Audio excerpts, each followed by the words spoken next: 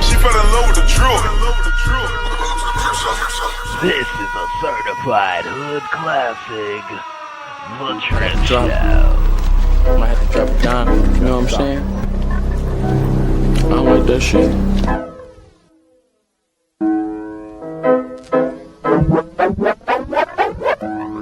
Got the drip, drip, drip, drip, drip, true, Yep, Drip Nation got 2.5 subs, y'all. Subscribe today. Y'all make sure y'all check out my homie, Drip Nation. Drip, drip, drip, drip, drip. Y'all subscribe. Shout out to Drip Nation. Shout out to Drip Nation. Much love to Drip. Drip, what's poppin', kid? Keep grinding over there, you heard? Drip was poppin', kid. Keep grinding over there, you heard?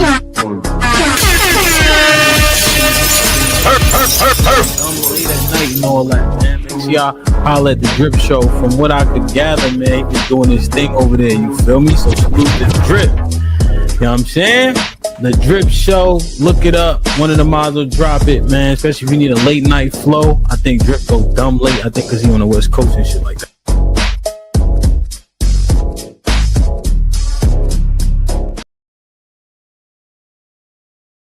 We live, such it. What it do, folks? Hey, man, Splash Town, Texas, or wherever the fuck you at. What's happening? But hey, man, you dripping, man. Get to that Houston Premier Party bus, man, because that's how we doing it.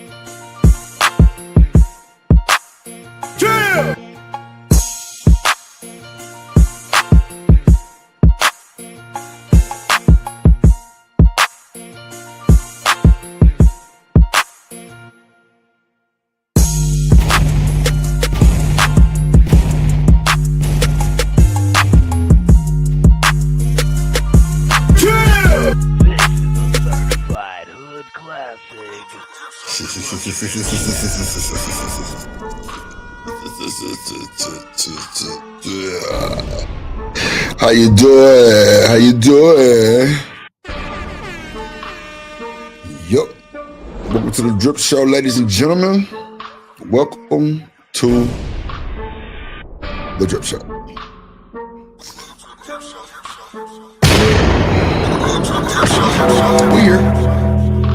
We here. Have no fear. Hell of a show yesterday. Shout out to all the panelists, man. Appreciate this shit, man. Appreciate this shit, man. So Wonder. What up, Coach A? What up, Cynical One in the building? Shout out to Shawonder in the building. Shout out to Shawanda, man. Emperor Kojak, Cynical One, man. Big Mod Energy, Big Rich Game, man. You know what time it is, man. Yesterday, we had a hell of a show. Hell of a show, man. Today, we're going to have an even better one, man. The topic is defeated mindsets.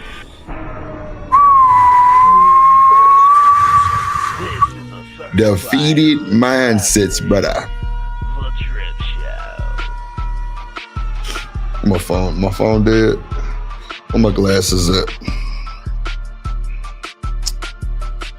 Hold on, y'all.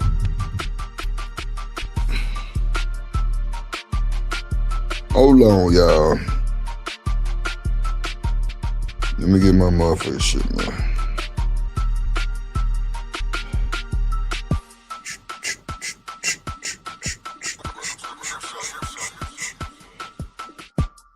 Hey, Meta.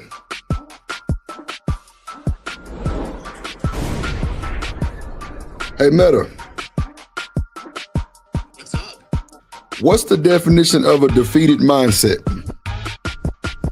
A defeated mindset is when someone feels overwhelmed, hopeless, and powerless to change their situation.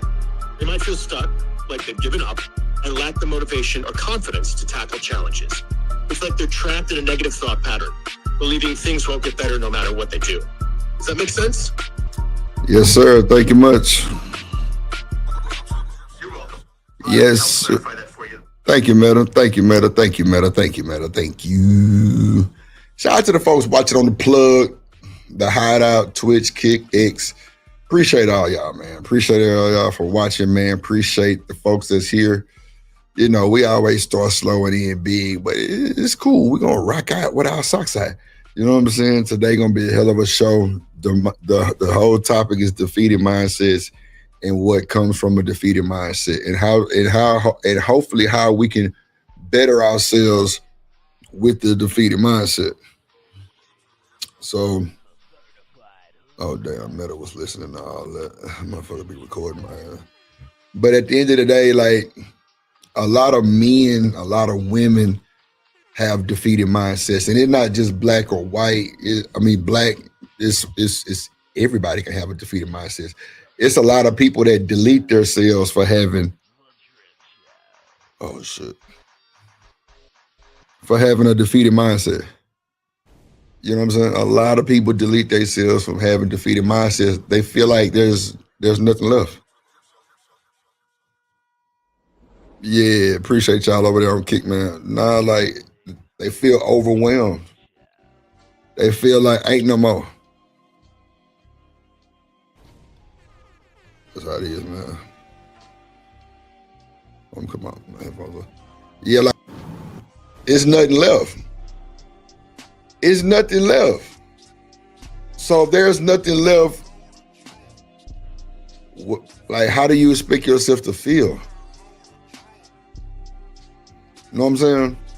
It sounds crazy, but it's so real that people literally can walk off their job, defeated mindsets, walk off their job and just lose it. Go, commit, you know what I'm saying? The issue outward. But, we have to be controlling, we have to have self-control as men. Let me see here. What is this? And we're gonna do one for, hold on, let me see something real quick. Let me see. I might do this one too. Hold on.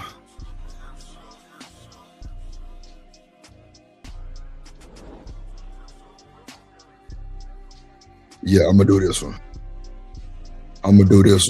Yeah, matter of fact, I'm gonna start it off with this one. Matter of fact, yeah. We were gonna see, I was gonna start it off with another one, but I'm gonna start it off with this one. I just feel like this is, okay, so yeah, I'm gonna start it off with this one and then I'm gonna play the other one towards the end of the show type shit. Or probably after this one, probably. Let me see. Yeah, but shout out to y'all, man. Make sure I hit the like button, hit the like button. Man, what the fuck is that? Oh, okay, here we go.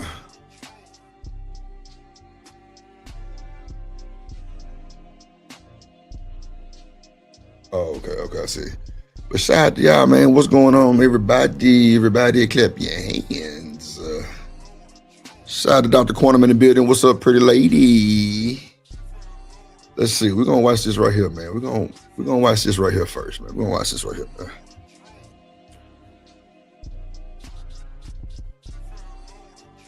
We're gonna watch this one. There we go. We're gonna watch this one right here. And then we're gonna do this right here.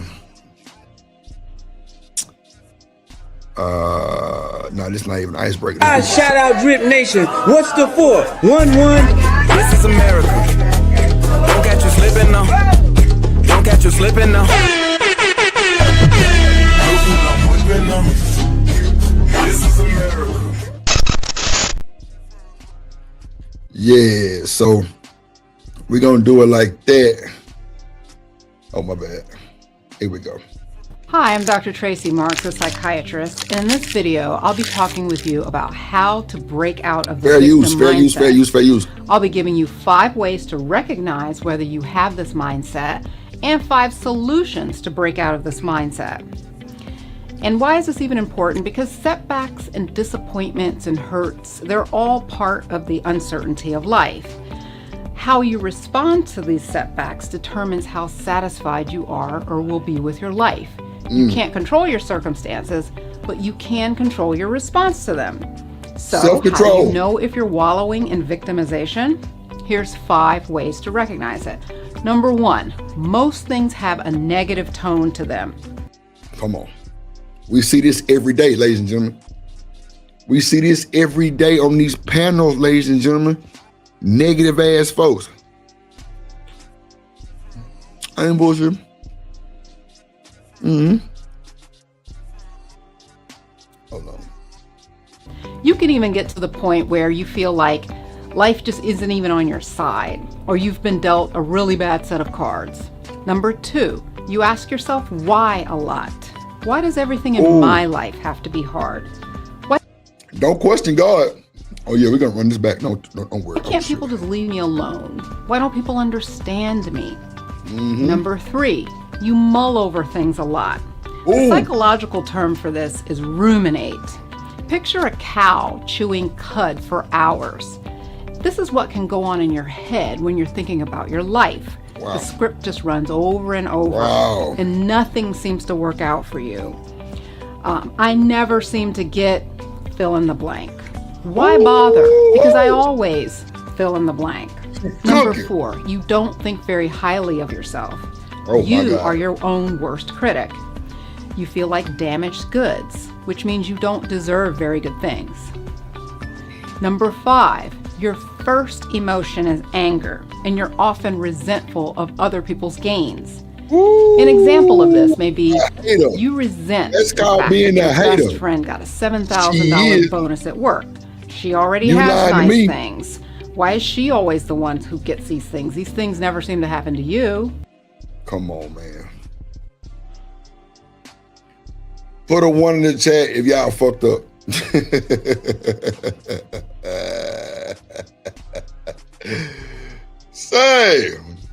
Hey man, roll up to the drip show, right? So like, I'm on this Zai, right? I'm big Zai drip, feeling some type of way, right? Oh shit! Like this finna be a hell of a show. Watch what I tell you. Watch what I tell y'all, man. This finna be a hell of a show. My mama downstairs, so I ain't gonna smoke. Oh shit, damn. I'ma chill. She be with that bullshit, but yeah, I went back to the hospital this morning. I ain't want to tell y'all that, but I did. I had to go to the hospital this morning, man. Man, I motherfucker hit my goddamn leg on the side of the goddamn couch. Oh, God. Woo, you talking about excruciating pain? And then when the pain was so wicked, I got so dizzy. It was crazy, man. I had to tell mama call the ambulance. No bullshit, y'all. But it wasn't because of me trip. Like I hit my motherfucking leg on the side of that motherfucking couch, bro. I got that brace on it now, so I ain't got no air cast that'll stop that shit. The air cast, I would've been good. But that brace wins just straight, whew, man. But I feel good though. I'm better. My shit was just throbbing so much. It was crazy. Excuse me. Yeah, man, I had to I had to get up out of there. It was like, oh shit. Yeah, I know, Kojak, man. I was probably moving too fast on the motherfucking some bullshit. Like, we're not moving too fast, but just careless of where I put my shit down at and wasn't thinking about it, and it bumped the goddamn side of the couch, bro. My God. Oh, you talking about stressful. Oh, that shit was crazy. I was like, I know you lying to me. That shit hurt like a motherfucker, boy. God damn. But at the end of the day, I'm good. Appreciate y'all. Appreciate y'all. What are Artifacts in the building? My dog Art in the building. What up, boy? Shout out to Artifacts in the building. Let me do this too while I got it open.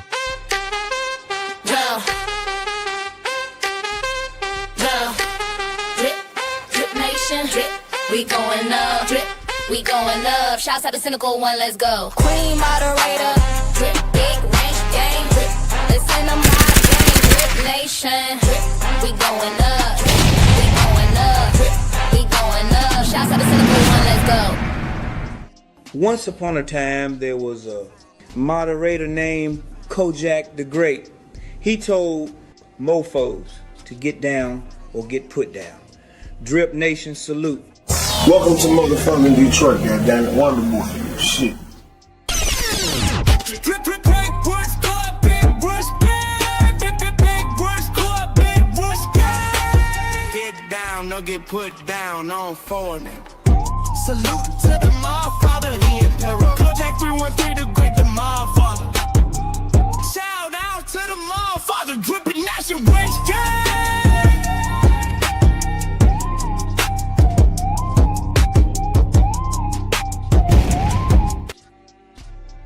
Yeah, man. Drip Nation, Wrench Gang is in the building. Yes, they are. Yes, they are. Yes, they are. How y'all doing, though? Let's get back to the video. I really got to bring it back, but I'm going to play it through. Hold on. Let's see. Do any of these sound familiar to you? Sometimes you can slip into the victim mindset only in certain areas of your life. It can be subtle but persuasive enough to hold you back or even lower your self-esteem. Here are 5 solutions to break out of this way of thinking. Number 1, build confidence by creating small, achievable goals. Think of this as like starting with one of those huge, large 100-piece baby puzzles and then moving up to the 1,000-piece mega puzzle.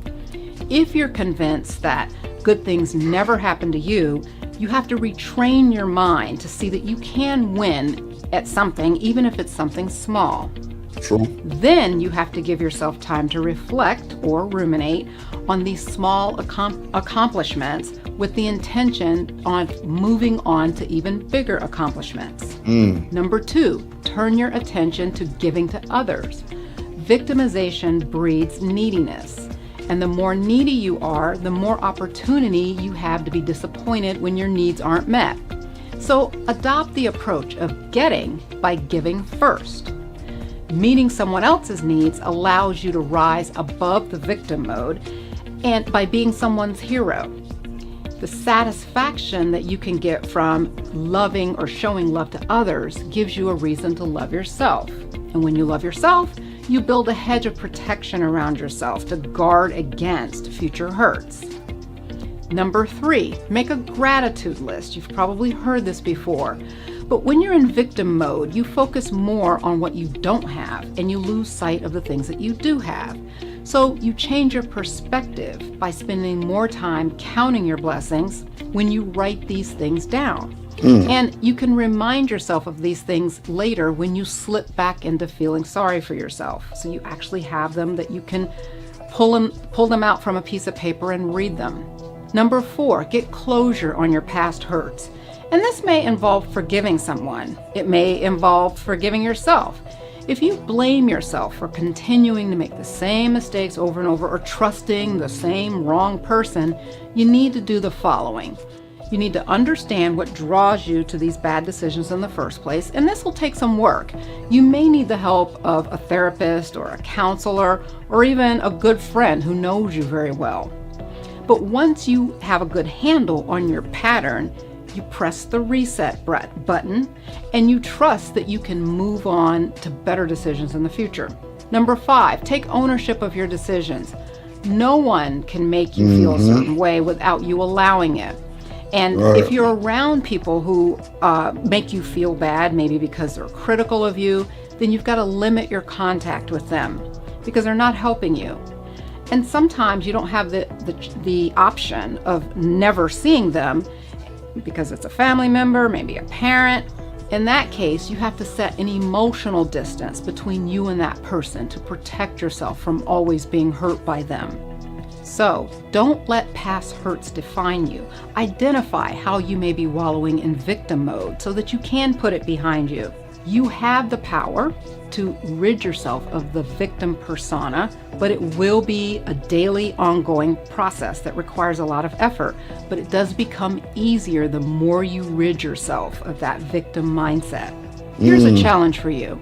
Identify a way that you're wallowing in victim mode. And here's 2 ways you can start with this. Do you have a why bother mindset about because you failed at something so many times? Or are people always having to give you a pep talk? If so, choose one of the 5 solutions and apply it to your situation and implement it. And I'd love to hear from you. Leave me a comment and let me know how this worked for you. Thanks for watching.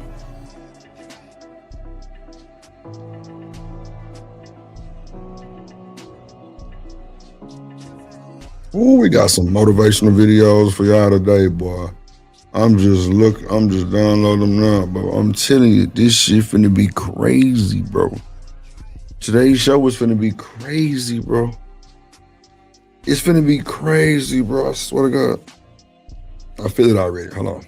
Let me take this one down. Oh shit, I ain't got my camera on. Tripping alcohol. All right, here we go.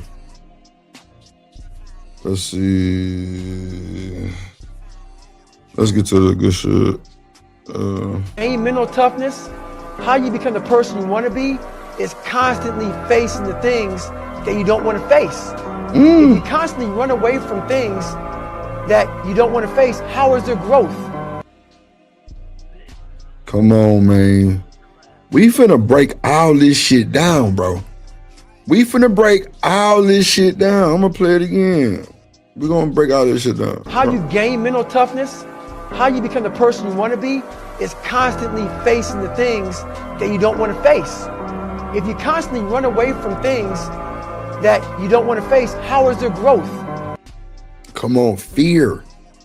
Fear would make you freeze up. Fear would make you run smooth the fuck away. You gotta have a positive, tough mindset that you can defeat a dragon, bro.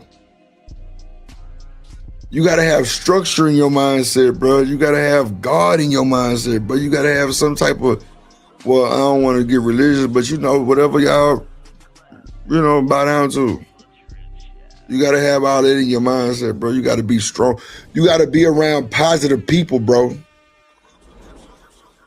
You gotta be around positive people, bro. Come on, man. I ain't bullshitting. If you around negative Nancy's all fucking day, guess what you're gonna be? A negative Nancy. I'm talking about you're gonna adjust and you ain't gonna even know you adjust. You're gonna just start doing dumb shit with negative outcomes. A defeated mindset, bro. Come on, man. Come on, man. We gotta have this conversation today, bro. Defeated mindset covers so much, though. It covers so much. It's insane. But I promise you, we're gonna break this shit down. Hold on, we finna break this shit down. Let me get this, one right here. Change, okay, bet. Let me get this one right here.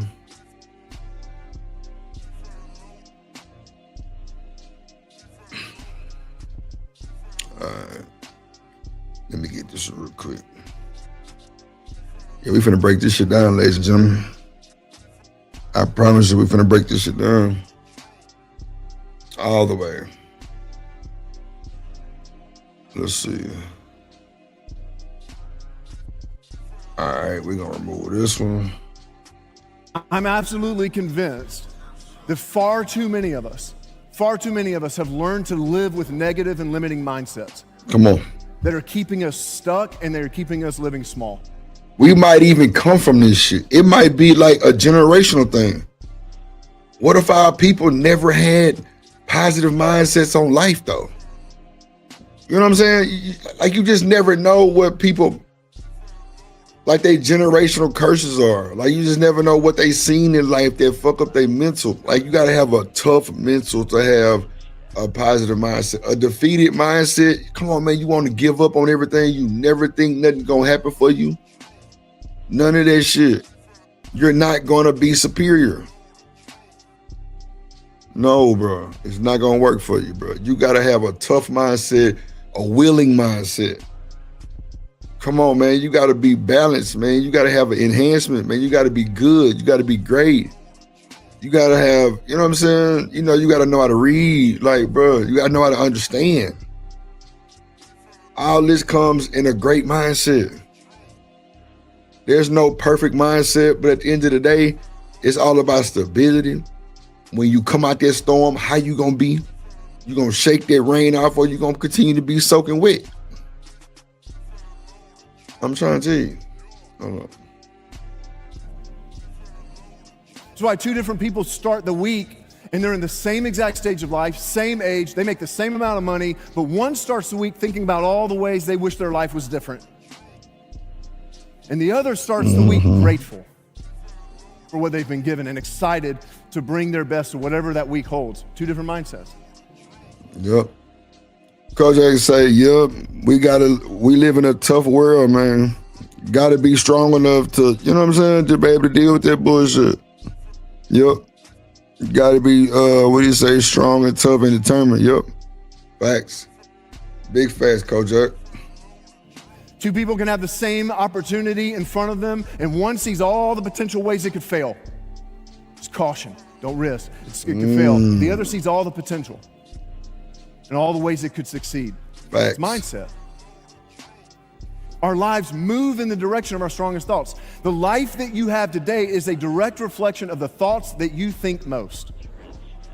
This is how Solomon, King Solomon, one of the writers of the scripture, one of the wisest men to ever live, this is how he articulated it in one of the passages in the Bible that he wrote 3,000 years ago. This is what he said. He said, "For as he thinks, as a person thinks in his heart, so is he." The things we think about, that's just a very... Come on. If you think about a bunch of negative shit, what you gonna produce? Negative shit. But if you got, you know what I'm saying, like you want to go, you know, volunteer for the community, you know, you want to go, you know what I'm saying, give back, like, yeah, you're going to produce a different person. Ancient way of saying that the things we think about most end up shaping the way we live. Here's another way of saying it. The person that's that hard. You know, the person that you... The things we think about the most end up shaping how we live. That's a fact. So if you ever think about some fucking money, that's gonna outweigh everything, and you niggas be broke. If you think about this woman, that's what's gonna outweigh everything. That woman gonna outweigh everything. Come on, man. Come on, man. The things we think about the most ruins our life. You will be 2 years from now is going to be shaped by the thoughts and mindsets that you allow to have free reign in your life today. Come on. If you want to know who you're going to be, if you want to know the kind of... So he's pretty much saying whatever you allow to happen in your life, that's what's going to happen. So don't be like, damn, I don't know I'm going through all this bullshit. Nigga, you let this shit go on in your life. Like, what are these folks talking about? Person you're going to be 2 years from now, just think about, what do you think about? The father that you're going to be 2 years from now, the manager, the leader that you're going to be in your place of work, in your industry, the friend that you're going to be 2 years from now, the spouse, the kind of spouse you're going to be 2 years from now, it's going to be largely shaped by the thoughts that you embrace. Come on, man. So if you want something and you dating to intent, or you focus on really being a better man, you focus on starting a family, you focus on being great, bro, you're going to get great outcome or positive outcome for the most part. What up, Trap One? You're gonna get positive outcomes. But if you moving around grumpy and just nasty and just disrespectful, bro, whatever comes to you in that type of light, that's what's gonna come to you.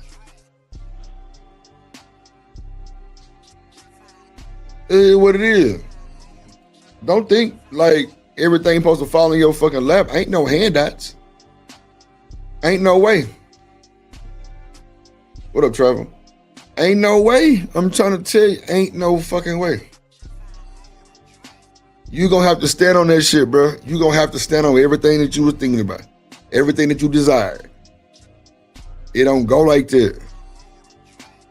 That's why, like a lot of people that play football in college and they go to the league, they don't even be in the same position no more, meaning they playing position. Because guess what? The coach seeing something way bigger than what the other coach did. I'm trying to tell you, it be like that. But keep a positive mindset, keep a tough mental. You gotta have it. Come on, bro. We live in America, bro. You gotta have a tough mental. And the ones that don't, it shows. It really shows in their character. Let me stop. Yeah. Today. What do you focus your thoughts on? Come on. Because that'll determine it. What do you focus your thoughts on, chat, right now? What's in your head right now? What are you focusing your thoughts on right now, chat? I want to know. I want to know what y'all are focusing your thoughts on right now. Mine is this group home shit. I got training again Friday. Yeah, that's what's going through my head, this damn group home. What are y'all focusing on right now in y'all head, chat? Because as you think, as Solomon said, so you are. Guys, it's time to get our minds right. It's time to get our minds right, to readjust our mindsets and align them to who God created us to be. Bro, we can't even move forward with negative mindsets, bro. We're not gonna work in society. We're not gonna work in society with negative mindsets, bro. That's just not going to happen, bro. We got to have a positive skill. We got to have a positive mindset to have positive outcome. What up, boss man? Yeah. All that shit. Good, boss man, on point. Yeah. Did you know that you were made with purpose? Every single one of you. You were created by a God who stitched you, as it says in the Psalms, who stitched you together in your mother's womb. He created you with purpose and on purpose. He placed you at this unique moment in human history because he has a role for you to play in his work in this world. You have meaning beyond anything you can understand. You have a creator God who loves you and has great plans for you in this world, and he wants your freedom. He wants your freedom. Come on, man. He wants to make you new, and he wants you to be shaped in the image of Christ. And I just want you to see this. There is an old you that it is time to leave behind. There is an old you that is time to leave behind. Bro. There's a new you. That's what I'm saying right there, bro. We got to get out of that fucked up poverty mindset, bro, and move forward, gang. We got to move forward, gang. Our poverty mindset gonna keep us stagnant and stuck in the same bullshit that we ain't gonna never be shit. Come on, man.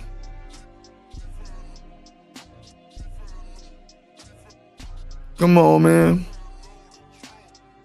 If we focus on positive shit, then, bro, we gonna be positive, bro. If you hang around positive people, bro, like Slim Thug got an album out, and that boy Joe Osteen say, do eagles fly with birds?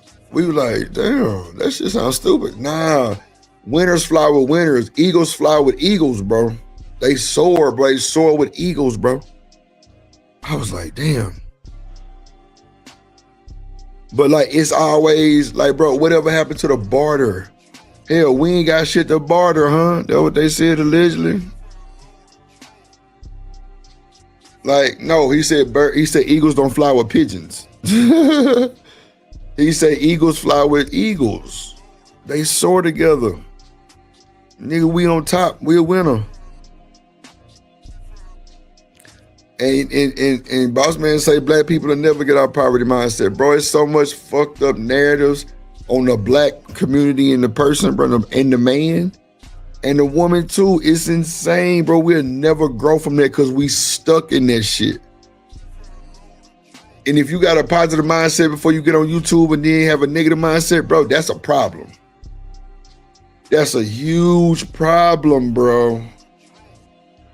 I'm just saying, man, you know. That God made you for. And the starting point, and here's what's crazy, the starting point for God's transformative work in our lives is our thinking. It's our thinking. Here's a real simple way to do this. You find a truth in God's word and you write it down and you repeat it and you believe it. You write it down and you repeat it till you believe it. You write it, repeat it till you believe it. You know, there's a researcher named Barbara Fredrickson who said that a real good sort of rule of thumb related to this is to aim to repeat truth 3 times for every 1 time you hear a negative thought. 3 times for every 1 time those mindsets make. What up, Mr. Lip? And here's what happens. Our pathways, those well-worn paths, slowly begin to change. Mm-hmm. Or as Paul said it, our minds get renewed. Yep. You gotta be able to overcome that shit, bro. See, bro, we'll get blessed when we overcome that shit. Over God's word. Come on, Thoughts man. determine our lives. It's the reason why the Apostle Paul, later on, as he continued to write instructions to the followers of Jesus in the heart of the Roman Empire, in Rome itself, he gave them this very important. Well, hold on. I ain't gonna get too biblical.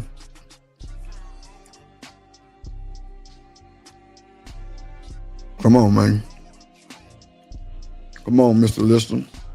And boy say he got a big position, man. Oh shit, what we talking about? Pop your shit, boy. You better. That's good, my nigga. I'm happy to know that, my boy. I ain't lying. I'm happy to know that. That's platinum right there, bro. Keep this shit positive, man.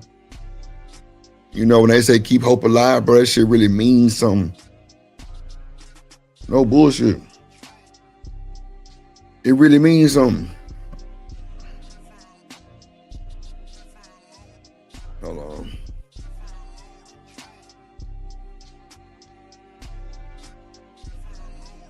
You got to decide you're built for this. You got to make that decision before the battle even begins. Come on, man. Because when life hits, and it will hit, you won't have time to think, to plan, or to negotiate with your pain. You'll only have what you've already decided. Put your hands together for my motherfucking friend.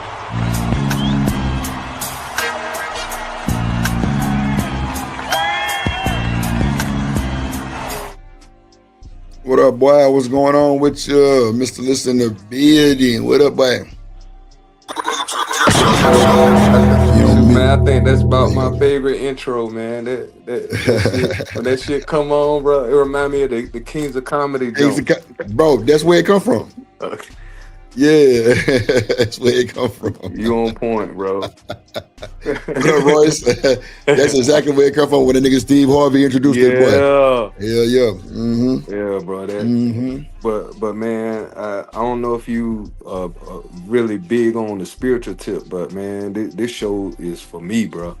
This show right here, I definitely need like guidance and just to see what other people got to say, because I'm literally in a season right now. I just got a chance for promotion like 2-3 days ago, and I just got off the phone telling my girl about it, and it's a good opportunity, Drip, but at the same time, man, just not knowing how things gonna work out, bro. Because the company I'm with now, I'm in good standing. It took me a little minute to get to where I am. Right.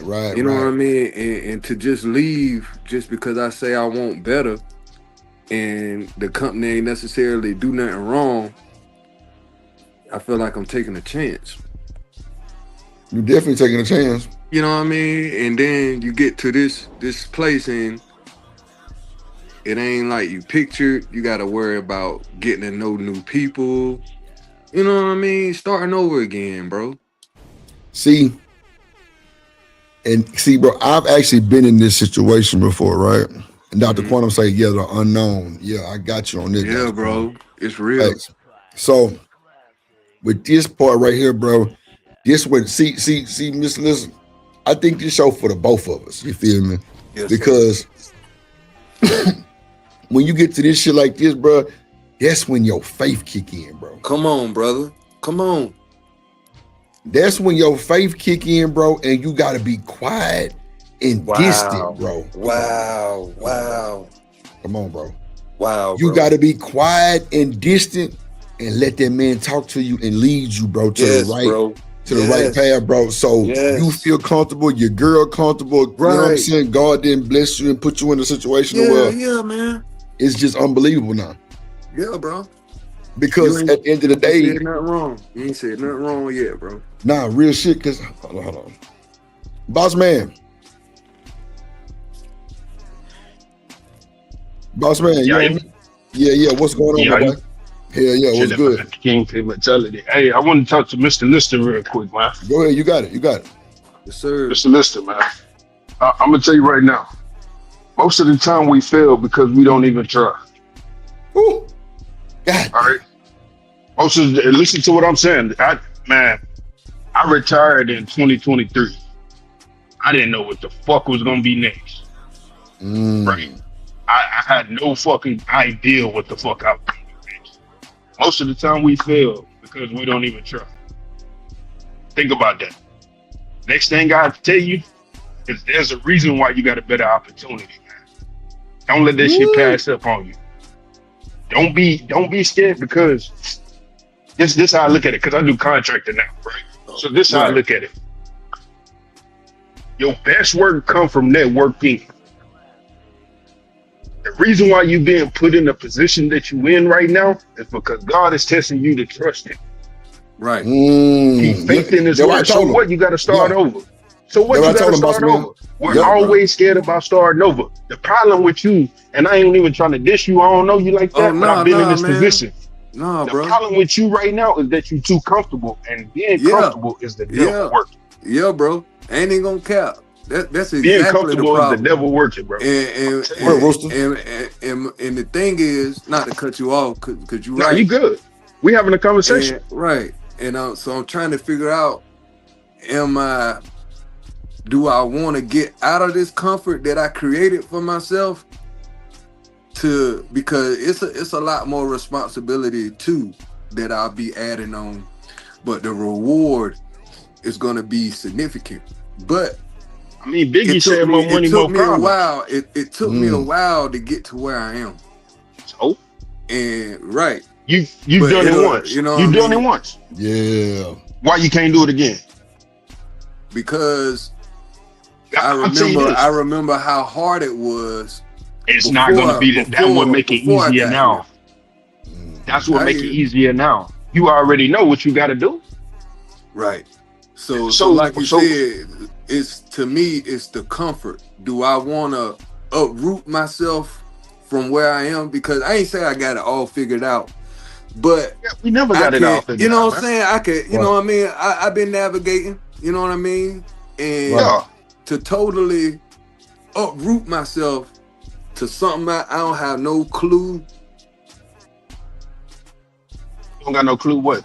It's too much. It's too much research. I don't have a clue as far as how I'm moving in life now. How much is that gonna be affected if I start with the unknown? Help me out on what you mean.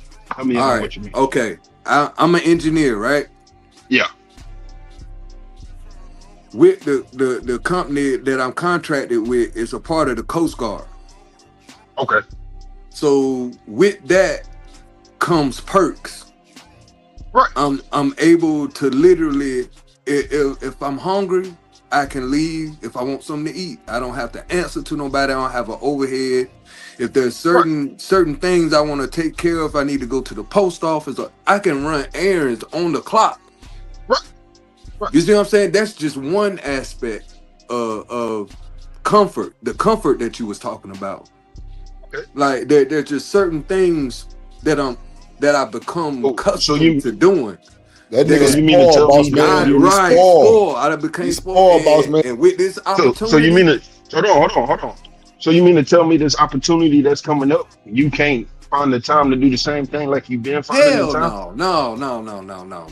Why you can't? After work? Before work? Because the workload is much more demanding, and it's in an environment as to where I will have to figure out. I'll have to figure out what I'm doing now. I will have to figure out how could I get that done with something I have That's what I'm saying. something So I I'll have tell you what the no. problem is. You spoil. Just like you Yeah, said. yeah, You spoil. yeah, bro. I ain't even gonna lie, but You know how to get rid of being I spoiled? also feel like I earned it. You don't, no, that's where you're wrong. That's where you're wrong. That's where you're Nah, wrong. boss No, man, you didn't. he earned it, but you didn't earn it. Earning was a long time ago when they gave you the motherfucker position. Now you spoiled. You didn't earn it. I'm gonna tell you something, man. I'm gonna tell you something about earning this shit. We never earn this shit. Every single day, you got to keep going, over and over and over again. When you say you earn it, you need to quit. Oh shit! I told myself when I Hold on real quick, no boss longer man. can learn Hold on one something new, I'm gonna retire. I retired. Hold on real in quick, boss 2023. man. Look, let me bring somebody up real quick. Hold on. Put your hands together for my motherfucking friend.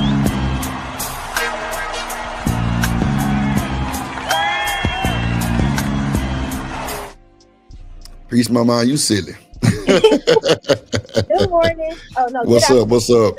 What up, little baby? How you doing? I'm good. How are you? Cooling. Where you been? Oh, just Life? taking care. Yeah, pretty much. But I see your topic. I didn't You have say much- what? I said I see your topic. I didn't have much time to listen in, but I do like the topic that you have in the title. Mm-hmm. So What you? So I'm gonna let Mr. Lister explain what he's going through, and let's see what the aspect from a woman that's pretty balanced can tell you too. So Mr. Lister, if you don't, and boss man, hold that thought too. But Mr. Lister, can you explain to Peace of My Mind what you're going through? Yeah, greetings. In short, I got a career opportunity to kind of advance in what I'm doing now, but it's with another company. And I've been with the company I'm with for a little while, and I can't lie, I've grown accustomed to certain comforts that the job provides. And I created kind of a little life based on that. But recently I got a call for a chance to work for another company with better pay, but more it requires more responsibility. okay. And I've been meditating about it, trying to see what direction. Now I know in my heart that I'm supposed to pursue the opportunity. Like I'm feeling it, but on the back end of not knowing how things are going to work out, and also the way that life is constructed to me right now, for me, I'm comfortable. And I don't necessarily, I'm not hasty to make a decision that will jeopardize all of that right now.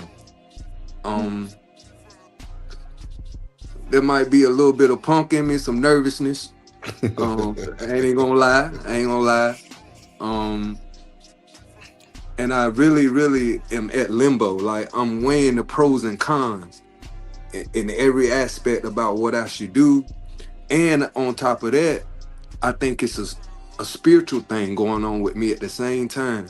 And I think they're both, the spiritual and the natural physical world are both trying to promote me. Got it. And I'm the one that's saying, I ain't ready for that on the spiritual side, and on the natural side, I'm nervous. So it's a lot of moving parts that I think that are happening at the same time, and I'm real nervous about. So Well- that's kind of where I'm at. That's okay. It's okay to be nervous, regardless of what's going on. If you chosen to do something, then you have to, just step into that role and put your big dog shoes on. You got it, and you don't always have to make a decision. But the thing is, in order to get where you want to be, you're gonna have to be uncomfortable too. And it depends on where you want to be. If you're okay where you're at, stay where you are. That don't be so hard on yourself. But I will say, I am my toughest critic. I ain't gonna lie. we all are. Yeah, we all are. And then, you end up just cycling yourself out of everything. And so maybe it's time you have to look at it as, okay, my season has come with this, one employer, even though you're comfortable there. Hey, maybe you have outgrown them, or maybe there are, many opportunities for you there. Yup. If you want to. You may be okay. Cause I be that you're thinking too, like, not to cut you off, I be thinking like, yo, what happened if I get there and shit does not work out? That is a catastrophic way of thinking. So Come on now. Come on. Peace. Yeah, you have a defeated Well, you say mindset. that defeated mindset. Yeah, like you haven't even gotten there yet. You haven't gone through your onboarding or anything. They chose you for a reason, so why not give it a try? And the other thing is, you still that doesn't mean that you that it's a burned bridge with your other employer. Guess what? You've been there. You've done a good job. If anything doesn't work out where you are, you could go back to where you once were. Right. That's why you sow your seed. So you got to have faith in yourself, and don't overthink. And that's easy to say, right? But when you just want to do the right thing, it's like, just get out there, because you're gonna fall anyway. So get back up, tie your shoes, whatever you got to do, and keep going. Damn. Nah, that's coming from a grown ass woman. Right. You know what I'm saying? Right. But that even showed the dynamic that why couples can make it, bro. Not saying, but just listening to Peace, and I ain't talked to Peace of My Mind in months. So, and then you, Mr. Lissa, you just came through. And, bro, so the topic hit different, yo. Nah, but I'm just saying though, like, this could be a couple type situation though, where you and Peace of My Mind married, and you just beating yourself up around the house, and as a woman, she hear your silent cry and be like, "Fuck wrong with baby," and she sit you down and y'all have a fucking discussion. Right. Not y'all niggas depending on this woman too much. nah. See, he a hater, right? So Boss Man a hater, right? Just for 45 seconds, you know what I'm saying? Just 45 seconds, the nigga hate it, right?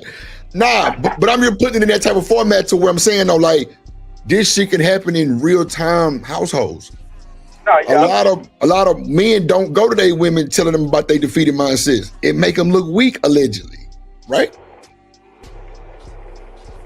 So for her to tell him, okay, just you got it, man. That shit made me feel good. Right. Boss Man hate it for 30 more seconds, right? But I'm sharing that from a place of experience. You never know what else that somebody, he may have additional things going on. He may be a caregiver, have to take care of his family. There may be other external factors to why he says, "Well, I had a comfort at my other job." No, I'm that's a bit right. yeah, I ain't no caregiver or nothing like that. It's just look at the chat rooting on Peace of My Mind. She like, yeah, that's real. Like, you know what I'm saying? It's like certain I do other things for like passive income. So like if I need to take care of Aaron or go to the post office or do this and that, I'm still able to stay on the clock with my main job and be up to, little bullshit. Are you happy at your main job? I'm content. He too comfortable. I'm comfortable. Yes, I'm too comfortable. Yeah. Cause you see, and not to cut you out, Mr. Lister, Boss Man, you see he keep going to this, he can go eat post office ass shit while he on the clock. You feel me? Dragging that shit like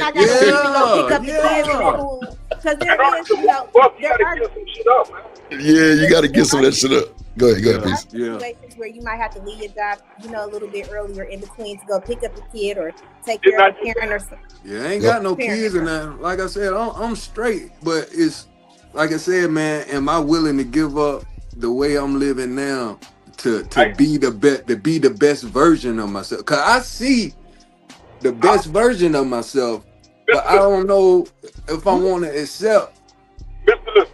And I don't know if it's going to work. Come on, Boss Man. Think about what the fuck you just said, man.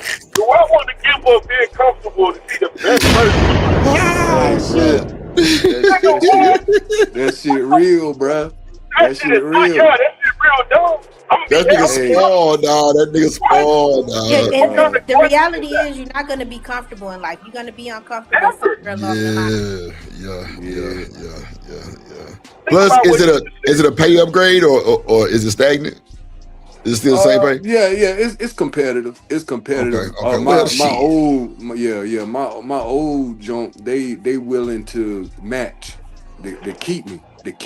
Now see, that's a different story. You ain't tell me that part. Yeah. God. Now see, that could be a little something different because.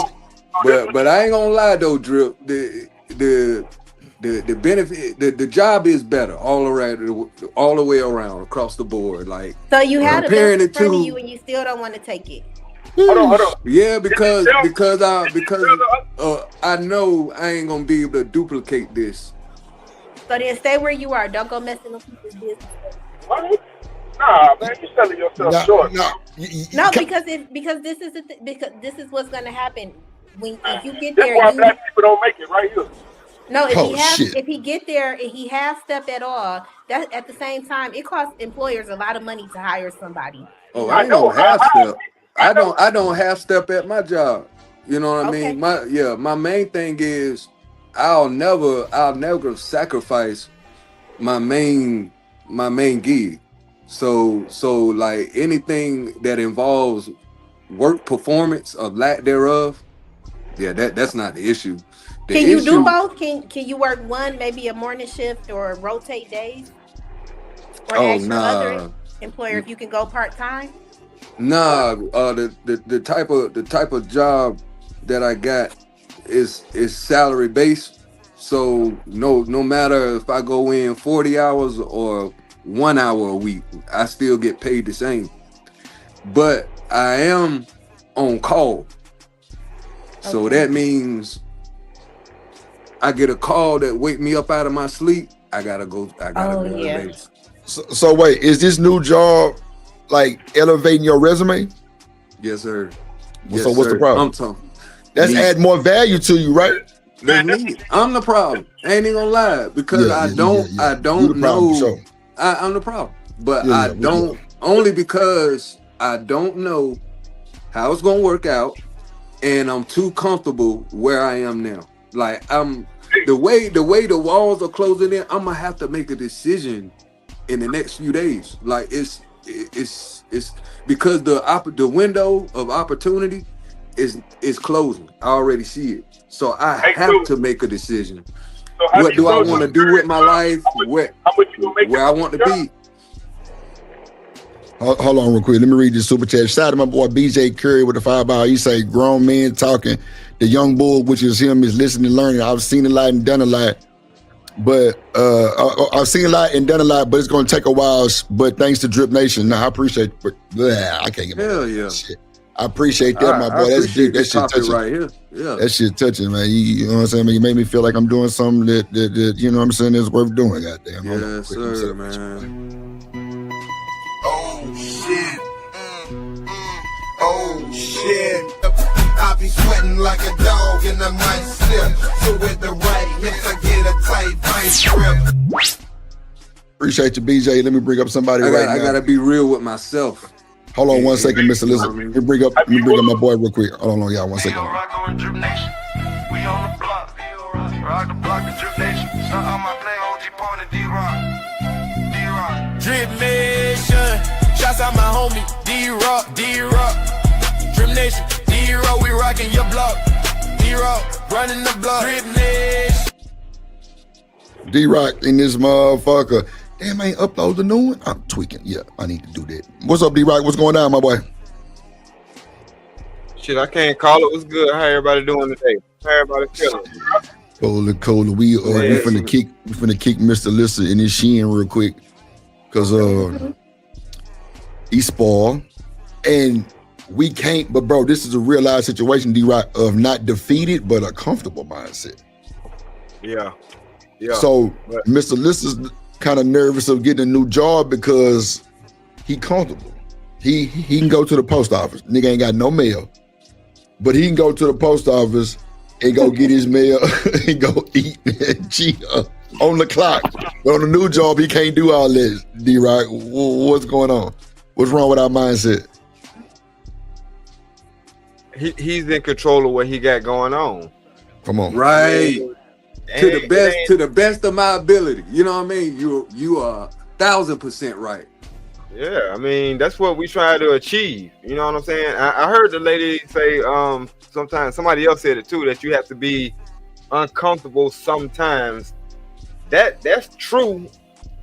That is true. But at the same time, when you grow up the way black men grow up, when you finally find a way to maintain or control your environment and what you got going on around you, a nigga tend to stay there.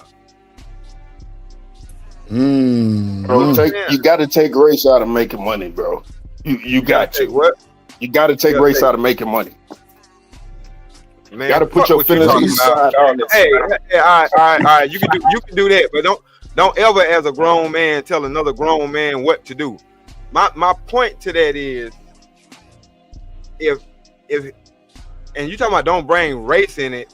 I don't grow up the same way these white boys grow up. They grow up with a silver spoon in their mouth most of the time. What I'm trying to tell you is we grow up, for the most part, with chaos around us. We don't have no control of the situations that's going on. And like I said, as a man, when you get to a point where you do have some semblance of control on the situation, shit, you tend to stay there. But that goes to the defeated mindset. When you in the defeated mindset or a defeated place, you can't move. You can't go forward, backward, up or down. What Mr. Lister is saying that, no, I'm in the eye of the storm. I got control right now. Shit is calm to the point where I can maintain and handle that shit. Because if I can't handle what the hell going on around me, what the hell I'm gonna introduce another person into this shit for? Meaning a woman, right? Preaching, bro. Yeah, bro. I'm talking about any damn thing, to be honest with you. Right. Yeah, fucking with you. But at the same time, I'm becoming stagnant too. Well, and you already know what time it is, right? Exactly. So with the opportunity, I'm able to shoot up real quick. But with that, I gotta put down what I'm doing now. Right.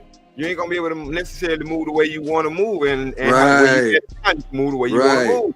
Right. So I got a decision to make, bro. That's called growth. That's called growth 1, and that's also called life. The fact that you feel stagnant is the only thing that's really gonna make you move, bro. Yeah. But the stagnant, the flip side is the comfort. That's the stagnant.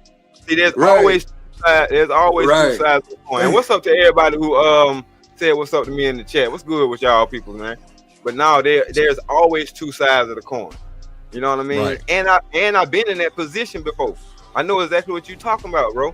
Because like I say, you in the eye of the storm. Everything going the way you need it to go. Yeah, everything going the way you need it to go. Why would I jump out of that? Even though it's a good opportunity, but everything that look good ain't good. That's one. We supposed to know that. Right. And if I'm already in if I'm already in a decent car that ain't giving me no troubles, just because this Lamborghini over here look fine, that don't mean I need to jump into that shit. Cause soon as that shit get a flat tire, and then the maintenance, and then the responsibility of taking care of Lambo. Right. As soon as somebody scratch my paint, I'm gonna want to go ballistic. So I feel what you're saying. Nigga, you don't even want to see that maintenance bill a month for that bill. Mr. Lister, may I share, Drip? May I share? Yeah, go ahead. Okay, I do understand. I completely left the mental health field and just started to do my own thing: door dashing, housekeeping, braiding hair, babysitting. If somebody needs it, just to keep my peace of mind. So that's what I'm telling you to choose wisely. And everything is not about financial either. So you might not even be struggling with, should I take this job or that job? Like maybe it's something else going on. You know, do you have a family that you need to support, like moms or your brothers? Yeah, no, it's just me. It's just me and my dog. Okay, so you have your dog to support, but how are you going to take care of yourself in the future? Yeah, but no, because who's going to take care people of treat their dogs like kids these days. Peace, you right, my man. He is, bro. Well, but aggravating. Who's going to take care of you 20 years from now? You know, when you're not able to right. Really, you're not as mobile as you are now. Right. And those are things that you have to start considering. So, Right. you know, if you Right. are, hey, if you're happy at your job and you've been there long term and you know how to work it, then keep it. You don't always have to take something because it's more money. Like I said, then you'll end up maybe going back where you were. But don't do it for comfort. You know, just don't miss your blessing. God might, or whatever it is. I mean, we all have a different That's the God main blessing. key right there, Peace. Don't miss your fucking blessing, bro. That's why I a say, fact. bro, hey, Drew, I see that window closing every day that I don't make a decision on. I Or might maybe not. at least tell them that you're not interested right now and you would like to maybe start at the beginning of the new year. And that way you still will have the I was opportunity thinking about there. that. I was I thinking wouldn't about that. tell, I wouldn't tell them no shit like that, but that's just me. You know what I do though? You know what I would do, feel bro? you. I probably would write, bro. I would write the pros and cons down of both situations, I bro. did, Drew. Yeah, and just weigh them. But see, but you can't lean on that comfort shit though. You gonna have to put your chest out and like goddamn P said, your boots on the ground and shit. You gonna have to lace them some bitches up, and you gonna have to really like take that next step because guess what? You don't want to be stagnant the rest of your life at this company. No, I don't. That's what I'm saying. Yeah, you don't want to do that. But that writing down the pros and cons, and whatever I'll weigh on. I be thinking of too, man, what happened if this shit ain't sweet and it don't work out? Nah, bro, stop. See, that's that fucking defeated mind. Yeah, that's that fear, bro. That's that What up, fear, Miss bro. Joy? That's that defeated mindset right there, bro. Live and direct. Y'all just seen this shit. Y'all just but like seen I- this shit live and direct, bro. But Like, and Drip, it may this is not what work I was- out. So you have to ask yourself that. Well, what happens if it's not going to work don't out for work you? out. Then what would Yeah, be you your gotta have a fallback plan. And it's okay. I'm trying to set it up. I want my fallback plan to be the company. Eddie, man? If I leave it, I want to be such in good standing that's to where I could come back if I feel like if it don't work out. Yeah, bro, but if you if don't they leave willing to it- match, In a perfect world, you know. I What I want mean? to say Yeah, but supervisors. if you and don't burn employees- your bridges, you can normally come back. Yeah, Right, employers go ahead. actually understand My that. bad. You know, they actually want you to do a good job in life too. You know, it's not personal; it's business. yeah. So I agree. anybody who appreciate you would encourage you to, you know, okay, go ahead and advance. And if you need to come back here, you can because I've seen what you're capable of. Right. That would be nice. If I could have it that way, that would make the decision a little bit more easy. Well, So make maybe sure you, what I need to do make is sure you be do it honest. the proper way though. Be Make sure you honest do it with the my proper way, job. Mr. Lister.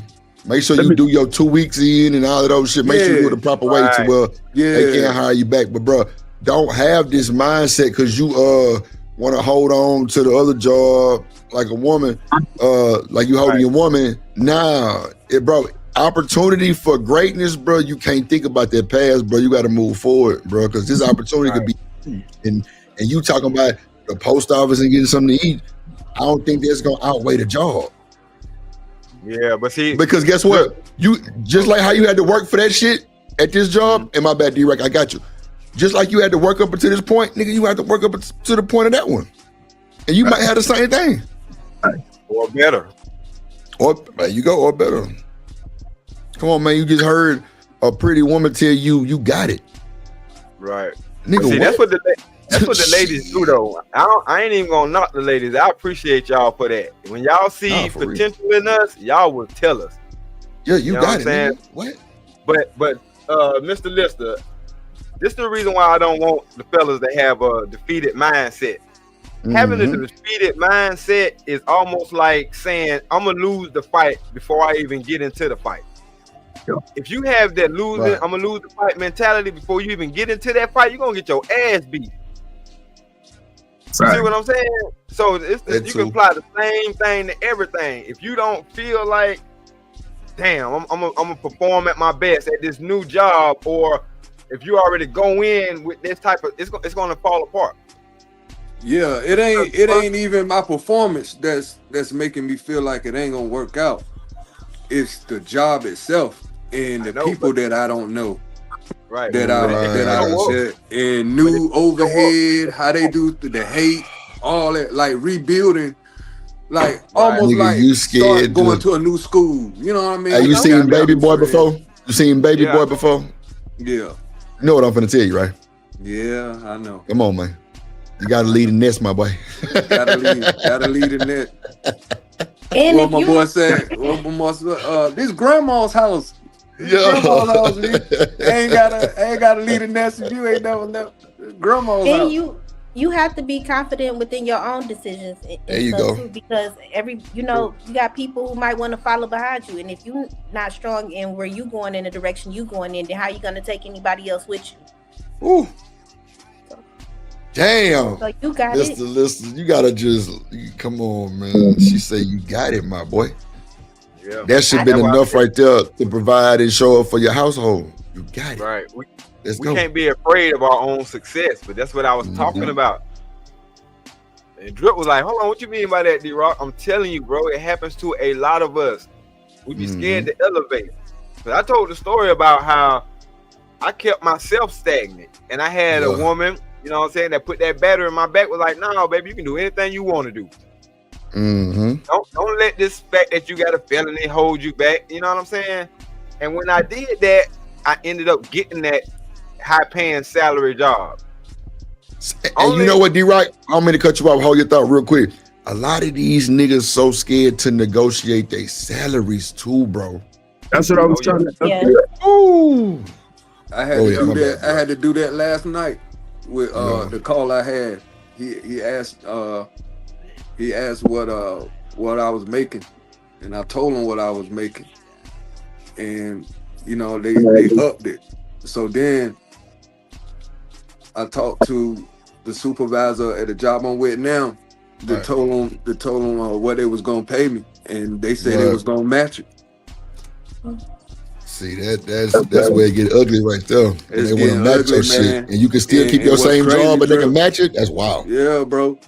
But that could be the devil not trying to help me elevate. I don't know, bro. Like what The y'all money on saying. elevating. I'm kind of feeling what y'all saying. Like I need to just But your money Just on do it. elevating, no. Just do Your it. money elevating. You gotta just do it. Yeah, my money elevating, but at the same time, You still stagnant. yeah. Well, get what? That's not stagnant because you made some more money. I'm talking about like my stagnant. It's still me stagnant, being stagnant is like Boss man. it's Go like ahead. I'm enjoying what I'm thinking are the perks of being stagnant, but I'm not going nowhere. So it's kind of false. It's kind of Where do you want to go? Cool. There you go. right. There you go right there. There you go right there. I want to go up, but I didn't think it was coming right now. Ooh, And come on, life, man. and where I thought that was down the road. Nah, bro. Yeah, you Nah, bullshitting. Don't fumble.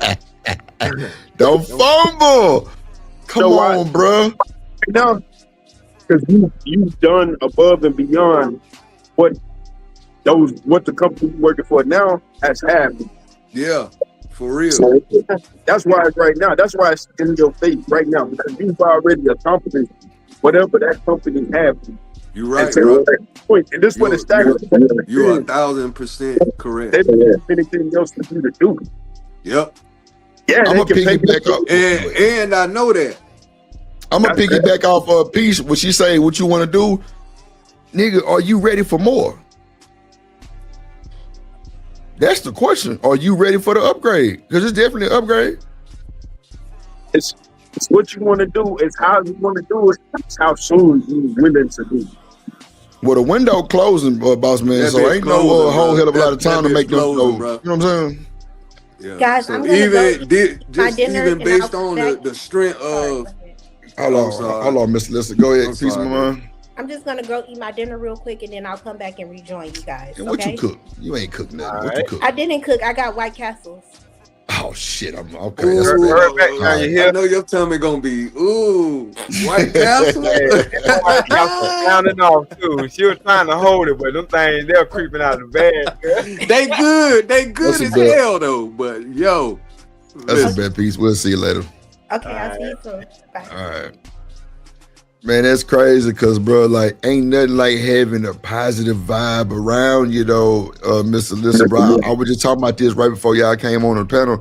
Like, bro, Look, Roy says Shorty definitely from NY. I don't know what piece of my mind. I think she's from Detroit. Royce. I think so. I don't know. I could be dead ass wrong, but I think so though. But that's what I was saying earlier. I'm just like, bro, like we got to be ready for this type of shit, bro. Cause like, if God, see, bro, this is the thing, bro. You might see that's why people say you got to be careful on what you pray about and pray for.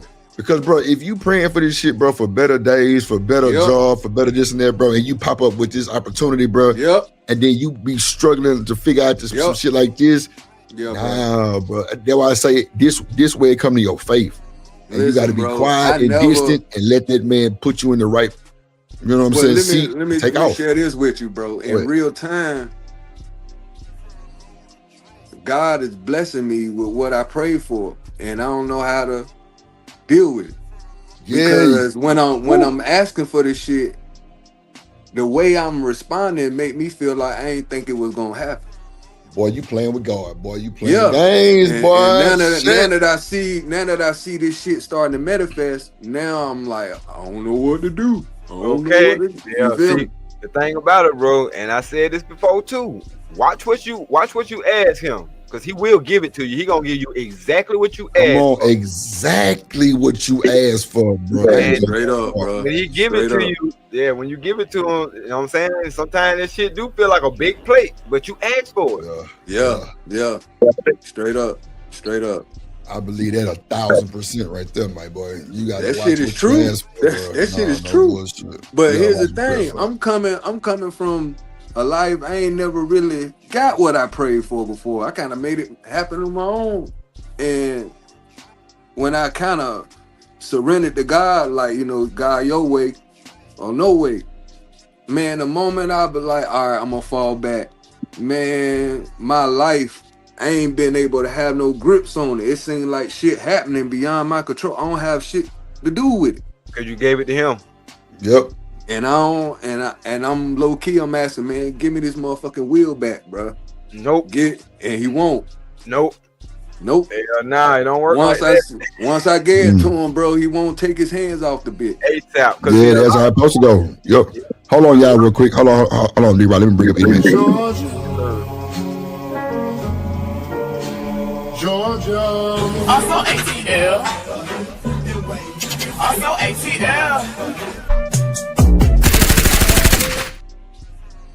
What it do? Eat a man in the goddamn building. My motherfucking twin brother for life. What up, man? What's going on, my boy? Not much, man. Just getting out the gym, bro.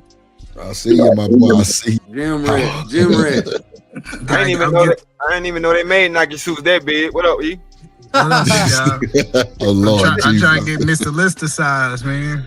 Oh, you can do it, God. You can do it. I'm down 60 pounds, bro. Give me about another week, bro. 60? That nigga said a week. That 60 on top of them other 60? Oh no, is that 60 on top of that 40? Oh no, that's okay. You said 45 last week. Now it's 60. I think it was like 48. Then it was 54. Then it was 6. I know you said 3 different weights. I don't know what it was. I know it was over 40. That's how you know I'm moving with time, nigga. I ain't staying still. Nah, I ain't saying you wouldn't stay. I'm saying you gave us 3 different weights. I got you. My bad. 45 and now 60. All you gotta do is start eating like Drip. You can see it in my face. How much weight I done lost, nigga. I told you that shit the other day. Not really. You still look like the hamburger. I told him that shit the other day. I was like, damn, your ass definitely that motherfucker doing some shit for sure. Doing something. Nah, that's crazy. Doing something. I don't know what it is, but I'm doing something. Nah, for sure. Do your thing. Keep that shit up, though. What you got to say about this conversation, man? Well, it was talking about stop running the Victim Olympics. Y'all on a different competition. Nah, we on defeated mindsets, and Mr. Lister scared to take his new job. Well, I think what he need to do is you got to put some assurances in place. Anytime you take a new job, I think a lot of people don't have the right insurance in place. So, like, anytime I'm getting ready to move to something new, because in business, people that's stagnant is the ones who get left behind. Come on. So what I do is I start putting certain insurances in place. For example, I'm really big on finding ways to be able to replace what I'm doing passively or I'm also finding ways that I have like a certain safety nets. So like certain safety that's what I nets was telling Drip. That's what I was telling Drip earlier. My current job allows me to make other passive income while on the clock. And if I take this new position, ain't no way in hell I'm gonna be able to do that. Yeah, so that's why like anytime I negotiate. So when I was in the work field, I would negotiate certain things. Like I would negotiate signing bonuses. So signing bonus would have gave me a safety net, for example, in sales. Like, hey, check this out. If I do X, Y, Z, can you kind of be able to give me something that can make me something passively? So yeah, so like I think you just got to be mindful of those things. And all money ain't good money. You know, it's plenty of times. I remember when I was out in Seattle, a guy was offering me, he offered me $185,000 a year, and but what I had to give up for it, like I had to give, like people don't understand, like at $185,000 a year, he owned me. Well, I mean, like, and when I mean he owned me, I mean I was traveling. I'm on a plane 2-3 times a week. Like my whole life is totally different. So sometimes, like, I understand that all money ain't good money. And at this season of my life, I want to be recess dag. I want to be the kid, like, go work out with my kids in the middle of the daytime. So, and then I hate traffic. That's one thing I do. I hate traffic. I hate traffic too, either, man. God damn, I hate traffic. What else, Smitty? So I think what we have to do is start weighing it and then seeing if it's the right company. Because what we seeing right now, it actually make more sense to stay where you at. Because when they start cutting these positions, when we about to start seeing what happened in the next 3 months, you know, the last man in is the first man out. Yes, sir. Yes, sir. So that's what I'm saying. But like, it depends on what it is. So like, so say for example, if he making 60 grand and he got the opportunity to go make 6 figures to double his income, I think that's something that I'd be open to. But I typically not leaving a company for like a 10 to 15% raise. Right. Unless I have some insurance, unless like I did leave one company. They didn't give me a lot on the front end, but they gave me like stock options for the company, right? So I knew that's what I'm in saying. the long term, I was gonna have like ownership of the company. So even if I never work for that company anymore, I still have passive income, quote unquote, because from a dividend point of view, right? If it's a dividend stock. So I think those just the kind of questions you got to ask yourself, and then. I remember like everything don't look good. I remember one position that I was gonna take when I first got out of the military. Everything looked good, the money looked good, and I just had this uneasy spirit, feeling in my spirit. Gotcha. And I remember I started fasting. I tell people before I make any big decisions, I'm doing that right now. It's a good idea to fast, and it's a good idea to pray. You know, you fast and pray, and then say, "Hey God," so many people ask themselves what they want in their life. Hey God, do you want me to make this? Because what people don't realize is every job is not a job, really. From a believer point of view, you are on an assignment.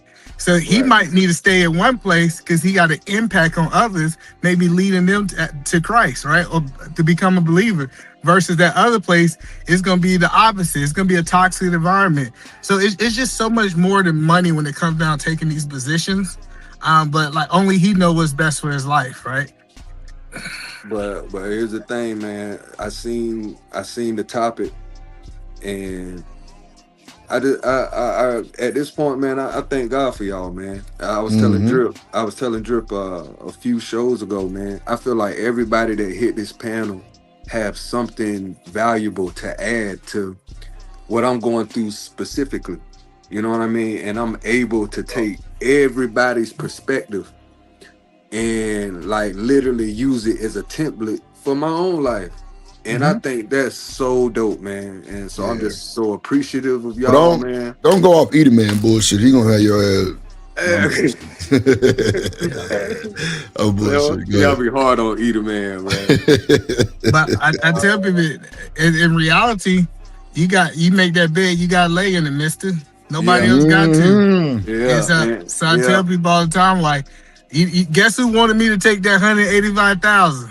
My wife. You know what I'm saying? Like she wanted her life increased. It was no change for her. Right. You know who's gonna be a change for? Me. So like sometimes you gotta be like, hey, do I want this lifestyle? And I always ask myself that it's not about the money. Like I feel like if you blessed, the money gonna come, right? Do I want to change this lifestyle? Do I want to be on the plane? Like in my situation, did I want to be on the plane 2 or 3 times a week? Yeah. Dr. Quantum say, oh shit, yes, release control and fast and pray through it. Don't never just jump. Yes, sir. Yes, That's real. doctor. Yes, And that's real. I tell people, fasting don't make God speak louder. It positions you to hear God because He already talking, but we got so much of these distractions in our life that we can't even hear Him. All them I just said that shit, bro. It's cleansing. It's like you I cleansing just said your that soul. shit. I just said that shit. I said, bro, you got to be quiet and distance yourself. You did. You damn sure did. Come on, man. Yeah. You really want to get some real good, goddamn me, confidence. Yeah. Yeah, but Let that man talk to you. He might show you through D-Rock. He might show you through E. He might show you through me, nigga. Or Cam, Dr. Quantum, whatever. Cause bro, people say shit that be you like, damn. Shit, that was real. Yeah, man.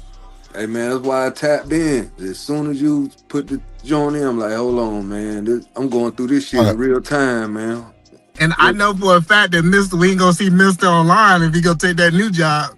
Bro, he just got a gal. We ain't see his ass for about 2 weeks. Nah, I was just saying, like people don't understand. Man. Even my trip there, because I've been in back and forth to Haiti for the last month.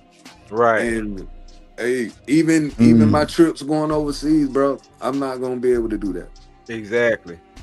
See, that's what I was saying. Like when you said that you're in a place of comfort or whatever the case may be, I didn't necessarily see that as a negative thing because one, it's too much shit going on out here that's uncertainty today. You feel what I'm saying? So if you got something, hold on to that shit. Like right now ain't really the time to be trying to jump because they, like you say, they cutting, like people are going out of business, bro.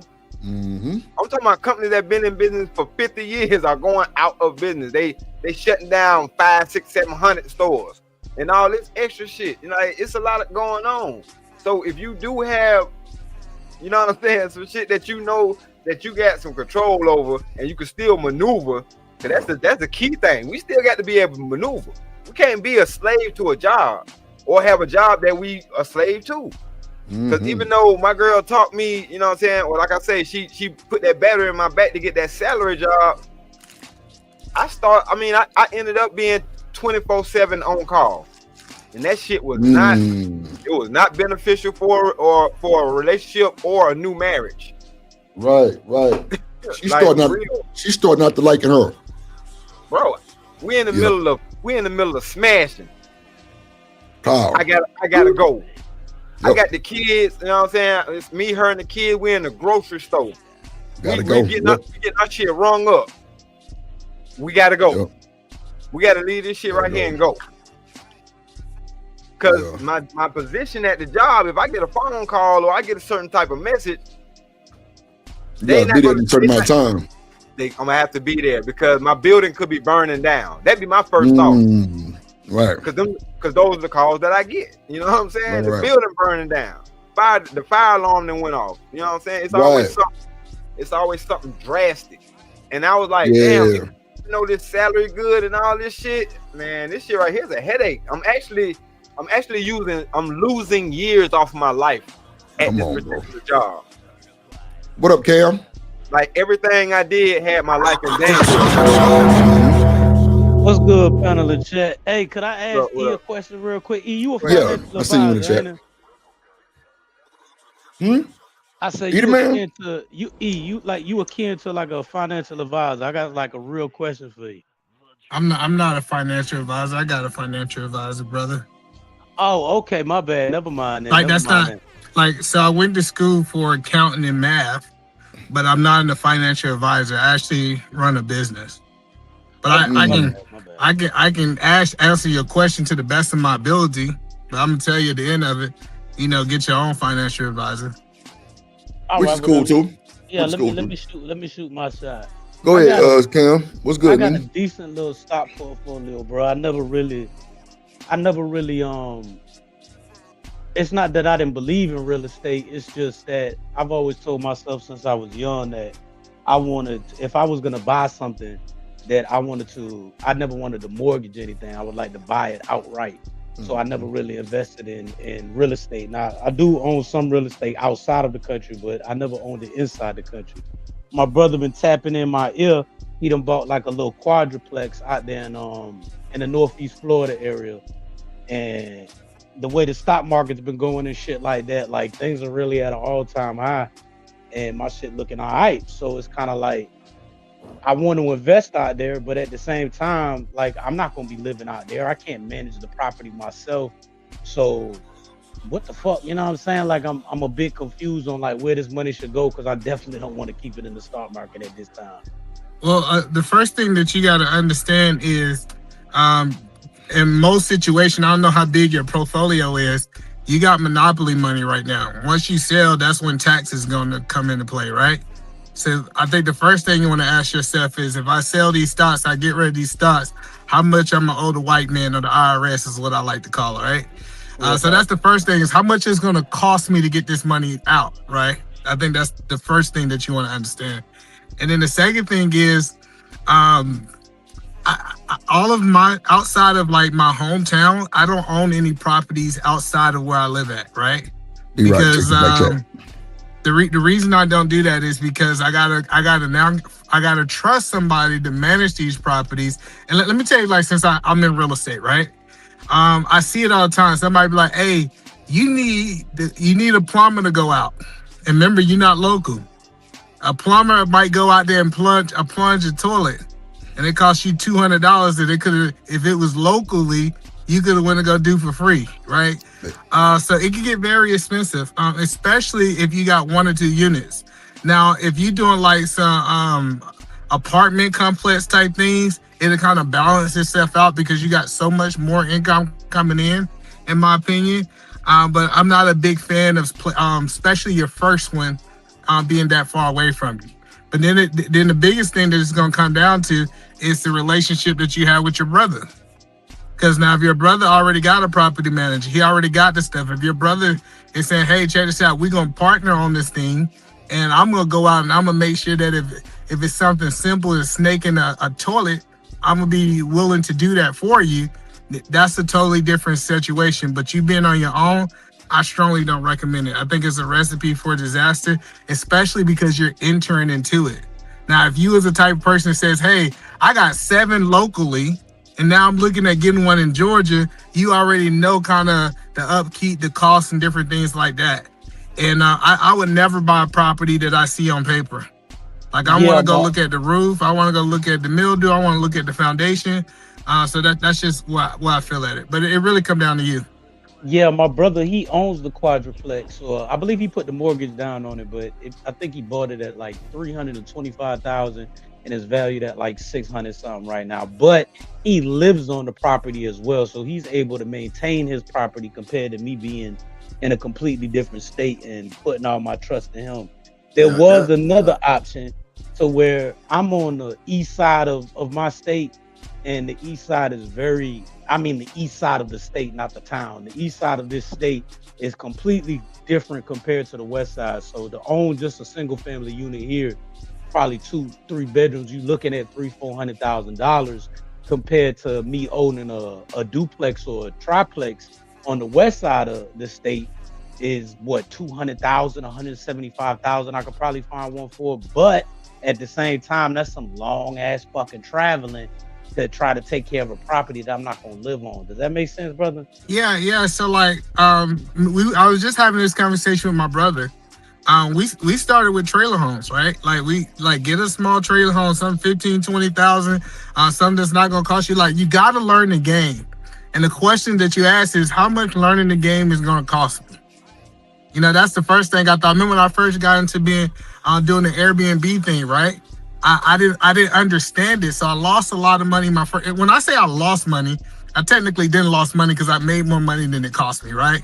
But my ignorance cost me, is what I'm saying, right? If I would have knew, I left money on the table.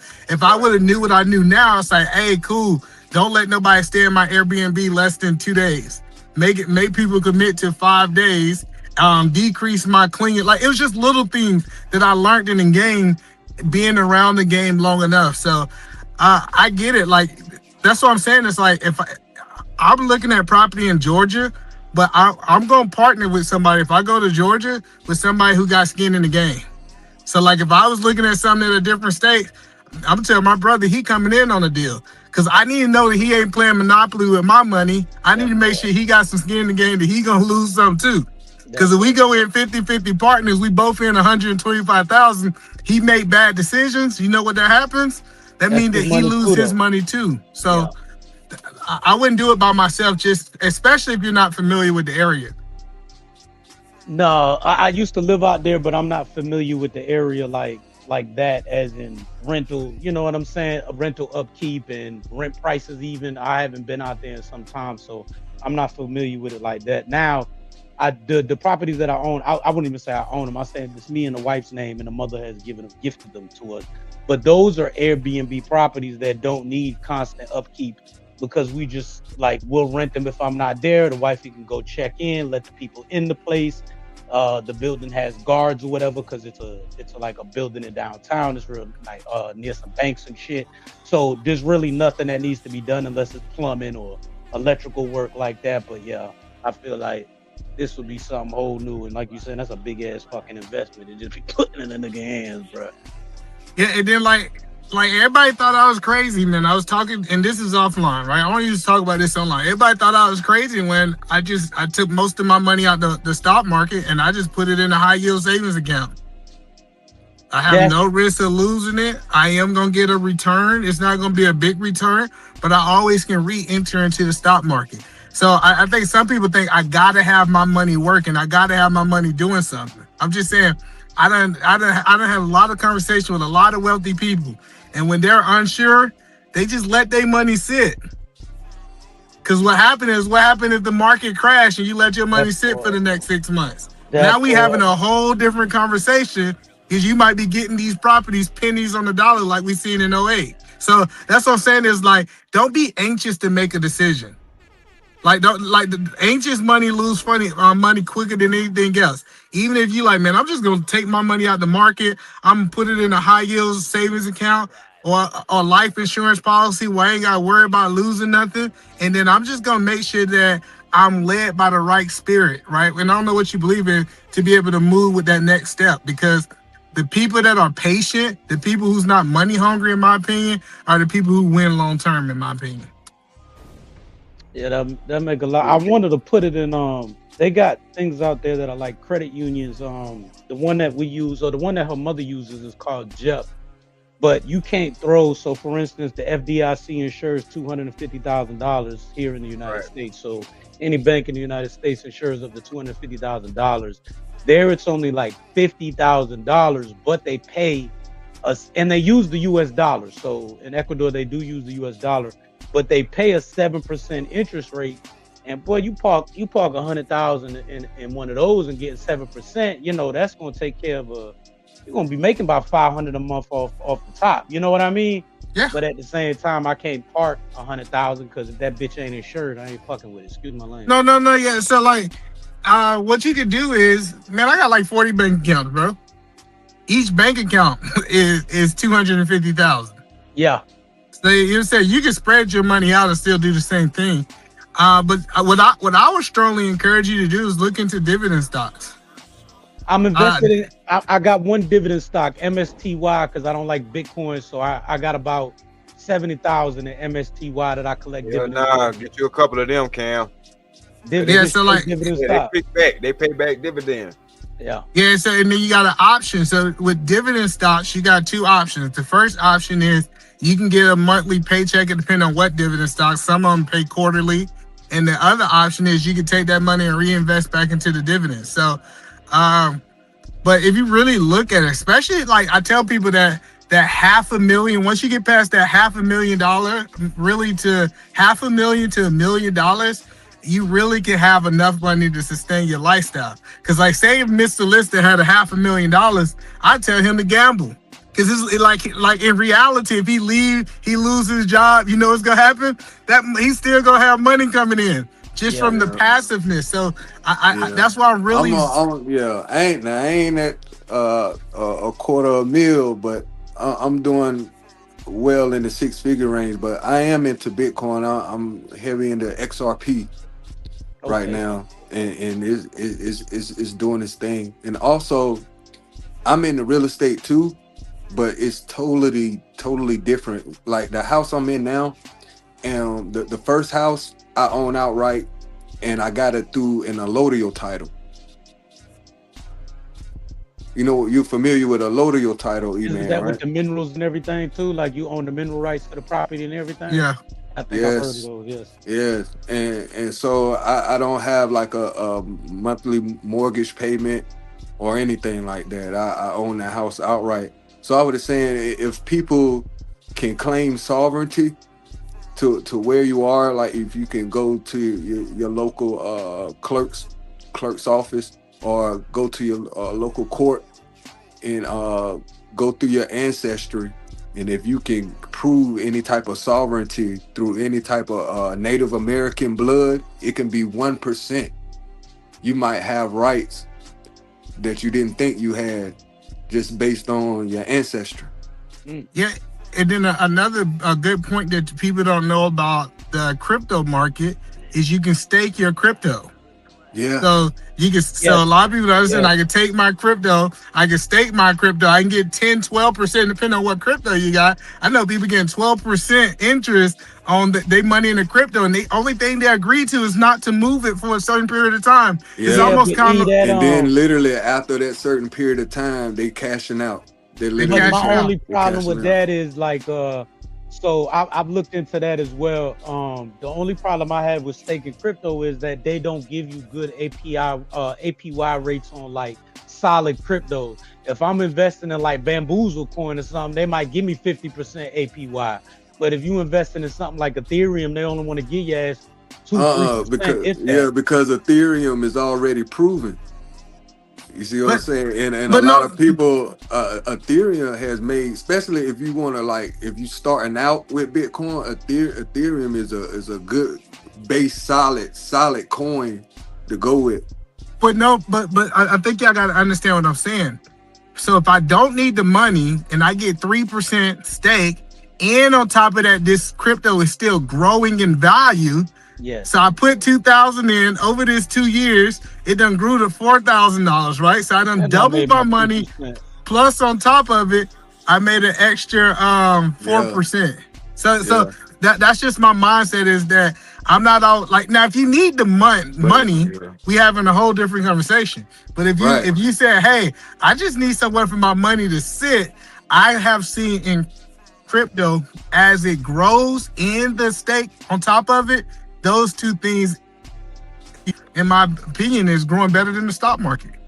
But I'm not the type of person that got all my eggs in one basket. I got crypto, I got money just sitting in the savings account, I got stock market, I got real estate, because if one of them go down, I need to be able to have a plan to be able to go a different direction. So I'm never got to keep all my eggs in one basket.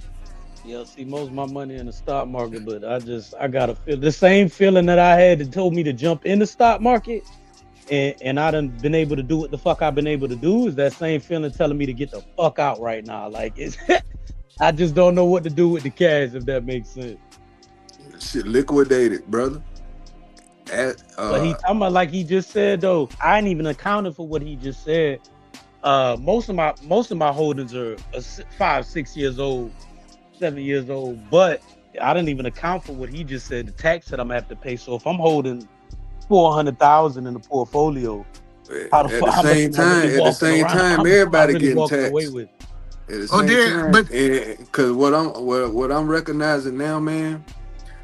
Look at what's been happening with the gambling and with the NBA. We talking about corporations, big corporations, getting motherfuckers is literally making money off side deals. And the reason why that is because it's a reflection on gambling as a whole. And when we're talking about stocks, and when we're talking about Bitcoin, it's all a gamble. Yeah, but mister, you don't have to sell it. So let me tell y'all the rich hat. So the rich hat is this right here. I'm not going to sell it. I'm going to take a loan against it. Now I ain't got to pay no taxes. So say for example, I got a portfolio that's 500,000. I'm about to go and take maybe 200, 250 out, half of it out. Now, if it crashed, I got $250,000 liquid. I don't pay no taxes on it. That's what I just told him. I said liquid. I said Hold on, though. liquidate it. Explain that. He to me. What said you he mean? Take a loan against my portfolio or something? How do I? Yes, how do I do listen. that? So let me tell you. So like when I was getting ready to buy, liquidate your assets. That's what I was telling you earlier, bro. So and this why I tell people this all the time. This is why I believe in financial advisors, right? Because I was in a situation. I was about to buy a property, and I was like, "Hey, I need you to sell this because I need it." He's like, "Bro, why would you sell it when I could just get you a low interest loan? I can get you a loan against your portfolio. Matter of fact, you don't need credit. I didn't need any of that. No, you just need to be able to match it." Yeah, so I didn't even have to match it. That's what I'm saying, because it was my money. I just literally took a loan against my portfolio, used my portfolio as an asset. They wrote me a check. How big was the loan? Like 300,000. Hold on. Okay. Did they make you switch? All right. So say for example, I got my money in Fidelity right now, but I went to go pull a loan out at US Bank or Bank of America or something. Do I need to switch my portfolio to not switch my portfolio? Do I need to switch my brokerage to who Bank of America uses, or would I be able to keep? No, so the loan is coming from Fidelity. I don't know how Fidelity works, but my loan came from where the money was at. I didn't go to US Bank. I didn't go to none of this stuff. I actually got the loan. My financial advisor did it. And then the good thing about it, I ain't got to wait no 30 days to get approved. I think he got me the money in like 10 days. Yeah, I do the same thing all the time. But with my bank, you literally just you just literally got to match it. So like if I want if I got 60,000 in there, I can ask for 120 and get it without no contingencies, no loan, no nothing. But you are paying the interest rate, and so I ask people the question. Yeah, which one is gonna be higher? Like 1.5%. Like, and I asked people what's higher. It's worth it, bro. You might pay a little bit more. Let's just say 3% for argument purposes. Yeah, you pay 3% interest, or you gonna pay 30% in taxes. Right. Well, I'm glad. But here's the thing: everybody is gotta pay taxes. Nobody is exempt. If you got clean money, we talking about clean liquid money, you gonna get taxed. But hold on, let me tell y'all the game. And then when I do my taxes, any interest that I'm paying on this loan, especially if this portfolio is in my business name, I can use the interest as a tax write-off. Yeah. Of course. I just tell people people. Like everybody asked me a question. It's like, why did you go to school for accounting? Why did you go to school for taxing? I didn't want to do none of that. Obviously, I'm not doing it. I just said it is a game out here that people don't know, and I said I gotta learn it. I pay for the tax.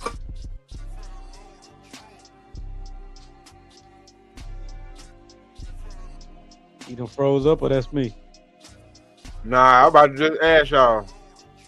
So no, that was on E and okay. But yeah, see, that's why cooking, man. Hey man, that was a good question you asked about that real estate, bro. Yeah, man, because it gets to a point where I really never ever wanted to own. Not wanted to. I've always wanted to own a piece of property, but I've never wanted to put a mortgage down or pay the mortgage on a property. I wanted to own it outright before I bought it. Yeah, loopholes to get it, bro. Like I said, I own my shit. I got my title. I could show that shit right now. I own. Yeah, I think it's all about your perspective. It's about your perspective. So I bought a house 5 years ago, right? We paid $300,000. We lived in the house for 2 years. I had to pay rent somewhere, right? Right. I got a loan on the property. I kept it for 2.5 years. After the 2.5 years, we sold it for $600,000. So and where else could you go in 2 to 3 years to make $300,000? Let me ask you this, E-Man. Have you ever borrowed against your property? Equity. Yeah, I had a mortgage on it. Equity. Yeah. No, but I'm saying, but I had a mortgage on it. Now I don't like taking. Because that's how a lot of people lose their shit. Yep, equity ain't good like that. Like how everybody think it's good like that, especially if your credit ain't right.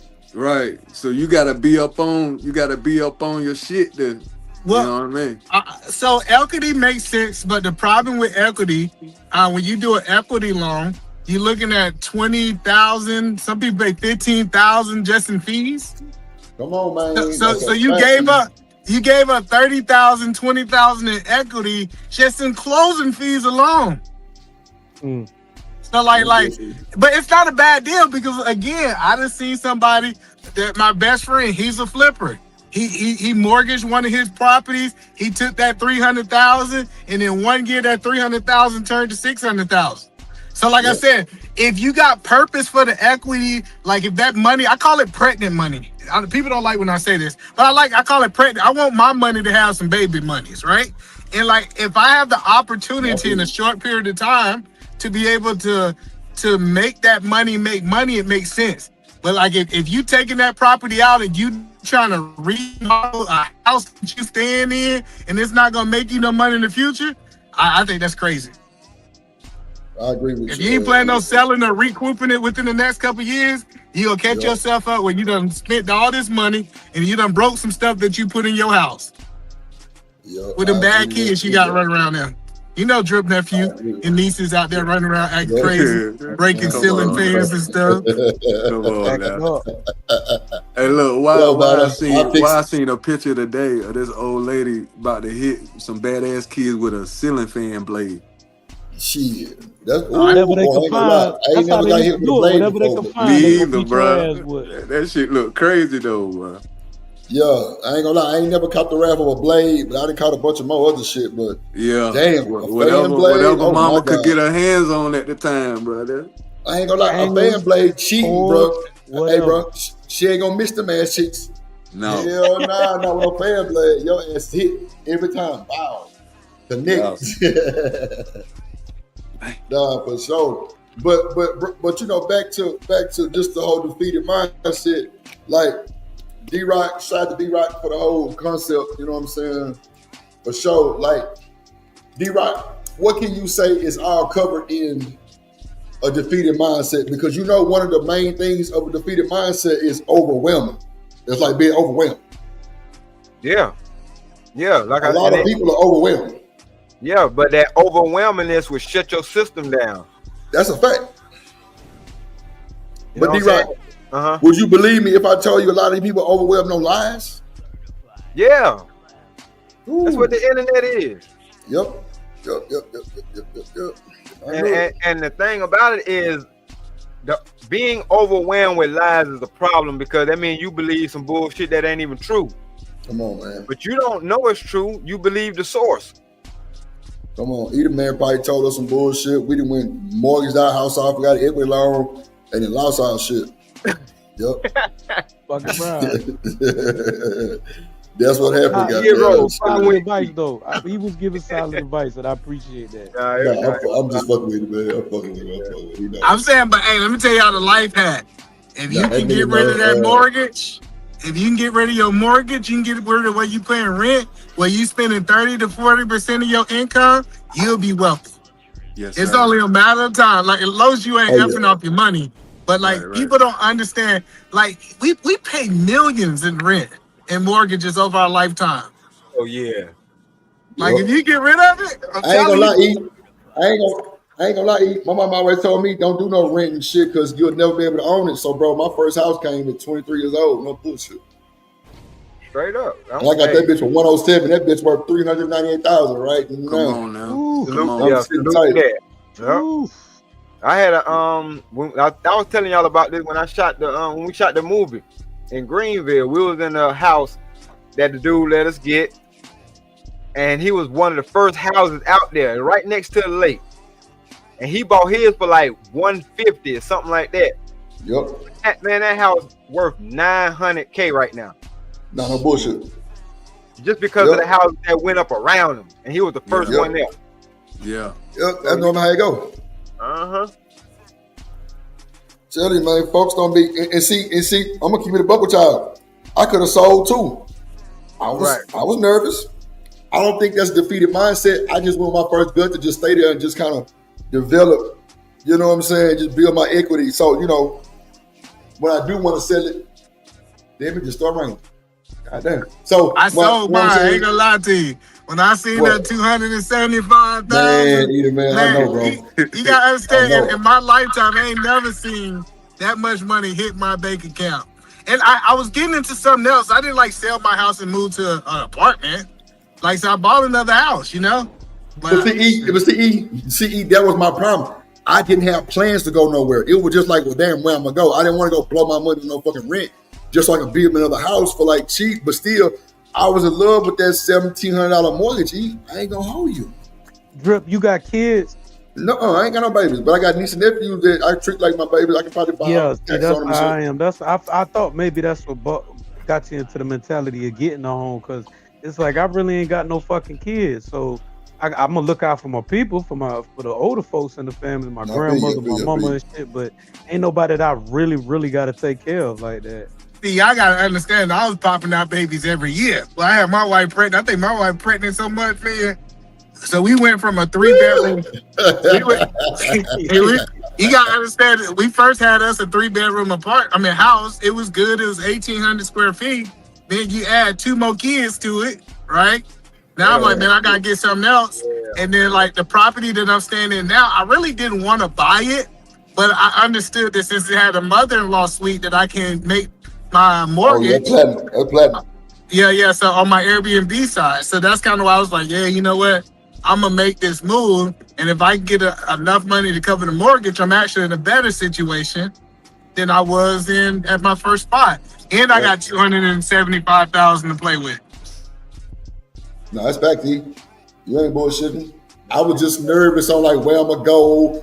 I had too much like bullshit ass. It was the devil probably working my bitch ass, but at the end of the day, I could have still got myself prepared and still sold it.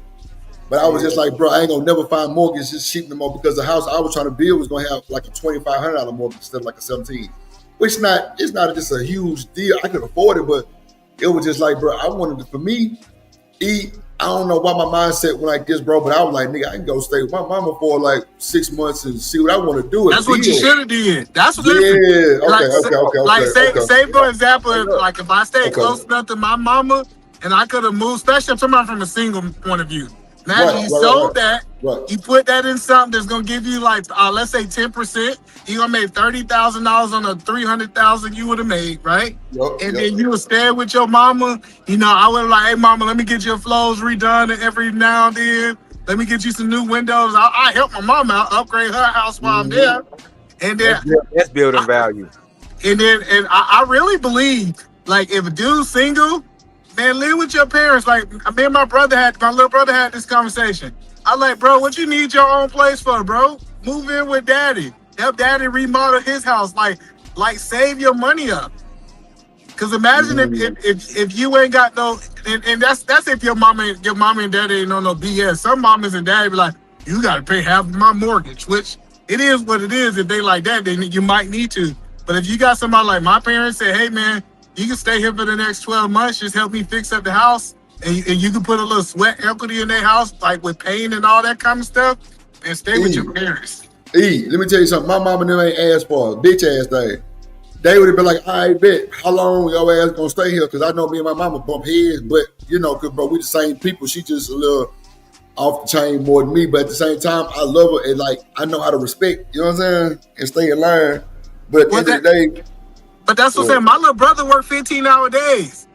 Like how you gonna bump heads with your parents and y'all ain't even there at the same time?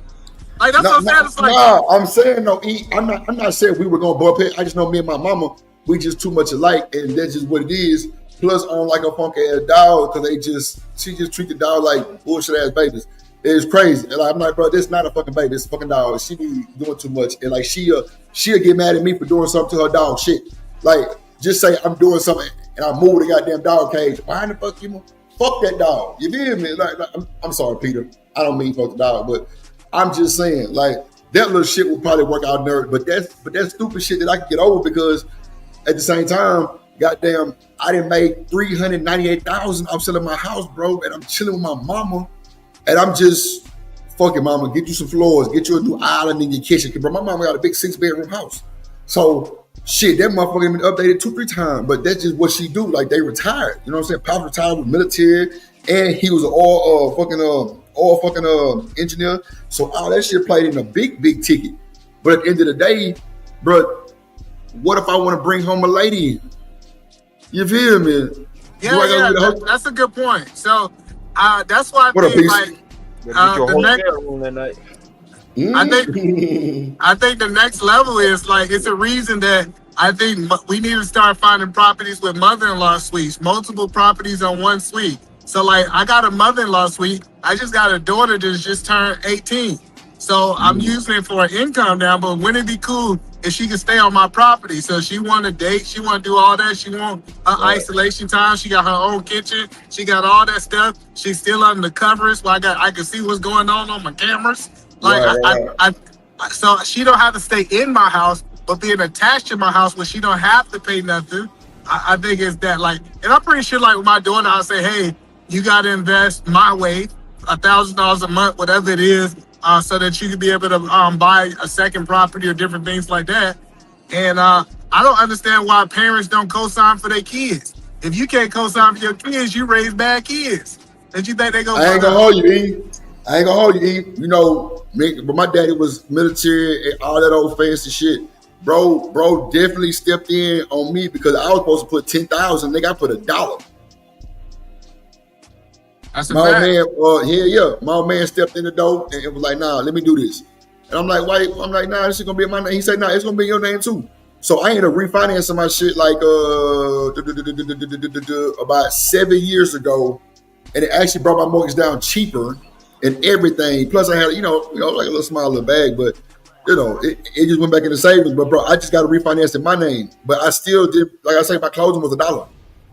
Yeah. And that also just goes to show we still need our parents after the age of 18. I don't even know where that number come from, but it's a blessing to still have your parents in this world. No, that's facts, please. That's facts. Seriously, parents or any of your elders or any of your family. That's why I didn't really understand. My bad. Go ahead. I didn't mean to cut you off. And I was just gonna say, and eventually, your parents get to a certain point in life where you have to end up moving in with them anyway in order to care for them and take care of them.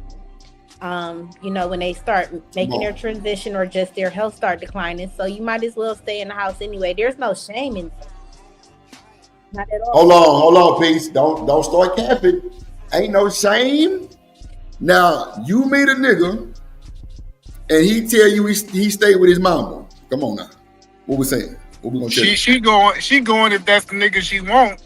Listen, my little brother gets whatever money he wants. Wait, hold on, Cam.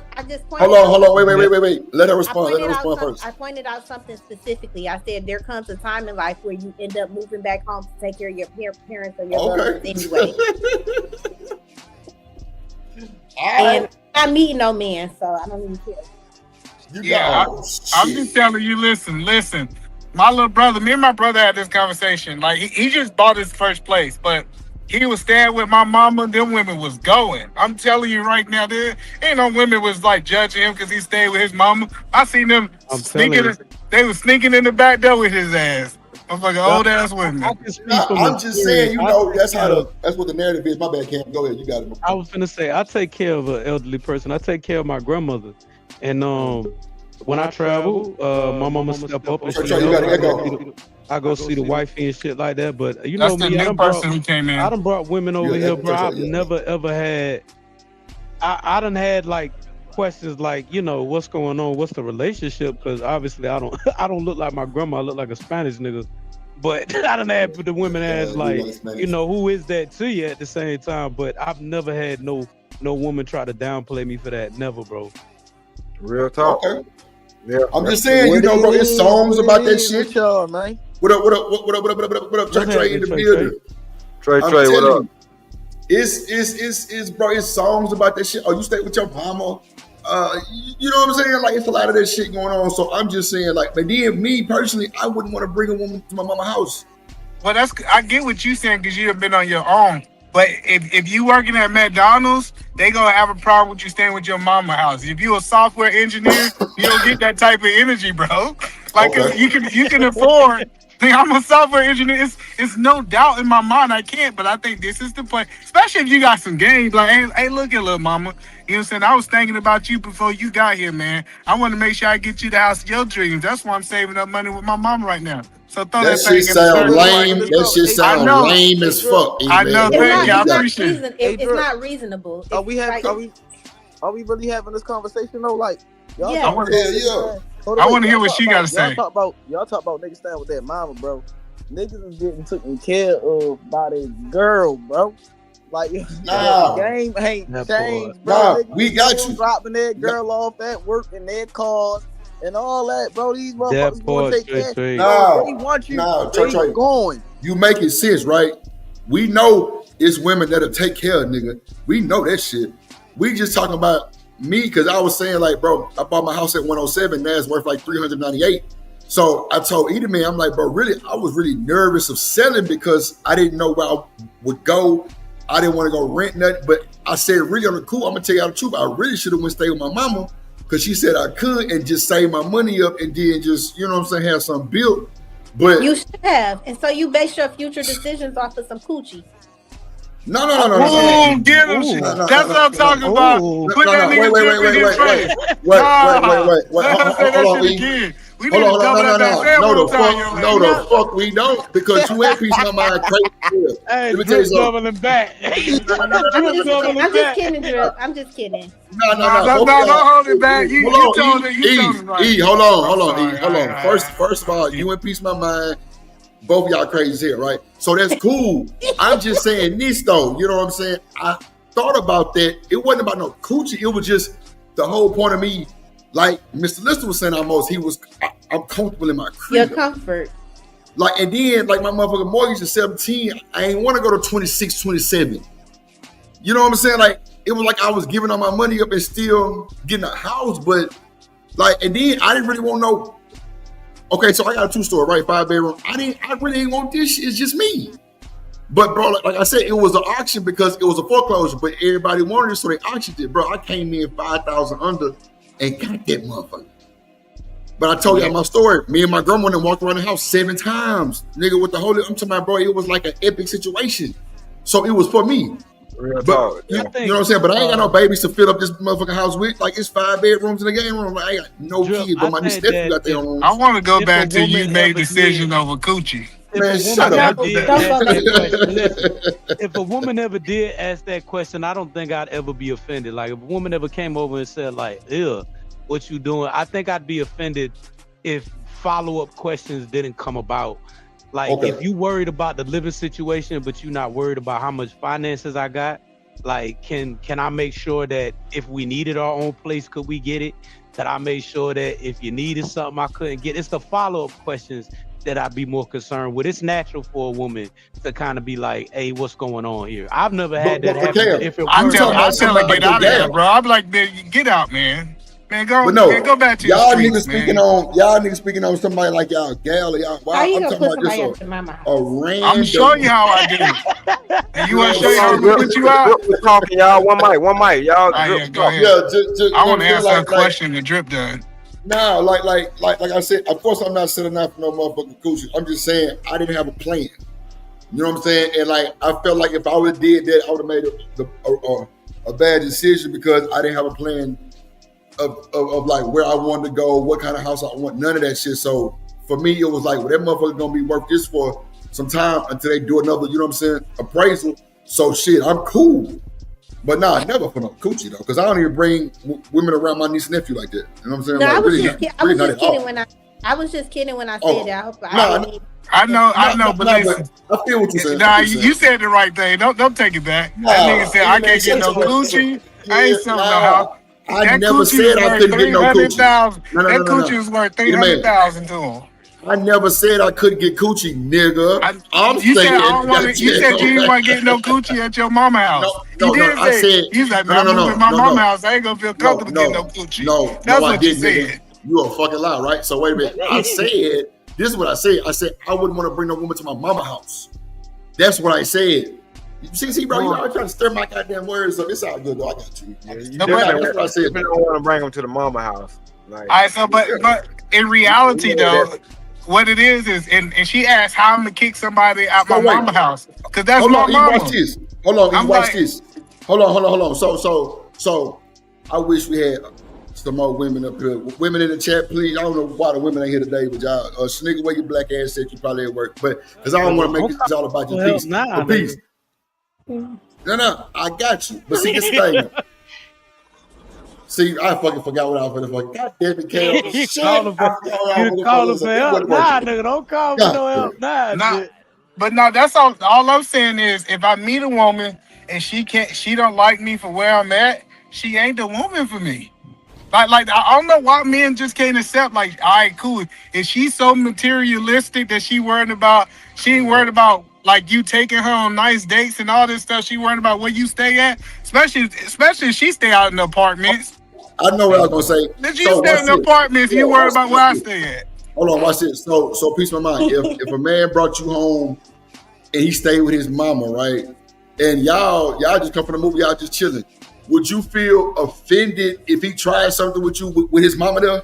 Yes, I would. Thank you. That's the fuck. Come on, see, It's not appropriate. You know how many women I knocked down at my mama house, Drip? What are we talking about, bro? But those are the kind of women that you were talking about. I wouldn't try to have sex while a family I member would. is home. I'm not doing all that. I'm cutting the radio up. I'm cutting that radio up. This nigga ain't worth shit. I'm just telling you what we gonna do. I ain't doing all that. Hold on, That's a bit disrespectful. Now the thing is, whether your mama is staying with you or you staying with your mom, if a woman is classy, she ain't gonna want to make that noise with the mama present. You know what I'm saying? So that take the butt out of it. The fuck? Nah, bro, trust me. It shows the type of woman. I know what you're saying, but I already know. That's the thing. And she like, nah, I don't want to do it here because I'm gonna want to be able to express how I'm feeling. You know what I'm saying? I respect that though. Man, I'll tell you, she just need a little tequila. I don't know what y'all talking about. Who you talking about? Your mama? I ain't gonna lie. I know what type of nigga you is. Don't you worry about it. Or the mama stay with you, because either way, if you got that type of mindset, when she walk in that home, if she got that type of mindset, she's not gonna be thinking about who pays. She's gonna be looking at just what you talking about. Oh, this nigga stay with his mama. It's that type of mindset. It don't matter who stay with. She's not even trying to hear all that explanation. Especially like if your mama stay upstairs and you downstairs, she going. Now if y'all next door, it might be a different conversation. But if y'all got a little distance in between you and you cut that TV up, let me tell y'all again, you put that TV back on about 65, you make sure it got a little scary movie in there, a little yelling in there, and you tell that ass. And a lot of dudes' mamas be irritating, just like the men that they raise. Seriously, you can tell a lot about a man. No, for real, like, that's why he's such a bitch. I feel like that's, if your mama caught blocking on you, bro, damn, that's messed up, because my mama gonna stay upstairs. My mama asked, let me tell you how cool. Somewhere else, fucking in my goddamn house. Hey, Drill, let me tell you how cool my mama is. My mama act like she left. She said, "All right, I'll see you later," and she'll sneak back in her room.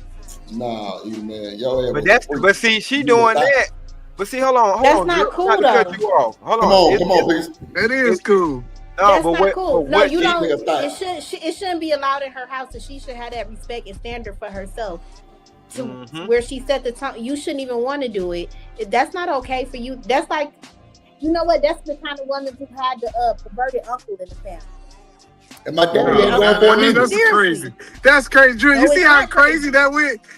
She said that we got the perverted uncle because my mom ain't got no problem me getting no cheese. The uncle Chester, cheese, please don't leave. That's the kind of woman. You don't let that happen under your watch. Like, why you helping? And then she be on the news talking about, oh, my baby, you raised a monster. You raised a monster because you got some ass and your mom was there. You see the stretch? Oh, no, listen. I just want to know where we went.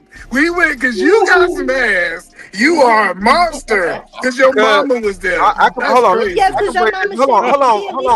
Man, you are a fucking monster. Go ahead, D-Rock.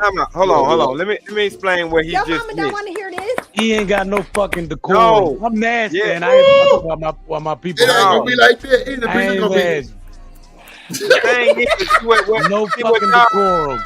Go ahead. Y'all got it. My bad, D-Rock. Go So, hold ahead. on, I want to make sure I hear this. So your parents, your elder parents, moving y'all house, y'all ain't getting no cheeks no more until she If died. it's with my wife, I might. Yeah. If it's with Oh, wifey, yeah, I okay might. now. I'm not All right, bringing no okay. straggler. No, I'm not bringing no straggler home. No. That's what I'm talking about, Cam. No. See, Cam telling the truth. Cam, If it's with the Straggler, wife, yeah, but no straggler stragglers, no. and wife is different though, bro. I think a straggler and a wife is totally different. I think the straggler shouldn't even be at your. She shouldn't even know where you stay.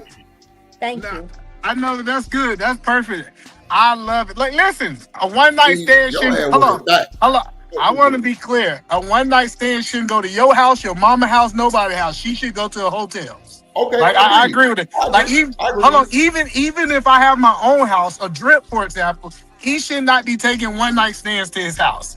So Hell let's no. remove. Hold on. Let's remove them. We talking about a girl that you messing with, somebody that you dating. She Right. come over your house and you gonna say, since this is my mama house or my mama live with me, I can't smash you as long as you at my house. It's crazy to me. I didn't say that. But Now, nobody you said Oh, that. hold on. Okay, but now you the missed truth point, coming E. out. Hold on one second. No. So you said, no. hold on, You missed the mister. point. You see, he trying Hold to on. cut me off now, mister. Nah, So if you- hold on, E. Hold on real quick, because you over talking to everybody. Go ahead, D-Rock.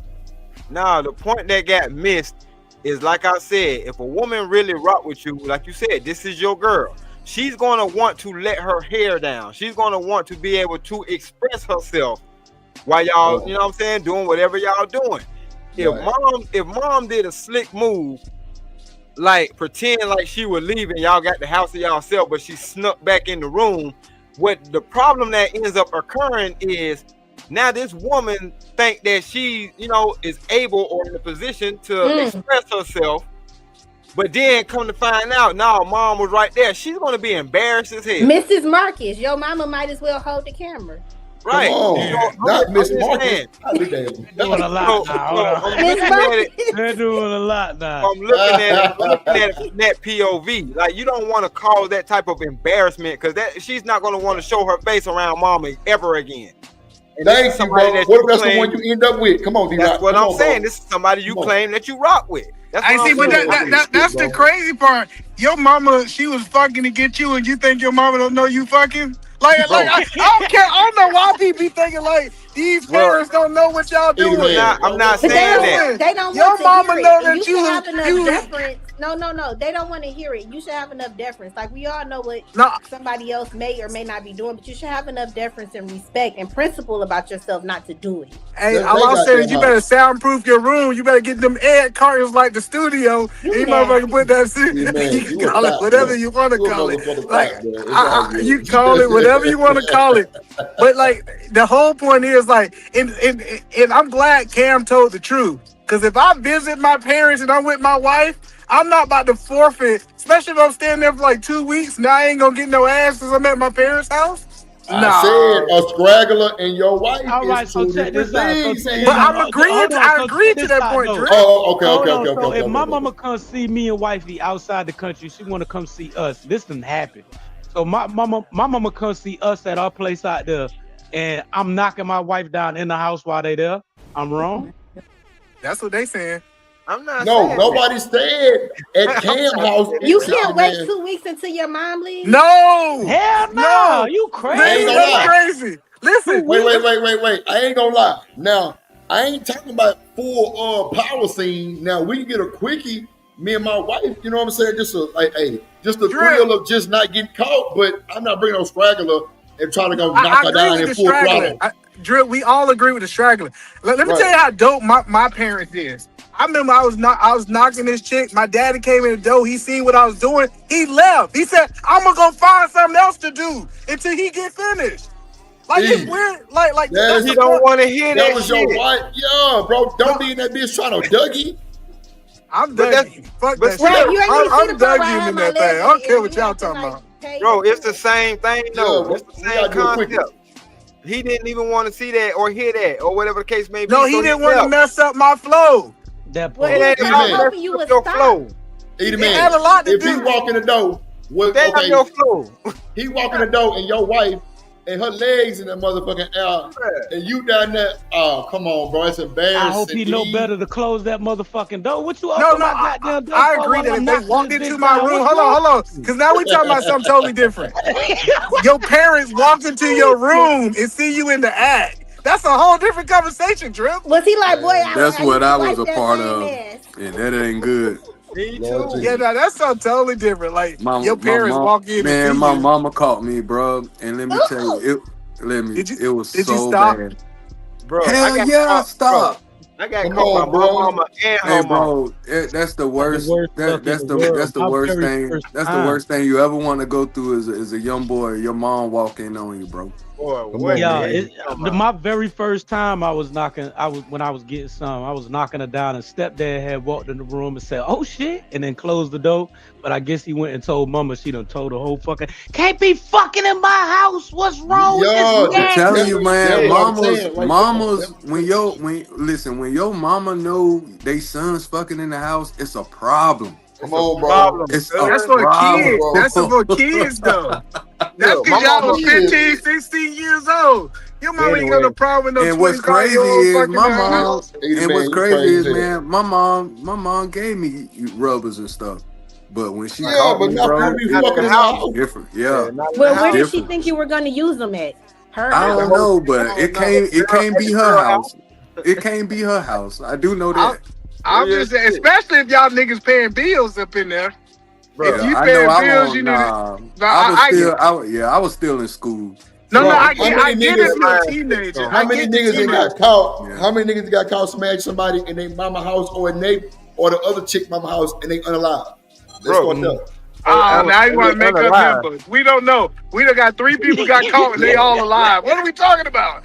We got 3 people on this panel. I'm just saying how mister, serious it is, Edie, man. You know alive what? right over there eating that Shut food, up, right? shit. What are we talking about? Hey, that shit almost happened though. I got caught by this one chick. Well, her mama about to delete me, boy. I ain't even pushed it. Get your ass out my house, nigga. I had to give her my whole bomb of dope. Oh man, now see that were that's the problem. Ooh, I ain't gonna lie. I done been in that situation where they were like, "What y'all was smoking?" I'm like, "Damn, yeah, don't give her the rest of the weed. I ain't gonna even hold you." That was What I first, knew bro. now, I would have hit her with the.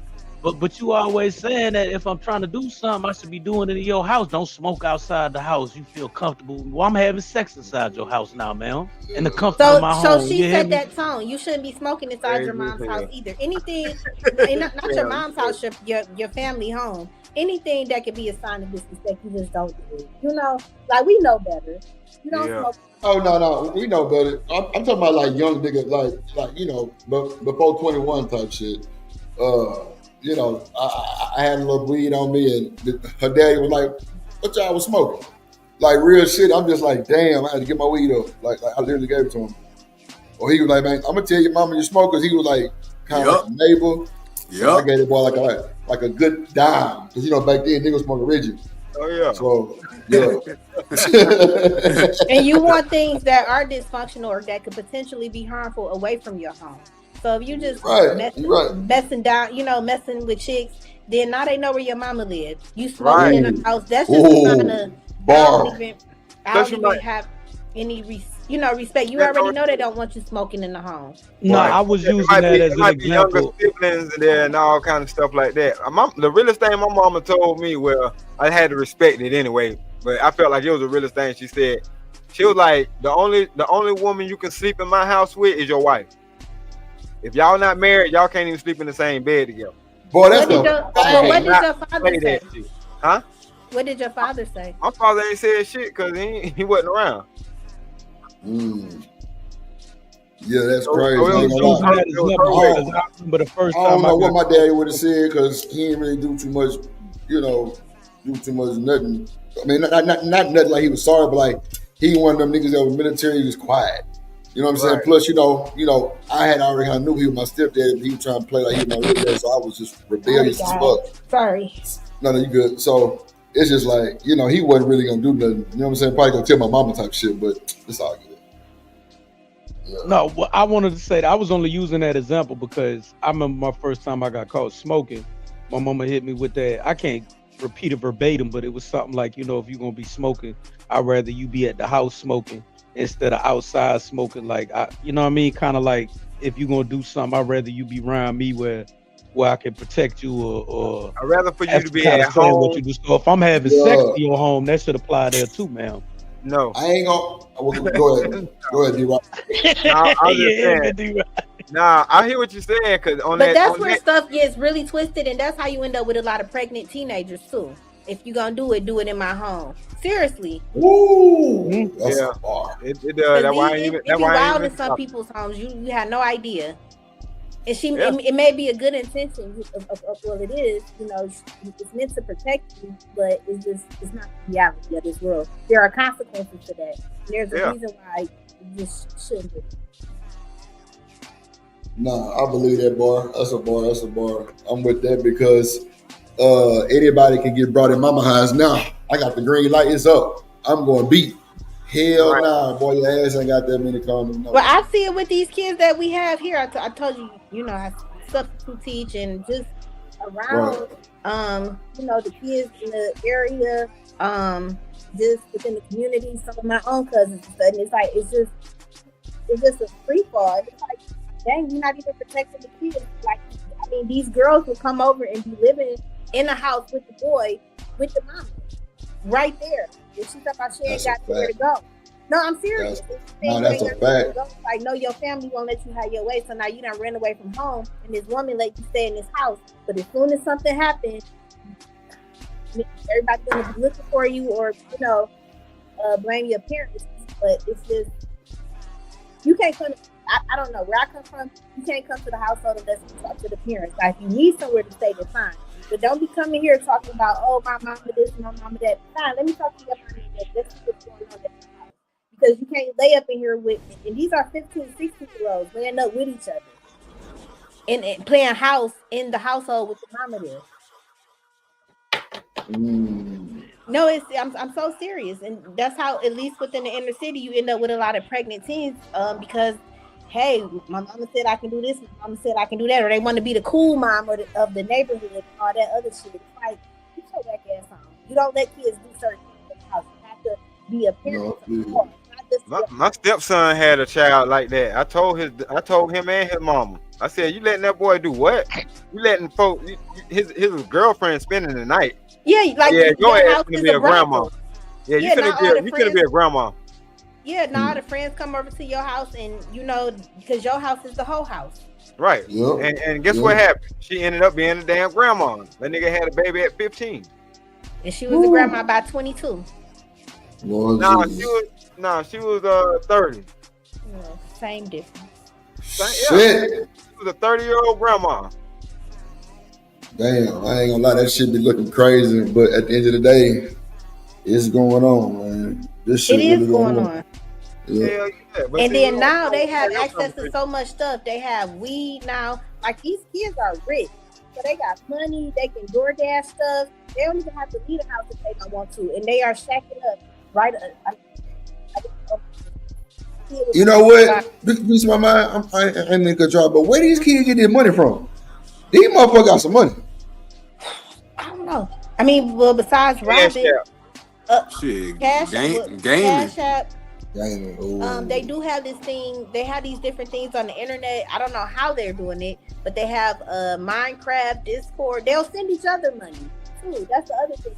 And they'll just ask you, "Hey, teacher, you got money today?" Damn.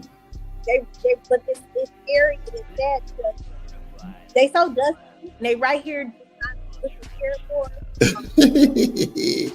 What up, JD? Not like that. No, I'm saying like that, because they should be at home. They shouldn't be out asking anybody to ask, can I shovel some snow? Can I rake some leaves? Can I come clean your house? Can I do your hair? You don't just be out here begging. Nah, I feel you. That's What up, shameful to your family. Casual John, what up, man? Nah, that's facts though. I And feel then, you know, on the lower level, crypto, and on a higher level, crypto with the NIL deals with the college athletes. Yeah, I'm talking about these little YNs, these little hood niggas, like bro, them niggas have cars. Yeah, crypto They got a lot of money. Yeah, I don't I don't know what they got going. They either rob, they Ain't no they way. gambling. You think they They investing in gambling. crypto? Yeah, they gambling or something, playing tonk. No, bro. They doing this stuff The online. YN. Let me tell you with the gaming. You shoot dice. familiar with how the gaming work, right? Yeah. Roblox. One of my buddies. He a little YN. This nigga created a YouTube channel, and I think he like he like up to 75K, and all he do, bro, is stream.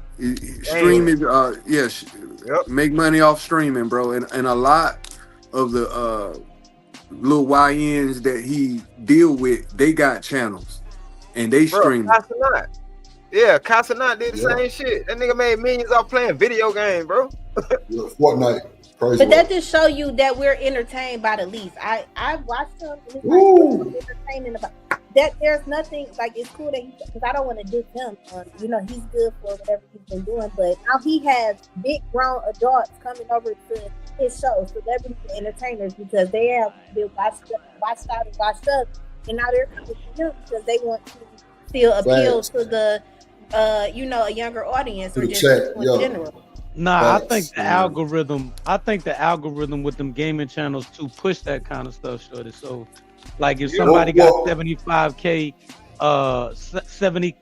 subs and they got a gaming channel, if that person's live streaming, you obviously not going to see 75K, and you probably only see 500. But the algorithm will push that kind of content. Nah, I ain't gonna lie. My opinion. Them niggas come from Twitch though. And Twitch, That shit on Twitch. Yeah. Drip, I'm gonna go because I have something to do at 6. But thank you guys for the conversation, and No I problem. enjoyed Peace. talking to you. Appreciate you. Have a good day. All right, take care of yourself. God bless. You too. Yeah, I'm telling you, bro, that shit wild. Twitch be like. But You said, what, think about it like this. You know what it is for the gaming company? Because like I said, it's two sides to every coin, right? Mm-hmm. The gaming company, for them, it's free marketing and advertising. You watching in real time somebody actually have my game in use. So you get to watch this thing being played and make a decision on whether you like it or not. You ain't even had to invest in it. Right. And they ain't really have to invest in it because, like I say, that's free marketing. But they got a marketing budget for that. So to kick off that little young nigga some coins because he's broadcasting to the potential 75K. Right. Bro, that shit is genius business. That's I ain't gonna lie, 75K. I have about 15 in the chat though. Yeah. It's a real 75K. Yeah. Yeah, about 15 in the chat, 15,000 in the chat.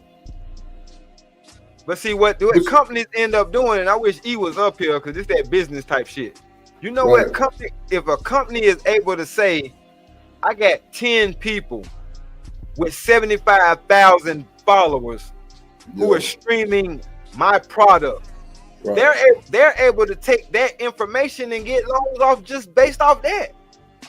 Yeah, to do more development, to make more video games, and you know what I'm saying, and push that brand further and further and further. So this shit, bro, once you learn the game, you can be able to play it. And a lot of us don't know the game. No, I'm totally with you on that game. That shit crazy work. That's true though.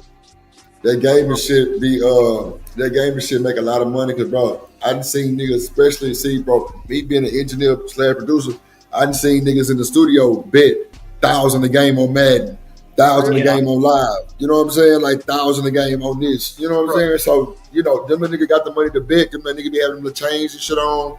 You know what I'm saying? I don't know. It like them niggas got a hustler spirit on them. And bro, them niggas, by all means, they go get it, they go to jail, get out and get right back to it. It's like these niggas ain't lazy or sorry, bro. Like I'm talking about these niggas going to get from what I've seen, I ain't gonna say all, but a lot of little old YNs I've seen, bro, them niggas going to get it. Hell yeah, they going to get it. They have a different mentality. And shout out to the ones that is getting it and then figured it out or figured out whatever lane for them. You know what I'm saying? Because that's why a lot of people are not looking at the traditional shit that we taught them because they made it work other ways. No, that's true. And the only thing you can do is tip your hat to that shit. Yeah. No, that's true. I'm with you on that, D-Rock. All you gotta do is tip that motherfucker hat, and that's just what it is. Yeah. That's crazy work. Who is it? Oh, Church. Right? Yeah. But at the same Church. time, niggas What it ain't is, getting their what it own is. way. I'm back. Okay. The niggas didn't get in their own way. You know what I'm saying? They didn't have the defeated mentality or the defeated mindset. You know what I mean? Right. I got you. Matter of fact, this is let me see if you're gonna let me play this motherfucker. Hold on. Let me see. Oh yeah. Before you get started, man. Go ahead, Church. Go ahead, my boy. Go ahead, my Go bad. ahead and say shout out to either man, because he was up here cooking. You feel what I'm saying? My man was saying all the right shit. Y'all just wasn't listening for real. Nah, You nigga, feel what I'm here we saying? go. Listen, it don't matter. Yeah, man, for yourself, I don't know nigga. if y'all ever listen to goddamn. I don't know if y'all ever listen to goddamn Gucci Sex and Crazy Places, but yeah, shorty. We can get it at the mama house, on the couch, in the bathroom, on the airplane. You heard me? We don't give up when we at. We get it in on the goddamn. Yeah, man. Hey. Nah, Trey. This is the thing though. Trey, we with you as a Trey. You still in your 20s. You a young wild nigga. I'd have been the same thing. What? That's why I was fucking in my mama house when I was a young nigga. But I'm talking about as I'm now trying to vet some, court some, date some. You feel me? I can't bring it to my mama house. You know what I'm saying? Now my wife, yeah, we going, but nigga, as a little young nigga, a little hoe mama, oh yeah, we fucking everywhere. Mama house, in the goddamn field house in the bathroom. Is what? Yeah, nigga, drip in there.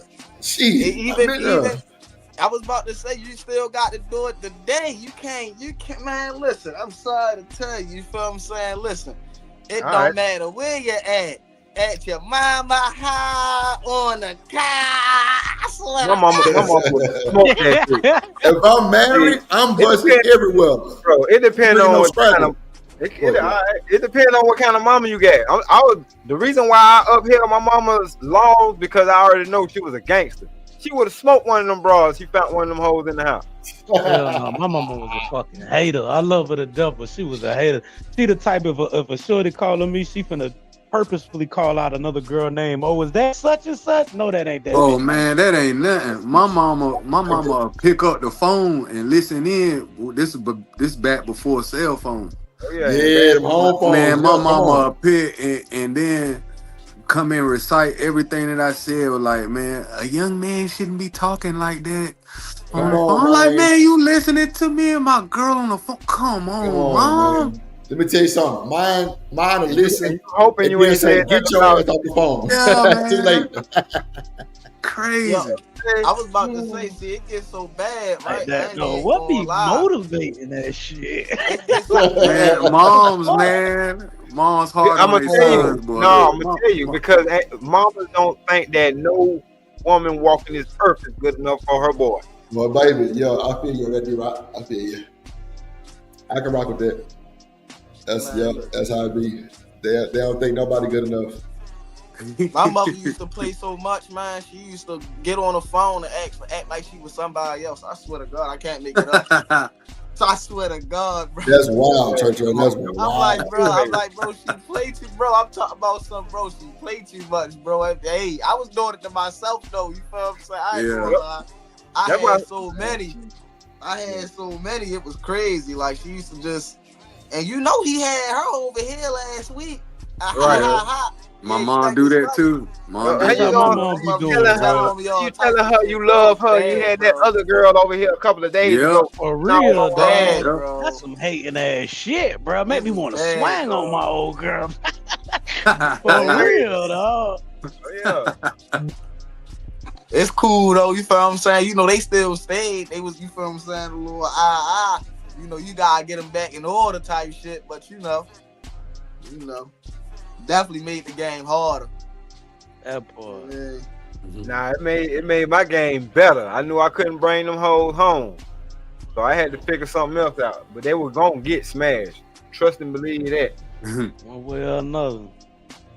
I'm sticking my Johnson off to somebody. They was getting smashed an hour later. I don't know what y'all talking about. It just, we was supposed to be smashing off the break. It wasn't even supposed to be all this conversation shit. You feel what I'm saying? Like, wait, I ride around with a pillow on my back seat. Oh, you better believe it. Hey, you deviant. You better believe it. I ain't gonna lie though, cause I ain't gonna lie though. You feel what I'm saying? I ain't lived with my mother ever since I was 18 though, so it's a little different. Like Yeah, it was outside of high 15 for me. Yeah, like outside of high school, I ain't really had to. So Yeah. Once I got caught fucking, that's when I knew it was time to go. It was time to go. Yeah, It was time to go. Yeah. They don't even look at you the same no more once they know you fucking. I don't feel the same, especially when my mama catch me. Yeah. Damn. Yeah. bro, it was so bad, bro. I ain't gonna lie to you, bro. It was so bad, bro. My mother had walked in on me one day. I was sick, bro. I'm talking about some mid-stroke. Like, yo, what the fuck? Same, Like, same here, man. Same here. I'm like, hold on, wait, what the fuck? Like, And man, I tried to get smart, bro. My mom embarrassed me in front of that girl. Slap the hell out you with your dick hanging out. Nah, she didn't. But what she sometimes when somebody tell you about yourself, that hurt more than a physical smack. no, for real though. Especially in front of Shorty. Shorty was right there too. We're doing something with that. She broke me. My mama broke me down, bro. My mama broke me down. Be all embarrassed and shit. Yeah, bro. It was bad, bro. It give you confidence at the end of the day though, because it's like if I can go do that, then Yeah. fuck it is. Right. Man. Right. It's something about getting caught by your mama make your shit want to hide behind your neck. No, for real though. That shit, it's embarrassing, bro. And then you feel like you let her down. What? And you ain't finished? All kind of shit. Yeah, bro. The blue balls after that go crazy. Like, I swear to God, you be mad as a you be mad. Man, I swear to God, you be walking. You be like, hold on, why the fuck I'm in so much pain? Like, what the fuck going on? Like, I swear to God. Bro, yeah, you finna feel it. That nigga was a tank like a motherfucker. I'm like, yo, what the fuck is this? Yeah. But has a defeated mindset ever kept y'all from getting some box? Hell no. Hell no. Hell no. That's a good analogy, man. That's something to think about. Hey. No, y'all cooking. I know. We'll go through a damn. We'll bust through a damn brick wall to get to that damn shit. You know what I mean? We'll do the impossible. Bro, I'm talking about 007. We become 007. Man, we on a mission. We on a mission, bro. Yeah, shit. Zip line to that bit window if we have what? To. What? What? I know I jumped out of bitch window like I was a stunt man. I done had to do that shit a couple of times. All over that bar. Bro, I got chased out the goddamn back door, bro, by the big brother, bro, back in middle school. Man. I'm talking about, bro, it was bad, dog. Yo was on my ass. I'm a haul ass. No, I'm trying to get the fuck out of yo on my ass, dog. I'm talking about something. I was so tired, yo. I was so tired, bro. I ain't want to fuck with Shorty ever again.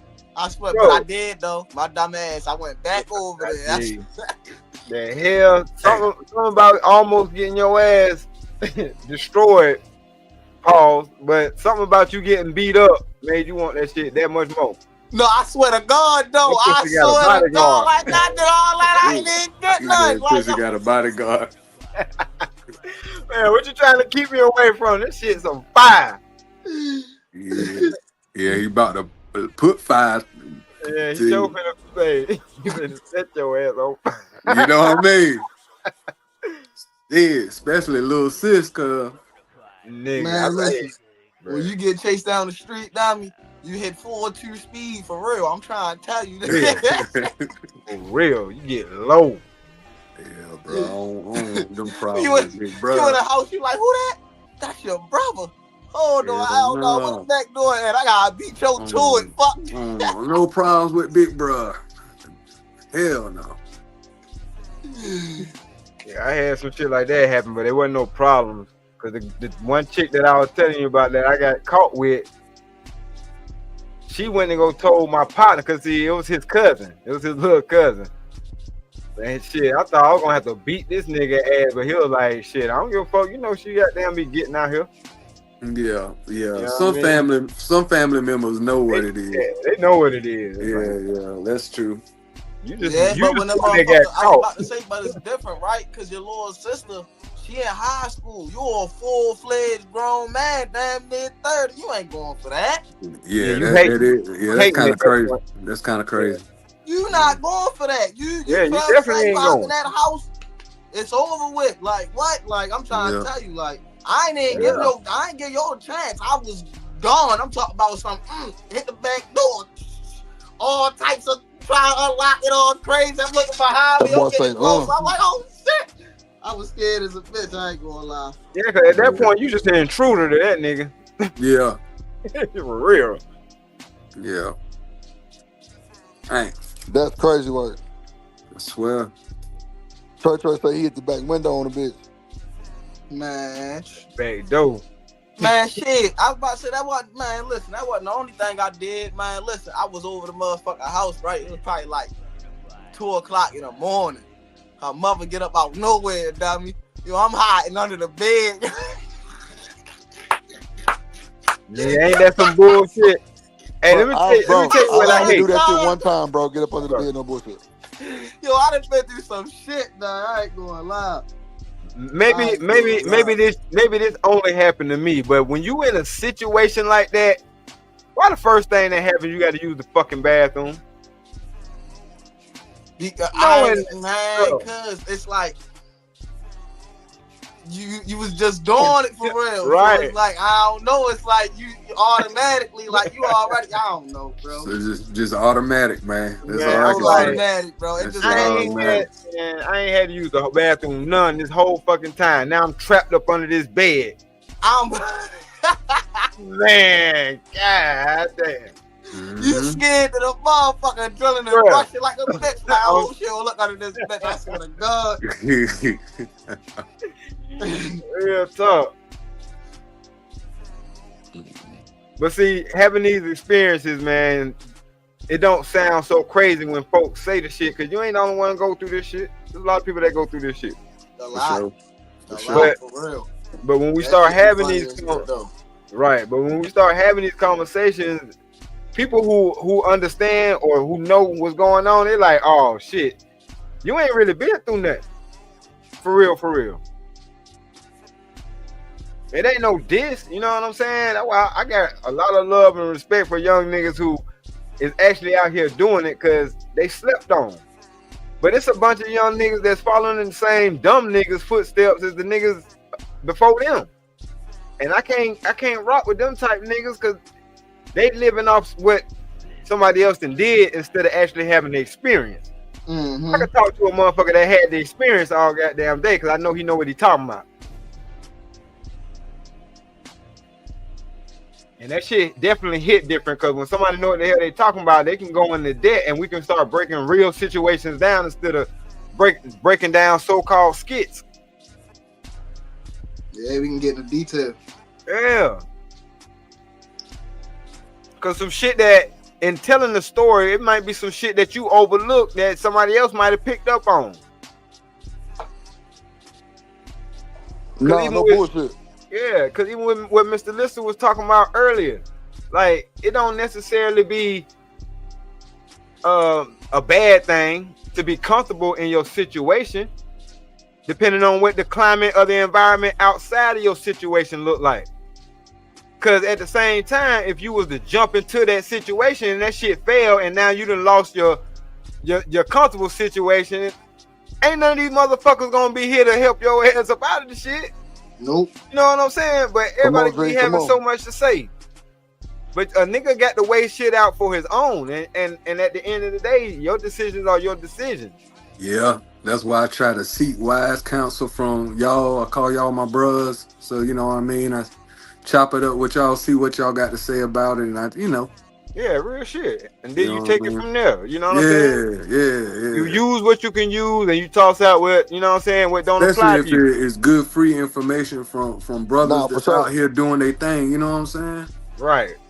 Yeah, bro. I think appreciate you letting us what's wrong. inform you. Yeah, bro. It's good to actually ask questions and see what other people that you don't know hear their perspective. Right. Because you want to know what else, though? Going back to the topic, this is how people end up with a defeated mindset because they don't have nobody else to bounce these conversations off of, or bounce these ideas off of. And when you feel like you ain't got nobody and you by yourself in this world, when shit don't ever go your way, you feel defeated. Shit, So I was it's a about lot. to- Go ahead, bro. No, I was about to say, that's one side to the coin for real. You know, another side is it turn you into a monster. You feel Exactly. what I'm saying? Yep. I'm glad you feel what I'm said saying? that. So, like, it all depends on your mindset of how strong your mind is. You know what I mean? Like, But did you and you feel what I'm saying? And it Yeah. all depends on if you've been through anything during your youth. You feel Right. what I'm saying? That's a Exactly. big But part Trey, of it Trey. too. Because if you've been housed all your life and you feel what I'm saying, protected, Sheltered. you feel what I'm saying? Right, When right. you get out there and shit get hard, Oh yeah, them going wolves, clamp bro. up, you going Yeah. You feel Oh, what I'm hold saying? on, hold on. Damn, this might be off the topic or whatever like that. Drip coming back up, but hey, y'all, we got to give a damn moment of silence, man, for Young Bleed, bro. Young Bleed died today. Yeah, I seen that, bro. Man, that nigga was just on the verses, right? Yeah. Yeah. Said he had a seizure or something. Slamming in there, jamming. What? Damn. Oh man, party on, my nigga. Rest up and party on. In the jungle where they murder months and days. on, Off the acting blunts, like a blade hell fool. of a high. Telling them why. I I'ma never never say say die. die. See it in my eye, getting hot as I fly like an eagle. See no evil eye. Come on, man. Don't give a Yes, fuck about a sir. bitch, nigga. Give a fuck, nigga. How This to year, do that belling shit. out the door. Come on, man. Damn, man. That fucked me up, bro. Come on, bro. We just did the versus party over here. Damn, that's fucked up. A season. Which Fellas, goes mental health. We gotta get our health together, fellas. right. Come Tomorrow on, ain't man. promised. Tomorrow Hey, ain't yo, what promised. y'all been doing? What y'all been y'all ain't doing y'all 200 a day? 200 Shit, what? I try to What's get up? in. I try to get in 5. Hell Cuz. no, not drip. I'm gonna walk around. Drip. Let me tell you I'm how legally easy it blind. is. I mean, I'm legally crippled. I get in. I He get said in I'm 5, legally Let me tell you bro. how hey, Drip. Let me tell you how easy it is, right? I don't care if you cripple or not. You feel what I'm saying? Look, we don't make excuses. You feel what I'm saying? We damn sure don't make Nah, I excuses got for the hit by a cripple because wheeler. when you I ain't no cripple, you excuse don't on that want to shit. be treated like you cripple. Yeah, So we ain't man. about to treat your cripple ass like you cripple because you ain't cripple Yeah. no more. You feel me? So look, Yeah. it's easy though. You do 8 sets of 25. That's 200 a day, man. It's easy and shit. That's a minute and a half. For, you Drip feel ain't what I'm saying? doing That's a 8 minute and a sets half. of shit. You feel what I'm saying? It can take you about Not 9 even minutes, 8. maybe 10 minutes out your day. 8 sets of 25. 4 Yeah, sets I of don't 25. That's even. 100, 200 a day, man. You do 4 in the morning. You feel what I'm saying? 4 in the afternoon, bro. It takes a minute I and a half. buzz. You I can do it buzz. right before you take a piss. That's what Yeah. I'm trying to tell you. 25 is easy. It's easy. You can't do 25 push-ups. Shit, You change your life. he a athlete. Somebody I drop know. Yeah, I know he can do it. If you Hey. if you playing any type of football, you used to calisthenics. Yeah, you condition for it. It's You still condition for it. It's just Definitely muscle conditioned. memory. It's just muscle memory getting back into it. there. Bro, it's health. It's bro, you can't do nothing if you ain't healthy. Don't ever Right. forget that. Oh Your hell health no. is the most important Health- thing. You health can't is work wealth. if you ain't healthy. Health You is can't wealth. sleep if you ain't healthy. You can't eat if you ain't healthy. It's Health just is shit wealth. that you can't do right if you ain't healthy. You ain't gonna have enough energy to get up for work the next day if you ain't healthy. It only takes 15, 20 minutes a day. That's true. I give you that. Yeah. Yeah. That's it. Go outside, run down the block full speed, run back down the block full speed, go in the Drip house, ain't hit in a 15 push-ups. position to I run swear to nowhere. God, I'm trying to tell y'all how to do it easy, right? You don't want to look dumb? Get your little mans out there. Let's race real quick. We gonna race up and down the block real quick from stop sign to stop sign. I'm trying to, man. Listen, don't get me started. You feel what I'm saying? Coach Trey is in the building. You feel me? Yeah? Yes, sir. Do your thing, brother. What's Damn up, right.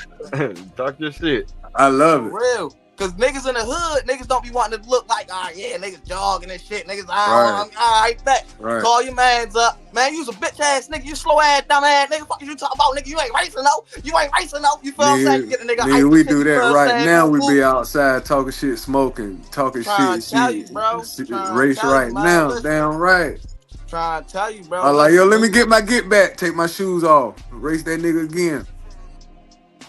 Niggas, they got the new competition, no, the burpee competition. Niggas got workout competitions that you can do outside. Me and my niggas be out there boxing. We got the gloves. They scared of competition. They scared of the gloves. Don't bring up the gloves. Ain't nobody throwing on the gloves. They scared of the gloves. Glove Texas, we love it. I ain't gonna even hold you. That's all we did. Where I'm at, bro. That's what we be on, bro. We be on that shit. Everybody got their gloves and keep them in the trunk. Just be bullshitting. You know what I mean? Okay, he's still fighting in the ICU. All right. Damn, man. Yeah. Trying to tell y'all, man. Listen, 200 push-ups a day ain't nothing. That's cake work. You ain't bullshitting. I mean, shit. Yeah. And what I do, I don't do the same push-ups. I do variations. So I do outs, I do ins, I do diamonds. You switch them up. Switch them up. Switch them up. Yep. When you get muscle fatigue in one set, use another set. That's all you doing. Yes, sir. That's why I said, bro, I'm up to 5. I do 5 a day. Right. And what I do, I burn out. When I first get up, I thank the Lord, and I burn out. I just do the most that I could do until my muscles fail, and then I chill out. I don't do nothing.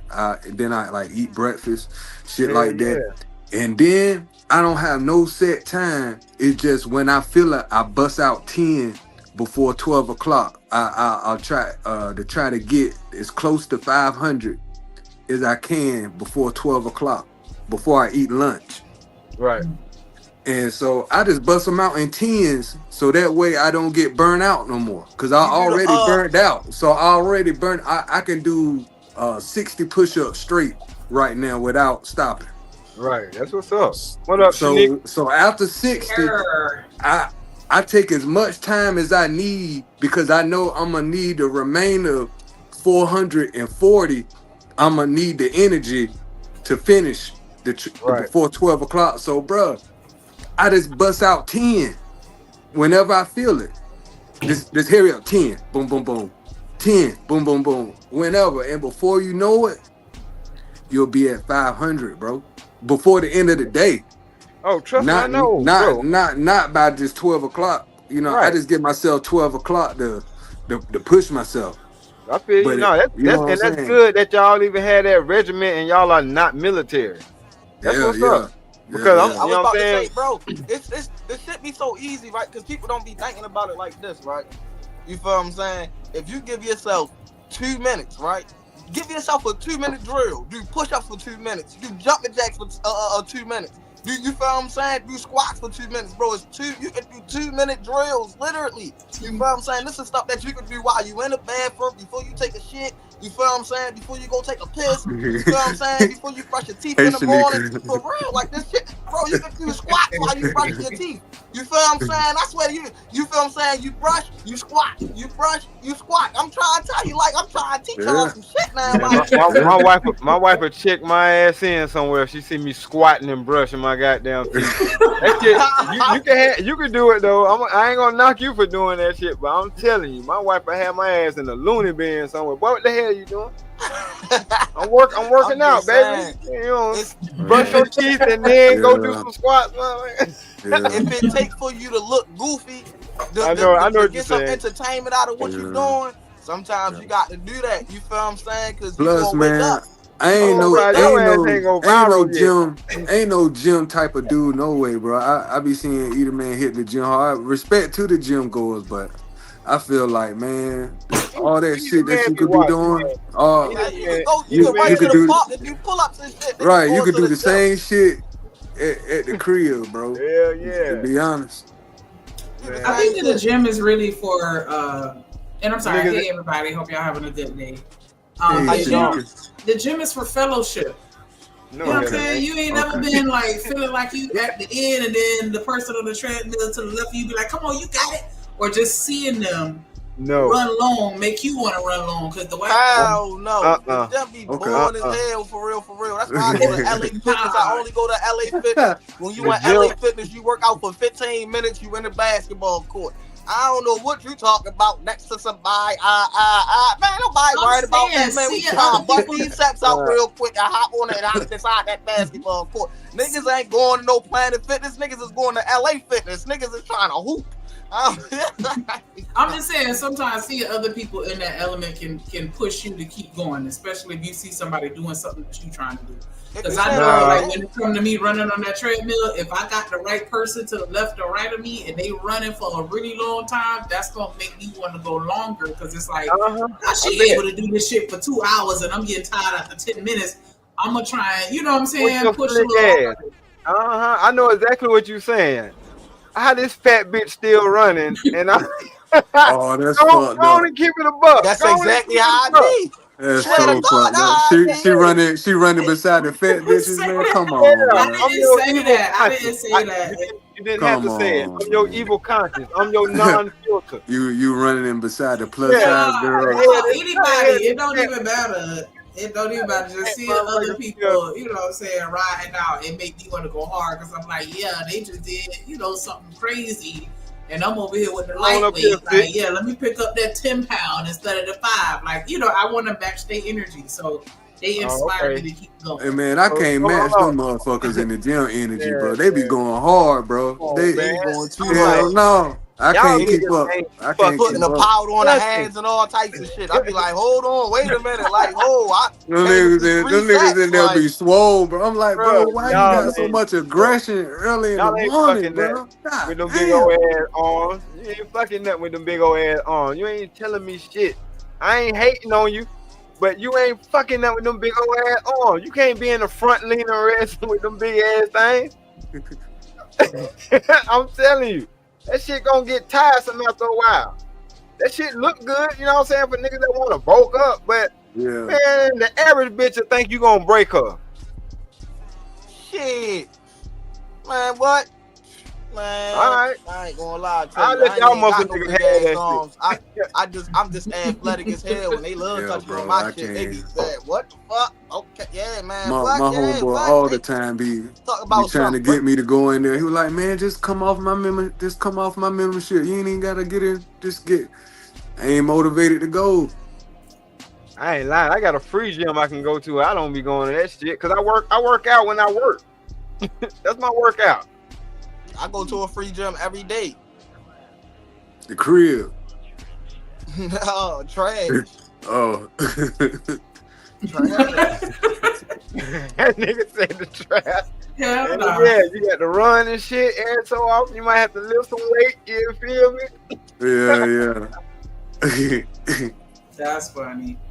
Yeah, Casual Jar, I don't feel like I've ever like maxed out or nothing like that too. I feel like I'm gonna pass out or nothing, but I will say I will go a little harder just because. That's not maxing out. Maxing out that makes you feel like you passing out. Maxing out is just you put in the highest amount of weight that you can and you doing it one rep. That's not a pass out. That's just saying how much you can do at once. That's what that is. Okay, I thought a max out was like if you just keep going till you. No, that's a burnout. That's called a burnout. Yeah. Okay. That's a burnout. But see, the thing is, right? That's the best way to work out. Lightweight. You feel what I'm saying? Keep going, keep going. Burn out and keep going.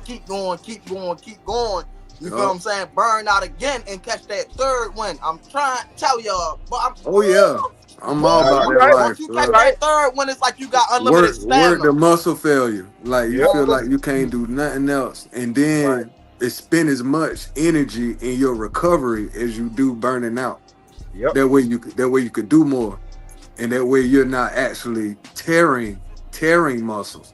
Right. What you mean? Like if I run for an hour and then I burn out, you said I just gotta rest for an hour, and that's enough to recover? Yeah, then you could do another hour and rest. And do another hour. You build it in your body. Keep building. And then maybe the next time you go for an hour 15 minutes and then you rest an hour 15 minutes. Then you go see if you can run for an hour and 20 minutes, then you rest an hour and 20. You keep building.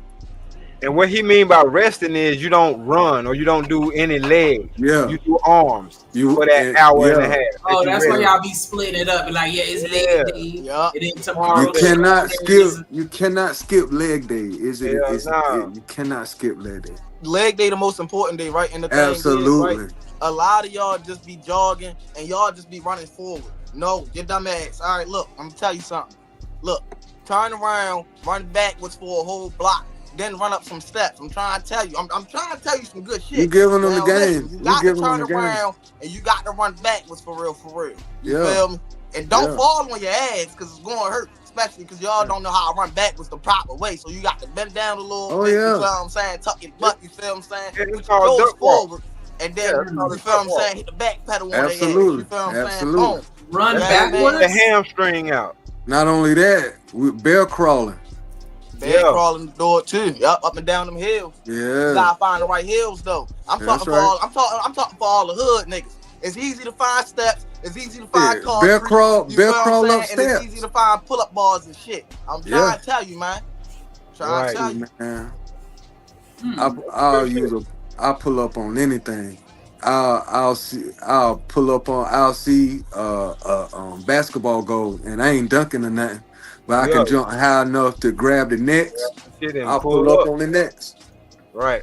Hell yeah. It's harder Get to it pull in. up on the nets because That's now you that's got why I these do it, goddamn because grippers it's for hard real, for real. working People with don't know rope, about that one. bro. Yeah, you can I climb rope. Yeah. You got to. Straight up. A lot of people's hands ain't even strong. Right, and it come right back down. I'm all Yeah, about you that. right about Swimming, that. and let me tell you another thing to get you right. Swimming. Swimming. Nigga.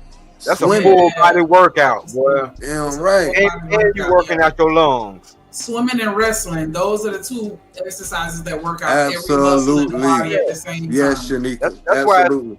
that's why it's good for rehab. See, the thing about Absolutely. swimming though, swimming allows you to work your muscles to their full extent because you ain't got no oxygen. Yep. When you oxygen starve your muscles, that's when they work the hardest. That's it, brother. The absolute hardest. You know what I'm saying? And that's how you build up. And that's why you gotta go into the mental, because the brain the brain requires oxygen too. Exactly. Yep. So when your muscles start to fail, your mind has to tell your muscles, no, you're not. Exactly. And you have to go to another level. Yep. And that's how you become mind, body, and soul. That's why Bruce Lee talked the way he do about water. You know what I'm saying? This the thing. I love water. That wrestling, Shanika, you so on point, because I dabble into the fight game a little bit. And let me tell you something. A person who is efficient in wrestling, their lungs are impeccable when it comes to actually physical contact and fighting. It translates to mixed martial arts, particularly wrestling, because when you're wrestling somebody, not only are you wrestling them physically, you're wrestling somebody's will. Yep. So it's like it's literally mano a mano, as to where you're not dealing with teams. And so not only to each is your own. Uh-oh, Right. y'all done called him out. Hold on one Hey, second. man. Talk about working out. Shout out my guy hustling muscle, let's go drippin' Shanika. Shout out hustling muscle, always hustling for that muscle, right? Hey. Shit on hustling muscle, eh? Low like that.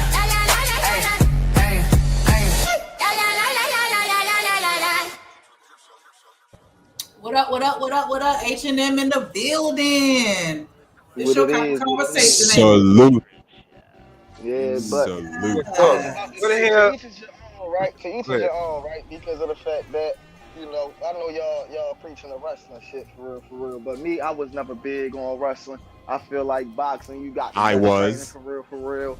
Boxing is the best type of training ever. They get your shit all the way right. Yeah, I used to box. What about I had MMA, UFC, MMA? What about that? You say UFC, I mean, I like the cage too. But I mean, Yeah. you know, that's Oh not- yeah. that's I don't normal. pick one discipline over the other. I was saying as far as I was talking about the lungs is concerned. Yeah, because far as breathing. my PE teacher told me that. He was like, yeah, those are the 2 exercises that burn the most fat. And he was like, you never notice when the niggas be wrestling, they get tired quick as hell. And not only that, in the sport of wrestling, it's only it's 3 periods and it's 3 minutes a period. And the reason why they're so short because it can't last. Nigga be exhausted. That's why it's exhausting. It's exhausting. Yes. That's why I'm more. Fighting is exhausting period, though. I was about to say that's why boxing around. It is. Yeah, that's what I was saying. As far as your breathing is concerned. Hell yeah, that's why I love mixed martial arts, because I do that shit in real life. If you run up on me with some wrestling and shit, I'm gonna box your head in. If you good with them hands, I'm gonna have to tussle you up. I'm gonna have to tangle you up and choke the shit out you. Yeah, but see, look, the thing is, as you put your head down, that motherfucking foot and that knee gonna go up. I mean, shit, kickboxing go crazy. Oh yeah. That's why you gotta put it. That's why you gotta put it all together. You can't be a person that just read one book. You gotta put everything together that you learn along the path, and you put it together to fit your style.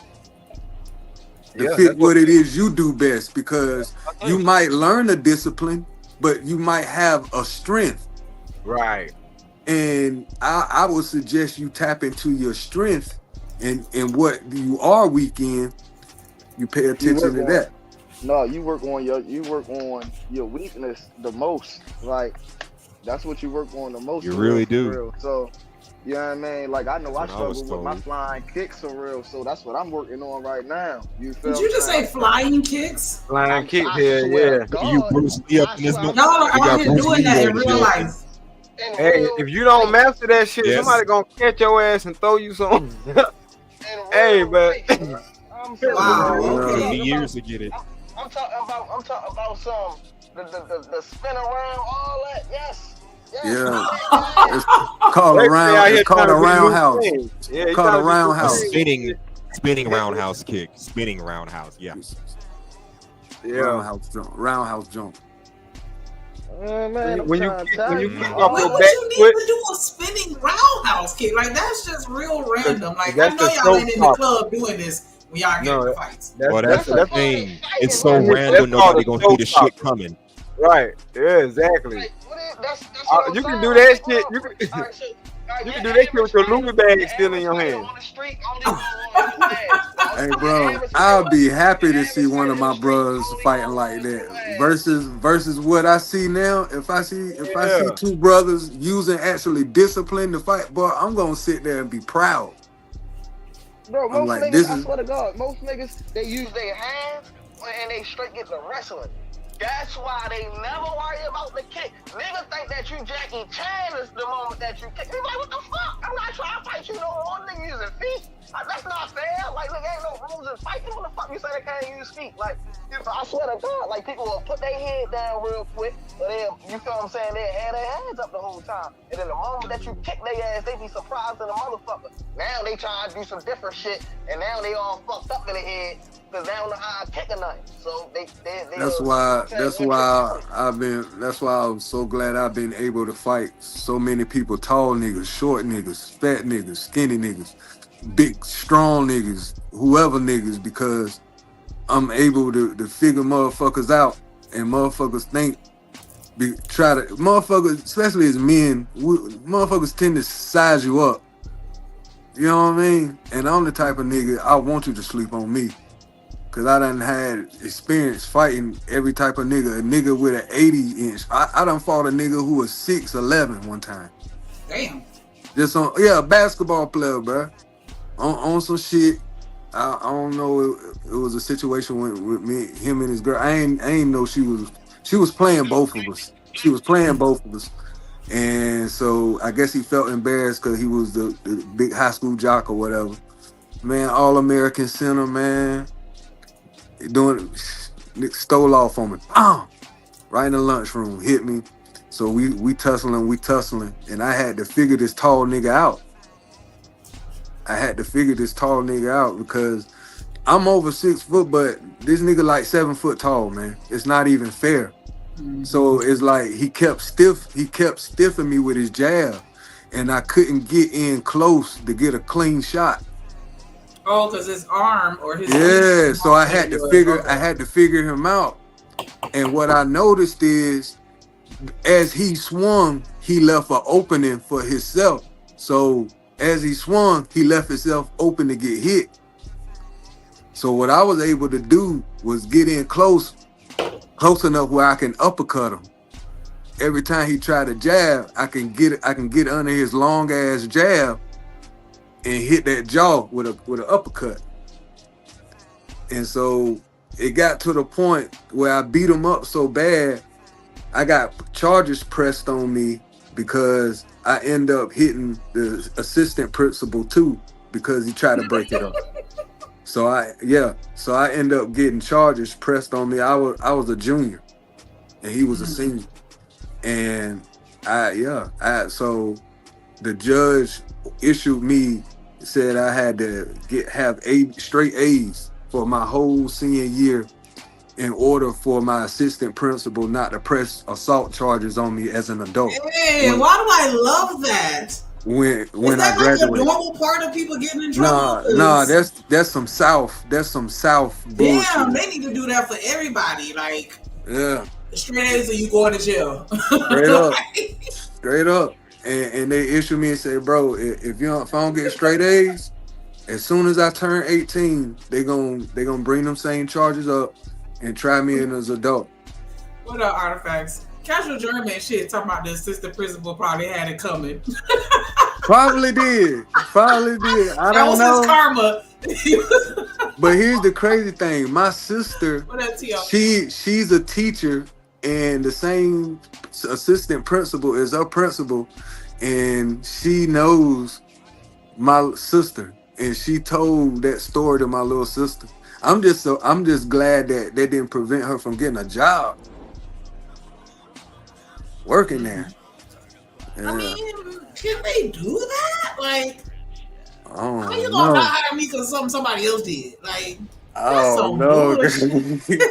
It was But pretty. no, I get it though, because if I would have been the assistant principal and then your people walked up in there and Man, beat me she's- up, nah, yeah. he ain't getting this job, bro. Yeah. Even though it was like 30 years ago. You can't work here because I might run into her and then I have to be reminded. Like, nah. Yeah. Crazy. Hell no. I Roy ain't said mean to he be was- so long-winded with that story, but No, I you thought good, it was- 'cause I never even, I don't know, like, I ain't really had too many problems, but I was always the extra tall person. I was always super tall, green giant, all that bullshit. And so I didn't really have too many people run up. I've had a handful of like little midget-sized, fun-sized girls, and I just be like, this ain't what you want. And then they still be with the shits. But that I learned to be a victim. It's me. I have to be the first one to be the victim to whoever I talk to because they automatically assume that I'm the aggressor or like, you know, like I'm supposed to walk away because I'm bigger. You got me fucked up. I told her to stay out my face. Like, I had to learn that lesson though. Like, I gotta start crying. I can cry on cue because if not, did they I'm the bad discipline guy. you? Did they discipline you according to that dynamic? They just automatically assume you was an aggressor Yeah. because Yeah, that's why I cry every time I That's play with fucked victim. up.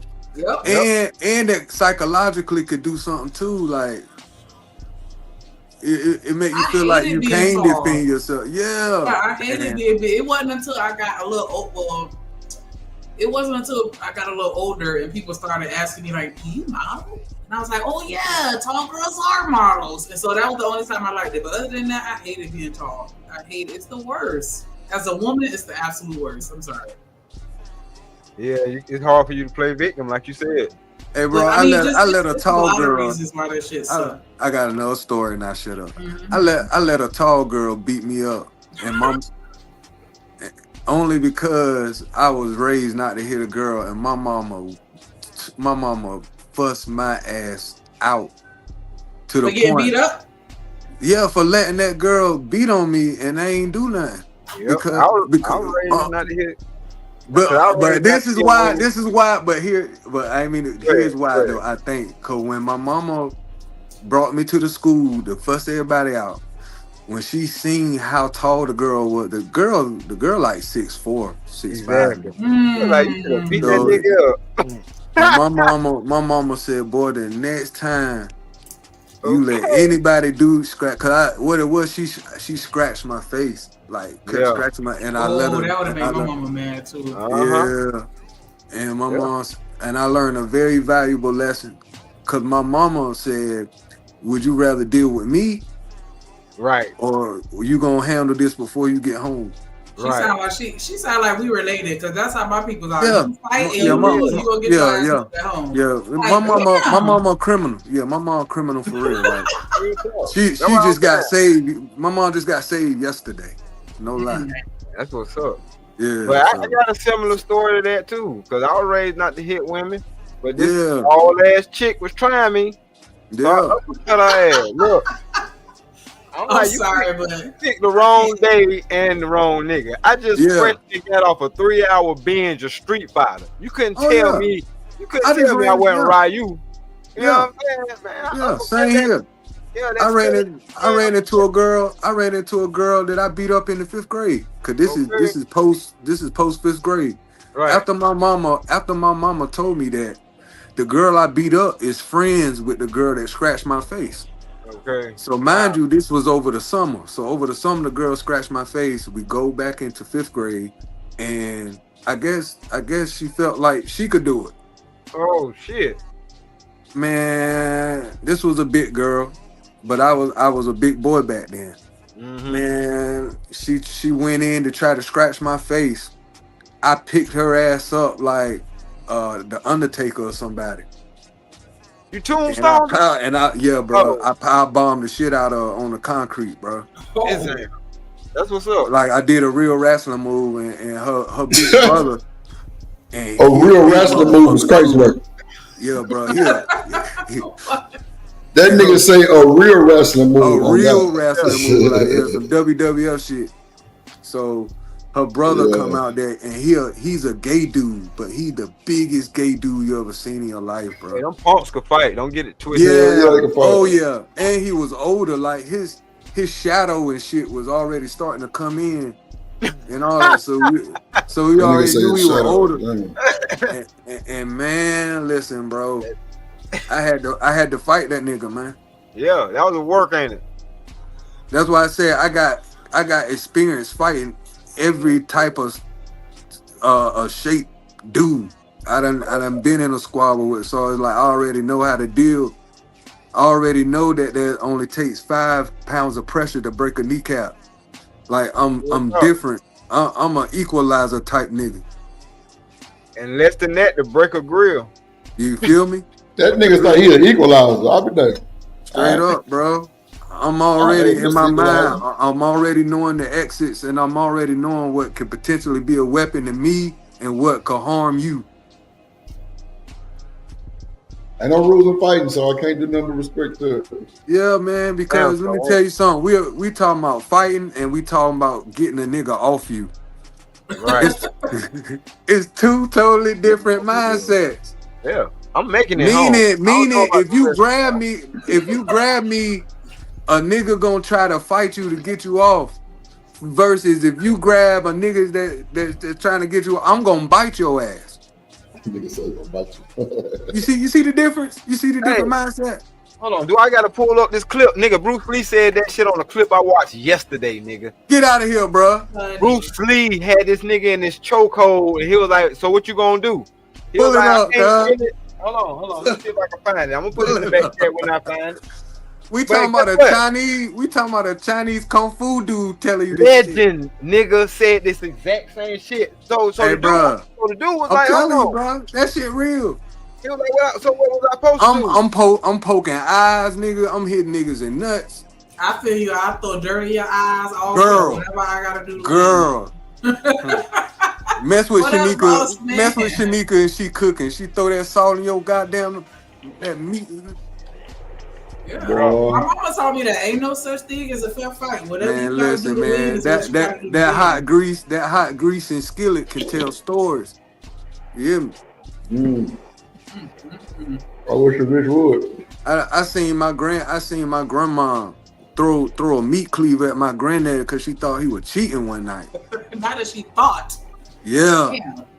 Yeah, I don't know whether you did or not. I don't know. Nah, back in the day, that's normal, nigga. I knew this little chick I dated, nigga. Her grandma killed her grandpa with an axe. Nigga hit that boy in the head because she thought he was cheating. Yeah, they was on that back then, Drill. Yeah. I ain't even gonna hold you. My grandma shot my granddaddy with a double barrel shotgun. Like when I tell you she cold with that shit, like that used to be one of my life goals, to be as good with that rifle as she was. Cause baby, she know what to do with that stick. What was up to that generation, y'all? God. I mean, my people hunters too, so you know, and they not wired all the way right either. So that was a bad combination. They hunters. What they hunt? Everything. My people, they man. Yeah, my daddy, they up in Atlanta and What they hunt, niggas? Oh so yeah. They was hunting rabbits, squirrels, deer. They got whatever they everything could out shoot. there. Anything they could shoot, they were hunting. Damn right. Atlanta. Oh, they hunt niggas. I'm like, damn. Nah, they hunting dinner. That wild game, boy. Mm-hmm. Yeah, that's wild. Yeah, Somebody bring up one of the videos in the back. Hey, I got since you ain't seen nothing. Shit, Drip, I'm surprised you ain't smoking on that good job, boy. Look. He had a filter in his mouth. He had 2 filters in his mouth. That glass. I ain't gonna do them like that. But. Double XL fucking roller. Like, who need a blunt that long? Like, why would they make that? Right, I expect that anytime he off cam, but I ain't trying to put my boy out there like that. Oh, okay. Bro, D-Rock, it was worse before I had to pay like $3,000 for these ducks in my AC because they were just corroded with smoke. I was smoking, bro. Me and Six would have the biggest blunt contest. No cap, no bullshit. No, the blunt Olympics, bro. Came around, when got a rolling blunt Olympics, broken man. finger, the broken finger. No. When I first started coming around, this nigga and your brother. Oh my God! Oh my God! We used to sit and count, like, bruh, like y'all just smoked 11 blunts in the show. Like, what is going on here? Oh, D-Rock, I forgot about this. Well, you say Shanika, motherfuckers start getting word. You around man. D-Rock, me and Ron used to sit up in the bitch and smoke all so long, bro. Drip, what you smoking? Shit, some runts and about 4 other flavors. Ron, what you smoking? Shit, same. Or this. I'm talking about we steady rolling blunt. Steady rolling them hoes. We like, and I gotta say, Six would be there too. For the most part, he rolling up big extendos and shit. Yeah. I said, fuck it. Let's do it. Motherfuckers start becoming artists with their shit. You know what I mean? Look, this my roller. Taking pride. Come back. Motherfuckers take pride in it. Smitty in my building. This my roller, so you got to know. Yeah. Yeah. That shit crazy. Yeah, my wife got me spoiled on that. She bring me about 2 blunts every hour. I just be on. Hey, that's the superwoman right there. Does she smoke too or no? Huh? Yeah. She smoke too or no? Hell yeah, that's my twin. Oh, you in there? That's heaven. Man. That's heaven, bro. And My girl don't smoke, but she really, really cool. So she good around. Niggas smoke. So, you know what I mean? Smoke ready, that's all that counts. As long as you don't fuck with me, as long as you don't fuck with me about what I do, we good. Yeah, she regular. The more I smoke, she good. I got to say this. Hold on. What up, Smitty in the building? Boss man back. Smitty and boss man. Yeah. Let me tell you this shit right here. This was the realest shit ever to me. The day that I got off of probation, federal probation, right? After being, I was on probation violation, and they just ran a bullshit charge that I had because I had a assault with a deadly weapon charge that they ran concurrent with my federal probation, right? All right, yeah. So I couldn't smoke at all, whatever. The day that my probation was up, before the damn dude pulled out of the driveway, my wife mama was right there handing me a joint. And I'm like, See, you have to be a smoker to even understand what the fuck that even meant. Yeah, that's everything, bro. That's and it everything. wasn't right, and it wasn't so much my girl did it. It was my girl mama. It's like that's dope. You read my heart. Yeah, you know what I'm saying? And at the end of the day, let's not get it fucked up. It ain't nothing like an old school joint. Oh my god! What? They hit, boy, nice and tight. Nigga, when an old head give you a joint, they fuck with you. They pearl that bitch. Too. Oh my bro, that bitch is pearl now. Look, Royce, why you sound like my daddy? He used to do shit like that, go around and be like, punch me. I bet you I could take it. Like, just what? Just ridiculous. Hey. Like, my daddy liked the fight. He liked the fight. Like, and it's so crazy because we used to tell him, like, somebody gonna whoop your ass one day. And you know what I'm saying? And that's they had to jump my daddy. It took about 8 of them. And they had every weapon known to man, and they still had to come back and shoot him because he was whooping their ass. Okay. Yeah. So what? You win some. I'm telling you, bro. Some people will, Shanika, is unbreakable, bro. Mm-hmm. It go beyond the physical. Yeah. I done seen motherfuckers that got their ass whipped and they just keep coming back.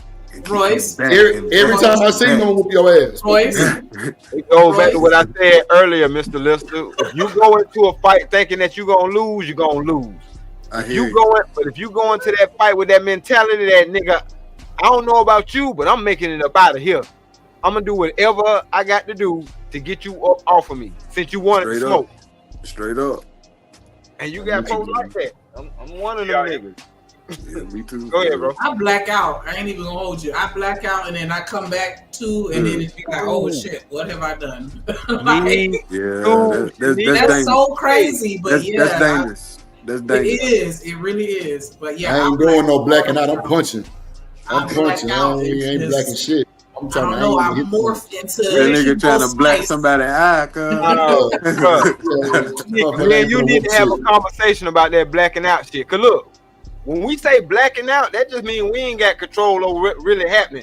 But somebody do, unfortunately. Because I blacked out when I got jumped. And I survived that shit. Because I blacked out. Because in my right mind, I wouldn't even have stuck around for that shit. Right. But because I blacked out and I was like, no, all y'all got to go. Nigga, it's a fire sale. Everything must go. Because everybody against me, then I'm against everybody. You know what I'm saying? So it is what it is. But I made it out. You know what I'm saying? I made it out. Shit. Yeah, I done got drunk before and held my motherfucker on. Like, because you blacked out. That's what I'm talking jumped about. out the fight. Like, come on, Ashley. Nah, Ashley getting this work. She'll come back to you later. Yeah. Hey, look, that's messed up when you got them in retreat mode, cause they jump you and you got them in retreat. Right. That's what my mama always taught me, though. My mama always taught me if you knock the biggest one out, you ain't really got to worry about the rest of them. Yeah, matter of fact, and not only that, add on to that. Go ahead. That shit was crazy. It's not even about knocking the biggest one out. As soon as you knock one of them out, as soon as you show that you got that knockout problem, niggas is going back the fuck up every time. Right. Everybody ain't willing to take big, none of that. Niggas ain't stupid. Oh, Drip was a stupid one then, because I can call my people right now. They'll tell you I'm gonna jump off first. Them niggas be want to talk. I'll be like, fuck that. I ain't got time. Let's go. Let's go. I ain't got time for the talking, nigga. We done that already. That's how my mama raised me. Like, nah, we ain't here to talk. You here to fight. Let's get it. And I'm not waiting on you to hit me first. Nah, like, I don't understand why people do that dumbass shit. I ain't doing none of that neither. I'm coming. Yeah, we coming with a plan. If I think you thinking about jumping in, I'm gonna go ahead and tag that ass. I ain't doing no talking. I ain't doing no. Well, damn, bro. Goddamn, my nigga. You gonna say no, nigga? Come here. Come your ass here. No, nigga. You want to be tough? And nigga, I ain't said I'm the toughest nigga, but bro, like I've been trained to fight by a few people, and bro, I've used them skills for a long time, and I ain't gonna say I didn't won every fight, but nigga, I've definitely won the big majority of them, right? For shit show. But them little two times I done got caught jump, like shit, I damn near I kind of held my own. At least one of them, the other one, it was just like nah, niggas. I was just like, too many. Really just trying to get out the way. Really cool. Yeah, too many Yeah, see, I got lucky. I was being stupid. My ass whooped, yeah, but I know it's possible. But yeah, I had to experience that, thankfully. Oh no, Shanika, you look like you probably started some of them motherfucking fights. Yeah, a little bit. With dudes, yeah. Usually, like with the girls, like I say, they be little, so I be like, just don't. I ain't been to leave me alone. Like I don't even want to do it to you. But yeah, with them dudes, I don't know, cause my mama raised me like it don't matter how big they are or whatever. Like yeah, man. My mom. The bigger they are, the harder they fall. Yeah, bro. Yeah. Yep. David took down Goliath, so hey, look, it's hope. Yep. Real shit, bro. Mamas be coming at you with that energy, bro. I used to think that was kind of dangerous though, because it's like, you know, to not fear anybody. Hell no. I thought it was too. No, they just like you. They put their shit on just like you. They can get knocked out just like you. I get that. I'm just saying, like, yeah. Sometimes you just gotta walk away. But with me having all that bravado, thinking that I'm bad, like I ain't never walk away from nothing. Like, nah, fuck that. We finna get out. Yeah, my mom taught me how to be tough because I seen my mom survive domestic abuse and multiple boyfriends growing up. I grew up in an abusive environment that my mama got her ass beat until she had to figure out how to fight niggas. I don't know. My mama is like one of the strongest people I know, so I didn't know why men felt like they could just beat on my mama until I figured out it's because my mama ain't take no shit off nobody. Nobody. And so once I understood the dynamic that my mama didn't see me as a woman and you as a man, all she saw was disrespect. And so she wanted to set the example to me that I don't care who it comes from. If you don't have any self-worth to stand up for yourself, ain't nobody obligated to stand up on your behalf. And that's including me being a woman, not taking no shit from any man I'm dealing with. Yeah, my grandma was like that. That's why I hated going places with her, because she'll start shit with men, women, children, anybody. And it's like, because I'm here, I gotta jump in and help. Like I can't just watch. Like my mom and pops done had beef to the point my mom done showed up at the nigga church. I think he was like a deacon or something, bro. She showed up at church, bro, going crazy on this nigga, bro. Like banging. Yeah, I embarrassed, bro. When I was in high school, my cousin used to work at Captain Crab's, which is a popular chain down here in South Florida or whatever. And everybody knew us, and we was in there, and she got to argue with this lady, and then her husband called us up, jumping in like, "You ain't no woman." She was like, "Nigga, I'll pull my skirt up and pull my drawers down, show you this pussy, so you can see I'm all woman, and then proceed to whoop your ass." Like this is how my grandma taught me. She ain't threatened to pull the pussy out. She threatened to pull the pussy out and show that she a woman. Then still proceed to, and I'm just so embarrassed because everybody that working there, they just looking because they know how we are and they laughing. I'm like, oh my God. No, they laughing. Yeah, because they knew how she was. They thought the shit was funny, and I'm like, y'all laughing. Y'all laughing at the wrong shit, man. Y'all laughing at the wrong shit, bro. Wait. Did she pull the pussy out? Embarrassed as fuck. No, Did she pull the pussy out? She threatened to. Drip stupid, bro. She said that, Buddy was like, all right, love. You crazy, bro. I'll mention it, bro. Wow, bro. You gotta say it like Pearly Two Ply, pull the pussy out. She pull that pussy out. I hope she did. Yeah, don't tell her she ain't acting ladylike, because she gonna show you I'm all woman and then still beat you up. Cause we just gonna get on you about that ragged ass grinder again. Yeah, you hear that motherfucker click. Sound like some Leave jail the boy. Bob Marley grinder alone. That ain't Bob Marley. That's somebody's son named Marley. Hell nah. Stop that bullshit. Hell nah. I like this grinder. You grind up that Reggie, you done tore it up. Hey, grind up that Reggie, you done tore it up. Yeah, you're putting on game though about scraping that motherfucker out and getting that resin that's at the bottom. Yeah. It ain't nothing but Keith.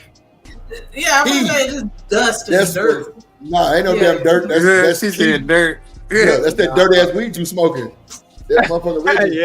Yeah. No, but I'm telling you, we got here in Miami. We right next to where all the sources at. Oh yeah, but look, I couldn't find none for shit when I was down there. But anyway, really, man, they even got studios set up where you could just go and ring the door and go in there like a regular grocery store. Like, oh shit, well I couldn't find that when I was down there. But you know, D-Rock, we not gonna find that shit though, cause we tourists and shit. You gotta know, cause they gotta you gotta know which door to knock on, and cause they got it set up like a studio. Which door to knock on? That janky as fuck. I ain't gonna hold you that shit. In the back room is where they have it set up like a smoke shop. Oh, okay. Cause I found this one little base, so I was like, okay, I know she know all the dope at. So we went down here to like one of these little projects and shit. They had a little store right there.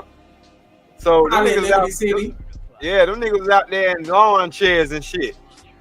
Them Yeah, niggas but like, down here you can just, depending on where you go, all you gotta do is just go in certain stores and they gonna be out there. Hey, you need that? And I'm like, damn, y'all bored with it. How y'all know I ain't 12? And y'all just freaking offering this shit to me. Niggas be don't look 12. That's why, motherfucker. Right. I was about to say, I hate when niggas do that dumbass shit. I ain't gonna lie to you. But still, they don't know. Like, you can't just be openly advertising to people. Yeah, them buy-ins got these bodegas and people stores out here on lock. I was about to say, how you gonna get your shit off if you don't? I mean, I'm just saying that shit wild as fuck. It's dangerous, I mean, yeah. If you hustling, nigga, everybody gonna be. I mean, but you know, nowadays they can kind of tell when nigga smoke weed. Like every time I did a cruise and we like got off the boat at like the little landing dock where all those stores and those shops and shit was, everybody, bro, the first person, I was always first person. Hey, big homie, you need that good? And in my mind, I'm like, bro, I don't want no Reggie, bro. I want some good Doty, but I know where I'm at, so I'm gonna have to take it. You know what I'm saying? I'm gonna just adjust to what it is.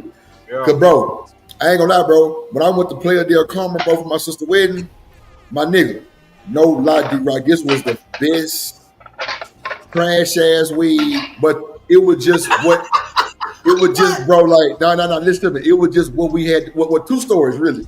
But this one in Playa del Carmen, bro, it was the best trash ass weed because of how I got it, bro. Right. The nigga had a restaurant, bro. I'm talking about they making nachos, tortillas, all kind of shit. Cause you know it's in Mexico, bro. We go up the stairs to the second level, bro. Then we go through the basement. D-Rock. Then we on the roof of this bitch. I'm like, man, what the fuck, bro? Where we going? And the nigga jumped over like the AC thing and pulled up a little can, and the dope was right there. I'm like, this the best shit ever. I'm like, yeah, I need that, my boy. And it looked all colorful and shit. Yeah. Man, that shit was so trash, bro. And see, like, at the hotel we stayed in, I think it was like a Marriott or something, but bro, they was growing agave, like, because I had like a room that was like, I could walk out that bitch and, you know what I'm saying, and be like ocean view. Bro, I don't know if y'all know what agave is, but bro, that's the tequila plant. Yeah, big old ass blue, bro. It's big old blue plants outside my door. And I'm like, bro, that's crazy. Yep. Huh? It's sugar. It's a form of sugar. Yep. Oh, okay. We got that, bro. Yeah, well, you don't they want serious about that shit. Yeah, but I know that Patron used to boast about having the blue agave shit. You know, blue agave. That's what it is, D-Rock. Yeah. Yeah, bro. It had to make 13 plants outside my room, and bro, I could walk out there, and it was like another little couch and little table and shit. Now I'm out there smoking. I'm like, bro, the fact that I had to go on the rooftop to get this shit like on some movie shit with platinum, but this some trash ass dope. So I was just like, fuck it. It was to the point where I didn't even want to smoke no more because I'm like, man, I can't keep smoking this shit. So luckily, the day that I wanted to stop smoking was the day to go.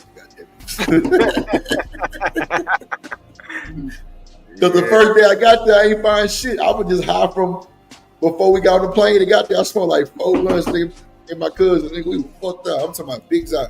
like nigga, rapper weeds out. We were out of there. Boy, I'm talking about leaning, and but we got the plane was still high as hell. So I was like, okay, I can deal with it. They got a smoke shop down here with this small hat that run it. And like if you go in there and buy some like blunts or something like that, he gonna pull out the big ass tub of that shit. Like, nigga, you white ass over here. What you mean? Yeah. Guess who got the gas though? What you mean? Right. Yes. Guess who got the gas? Them niggas. Damn sure ain't us. It's them motherfuckers. No, He set up like in the middle of the hood, and I'm like, bro, like you ain't scared in there? And Man, like, hell trust no. me, he got cameras everywhere, and he had folks in the back or whatever. Like, you know what I'm saying? Yeah. So he had some of us behind him too, and I was like, oh, because he looks like, you know what I'm saying? Like, Yeah, I'm what are telling you you. doing here? They got the gas, man. Them the one with, bro. Back in the day, white people had the best dope, the best hydro. High Times magazine, all the fucked up going that shit, bro. All the more crazy ass flavors had niggas passing out shit. Really? Right. They had the gas. Yeah. Matter of fact, I had a cousin. Well, he's still my cousin, but like my uncle not married to the woman no more. I'm talking about Pure Wine. Nigga, daddy owned a grain company. Pure Wine, bro. He 14. He 14. Drove, bro. I'm talking about. Oh my god, the funk on this motherfucking smoke. He 14. I wasn't even smoking then, but nigga, my little cousin was smoking, bro. That shit was, bro. I was like, bro, what the fuck is that? This nigga had Northern Lights, D-Rock, way back then, White Widow. Okay. Original. Right. Ooh.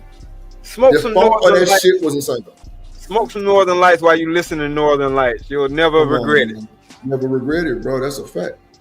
I heard that term so much of, you know what I'm saying, smoking in my, you know, because I was a late bloomer. I ain't smoked till I was 20 years old. For real? I was an athlete. Yeah, you Wasn't no was smoke. late. What you mean? You was an I athlete? started smoking till I was 18. Yeah. I was a nerd. I was a good kid, but I fucked around and found my brother's stash one day, and it was over. Nah, I feel you. What knows? Cause see, bro, my brother was locked in with the RTC shit. My sister was a motherfucking volleyball player, so bro, we all did something. So in the summertime, wasn't no going to my cousin or how like that, cause bro, we was in practice. We was going to schools to see how the football team was. Nigga, we was in goddamn vacation Bible school, and then nigga, we'll have practice sometimes. So shit, and then you know, when I got to high school, nigga, it was like for real time. So nigga, we practiced in the summer, nigga, before school, after school, everything. So wasn't no smoking for me. Yeah, bro, I was 13, my nigga. And my brother was like a year and a half above me, but he was already in the streets. Right. Already, you know what I'm saying? But he fucked around and goddamn left the shit in the speaker of the radio, but forgot to hook the radio back up. I was like, what the fuck wrong with the radio?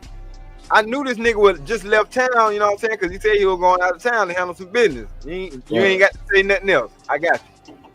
But I'm trying to fuck my old lady and shit. My girl at the time. your brother weed. Hold on, nigga. Hold on. Y'all bad as fuck. So I'm trying to get my groove on and shit, and I'm trying to play the music and shit. The damn speaker don't work. So I go in there. I'm like, damn, this nigga be going in and out the shit because I'm letting them use the shit as a stash. I already know what it is. So I fucked around and like, oh, he left something, nigga. I ain't even want to fuck no more. Y'all got down, look, and I ain't even know how to stash, bro. I ain't even know how to roll. I ain't even know how to roll, but my girl knew how to roll. It was a 50 bottles on the goddamn TV. Come on, They sold them like that. They sold them like that back then. They sold them like that back then. The 50 box of Phillies. Yep. It's you know why that now, but it's just hard to find the stores that's willing to give it to you. Yeah. Because they want to wholesale it. They don't want to wholesale it. You sure right. You sure right. I used to have problems with that shit. Yeah, order that shit off the internet. I'm like, oh yeah, Amazon. All the way. Bro, look at this box, bro. Look at the box. Look at this box, D-Rock. This is the paper box, bro. Look how, bro, this is what you see in the smoke shop. The motherfucking, you see this motherfucking box? Yeah. This is the shit that you pick your shit from at the smoke shop. Exactly. Yeah. The big box. Yeah, the big rolls. The big rolls. Yeah, big bro, rolls. I got Ain't that many in that motherfucker though. Yeah, I got convenience stores that'll sell me the bulk shit. Look, look at this, D-Rock. Look. Okay. 500. 500. Yeah. Right. The motherfucker gone. You got about 4 left. This nigga roll up to roll up. Like, damn, nigga, he smoke for everything. I'm about to jump in the shower. Let me roll up. And we don't reuse the tips either, Drip. Let them know, Drip. Hey, Drip, we don't reuse the tips at all. No, bro. It's a different one for everyone. We bougie smokers. not. We ain't. It's we about ain't 75 in regular, there. we Ho. bougie It's about smokers. 100. It's about 100 in there, bitch. I don't look like 100. Bro, look. Right. That ain't no damn That 100. about 50. Thank you. That's I really feel like it's generous. Yeah, okay. 45. Now don't turn that shit to the side. He's trying to turn it to the side and let him lay out.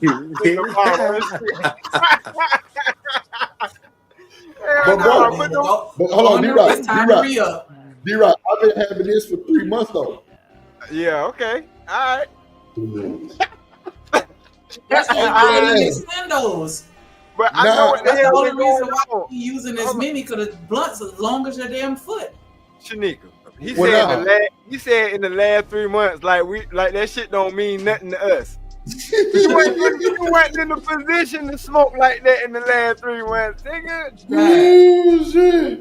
Well, okay, so I That give was it a box about, of 500 too. He had it like that was a 50 pack. It took Right. him 3 months to get through. Like, nigga. well, now actually, bro, because it's actually been longer than 3 months because I got my subscription from Amazon for 3 months and I already got the new box. No bullshit, I already got the new thing, so it's definitely been longer than 3 months then. But you know, because at least 3 weeks of that shit I wasn't smoking. I know, that's what I'm telling you. Yeah, so it probably about 4 or 5 months to really cool because I'll say 4. I ain't gonna throw 5. What the fuck you mean you gonna say 4? I ain't gonna say 5. That's Bro, 3 you weeks a worth fucker. of tip right there. That's all that is. So in other words, that extra box that you got, that shit came right on time. Cause what you got left in there is the 3 weeks that you not smoking. Yep, exactly. Ain't that a bitch? That's why that thing all the way going. And that's like, how long is one roll? Like a whole fucking 3 feet. Yeah. Yup, that. Right. But I got a little different 3 packages all over the house though. I got some upstairs too. It's like six packs upstairs. Bro, fuck y'all. What the fuck? Oh, pothead ass. Shit. Nigga, you smoke Reggie. Leave me alone. But shit, I ain't even mad. Man, I run through these motherfuckers, bro. That shit is crazy. D-Rock, let me tell you something. Hold on, D-Rock. I'm gonna cut you off. I done got smart, nigga. I buy the lighters that refill. Oh yeah. Oh yeah. I bought I got 2 big pipes. They over here, the 2 big cans of butane gas. Exactly, nigga. You do this. See, what I call that is you do this, nigga. You do this shit. You know what I'm saying? Don't fuck around and have a lighter with the replaceable flint. Now, see, I'm gonna put y'all on real game. This raw roller was not for me to roll the blunt this long, right? I can roll 2 blunts in this motherfucker. That's really, and then it was like $9, bro. Like they would have like a little sale thing at the smoke shop.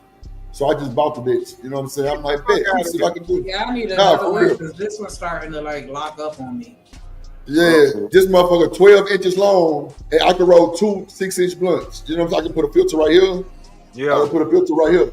And the whole, you know what I'm saying? And just roll them bitches. You know what I'm saying? So, but when I did it, they kind of interlocked, so I ain't really like that shit. So I just was like, fuck, I'm gonna roll just a semi-long. But see, when you roll it that long, they don't pull good. You're right. You know what I'm saying? So it's like a, you know, Are you you kind of. packing it? Nah, I'm just putting it inside the raw I'm roller. trying to pack it to where it's a tight, you know what I'm saying? A Yeah, tight for fit. real. You ain't got to pack this though. This ain't no packing type situation. This is like you put the filter in there, you tuck it with the weed in a roller and roll it up. That's I'm it. saying on my roller, I like overfill it to where it's packed, where I can't close Yeah. it almost. Yeah, but Shanique, if I'm rolling like a 5-inch blunt, how can I pack it? I just over roll it to the tip, yeah, because I just take it off and roll, and you know, weed will come out. You know what I'm saying? But you know, it be full. You gotta know how long to roll the paper out for. That's all. For it to be packed. That's it. Yeah, 'cause I don't like when it be too loose. I feel like it go fast. Nah, I feel you. I feel you on that. I feel you because towards the end, I can see where I might have to lick it again, or you know, it's kind of loose because it ain't all the way packed. So I feel you on that. I feel you. The fella, I wonder what the fellas got to say. I know they probably don't want to talk about this right here no more, but I know H&M ain't never hit a blunt. Yeah, nah. Ain't never hit a blunt. Never took a shot. I did. You know, his arm too strong to lift. Never again. D-Rock gonna have to fuck with me on my H&M one of them that weed probably channel. hit the blunt and then something stopped working on his Yeah, body. I'm with I had a that. home like that. Yeah. Every time we smoked, I'll pop something that bitch stopped out. working. His arm wasn't working no more, or you know, he couldn't breathe right. Like nigga, just go somewhere and sit down. This ain't for you. This ain't. That's for too you. much. See, that's why I don't like smoking with new niggas. It is. Because they be doing the most, and then I don't like passing my blunt. So a nigga get looking at me sideways, I'll be ready to fight. So it is what it is. I mean, to be Yeah, fair, I know a guy telling that you. did that. I know a guy that did that. I know a nigga back in the day trying to do too much to impress the homies. Nope, it ain't worth it. I smoked weed once, never again. It ain't for Tastes like everybody. shit. Well, now you was smoking Reggie. You was smoking Reggie, that old nasty ass Reggie back then. Because you know everybody smoked Reggie before, but you know you was smoking Reggie in the newer age when it was illegal. I know what the fuck I put in my body. It tastes like shit, and I never touched it. Oh shit! Nah, it's cool, Hustle Muscle. You was a military nigga. Shit. You know, but you know what? You know what's crazy? Hold on, wait. Hold on. I can't even say that though. Hold on. I can't even say that. You know why? My daddy smoked weed. That's a fact, bro. That's what I'm about to say, bro. See, bro. My dad retired military, and he made me go in right after high school. That nigga's bro. My old man. You remember back in the day, you were talking about the dro. We talking about the real hydro. Yeah. The liquid, the little liquid that come with the weed. Yeah. Yeah. That shit cool. The liquid dro that came with the weed. Yo, they got shit that's laced with They got shit that is laced with all kind of shit now, wax and this little diamond shit they got going, bro. I ain't gonna lie, that shit be real hydroponic weed. Yeah, grown in the water. I mean, when you think about it, in the water. I mean, when you think about it, when you in the military up there fighting wars and doing army combat, you gonna feel stressed. So that weed gonna take the stress off of you. I do soldiers in the military get blazed almost every other drill weekend. Yeah. Smoking and drinking. Smoking and drinking got me through AIT, bro. But let me tell you, my daddy. But we do it. We don't do that shit on the base, but we do it. Shit, bro. Every time, bro, my daddy would call me, bro. He'd be like, what you doing?" I'm like, "Shit, chilling, Pop. What's up?" He's like, "Shit, my goddamn bag." I'm like, "I bet." And bro, before you know it, I done popped up over there with a 14. But bro, Pops take a month to smoke a 14. You know what I'm saying? That's how they do. They roll their joints real little. Yeah, there you go, joints. That's what they do. Pops roll joints. That's how they do. Yeah, they smoke joints. It's crazy, but my mama taught him how to roll. That's wow. My mama taught my daddy how to roll. Crazy work. So look, then my daddy be like, because I told my pop, I said, "Man, I don't want you going down to that nigga down there behind." You know what I'm saying? Because that nigga be having too much traffic. The loud be down there. I ain't not Pop. I got you. Don't worry about it. So I ended up doing that for him and my I call her my niece. You know what I'm saying? But she my cousin. She like 20 years old, and bro, she be want to smoke a little weed. You know what I'm saying? You know she a fucking loner. She don't talk to nobody. So I'm like, look, don't worry about it. Every time you come home, you stop by here. When you going back to school, and I give you, like a seven or something. And bro, she been loving it. I ain't had to worry about no bullshit. I always tell her to be careful. Plus, I put it in the car for her. So it ain't like it's just right there. I go to the trunk and tuck it all in there. Anyway, but you know what I'm saying? Like, yeah, so, Pop. But bro, let me tell you how crazy this shit happened one day. I'm in my garage, I'm in my mama's garage chilling, and they know if you don't want me there to smoke, don't invite me. This shit. Yeah. Don't invite me. My mama know I smoke. She know I've been smoking for a long time. So don't try to put me on blast because the auntie that don't like me smoking here, I don't want to hear that bullshit because I'm gonna go off. Don't try to get up. Whoa. You just got through what you doing, motherfucker. My business. Like, see, that's how me and my mama communicate sometimes. But it's weird, but it is what it is. She not soft. I swear to God, like every time I try to be soft, she dragged me, bro. I'd be like, fuck it. You want rough? Fuck it. We gonna talk rough. It is what it is. And bro, we get along so well. But when my pops came outside, bro, we was smoking. And so when my pops type of nigga with, well, I asked him, do he want to hit the blunt? He'll hit that hole 1 or 2 times, and that's it. He done. Because the shit that I be smoking be strong. Yeah, it's different. He'd be like, nah, I'm good. I'm like, but Pop, I'm bringing you this shit though. Yeah, the old heads can't fuck with his new shit. Bro, I'm bringing him the shit, but it's just, he taking almost a month and a half to smoke a 14. That's insane. Salute, you know what I'm saying? So, yeah. Well, Stan, so goddamn, he hit the blunt 1 or 2 times. He's like, no, I'm good. So nigga, my mama come out there, her little ass, what the hell y'all doing? I'm like, man, we smoking. What's up? What you want? What you smoking? I'm like, hell no. Nigga, my brother was sitting right behind me. See, he's sensitive. Bro, I passed mama the blunt. She hit that bitch, and bro, my brother broke out crying. Nigga, I'm like, what the fuck is going on? Nigga, throw your ass in the house. Cry baby ass nigga. Why I'm mad at motherfucker, bro? I'm like, come on.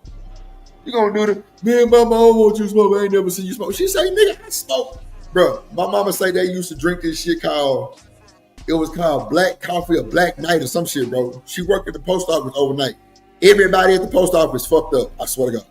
They all drunk the same little shit. She say it give you vibes like an ecstasy. Like, nigga, you be up. Like, nigga, you be, you know what I'm saying? I'm like, mama, y'all was doing this shit back in the day for real shit. Like, bro, you have no clue. Wow. Yeah, you have no clue. Like, y'all don't realize how many motherfuckers got alcohol in their coffee or their tea. Yeah. Bro, let me tell you something, bro. I know a nigga drink motherfucking Hennessy and water. Right. God damn. No bullshit. Wow. Hennessy and water, bro. I swear to God. Yeah, I used to drink Hennessy like water, but I ain't never drunk Hennessy. Bro, Hennessy and water, bro. That's not a good combination. Bro, I seen my auntie drink Hennessy and Diet Coke. I'm like, wow, really? Diet Coke? You a crazy woman, man. Let me say this real quick. Go ahead. Go ahead, hustle. Yeah. Now let me say this. Now back when I first joined the military or whatever, I had my recruiter tell me that he had a young buck that was trying to get enlisted in the military. He did everything, you know, passed the ASVAB test. He took the background check. Tell me why this motherfucker decided to go out and get blazed before the actual drug testing, and just like that, he failed. You better watch out for that shit. That's stupid. That's crazy. That's stupid though. Like, come on, bro. You can't be a stupid smoker though. Right. No. Hold on, but let me tell you how they catch you up with that shit. They don't test you until you go away for like Thanksgiving and Christmas. Mm-hmm. Like you guaranteed to be tested. Yeah, no, you guaranteed to be tested when you come back from that shit. And I'm like, are you stupid, nigga? If I'm gonna smoke any time, it's gonna be during them times. No, for real, you right. I'm with you. But you know, you gotta know that fuck with that military. Come around. I wouldn't even play with them hoes like they're mean. Yeah, they don't really do shit but fuck with your pockets a little bit. They just find you. Okay. Okay. Trust me, I know. Y'all said Stan the Man was up here? He was, in the chat hollering at everybody. Oh, okay. What else, Stan? My bad. I thought you Nah, I'm telling you. That's what happened to him. What? I know. Well, my mom and daddy was a fool. My mom and daddy before fool. Yeah, blazed before the drug test got caught up. Nah, for real. Stop the bullshit, bro. Like, I'm telling you, bro, let me tell you something. I'm gonna be so transparent with y'all, bro. My nigga, I was on all my weed cases except my first one. Nigga, I was not stopping smoking on my mama. Nigga, it's some shit, and nigga, you can pull it up. It's called a wizard. On my mama. Nigga, it's a black penis that you strap around your waist, nigga, and it come with like a little sack of piss. And you warm the piss up and you keep it down there by your nuts so it stay warm. Nigga, I pull out the motherfucking thing and piss, nigga. That hoe the color of me. No bullshit. Cause see, nigga, with my case, nigga, them hoes was in the bathroom style with me. No bullshit. Yeah. No bullshit. Are you talking about the Wizinator? The Wizinator, yeah. I said the wizard. Oh my gosh, this is like an actual dick. Show your screen. Yeah. Show your screen. Shit, I ain't bullshit. I paid $150. Oh no, you're right, nigga. No. My bad. Thank you, D-Rock. Thank you. Shanika, I paid $150 for that bitch. I ain't lying. Yikes. Nigga, I wasn't gonna stop smoking because I was, man, I ain't gonna lie, that was my last I did the same thing, but I didn't buy that. What I did, because my probation officer, they don't stand, they didn't stand over me, but they stood behind you. They stand behind you.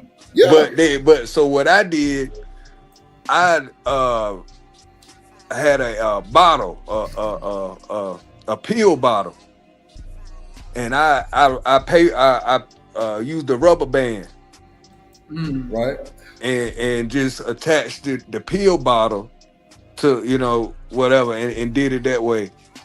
I think, so it's ways around. Bottles.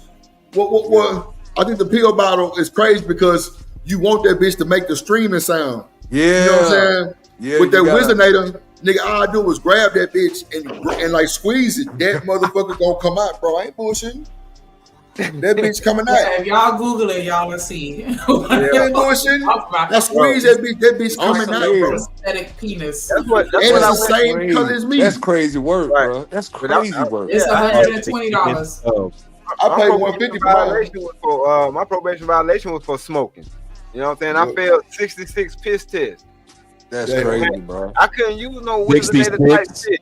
Hell yeah, they counted the shit. But I couldn't use no shit like that because that nigga you was must have been watching. on felony colors. You must have been on felony colors to where everything they call your number. Test, in other words. I couldn't piss with a nigga looking at my shit. Bruh, they don't. Okay, so look. Yeah, cause they stand me, in there with you though. They stand right behind you, bro. They stand right behind you. Like it's real. They can't directly look. They can't directly look because how I was standing, I was still able to act like I even did a little shake and everything. Come on, bro. You know what I'm saying? They not allowed to look directly at your penis. Somebody didn't tell my PO this shit, bro. Cause I'm telling you, the way the bathroom was set up, the urinal, it wasn't even no blocking or nothing, nigga. Wait. D-Rock, it was a mirror of mine. It was a mirror of mine. It was a mirror of mine, D-Rock. Mirror. Man, yeah. All right. Let me tell you this real quick. That motherfucker was not bushed. Niggas who now, when I was in the military, they jail immediately. Nigga, they had a jail downstairs. Yeah. What you mean? Let me say this real quick. Do you know when you're in the military, you got little physical assessments or physical tests or whatever, testing your hearing, your seeing, and blood testing? I swear to God, one thing I hate about that is I got to piss in a cup while the goddamn NCO is standing right there in the bathroom with me. I'm like, can I go in the stall and do this shit? Hopefully he was kind of let me do that. I can't see somebody looking at me. That's just nerve-wracking. I hate it. Nigga, that shit every probation of mine.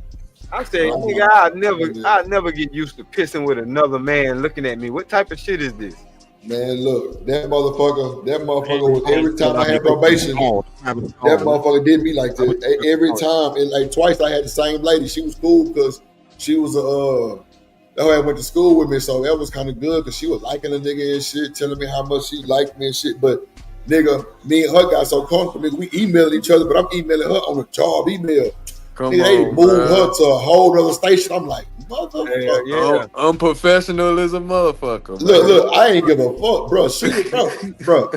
She was letting me just sign the shit online, bro. I wasn't even coming in there for a meeting. Oh yeah, some other motherfuckers are gold. Bro, and I wasn't even fucking, my nigga. I brought some donuts for the whole goddamn staff one morning, and it was over. Oh yeah, they like that when you do. It was over. They were like, that. "Oh, he's so nice," and bro. Then I'm coming in there, I ain't looking like no young nigga.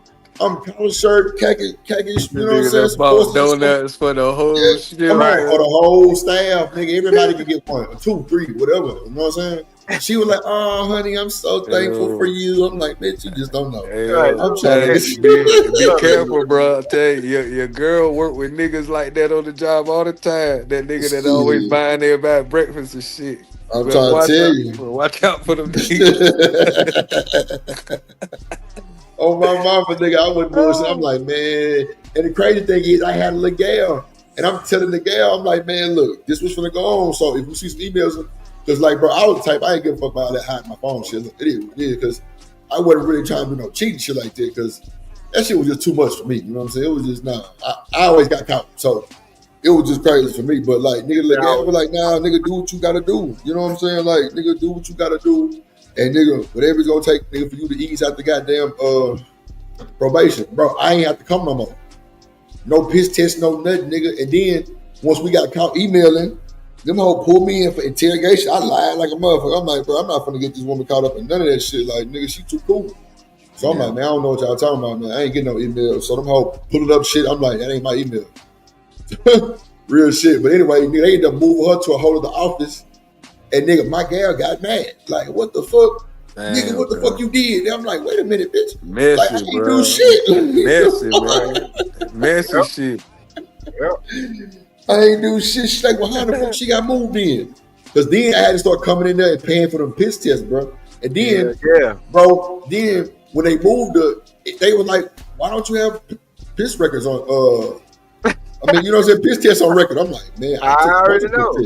Yeah. What? Shh, come on, bro. I held it down for the south side. So then she started hitting me on another email. I'm like, man, look, this just ain't gonna work. You know what I'm saying? You like 2 years older. I'm just doing dumb shit, just like trying to get out the way because I was through with it. Yeah.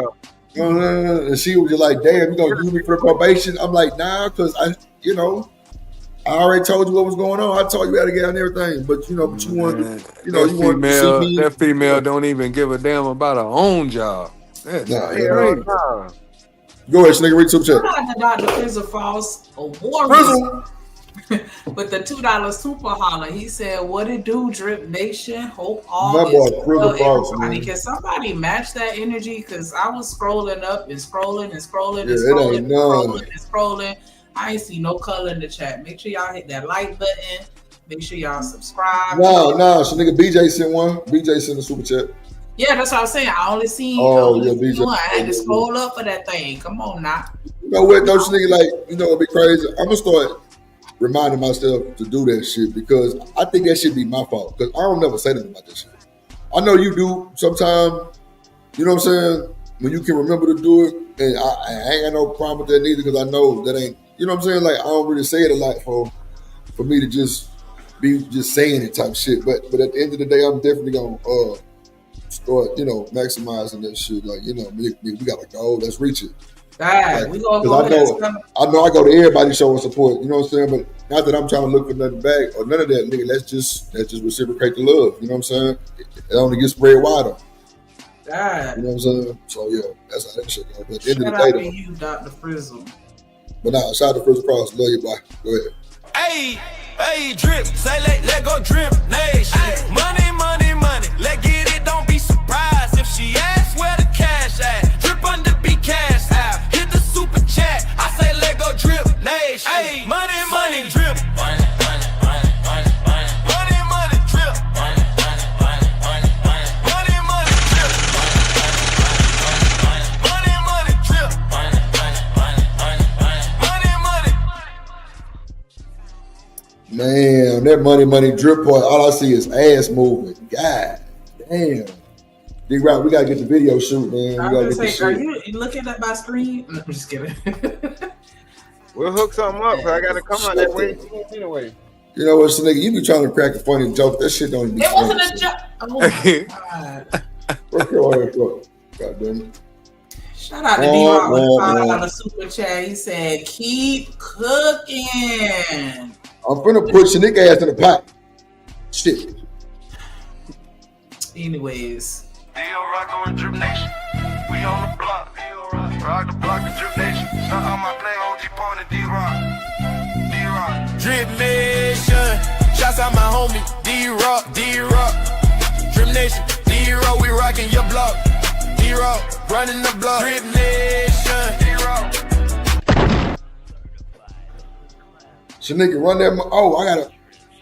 Damn, did I upload the new one? Shanika, make sure you run that back because D-Rock gave me a super live donation too the other day. For some goodness, so appreciate it, boy. D-Rock on Drip Nation. We on the block. Rock the block of Drip Nation. Shout out my play OG Pony D-Rock. D-Rock. Drip Nation. Shouts out my homie, D-Rock. Drip Nation, D-Rock, we rockin' your block. D-Rock, running the block. Drip Nation, D-Rock. Yeah, Boy, I like got that the- LB shit. Yeah, Boy, got the motherfucking camera. See, bro, I be listening to what these niggas be saying they be doing. Like, you know, D-Rock got the production, Lord Jesus, the production shit. You know what I'm saying? Got the camera, got the fucking director's chair spinning this shit. I'm gonna add some more flavor to it though, but like that motherfucker it just like shows these niggas I pay attention to them. Yeah, I need to see yeah, what nah, Mr. you put with a lot that of guitar. thought. Yeah, you put a lot of thought in that too. That's dope. For real, cause you know what I'm saying. Besides this up here, like you know, me and nigga D-Rock ain't never talked on the phone when he told me what he wanted. Nah, I just be listening to everything. You know what I'm saying? Like for Trey, I'm gonna put a nigga on a motherfucking dirt bike. That's for goddamn show. Oh shit! Bring up Sergeant. Yeah, and I peeped that too. That's why I shot that to you real quick, quiet as kept, cause I was like, yeah, I ain't asked you to do it. You know what I'm saying? And you ain't Nah, asked me to do that. Nah, for sure. Nah, that's for sure. I ain't asked for a dime. You ain't lying. That's a fact. That's a fact. Go ahead, Shanae.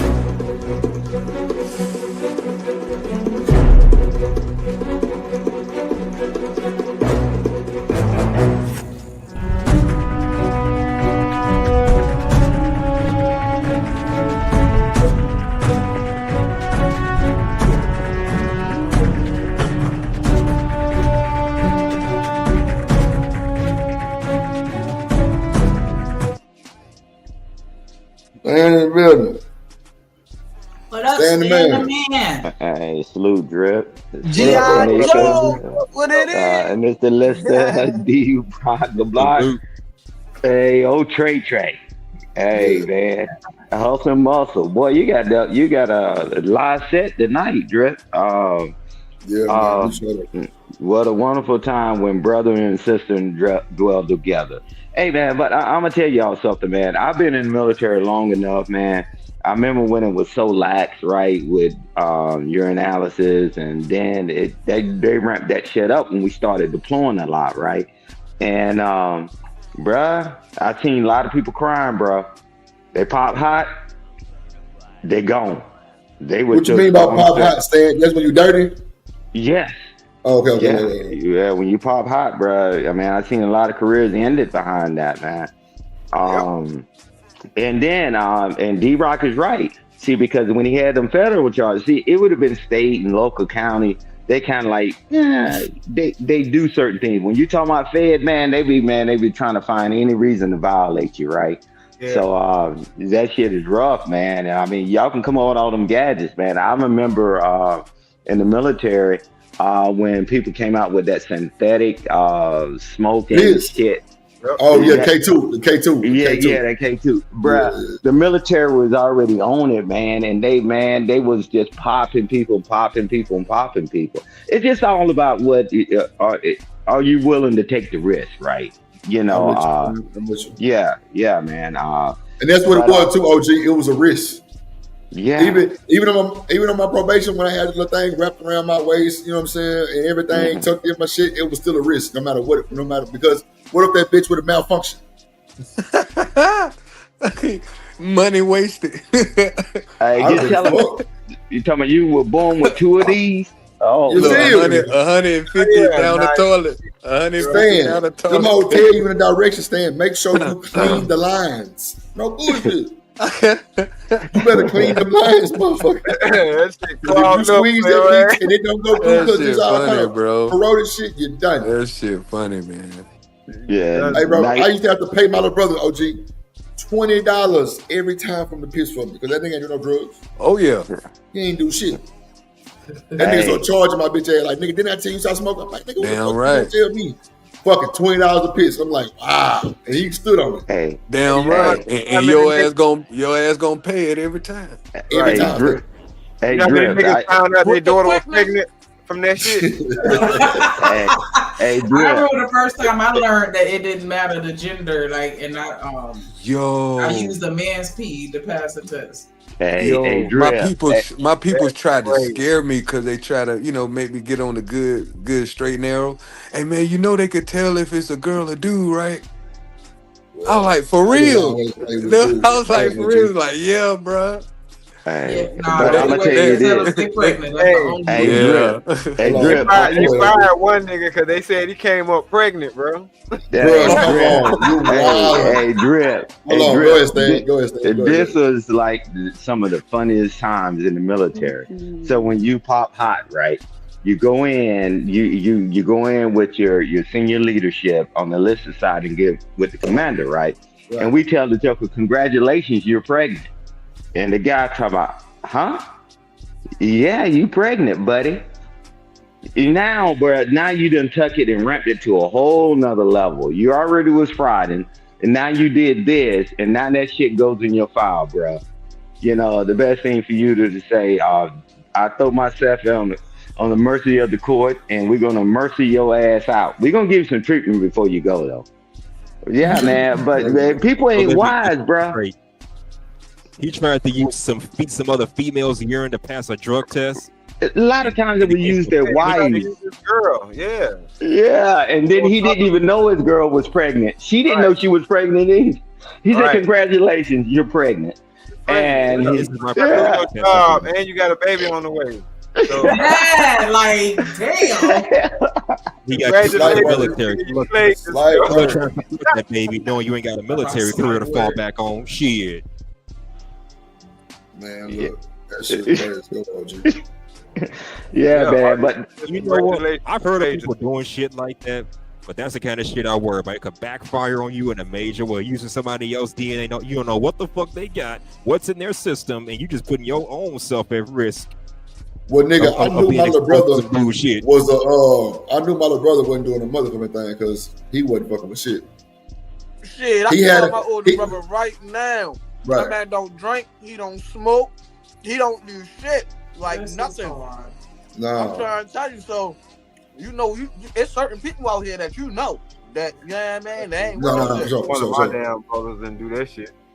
I ain't gonna lie, my little brother had a quick little X run, and that was because all his little partners was doing that bullshit, and them niggas was about 3 months in, and he stopped that shit because he ended up that what made the baby. I'm like, motherfucker. Dang. Hey, Drip, ain't nothing like you on that gas, and then next they test it, and you on that hard. You on that hard. You be like, wait a minute. Now, what do? Do you tell them that you cheated on the test? Or do you go down for a felony narcotics in your system? Boy, somebody had something worse than what you had. Oh, boy. That's a lose-lose situation, OG. Decisions, right? Yeah, man. That's a lose-lose situation, man. Yeah, man. The best thing to do, man, best you can, because it's hard, right?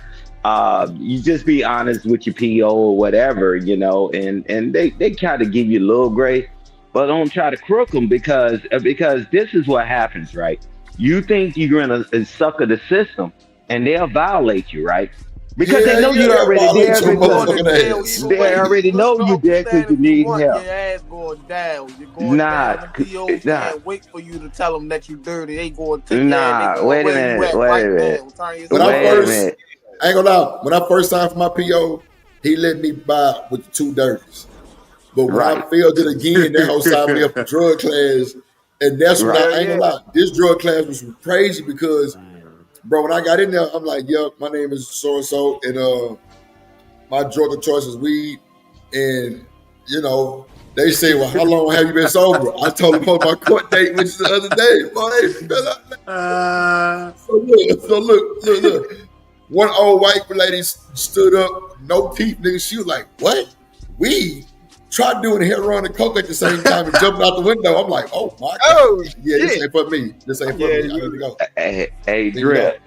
See, because in the military, right, So they read you before every urinalysis, right? The commander, he or she, they stand up in front of you. They read this all long list of things that they're testing for, and they give you all these things. If you feel as though you have an issue before you take this urinalysis, you feel free. You can talk to me one-on-one, right? The smart people do that, but the dummy, they wait until they fail. Hey, bro, ain't no talking after that. It's a done deal. It's over, right? Pass that shit. It all depends. Right, you crossing your fingers in your toes. Yeah, ain't no need to tell on myself. Shit. Say, bro, It all depends on.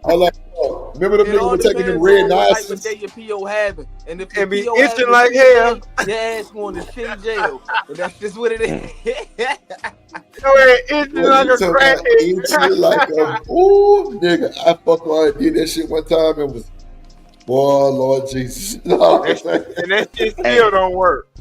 Hell no. That shit don't work at all. Man, Jokers was drinking bleach and all kind of stupid shit. Hey, Y'all better stop. Dead, bro. That was Piss me. was like purple. That shit was great. I'm looking like, what the fuck is going on? And I forgot on the box that I was saying you gotta pee like 2-3 times before you take the test. I'm like, oh my god, Bro. I'm fucked. I don't know what kind of damage I done permanently to my inside. I'm telling you, with that cap full of bleach and a gallon of water, shit. Yeah, exactly. Did that shit work? Hell nah, nigga, it tastes like a gallon of bleach. No. Y'all crazy as hell. Y'all Hey, crazy. All that shit. That's some Donald Trump. That's some Donald Trump you shit. you can't cover that shit, bro. Let me tell you something, bro. I learned in that drug class, bro, THC stick to your fat cells, nigga. Damn right. I'm a big dude, so I'm just like, yeah, it's gonna be hell get clean. Man, bro, the nigga told me that shit in your hair. That shit in your hair follicles, bro. bro, let me tell you, bro, the nigga told me, look, it's gonna take you probably about, he said, man, how much you smoke? I say, shit. I say, you really want to know? He say, so it's kind of extreme. I say, nah, it's really extreme, but it's a lot. That nigga say, yeah, probably gonna take you about a year to get clean. I'm like, Yo, what? hey, Drip. Hey, That Drip, nigga say, the reason, nah, the reason, that's on the low end. the reason why cocaine, the reason why cocaine and crack can get so much easier out of your bloodstream is because it's because THC is built in our bloodstream. That it's called cannabinoids. Right. So we're engineered to take the medical factors out of cannabis. Right. Already natural. I know how that shit go. Yeah. You feel me? Hey. That's why the shit takes longer and lasts longer in our blood system. Hey, Drip, what is the wildest thing to me? The first thing, you already got a hit, right? Say, hey, I got this issue and I need the treatment program. See, the treatment program, they know that you're struggling and all that. That's why the military give you that opportunity before you take the urinalysis to talk, and they'll set you up with treatment, right? Because they know you got an issue. But y'all going there trying to be super cats and spending money online, drinking shit that's probably done messed up your kidneys and your liver for the rest of your life. When all he had to do is just say, put me in the program. And, you know, but a lot of people try to be tough and think they're going to beat the system, man. The system going to beat you. Oh, yeah. Every time. Every time. These niggas be coming up with all kind of wild shit. And my whole ass was trying to. And that shit didn't work for me not one time. Only thing worked for me was the fake piss, because I could put it in like a little rubber. Yeah, and, I used keep it warm. I used it called UPass. Yep. You got them out here too. But see, the catch about them hoes is You got hip to them shit. But watch this. If the UPS truck don't pick that bitch up and take it to the thing, it's gonna come back as a not false and not positive, but what is called incomplete. Yeah, it's gonna come back incomplete, and get what? You gotta go take another one because it's got to be to the people in a certain amount of time for them to test it for it to be good. I got you. See, bro, people don't be see, bro. I was a smoker, bro. Like I had to do research to figure out Drip, you can't let the drug do you. You gotta do drugs. So it was like, I know how to keep myself hydrated, all kind of shit while I'm smoking, bro. Like, how great ass shit. Plus, I used to grow. Like, major, bro. So it was like, I'm like really in tune with this shit. But nah, nigga, like, I'm so, especially when I'm in that zone, when I'm in that music. Oh my God. A fresh blunt of Zion. Bro, I used to have, I bought a whole blower for my fucking keyboard and my motherfucking piano thing, bro, because it was weed everywhere, bro. All in between the keys, nigga. I'm trying to figure out why the keys get stuck. Yeah, that ain't good. Nah, nigga, that's great. I was blowing it out.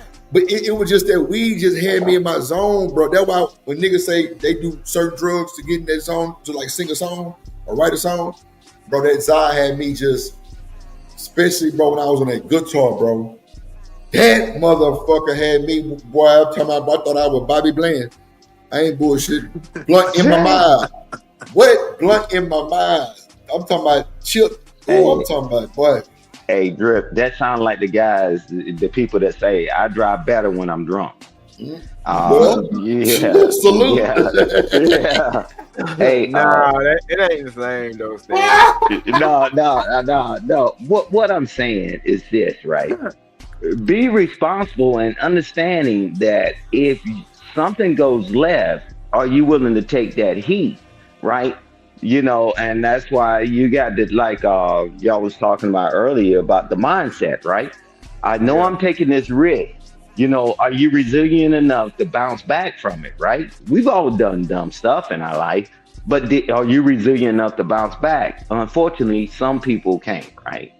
And they just crash out, they just spiral down, they lose everything, lose their house, their wives, their children, their friends, their family, and all that, right?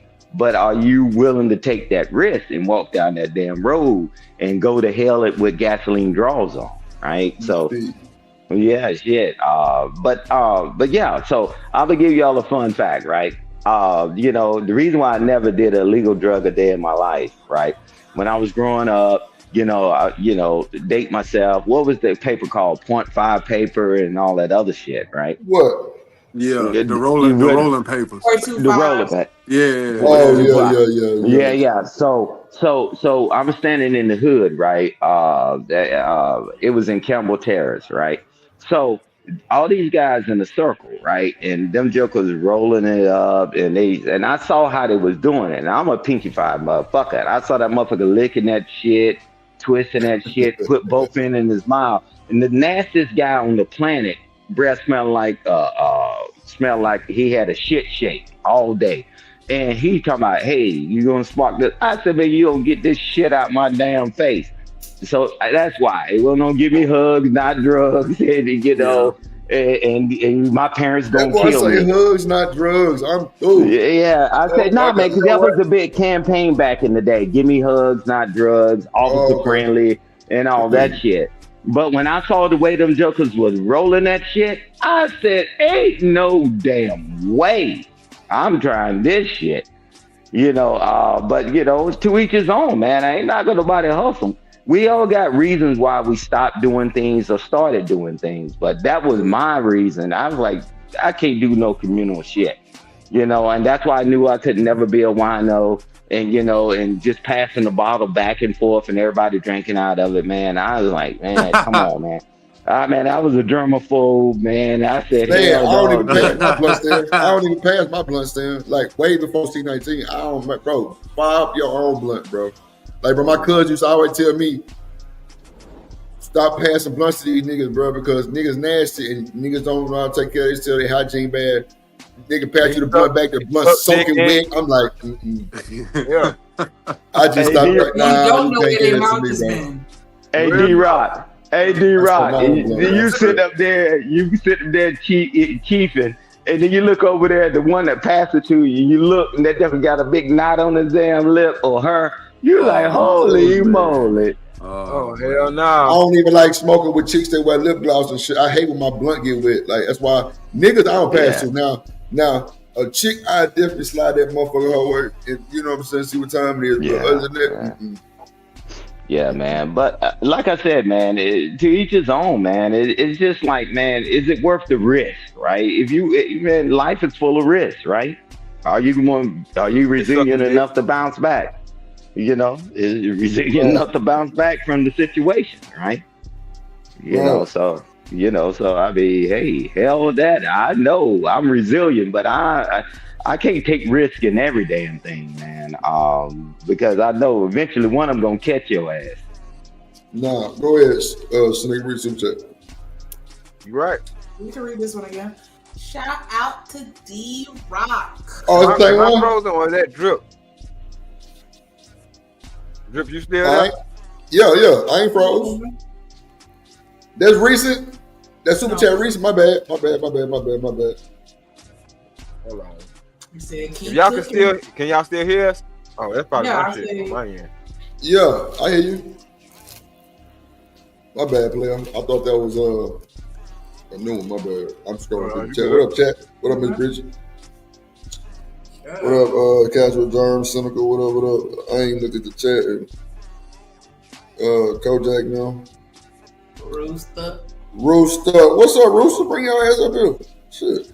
Nah, you know what? Never mind. Nah, because he said he hear the blood and start talking to his ancestors. Yeah, that nigga did say some no bullshit parts of like that. that. I don't want no parts of that. That shit was hilarious, man. Oh, that nigga say he did that. He did it on the screen. He say, "Look, he had that mask on." I said, "Holy moly!" This nigga ain't shit. That shit was funny as hell.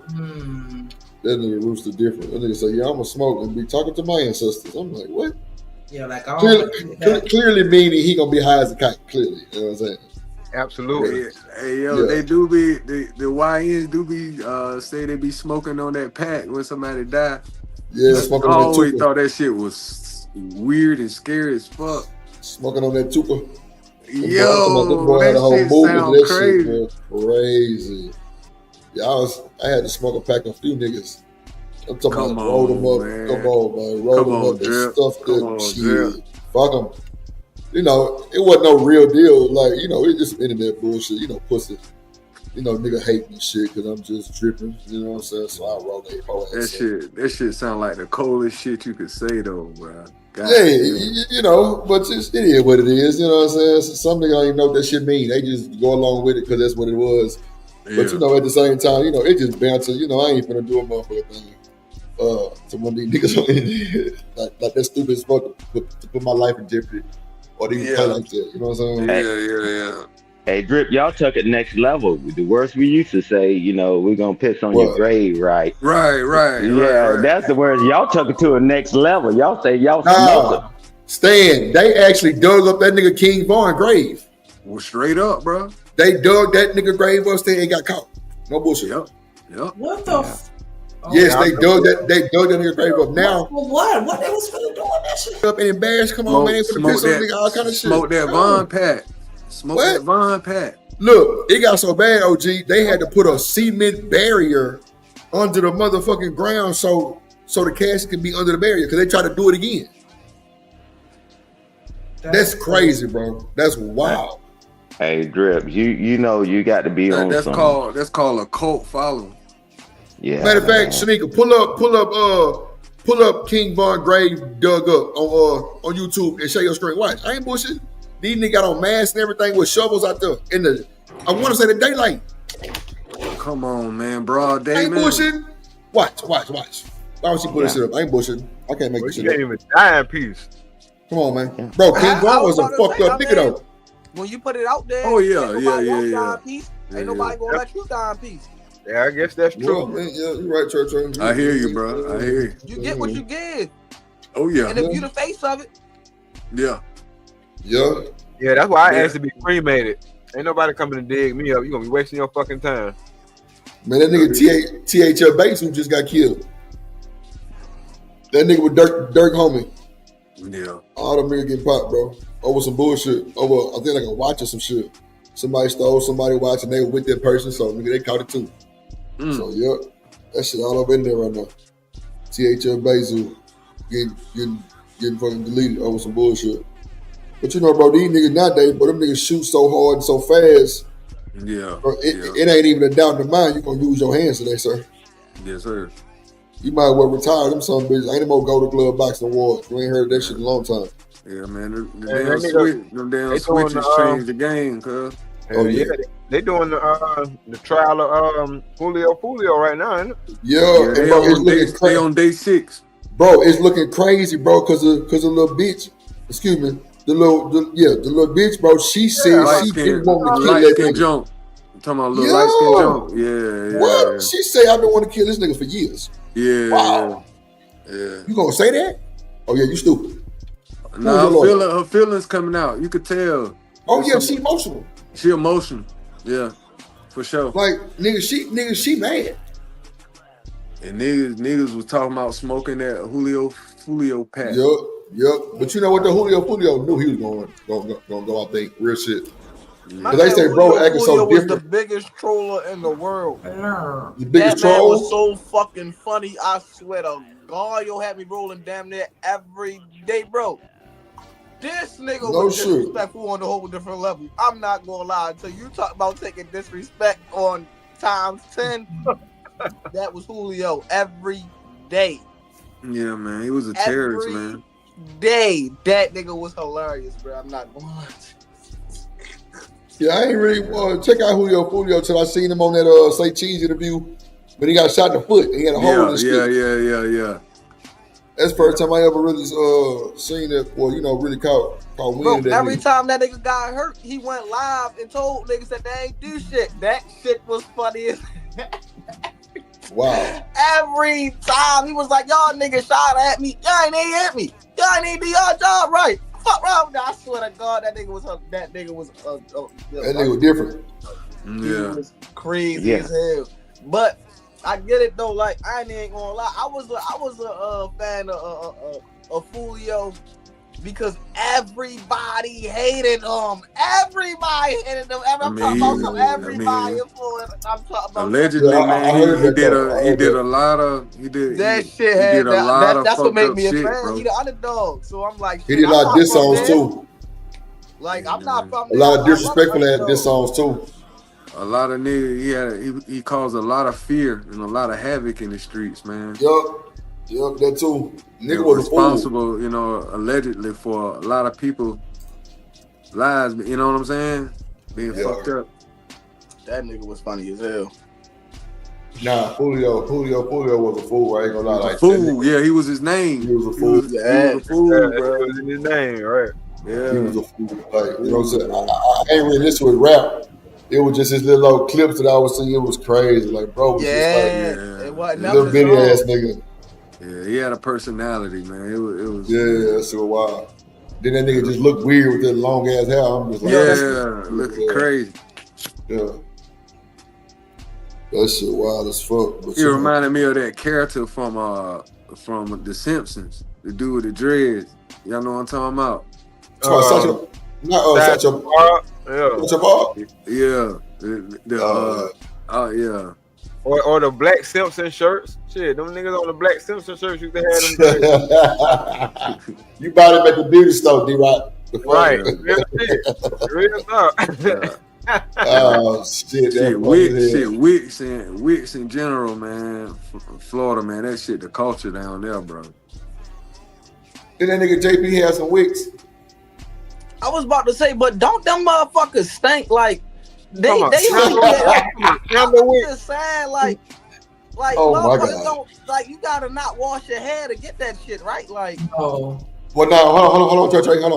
Shanika said you got to go jump in the beach and let the salt water lock your hair. I was saying if your hair is too straight, like that Asian bone straight ass hair, has to jump into the beach. Like a Japanese anime. But regular character. niggas with nigga hair, at the beach. Hey, you know what? They get that shit all natted up and natty like that. I ain't even gonna lie. When I went down into Miami and I was in that damn water, bro, that water, first of all, that water is 10 times clearer than the water in Myrtle Beach. I'm just gonna say that. And, the salt density of it, oh man, that shit was Which one did you bro, go to?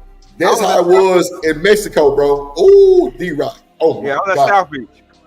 Oh, Hollywood Beach is the best in my opinion, aesthetically.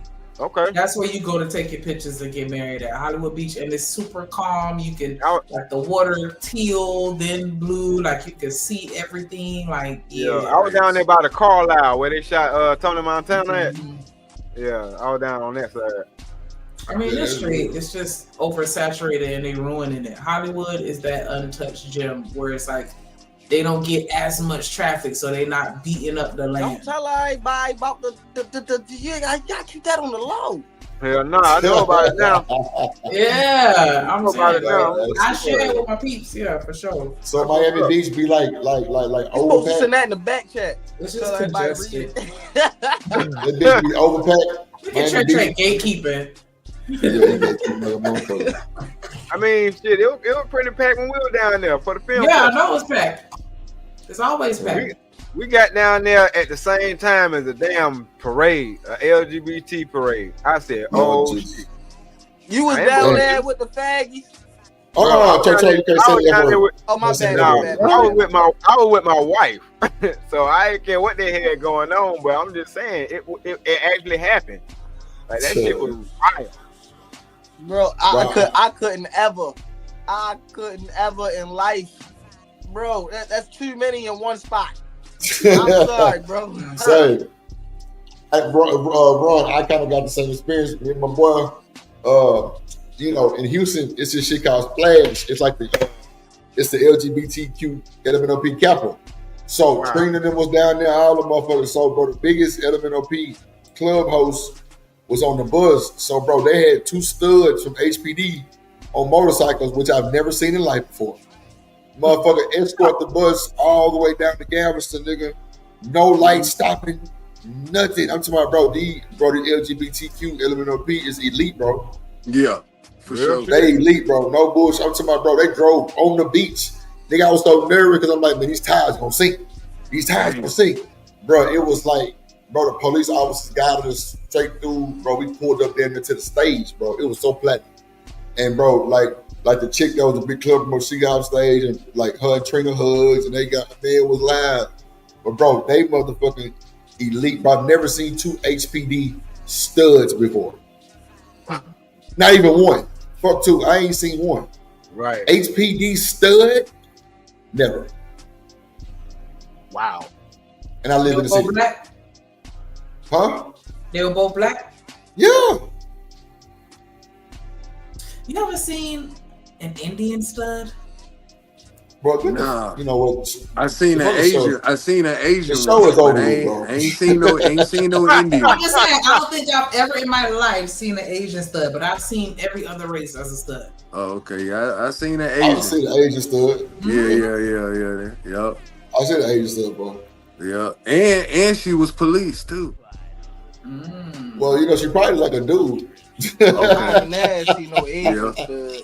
She had the haircut and fit the profile and stuff. Right. That's crazy. Unless the motherfucker be having that long hair and be stud still. I don't know. You know how that shit go. Asian stud. I just is never crazy. seen the Indian one. I never seen that. I don't know. I never seen that. I ain't You never talking seen about it. like the red dot type Indian, Bro, right? this nigga, this is crazy as hell. I don't think you ever gonna hear that. I mean, Jay-Z said it. You got red dot, you got the feather, red dot or feather. That is funny little motherfucker. I'll be damn. Go ahead. That's what they Nah, did. but nah. At the parade, the GAY parade with the LMNOP, you probably will see some Indian studs. That's for sure. So I ain't want to look. Right? I ain't never seen it. That way. I can't picture it though. I've never seen one. Cause of their culture, I guess. Like, you Did know y'all what I ever mean? like think about like I don't know, like you feel what I'm saying, like shooting a spitball and like in the middle of the red dot, like and ever like That's fucked up, bro. That nigga Church crazy as hell. Fucked up. I be wanting to ask them, man. Dude, y'all got to do that shit every day. Y'all get up. Y'all got to wash it off and then put that shit back on. Or do they leave it? Or do they just leave it on? Like, how do it work? I don't think they wash it off though. That's that what's that ink called? What, like a henna tattoo? That's that henna Indian shit. ink. Yeah, henna. Indian ink. Yeah. Yeah, that's that Indian henna. Oh, okay. Indian ain't go crazy.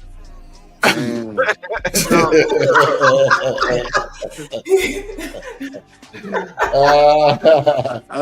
weird as hell. Nah, that's what they do tattoos with, like for real. Oh, for real. Yeah. Because sometimes that shit be looking real fresh, like they just it's did it. supposed to. Yeah, bro. Only lasts like 10 days. Okay. But bro, if you go to Venice Beach in LA, bro, that's all, bro. It's so many tattoo shops. You would think they doing real tats. That shit, like a motherfucker. Like, damn. It is like a real tattoo shop, but bro, a lot of that shit, what a real business is the henna shit. Bro, folks come out there with sleeves. I be seeing the females behind that little shit on their hand. Right. That shit big down there in Miami too. Well, it's getting bigger. Okay. Them henna Yeah. A lot of like strippers get that shit too. A lot of strippers, all the Indian folks. Yeah, all that shit. Yeah, I get that shit. Just a temporary tattoo that lasts a couple of days. By the time they go back to their regular life, that should have been faded away. Okay. I ain't gonna lie though, D-Rock. Whoever doing them all, they cold. They must be real tattoo artists. Yeah. Because they cold as fuck. Yeah, a lot of them are though, bro. Yeah, they cold as fuck. I'm talking about they cold. The fucking designs they be having on that bitch take consistency. Boy, I'm talking about good eye and a slow hand. Yeah. That's dope. Nah, for real, bro. Them hoes be so tight and colorful and 3D looking, bro. It'd be crazy. I'm like, well, I bet you charge your lowest tattoo probably $500. Damn. For some shit that's gonna fade away. Nah. I ain't saying for the henna. I'm saying for the real tattoo. Oh, the real jump. $500 probably. Yeah. I'm just spitting out a number, but for the henna, shit, that shit kind of hot too. Cause I think my first time going to California, bro, I had went to Knott's Berry Farm or whatever that shit called. I was like 13, I think, and nigga, we went to Venice Beach and I got a henna tattoo of some crazy shit.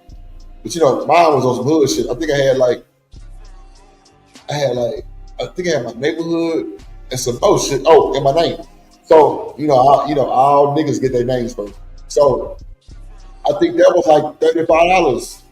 You know what I'm saying? But like I think the folks that get that real deal shit, where it go all the way down their fingers and shit. Yeah. I think it'd be like in the hundreds, probably more than that. Yeah. Probably more than that. Cause bro, that shit be detailed as fuck, bro. It'd be colorful. Yeah.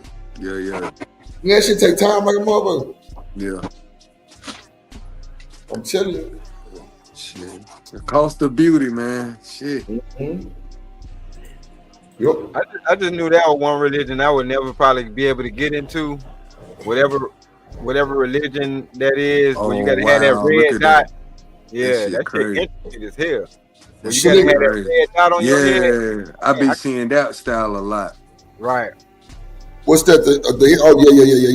Yeah. Pull up Vaughn shit too. Yeah, see, bro, that shit detailed as fuck. Look at that shit. That shit crazy, man. That shit detailed as fuck, bro. Damn. That shit costs real money in like a real tattoo style type of situation. Right. Yeah.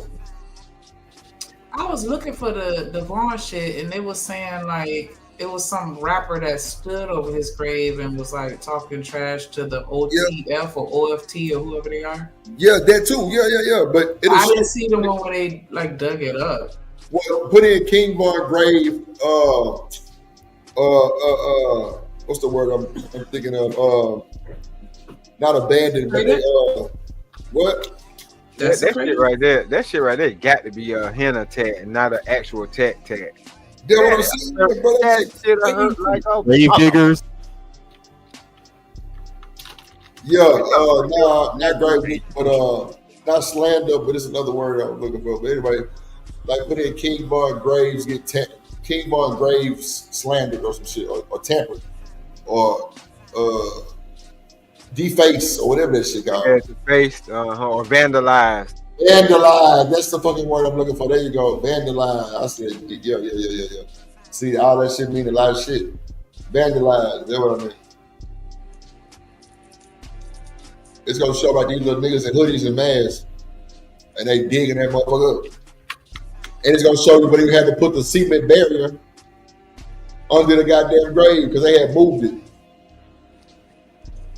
I'm like, damn, cause bro, somebody trying to do it again. They gonna tell you too much. They gonna tell you the whole story.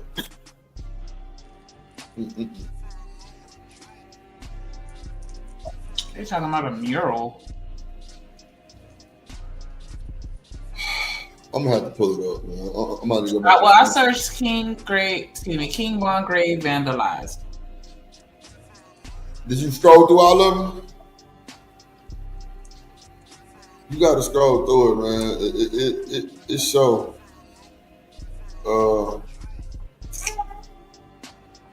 I gotta see.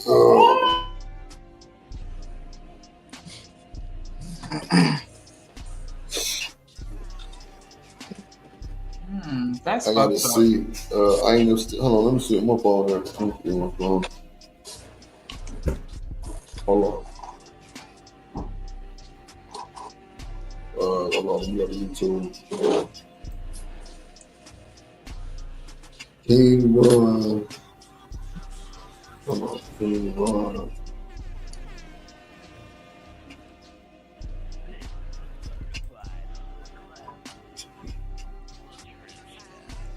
See, they're saying he peed on his grave. Let me see. Man, how come I can pull this shit right up? I swear this motherfucker here.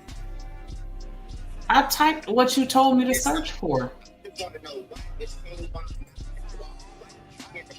Damn.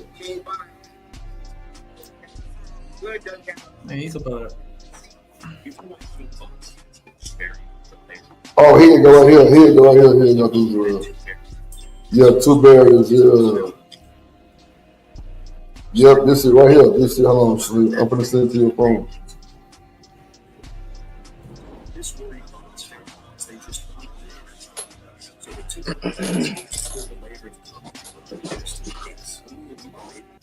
Yeah, that's crazy. Hold on. Yeah. Oh, shit, man. Hold on, Samantha. I'm finna send it to your phone, so you hear me? Yeah, so he got 2 grave sites? 3. Yeah. Nigga, you can hear me? Mm-hmm. Yep. What's going on? Yeah, can you hear me now? Yeah, you kind of low, Shanika.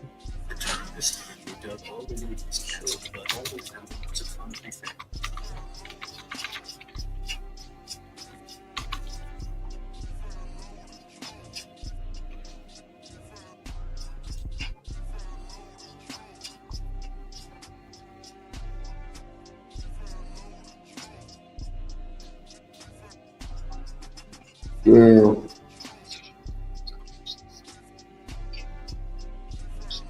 Yeah, this is short. Okay. 3. Mm-hmm. Can you hear me? Yes. I just sent it to you. Why you wasn't saying nothing? I was. Oh. My shit was fucking up, my bad. Who the fuck you think you hiding that little old nigga? You got it? Yeah. See how easy that was? And I found you. I found that Yeah, video man. too. But I think who that was that said they were talking about bite. They were talking about biting the nigga. What was that, Edelman or Cam? I don't know. I don't know. It was somebody said that shit. I can't remember. Yeah, I thought it was either Mr. Lister or Trey Trey. I don't know. Look, I could be dead ass wrong. I ain't gonna hold you. But yeah, this nigga grabbed that bitch and played it in the back. It's probably one with Bruce Lee. Yeah, it was Lester who said the biting jump, but I agree. Yeah. You can't Yeah, I was bite him. like, getting a nigga off you versus fighting a nigga. Oh I was yeah, like, shit. yeah. That was Bite that something like motherfucker. That's the Damn, shit I'm on. I need to put it in the private chat. My bad. Do you know why King Von's casket was buried under a layer of concrete? You see, it's not well known, but Von had 2 burials. After his first burial, his ops found the location of his grave and tried to disrespect it by digging it up. However, that failed as the graveyard security found them before they got to the casket. But this worried Von's family as they just wanted him to rest in peace. So they took out the casket and poured a layer of concrete over it just in case. Only a week later, Von's ops returned this time. They dug all the way to his casket, but all they found was a concrete barrier that they couldn't break. Do you know why King Von's casket was buried under a layer of concrete? Come on, bro. You see, it's not well known, but... See what I'm saying? Well, I ain't hot bullshit. damn. I ain't bullshit, bro. I did it twice, bro, in the daylight, bro. Well, shit. Let I me mean, tell what you, the let me fuck tell was you buried something, with right? him?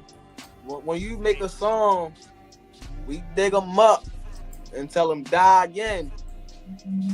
And you feel what I'm saying? Yeah, you're right, Trey. He did have a song like that. When your song say, when you go, I'm talking about something, when your lyrics say that verbatim, and you talking about somebody brother, somebody cousin. True that. Shit come back Bro, on you. you get what you put out. The same energy that you put out is the same energy that you're going to receive. You put out a whole bunch of energy that disrespected people after they died. So what you think that people was going to do to you after you died? Disrespect. Bro, that's wild. They came by. That's wild. That's crazy. What goes around comes around. Wow. I learned that as a youngin. Yeah, you ain't bullshit. Talk your shit, man. That's one of them laws of Mayat. Mayat, yeah. Ah. About that yesterday. Mm-hmm. Shanika, man, you missed Piece of My Mind ass up here earlier. You missed a lot of shit. Miller ass was talking, boy, Miller was talking cash shit yesterday, but that shit was hilarious. But now Piece of My Mind popped up, man. I ain't seen that motherfucker in a long time. I ain't gonna hold you. But it would have looked good if both of y'all was up here, though. Would have been a good aesthetic. Real talk. But, nah, for real. This motherfucker get to work on time. Should be alright, but nah, shout out to that shit, though. This nigga, pull up, this nigga one of them videos since you ain't showed me, since you ain't seen nothing. Unless you got something. Oh, nah, pull up D-Rock shit. It's up on the screen, sir. Oh, my Put bad. the blunt down. I ain't smoking a blunt, bastard. Flush the toilet then. Nah, I ain't smoking. I'm right here looking at you, motherfucker. See, and I'm just yeah. I'm gonna go take my meds real quick. Go ahead, you got it. Okay. Exactly. I'm on the what? The hostess with the mostest. Don't forget to do your push-ups before you take the meds, bro. All right, yeah, with a fucked up cast on his leg and everything. Got you.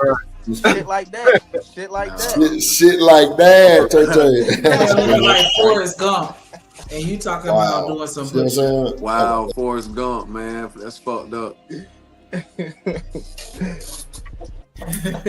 this right here for you. This right here for you, Mr. Lister. Chennai. Yes, sir. What is your instinct? To pray. In this position, your arms are useless. Yeah. Can you kick or stomp me? No. Then, if you wish to survive, what do you do? Bite his ass. I don't know. Bite. Exactly. Bite. Are we not animals?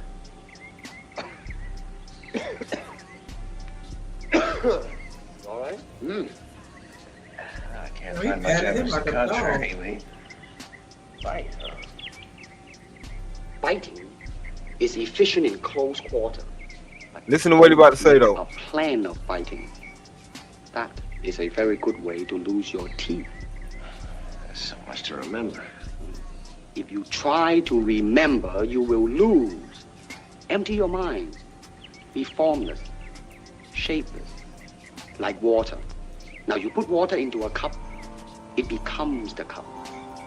Put it into a teapot, it becomes the teapot. Now water can flow or creep or drip or crash. Be water, my friend. Yeah. Why don't I just stand in front of Bolt and recite that to him? Maybe he'll faint or drown. Man, he don't get that shit. Tomorrow. I do. That shit went over his head, bro. Yeah, it went over his head. I know. As a practitioner of martial arts, I understand everything. You want that to he's learn saying. the way to win. Man, this nigga said the most powerful shit just now. Wow, bro. You know what? Being a He practitioner of martial arts he getting into like winning and losing and shit. He getting into a lot of shit just in that one little clip, man. Yeah. In other words, adapt and overcome. It's about surviving. Hey yo, Yeah. Bruce Lee. Yeah. Hey yo, Bruce Lee was that one, bro. That's why they had to knock him off. Damn, bro. Hey yo, let me hear some more of that shit. Become water, able to adapt to anything, no matter the shape or size. Makes sense to me. I'll back it up a little bit. Hell yeah, it won't hurt. Like That Bruce man- Lee that was, man he spoke was wisdom. he was kind of a philosopher too. You know Yeah, what that I'm saying? man spoke wisdom, bro. Yeah. Like that's when you one with mind, body, and spirit. You know what I'm saying? That's the definition of that shit. Don't make a plan of fighting. That is a very good way to lose your teeth. There's so much to remember. Don't make a plan. If you try to remember, you will lose. Empty your mind. Yep. Be formless, shapeless, like water. Now you put water into a cup, it becomes the cup. Put it into a teapot, it becomes the teapot. Now water can flow or creep or drip or crash. Be water, my friend. Why don't I just stand in front of Bolt and recite that to him? Maybe he'll faint or drown. When is it? Tomorrow. You are not ready. I know. Like everyone else, you want to learn the way to win, but never to accept the way to lose. To accept defeat, to learn to die is to be liberated from it. So when tomorrow comes, you must free your ambitious mind and learn the art of dying. May it be well with you, Mike. I'm a makeup artist who does. Yes, but Eat check shit. this out.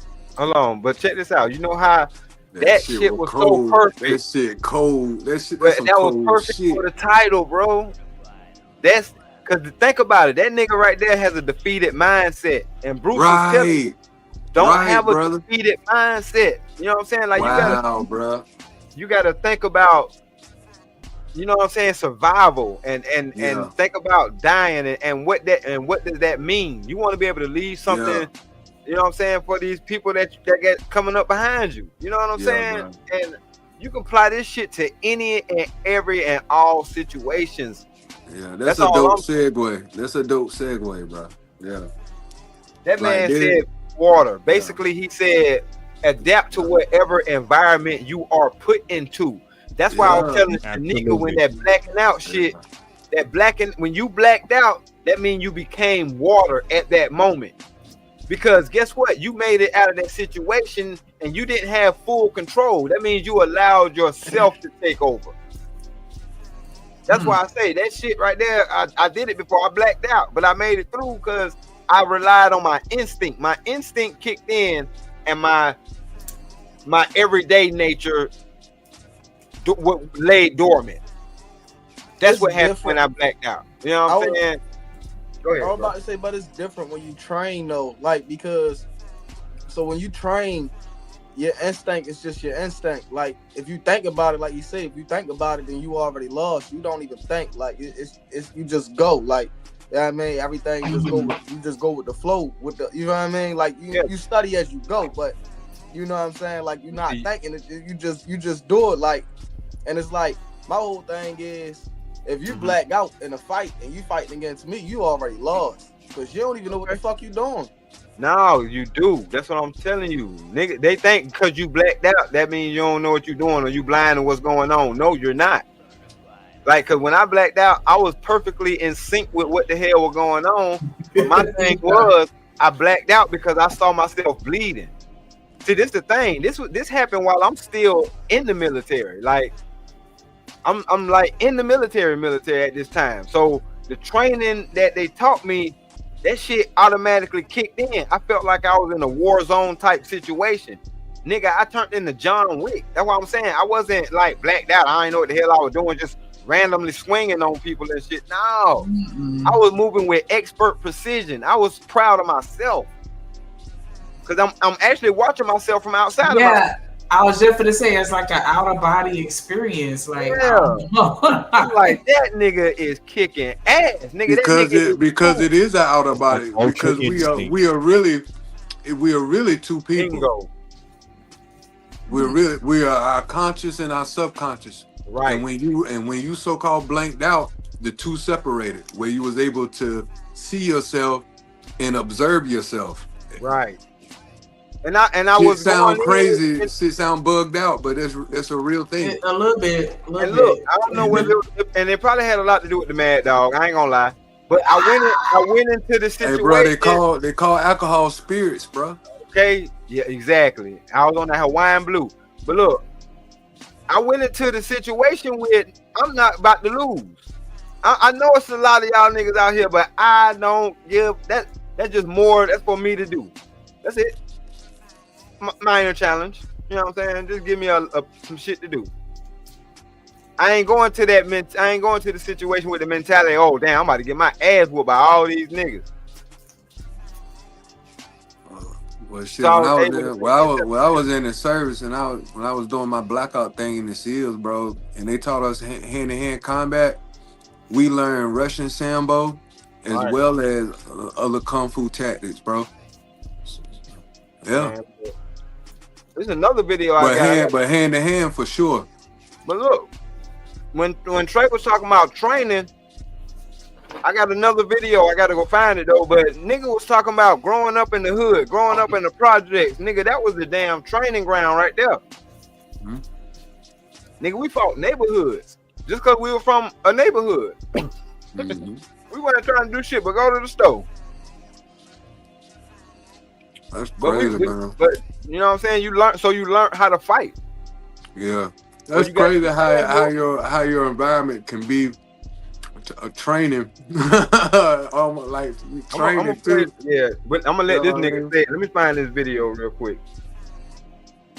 I think I text that shit. Hey, Shanika, have any of your kids ever like had to deal with any type of fights or anything like that?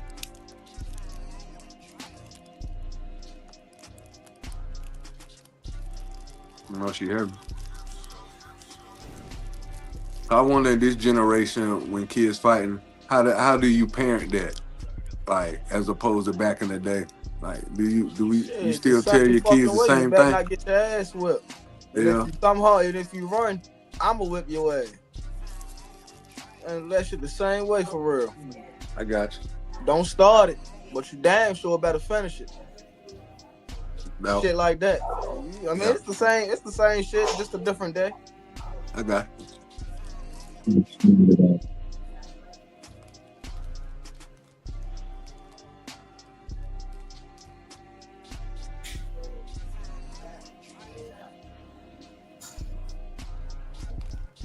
Anybody else got anything on it? Yeah, quickly, a good run beats a bad stance any day. I'm gonna tell you this: if you're in a situation you can't get out of, you got to do what you need to do. You know, so you think you crazy as hell. I see these bunch of no-neck jokers, man. I'm well trained, but at the end of the day, I see a bunch of no-neck. My job is to get out of there, but if I can't get out of there, then you got to go for broke, right? And you know who does that? Yeah, everybody. See, standing man, see you got that's a depraved. I hear you. I ain't gonna lie to niggas, man. They caught me outside one Halloween night. It was about 10 of them niggas. Man, what? Caught wheels? Fuck that. You ain't catching me in this back alley. Y'all got me fucked up. There you go. Yeah, because if you can get away, get away. But if you can't get away, you got to go for broke. Don't just cow it down. Just got to go for broke, right? You know, So I got what you were saying, Trey. You know, you got to go for broke. But if you can get away, get the hell out of that situation. Yes, sir. But sometimes you can't. I agree. Motherfucking street. Yeah. Motherfuckers asking you for a lighter. You don't even know them niggas for real, man. Look, I ain't look. Man, you know what time it is. You know what time it is. You keep it moving for real. What? Nigga say something crazy. Try to get up on you, man. Too many. I'm not about to sit there and try to fight all y'all. I don't even know y'all niggas. Yeah, but people will call. Hey, well, you live to talk about it, right? But it was the a people. Halloween night too. I wasn't playing. Yeah. Fuck that. Yeah, but at the end of the day, people say you been a coward. You supposed to tuck it and got lumped up and got a pumpkin head, and now you're in a vegetated state. No, man. Sometimes you get caught. I don't advise getting a pumpkin head. I don't advise that for anybody. You can act any of the toughest gangsters. If they can get out of a situation, they getting the hell out of there, bro. Right. You know, come on, man. That's the smart way to do it. Yeah. That's how you stay alive. That's longevity. Yeah, it's going to end up. Yeah, that's what I'm saying. Yeah, it's going to end up getting ran over. Yep. But you know, situations happen. That fight or flight kicked in. It's just that flight don't be the first thing I normally go to. It might be different. It might be different now that I got kids and shit. But that ain't the first thing that niggas normally go to either. But shit, on a Halloween, shit, it's motherfucking about 11 o'clock. Man, I'm not messing with niggas, man. I'm walking down this motherfucking alley, niggas asking for a lighter, man. Man, fuck that. Niggas on some shit. I'm not fucking with you niggas at all. Man, I'm curious. That was going to be totally abandoned for the reason why officers men. The number one thing, like, let me just ask this question. If anybody wants to answer, what's the number that men are to talking about? Like, what's that? Man, I don't know if it's just me, but I can't hear you. I can't hear you. Whoever that is talking. Can't hear me. I'm on that Zar, but I don't think it's that. That's how a lot of shit sound when I'm on that shit, but I'm like, nah. Yeah, I ain't gonna lie. My voice not coming through clear. Nobody knows. Yeah, it ain't coming through clear. He can say it. Is that Smitty? Yeah, I'm getting it up out of here, man. Y'all be. All right, well, hey, bro, come back up and set that change. But or change your settings and come back up. Shit, we love to hear from you, bro.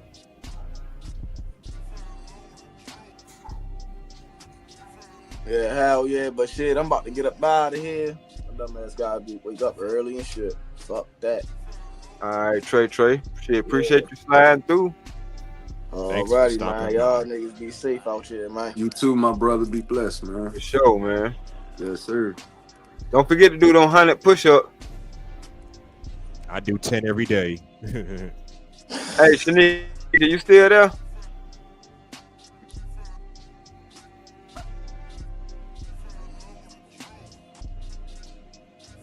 Hold on, let me see. I might play it. Let me try to pull it up.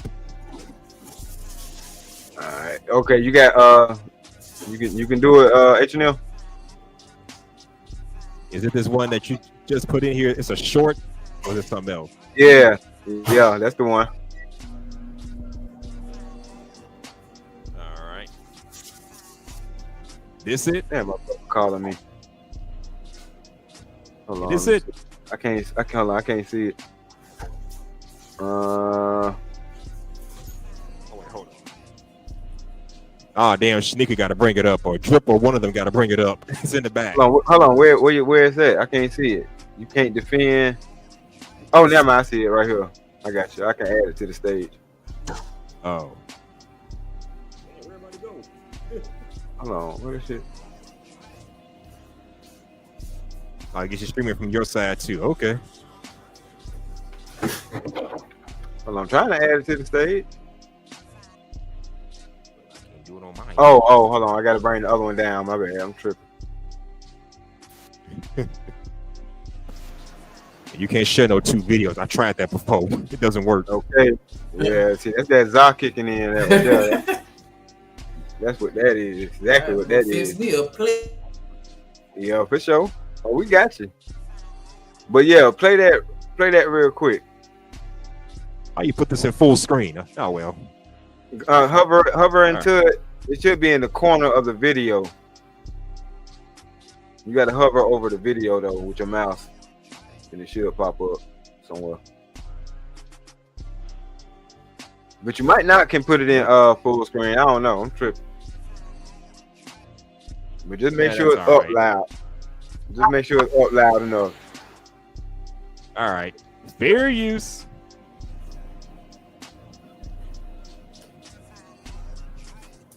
I'm trying to use it.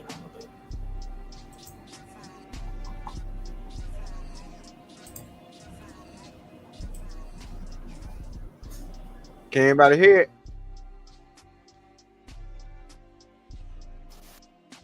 Nah, I can't.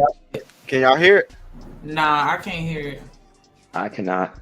Yeah, make sure it ain't on mute, H&M.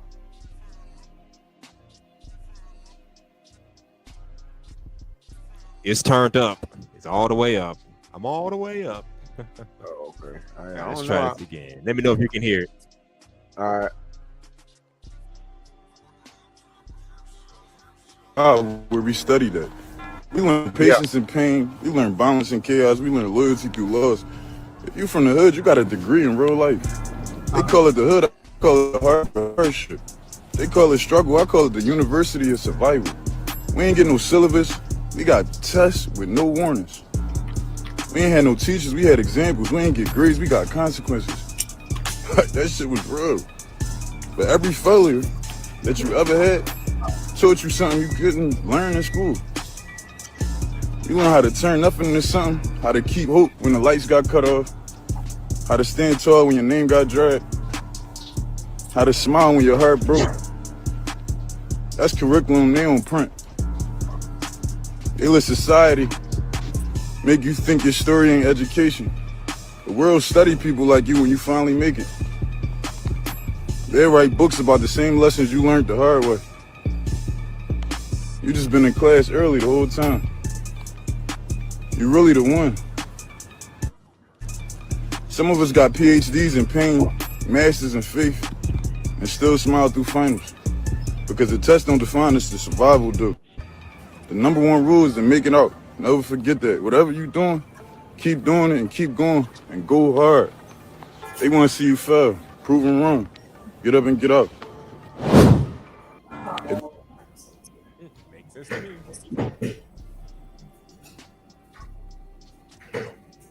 Well, thoughts on that? Yes, indeed. I'll go last. I know my thoughts on that. How y'all feel about what he just said? I mean, there may be some truth to that. A lot of truth to that shit. Cause this what I'm not to cut you out, H&M, but this is what I was gonna tell Trey earlier, because he was right. And this is why I was saying, like, I have a certain level of respect for certain young people versus other young people, because I know it's two different types of people. Pressure is either gonna bust pipes or it's gonna create a diamond. So you got the two different groups of people that either gonna let the pressure break them, or that pressure is gonna create a diamond. And when you grow up in the hood, when you grow up in that toxic ass atmosphere, first of all, you a child, so you ain't asked to be there in that.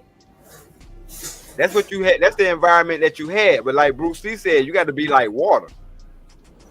So when they get on us about being hard, that's why I had so much pushback about that.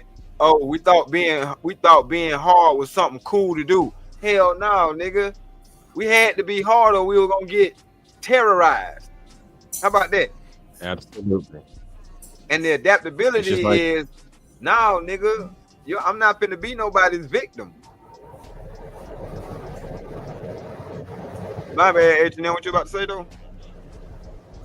I was gonna say it's just like being locked up in prison. You gotta adapt to that harsh environment and become a tough motherfucker. Otherwise, you're gonna get stomped out. Maybe even pimped out, for all you know. Right. I was about to say stumped out. You'll be lucky to be stumped out. Shit, they might pass you around in jail like a pack of cigarettes. Or 4-pack of people cigarettes. that grew up in the hood people who grew up in the hood, some of them can survive better than the motherfuckers who ain't been to the hood a day in their life. They know how to move in the streets. They know how to talk to certain people. They know what to do, what not to do, how to deal with the police and all this kind of shit for the most part anyway. Right. You got some folks that act a fool around the goddamn police, but people that grew up around that environment, they know what to do, what not to say, and shit like that. Compared to motherfuckers who've never been in the hood a day in their life, like myself, for example, you don't know what the fuck to do. But now, granted, I know what to do because I had cousins who grew up in the projects, and they kind of told me a little something. Plus, I watch a lot of TV, so. Ooh. Yeah, that's what I'm saying. I know folks were about that life at one point. Learn from them, yeah. So that feeling that we get when we get pulled over, that ain't no unreal shit. That's real. When you grew up, when you grew up watching the police pull up and just start shooting at y'all, and y'all got to scatter like roaches when the light turn on, and you got homies that been shot in the back for nothing. Like that shit does something to you. So yeah, when you get pulled up, you got PTSD. But I'm saying, like, we don't even acknowledge that shit, that what we go through growing up, it shapes us and adapts us to what types of situations or what type of beings that we're going to end up being. And people like to say, oh, he came from the hood, so I'm going to just dismiss him as a bad guy. No, that nigga came from the hood, so he had to adapt to that shit. That don't make him a bad guy. But when it comes down to this relationship shit, you got to find somebody who can see all that shit or see through all of that. Yep. Now, to be fair, I used to have that same mindset. Like, this man grew up in the hood. I can't trust him. But I got people who grew up in the hood. They weren't such bad people. They just learned how to survive. Real talk. You know? And you got people in the suburbs that are still the stink off of shit. Straight up. Like, it ain't even about that. You think, because I had a partner who didn't even grow up. He grew up in our neighborhood, but he didn't grow up hood. It was a big difference. Like he was white. You know what I'm saying? His mom and dad was moving stuff. I'm just gonna put it like that. Had whole rooms full of it, dedicated to it. That's all. Ain't no furniture, no bed in this room. It ain't number packs. And this was the most thievingest motherfucker I know. And even was stealing from them, which I ain't mind, because, you know, I took pleasure in some of the cut. But it wasn't the niggas who was around me that was stealing. And if they did steal, they stole to eat that day. So it's like, nah, people get dismissed because of the shit that the training that we go through by surviving what we call the damn hood. Because that shit is a war zone. I hate when they talk about us and they be like, yeah, y'all neighborhoods are terrible. We know, motherfucker, we live there. The fuck? Y'all act like we want to live around these niggas who walking up and down the street with choppers. Unless you just, I don't know, unless you whacked out, that ain't the way you want to live, especially if you got children and shit.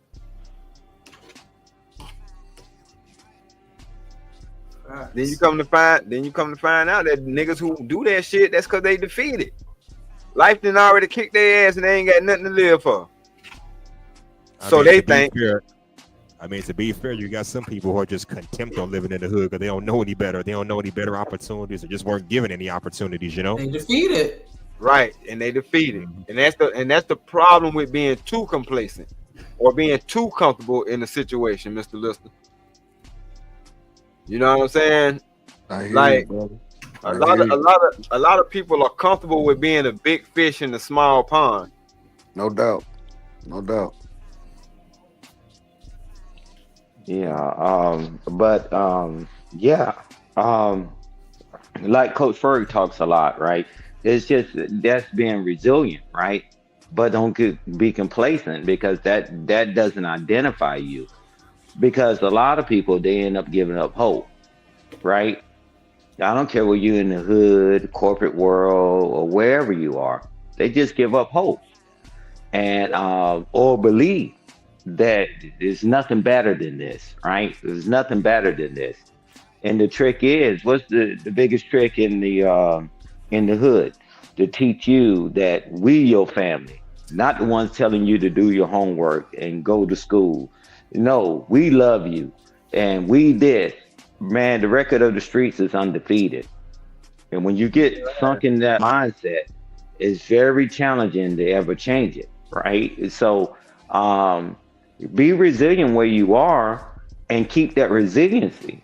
And you know, and it's 2025 now, but some of us figured this stuff out years ago, right? Now, how do we push that information and say, guys, this is not because you in the hood. This is all you're going to be. This is what you do. Nah, man, this is temporary. Right, Stan, but you fix that by having these type of conversations. You know what I'm saying? Because like I said, going back to what Bruce Lee said, be like water. If that's the environment if that's the environment of the hood and you live in the hood, then have that outfit on when you in the hood. But once you leave the hood, you got to know how to adapt to the next situation. And that's one thing I had to learn. Y'all call it code switching, or people call it code switching.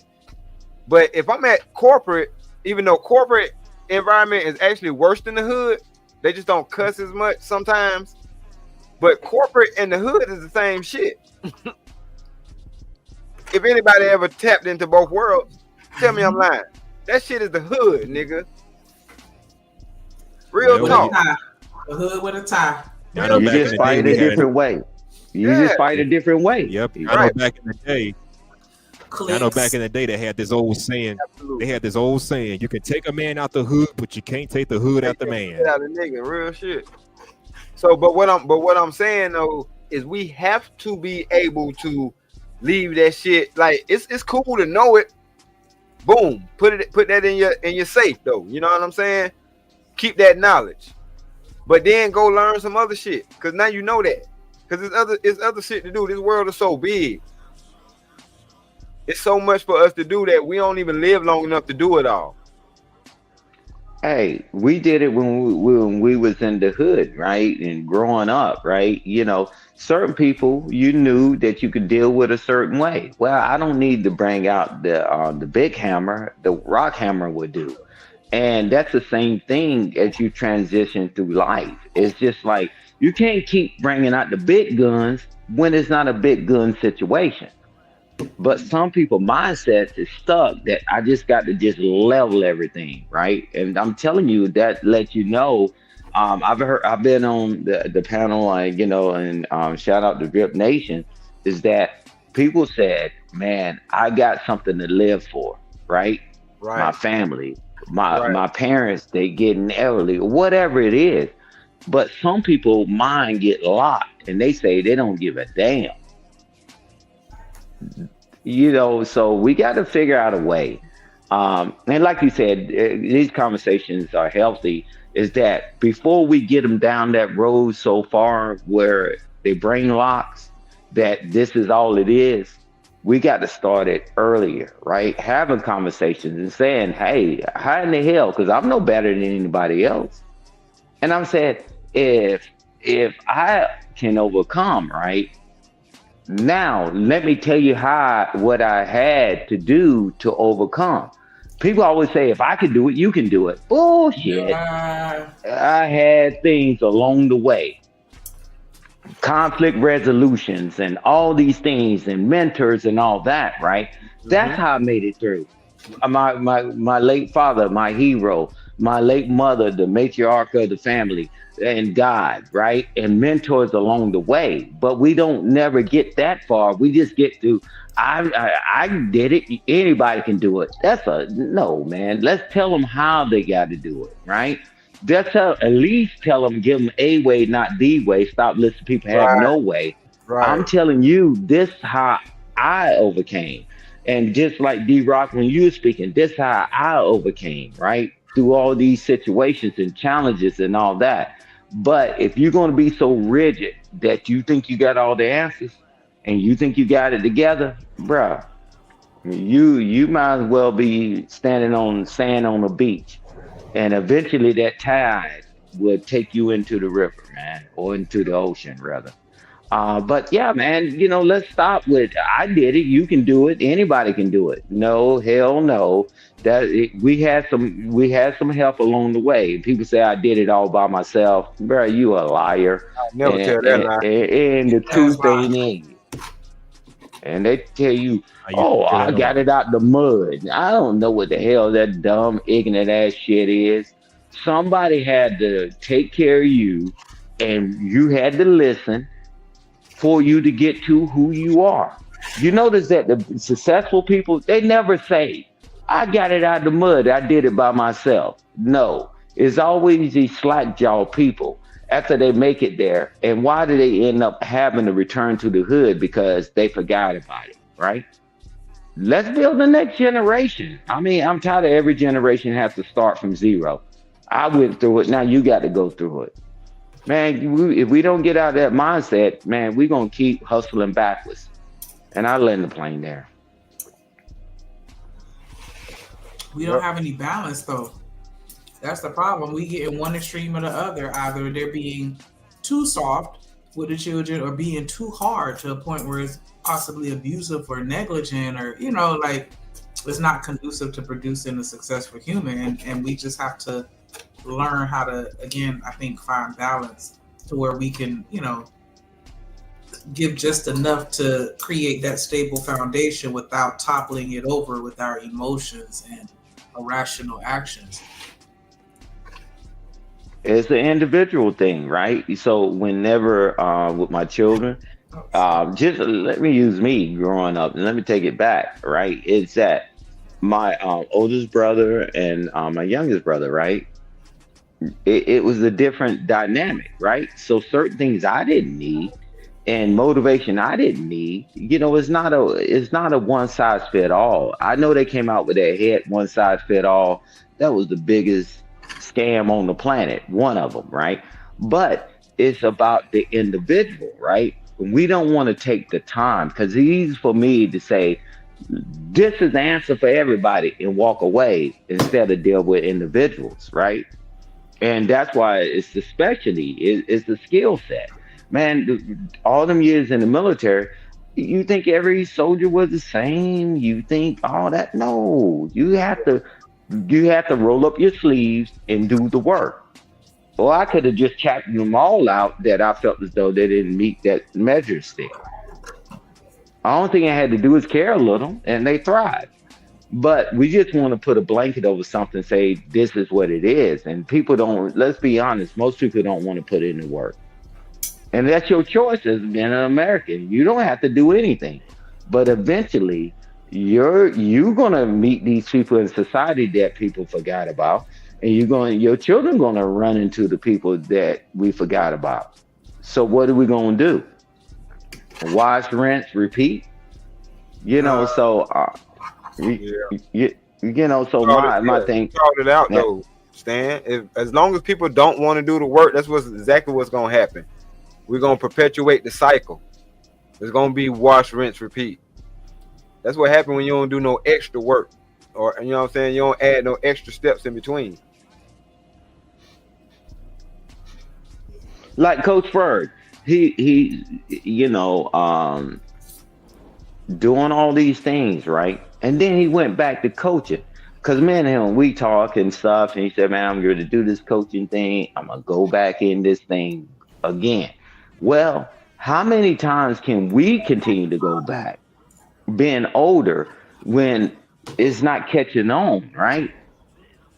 So we need help from all the generation. That's why I don't dog out any generation, right? Yeah. Man, I roll up my sleeves again. I was like, okay, guys, and that's been the biggest things that mentoring people, and when that light bulb comes on in their head, man, that was very important because they took it and started grabbing other people that started teaching them, right? So if we were just going to sit back and let it all burn, don't be surprised when your shit get burned down. Right. We just all this selfishness, man. And it's crazy. I mean, I don't mind doing what I'm doing, helping people. I don't mind. but I listen to a lot of people, man, that complain on these panels. My dad wasn't there, my mama wasn't there, and all that. And then they have children. They neglect their damn children worse than anything on the planet. So what are we teaching? Are you gravitating to learning something new, or you just stuck and you're rigid? And I'm gonna tell you this, and then you too. Go ahead. No, you got it, bro. I said if we stay with that ideology, and we so rigid, and then we have children, we teach them the wrong stuff. Because now the beauty behind, after you see something happen, right? That's why they say hindsight is 20/20, right? Right. That now that I saw it, now people typically say, I'm gonna do better. Well, my mom, my dad, my uncles, the school, and all that. Now you in pole position. Now you got a chance to see it. Some people didn't get a chance to see it. They were just going on with what they was taught. And now that you so smart, right, and you so intelligent, why is this shit burning? It look like we pouring more fuel on the fire. You know that this building's gonna burn. That's why code enforcements and all this stuff started happening, sprinkler systems and all that, because they understood. Thank you for what y'all did, but that's not enough. But we still stuck on stupid. We not teaching them anything. Well, that's why we are good. That's why having channels like this is a good median. Because like Shanika was saying, there's extremes on one side or the other, but we need to find a middle ground. Because everybody ain't with the bullshit, and everybody don't want to play. Sometimes people want to sit down and have a real conversation and try to figure this shit out, because we understand as a people that it's something going on and we don't like it. We don't like what we see. But instead of complaining about it, we're trying to figure this shit out so we can come to some solutions. Because you can't just throw solutions at an issue and don't break down what the problem is, because if people don't know what the problem is, they're going to keep repeating the shit. I agree. So that's why I don't like it. If I did it, anybody can do it. No. Wait a minute. No. Tell them how you did it. Right. On deaf ears, right? Because then it destroys the narrative, right? That I got it out the mud. I pulled myself up by my own bootstraps. How you gonna pull yourself up by your own bootstraps when you don't even have shoes? When you came up, you didn't have no damn shoes. So how did you get the shoes? Tell them how you did that. Who mentored you? Who pulled you to the side? Did you listen, or were you a knucklehead? And a lot of people, they be honest, they was a knucklehead. They was refusing it at the beginning, and then when they finally listened, that's how they made it up the ladder. But they're just gonna tell you, I got it out the mud. That's the biggest lie known to man. But that's the glory story. That's what my whole premise is, though, Stan, when I be talking. And I be telling people, no, this shit ain't no highlight reel. I'm not gonna just tell you the high times without telling you the low times that I had to go through to even get to them high times. Because you got to go through some shit. You know what?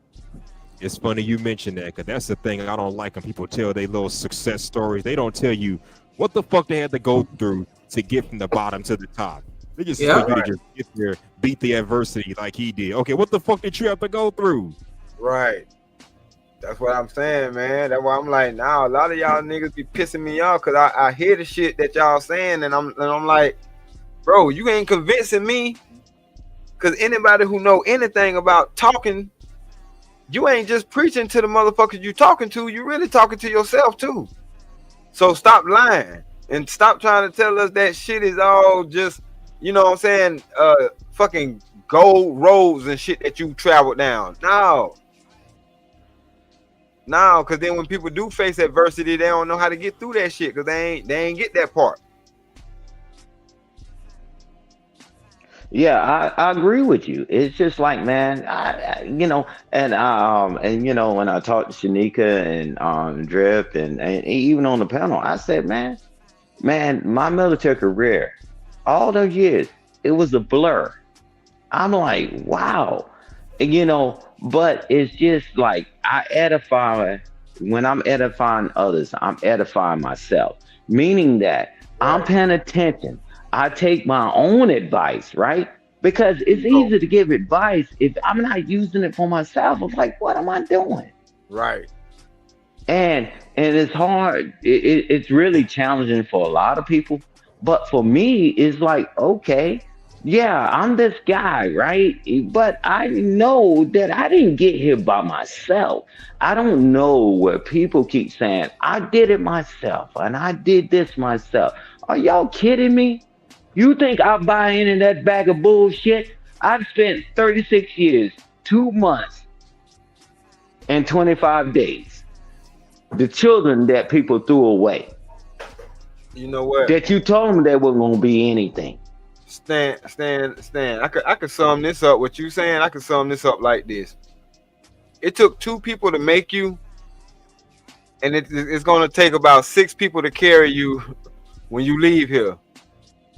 So you in between time, I guarantee you don't do shit by yourself, even if you choose to. Mm-hmm. Even if you're an introvert, you still don't do nothing by yourself. So at the end of the day, it don't even pay to have that selfish ass mentality, because you don't do nothing by yourself in this life. If you ever met somebody who went through this whole life without meeting another motherfucker, that's a special case. Hey, D-Rock, just like your business, right? Don't you have to negotiate with people? Don't you have to do all those things?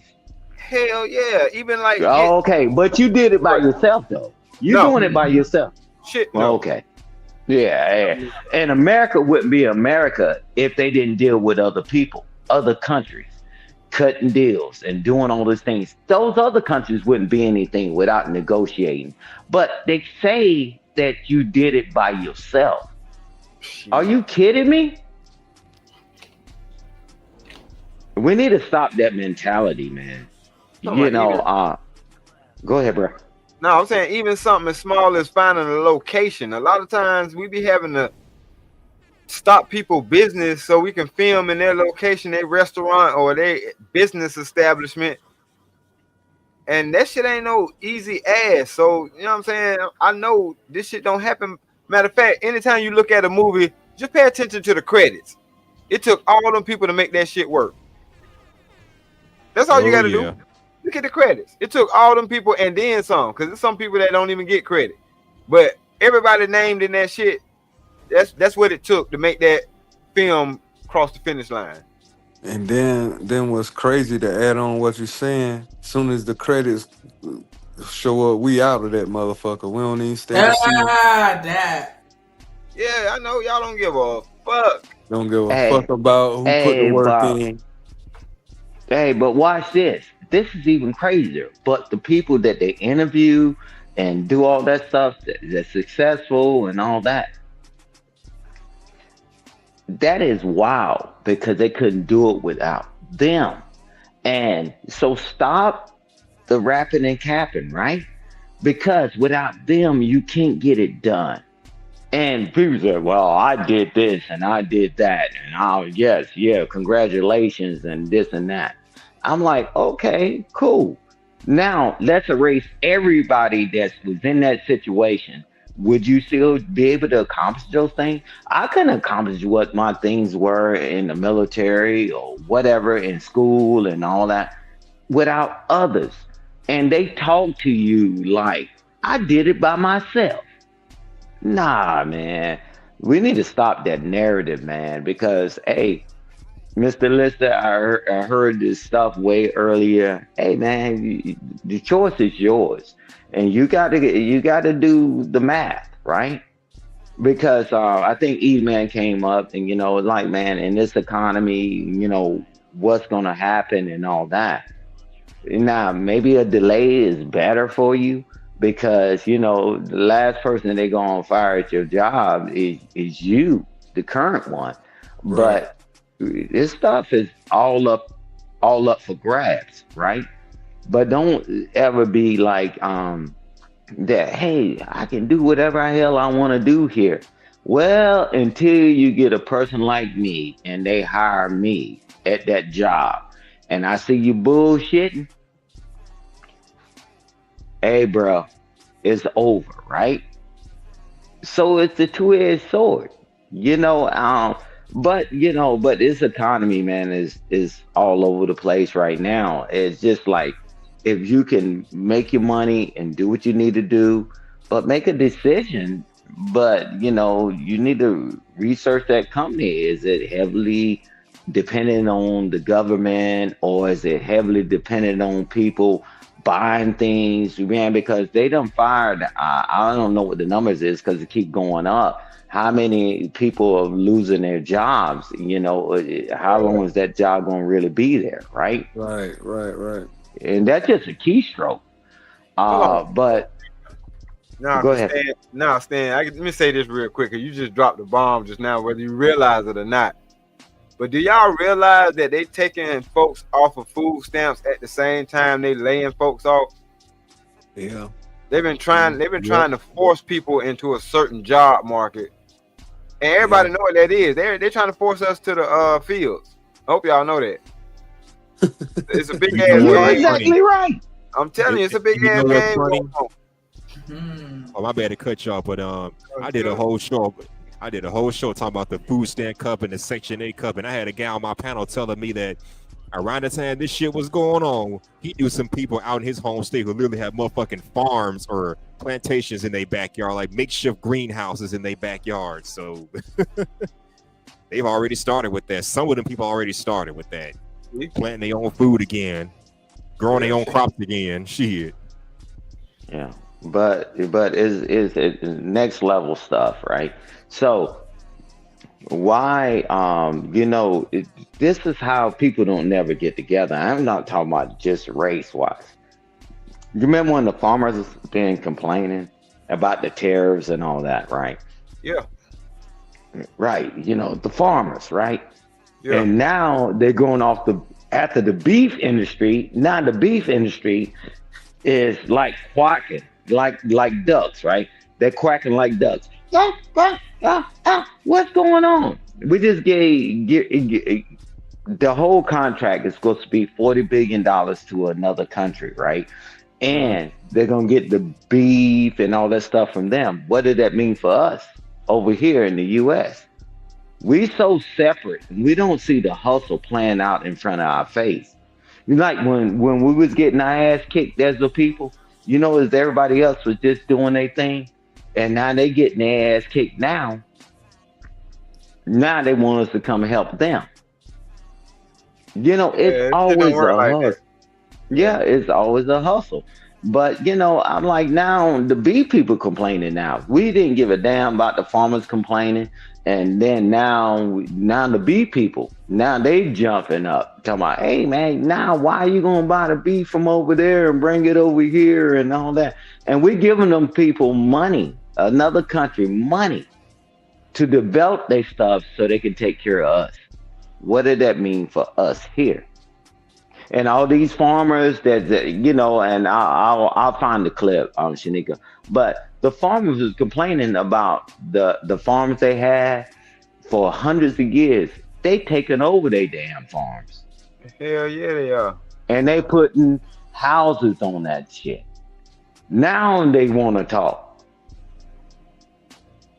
I think it's too little too late.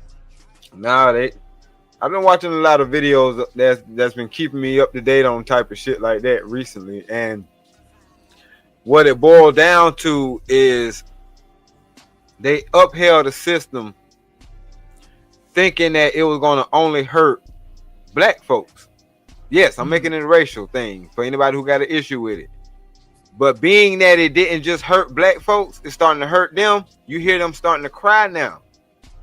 Because a lot of the black farmers are saying them same subsidies that y'all crying about y'all can't get because he just done took that stuff from y'all. We wasn't never able to get that shit in the first place. So just, y'all are losing contracts left and right. Y'all can't afford to pay back the loans on y'all equipment. We was never able to qualify for loans. So we ended up having to buy our equipment. But in turn, guess what? We own our equipment. They can't take our shit. So it's basically, they set up a trick bag. America has set up a trick bag and them folks then fell for it because it was working for them. Now that shit ain't working for them. Mm-hmm. And we starting to see that, and that's why America is crumbling right before our very eyes. But go ahead, my bad, H&M. Yeah, it's all good. That's why I was saying on my show about that Section 8 and food stamp cuts. It's best to remember these are government-funded programs, so the government can cut that shit any fucking time they get ready to. So it's best to own your own shit. Anyway, right. Yeah. That's just like you living in an apartment building. Yeah, you're paying the rent, you're paying the utility, but guess what? The landlord can kick your ass out anytime they get ready to. Why? Because you don't own shit up in there. He or she or they own the fucking property. So they can boot your ass out anytime. Same thing with government assistance. They can cut that shit for whatever fucking reason, and then now your ass out of luck. Best to own your own property like I do. I own my own condo, my own unit, so I'm paying for this shit myself. So whatever happens, it's on me. Right. And my insurance people, of course, but you know how that go. But anyways, go ahead. I mean, to be honest, and I hate to be like a super cynic, but you don't really ever own anything. You can buy you a condo and you could lose it. You could buy a house. I felt like if the shit hit the fan, they could take that away from you too. You don't pay for the shit, maybe. Like nothing is ever truly yours here in America. In other countries, when you buy something, it's yours outright forever, and you'll never have to pay for it. Here, forget to pay your property taxes, or not forget, but just don't pay them and see if that house is still yours. And it was yours outright. Then they're gonna come and buy it for $200. Yeah, but you got to know that going in though. But I'm glad you do. But yeah, you definitely got to know that going in. You don't own shit. Mm-hmm. It's an illusion. You can own the house, but not the land that it sits on.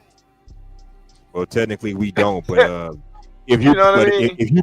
if you purchase a house and you're making monthly mortgage payments, then I guess technically you own it. But once you start making all them payments, then you fall behind, and you don't own it. That's why I be trying to tell people, man, getting a Lodial title. And if you think I'm bullshitting, at least look into it to see if it's real. Right. You know what I mean? Put it in the back chat. Huh? Put it in the back chat. Or how you spell that shit? Okay, yes, sir. I got you. And just try it for yourself. Cause I know that's something I gotta look into. I had a conversation with my uncle. And he was telling me about how we got folks that go all the way back to 1806. You know what I'm saying? And we had land. Yeah, and that deals with the Louisiana Purchase in the Boston Tea Party, taxation without representation. Mm. And that's what a Lodial title is. If you don't pay any title, if you don't pay any taxes, you can claim full ownership. It's sovereignty. Yeah, well, I'm gonna help y'all out real quick. There's no one in America putting in the back chat right now. There's no one in America, and in the other countries. And Shanika, when you said that in here, in other countries you own it. No, hell, you don't. You don't own shit because they'll send them warlords and them guerrillas over there and take your shit. I'm telling you that nobody ever owns anything. Oh, I thought they were saying in other countries, and not to debate, but what I remember seeing, they were saying like in other countries, you buy a house, like, it's yours outright, and then like, so yeah, you don't have to worry about paying like taxes. Give me one country. Was it Japan? Yeah, well, tell you what. They still have to pay to JD. What up? They still have to pay the elites. I've been in those countries. Okay. Oh no, you still gonna pay a penance. You still gonna pay. I mean, They're trying to make it seem like they better than us because of that too. Like, I put it in the back chat. Yeah, no. I mean, man, there's some nasty work in them other countries. Here. In our country, right, you got to go through courts and you can go and file and all that. Well, that country, man, they come over there and take your stuff and they say, hey, we need this for whatever reason. And ain't nothing you can do. That's why I said just give corrupt for sure. Yeah. Oh man, it's corrupt like hell. But I'm telling you, at the end of the day, it's about the government, the one that has the big guns. They're gonna do what they're gonna do. But at least in America, you at least got a snowball chance in hell. Yeah, you're gonna pay these taxes. Yes, you're gonna do this because you still want to drive on roads and you still want to have schools and you still want to have all these things. You still want to have the biggest military on the planet, the most powerful military on the planet, not by numbers, right? Right. You want all those things. How the hell you think you fund that? Yeah, but the only thing is within the load of your title, you gotta claim private citizenship, meaning you basically living off the grid. So if I own this house outright, then the lights and the utilities that I'm using, I can't claim that either. So I have to claim my name and likeness, kind of like a NIL. Yeah, In my case, citizenship. yeah, right. And in my case, I use a LLC. I have to use a LLC to use that as in claiming citizenship, just to have lights and utilities.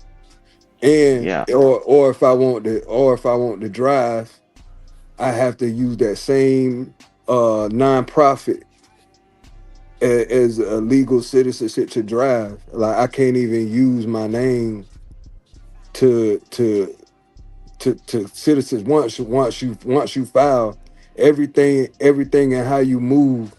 You have to outright own it, and you can't use the government. You can't intertwine the two. Yeah, like you got to go all out. You got to go all out with it. Yeah, but the beauty behind that, if everybody did it's beautiful.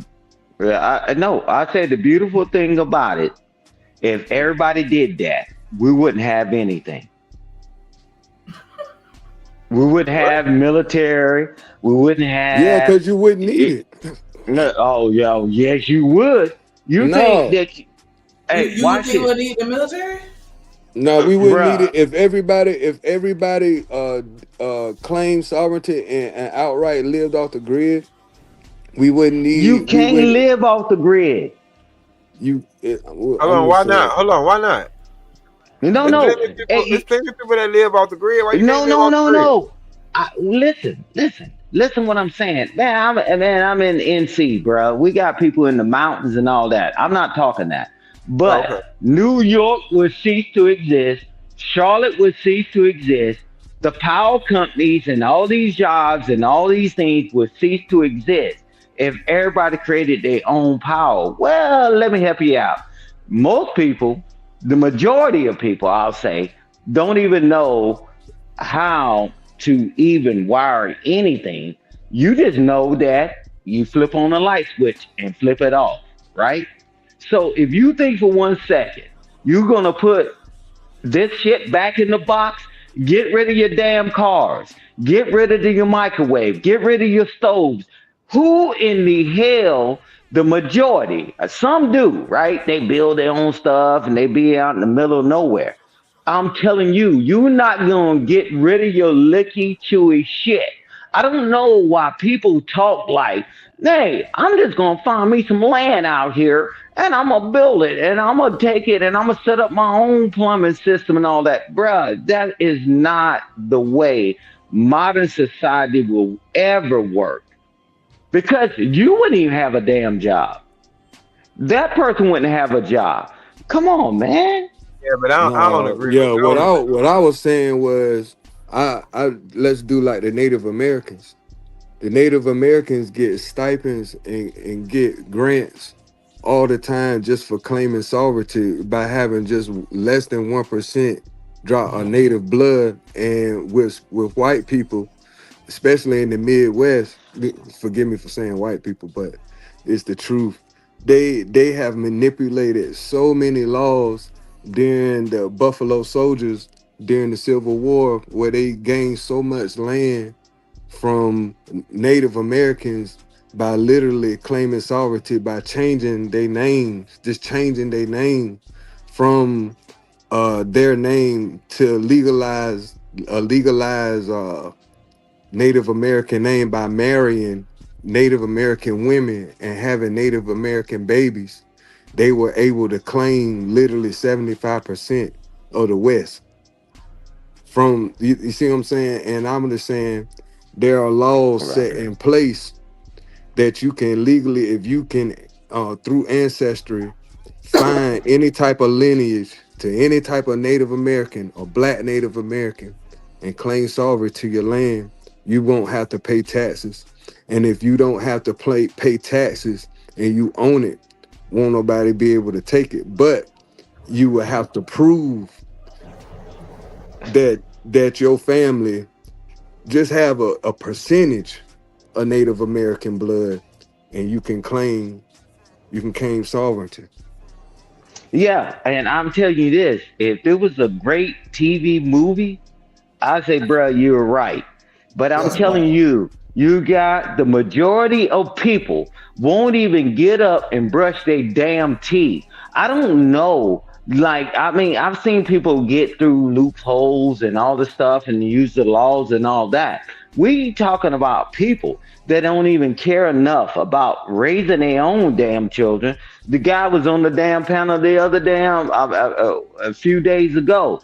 Let me teach y'all how to get around paying child support. I'm telling you, as long as we keep trying to hustle backwards when most people are not going to put in enough effort, you won't even carry your ass to work on time, and you won't even take your damn break. You come to work late, you take your break, and you stay on your break, and you come back to work late, and then you go to your lunch break, and do all this bullshit, bro.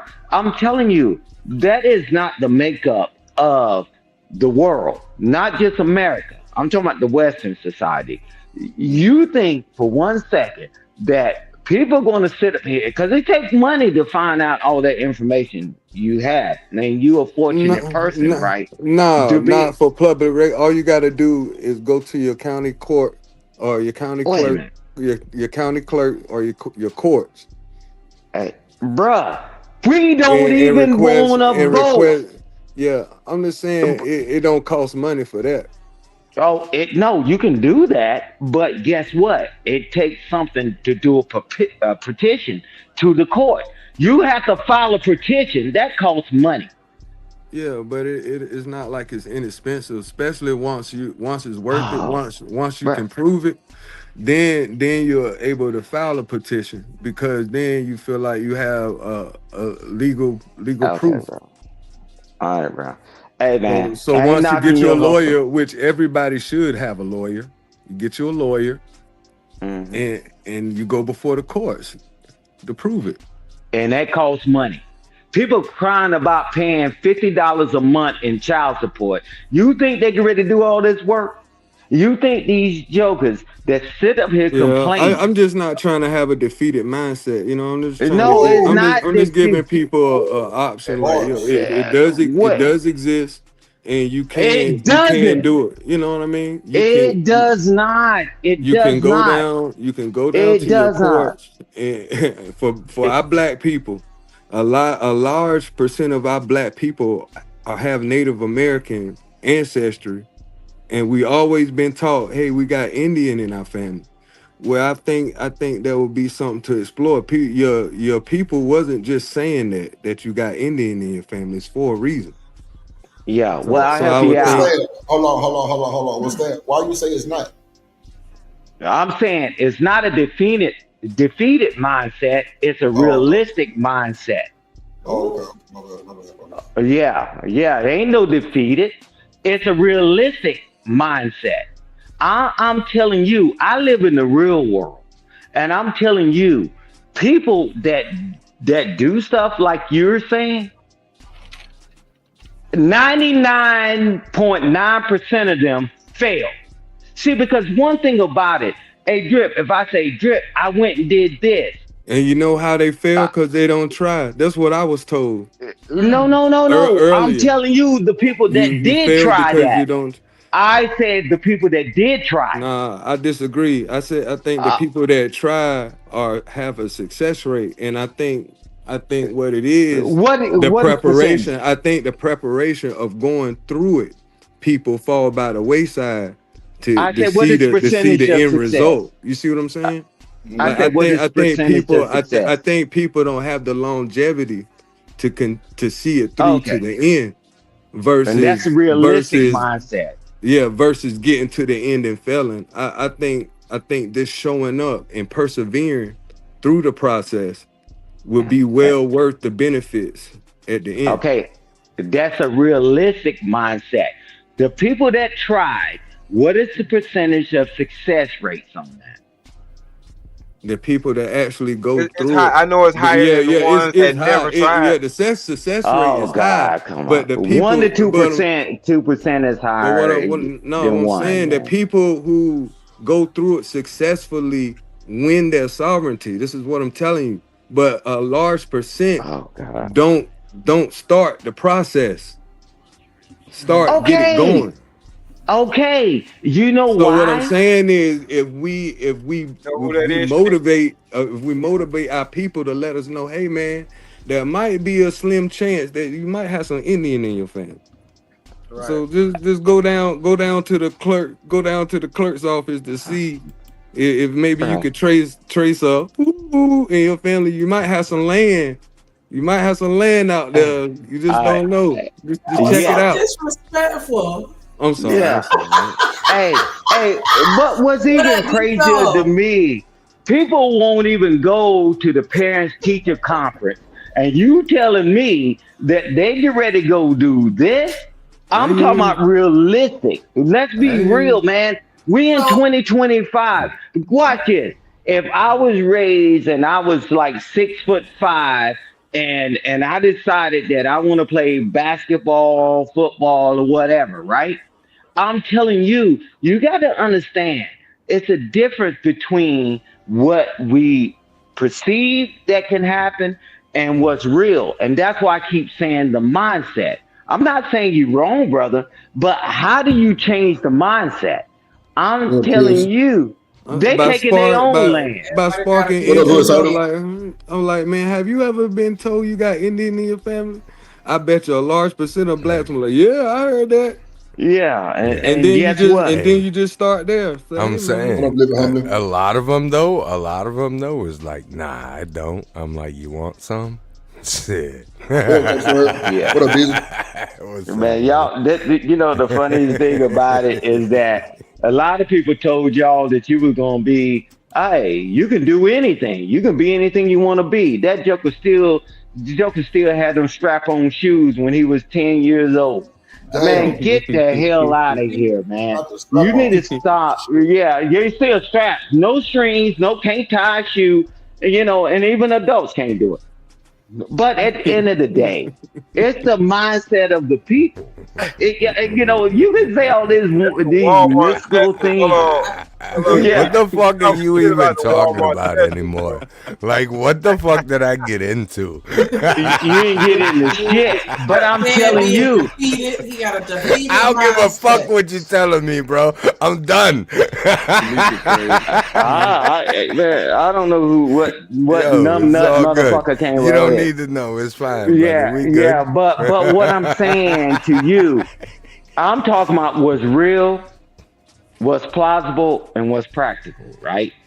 But you gave out some good information, Mr. Lister. You did. No, man, I hear you, because I totally get where you're coming from, Stanley, man. I definitely do, and it's definitely far-fetched for people to actually see it through.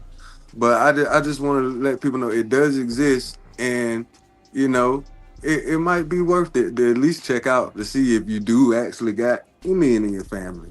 Mr. Lister, we got a question in the audience. What up, CH? She said, "Do you go to the clerk office where you were born, or can I request in the current city I live in?" Yes, where you're born, where your birth certificate is, where your birth records. And they'll be able to tell you if you have Indian in your family. Yes, but you gotta trace your the death certificates of your your oldest ancestor that you could trace. And it should be in the courthouse. They got your birth certificate and they got your death certificates of your family members. And you're able to trace the oldest death certificate to your relative. And if your oldest relative is either Native American or was married to a Native American, you might have sovereignty to land in your county. So I gotta ask for my parents' birth certificates, or the oldest, parents' you did, yes. birth certificates, and just keep going back. Keep going until you can trace the oldest death certificate of your ancestry. And if your ancestry has any Native American blood, any percentage, or was married to one, and if you can prove that DNA that y'all related, you may have sovereignty in your county.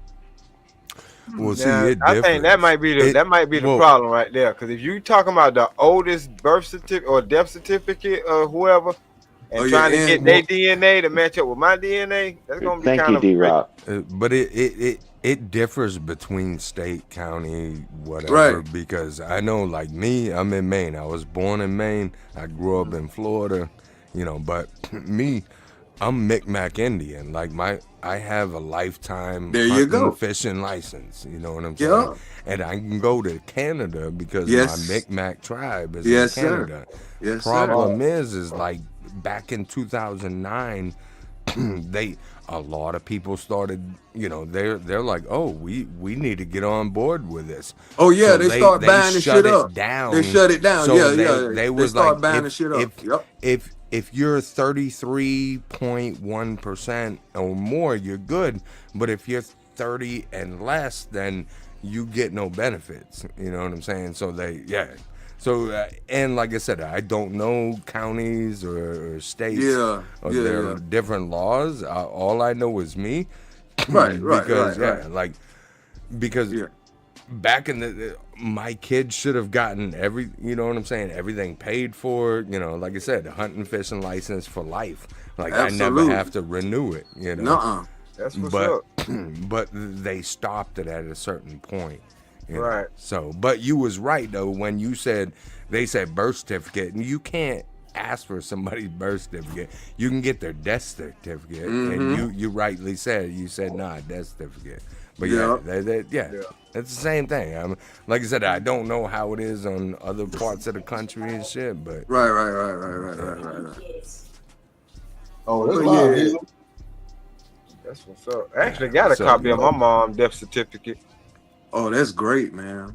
That's great. Yeah. But man, I was just letting the people know in general, like absolutely, bro. You know what I mean? Like a lot of people who don't think that they actually might have or be connected to actually Indian tribal, nationally recognized Indian tribe. Like you might want to take a look. Well, and that's the thing. It's not even about benefits. It's just about your fucking family lineage, your history and shit. True. But actually being able to have certain assets is definitely cool, man. Oh, 100%. Yeah. You know what I mean? But I'm glad y'all speaking on this. I got a great segue for that. Because go ahead. No, go ahead, Shanique. I'm sorry. No, I just want to ask Sin a question because I was like, I was going to ask with the 23andMe, didn't they get sued? Yeah, because it was selling people's information. All of them. Yep. Yeah. That's why I'm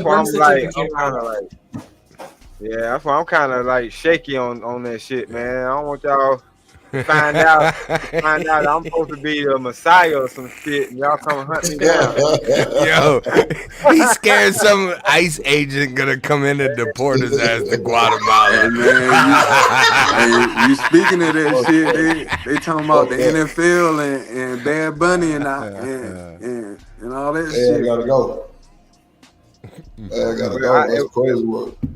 Oh yeah, he was saying he didn't want to perform because he didn't want ICE to come and pick up everybody. Yes, ma'am. Yes, ma'am. That's not funny. That's fucked up, bro. If that ain't racist, I don't know what is. Right? You can't be exactly. That's fucked Who up. the fuck? And you said it publicly, like you put it on Twitter, bro. He put it on Twitter, bro. That's cold. That's cold. That's cold, Drew. That's cold, bro. Yeah, I ain't gonna buy the tickets to this concert. This shit gonna be sold out. Damn, bro. Come on, Everybody else got VIP backstage passes. That's some racist shit.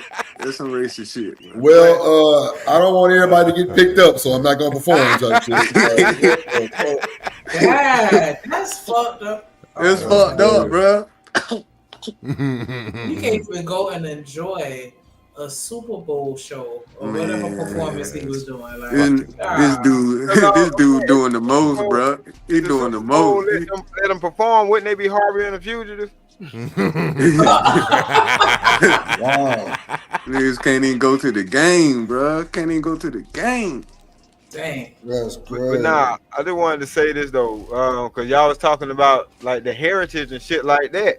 The reason why that's important because knowing who you are helps you avoid having a defeated mindset. Mm-hmm. Because now you know you got the power of some more people behind you, or you represent something bigger than you. Yeah. But on a macro scale, we got to apply that same logic to families. That's why I be wanting people, you know what I'm saying, to have more seriousness about building families. Cause and your last name. I got a child. I got a child that being that I wasn't part of their life, and I can understand this because knowing my dad wasn't a part of my life, it does something to us, not knowing our history and not knowing where we come from or who we come from. Sure. And guess what? Guess what? It played out in real life, in real time, and I'm gonna wrap it up and I'm gonna land it with this. You know who went through this shit in front of everybody? Tupac. Oh, wow. Tupac. Think about it.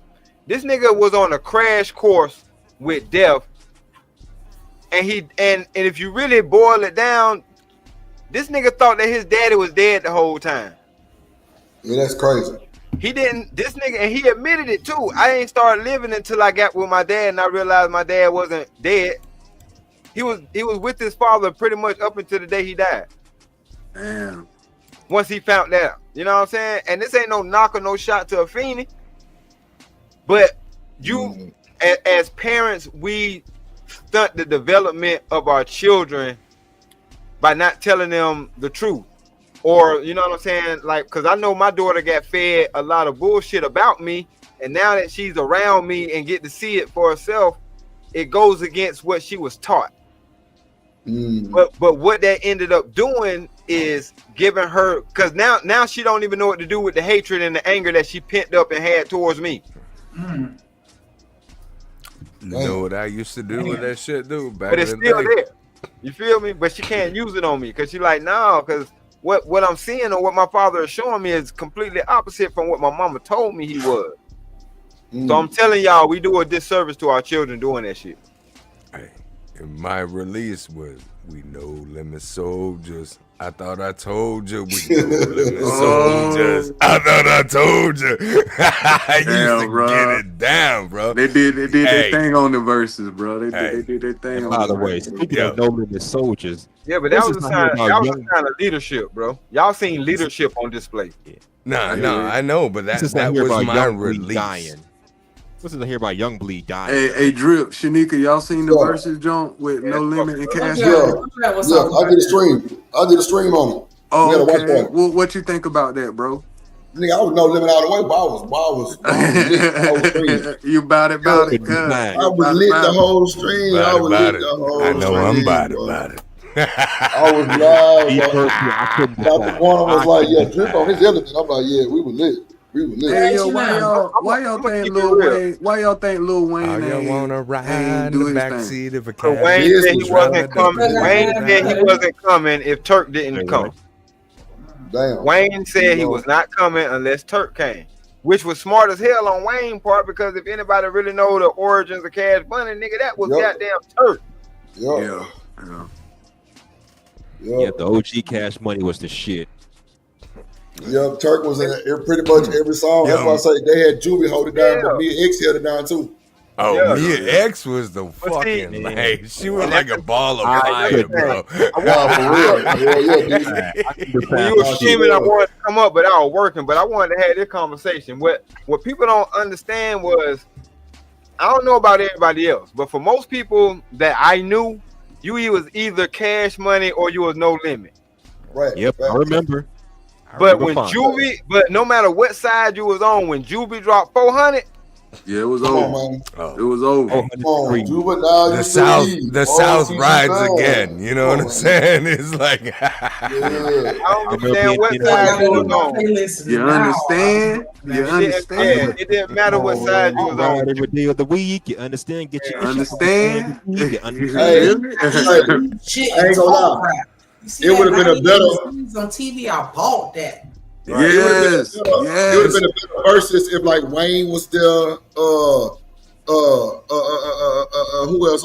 Mystical. Yeah. Goddamn, come on, bro. It would have been way better if Mystical and Wayne was there, bro. Because it would have been way Mystical more. Was my guy. Mystical was my guy back in the day. All they had to do was play that Steve Smoking. It was over. Mystical has some hits too.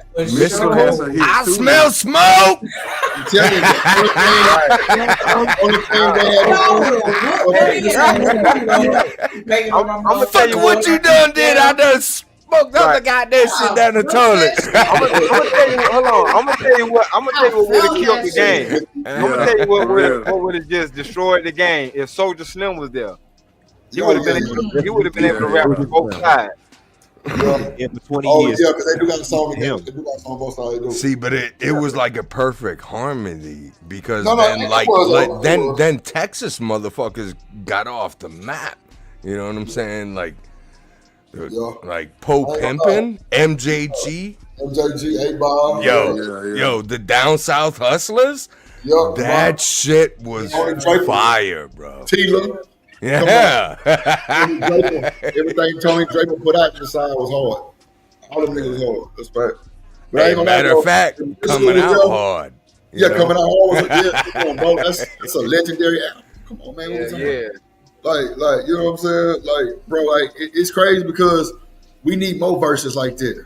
We need I ain't gonna lie. Well, you know what? They did do 8Ball, MJG, and UGK. They did do that one. And bro, it was so crazy because they both were doing songs that they had together. It was the same. But at the end of the day, I think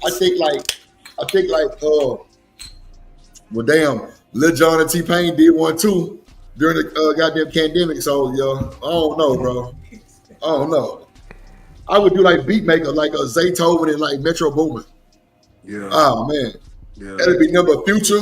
It'd be number Future and goddamn me. I don't know. I want to see Mustard. Oh, Mustard. Versus who? On the beat, my nigga. But versus who though? I ain't gonna lie. Fresh and KLC. Come on, man. I was about to say that. Manny Fresh and KLC would shut that motherfucker down. But like I say, Zay and goddamn me Metro Boomin to break bust it down and then London on the track and that nigga Weezy out of there. Come on, bro. It'll all be Future and Gucci Mane. Come on, bro. That's all they really did major shit for. Producers? Hell yeah. Okay, so they told me, but I want to throw Yeezy in the mix too. Kanye West? As a producer? Who would Kanye West go against? Who would somebody like Swiss Beats? Yeah. It would have to be somebody dynamic like Swiss Beats, bro. It would have to be. Yeah. Oh no! Y'all crazy as fuck. Timberland. Timberland. You got Timberland. You got Khaled. Okay. Yeah. I don't think Khaled would hang in there with them boys. I ain't gonna hold you. I don't think Khaled would hang in there. But I don't know, D-Rod. I don't know. That's the hardest thing. You know who would hang with him? Is Too Short. You know what I'm saying? Too Short to fuck them motherfuckers. Khaled broke a lot of people that a lot of people don't really understand. Shit, Quick. Shit. Throw DJ Quick in there. Throw Quick. Yeah, Quick should have been in there though. Yeah, I was gonna say something, but I there.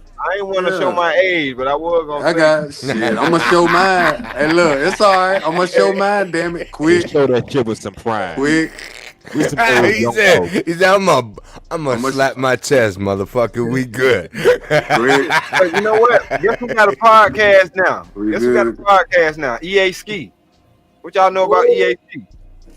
I know a little bit. I know some of this shit. I ain't know he had a podcast, bro. Yeah, I blast if I have to. Like, matter of fact, go back to the original TRU with Master P, EA Ski, Big Ed, and a couple other niggas. The original TRU before TRU. Oh yeah. Check it out. Now EA Ski put P on to the game, but EA Ski had that song on Friday when they did the drive-by. Oh yeah, remember that shit. That motherfucker go hard too. Right. Yeah. It don't Damn stop. right. Yeah. It don't make me have to. Yeah. Yeah, that was hard, bro. JD said David Banner versus Manny Fresh. My money's on Manny Fresh. Yeah, my money. Don't sleep on Banner, boy. Banner was a monster. I'm sleeping on it, but bro, I think the nigga from 3 6 Mafia would have a better chance with Manny Fresh than David Banner. Ooh, yeah. See, y'all see, y'all remember at that time. What about Rubber Band Man and shit what about like Triple Six Mafia though? No. Some scissor. Triple Six Mafia, yo. No, Diesel. That's what I'm saying. Dayton Family. You know what I'm saying? What about Dayton Family? No. Dayton Family. Hey, hold on, Diesel. You taking it back too far, my boy. They don't know about the Dayton Family, bro. That's straight. Come on, man. See, I'm mad at y'all niggas now, Drip, because last time you were playing that music and I said something about Top Authority and Dayton Family, niggas act like they ain't know what the fuck I was talking about. I must ain't hear you, D-Rock. I swear to God, I must ain't hear you, GG. I must ain't hear you. Dayton Family is like nigga, FBI? Get out. FBI. I'm with you, G. I'm with you like a motherfucker. I'm telling you. Nigga, come on, man. Fucking the original Scarface. Bro. You know what I'm saying? Like the old fucking This Z. nigga said before I can go to jail, the newspaper's trying to send it to me. Come on, man. Come on. Don't that happen to niggas every day, bro? Mm-hmm. If you got a high profile case, these motherfuckers will put your ass in the media and all that shit while you still on trial. They'll tell everybody you guilty. Take that shit to trial, boy. Take that shit to trial. Take that shit to trial, boy. Take that shit to trial. Fucking love it. R.I.P. to that I guy. miss my old shit, man. Hey, that's all I listen to. Matter of fact, I'm gonna tell you what's crazy, but it actually works. You know what I'm saying? And it's some relationships. All the music that I listen to on an everyday basis, my wife is starting to listen to that shit, but she watching the live versions of it. Cause they got like this live shit where you got certain niggas live DJing all the old artists from Patra and all that shit. But I walked in the other day and she was listening to Ghetto Mafia. Like these niggas riding around Atlanta in a convertible, different artists, and they performing their music. So she listening to Ghetto Mafia, and the 2 songs that she performed are the only 2 songs from Ghetto Mafia that I have in my playlist.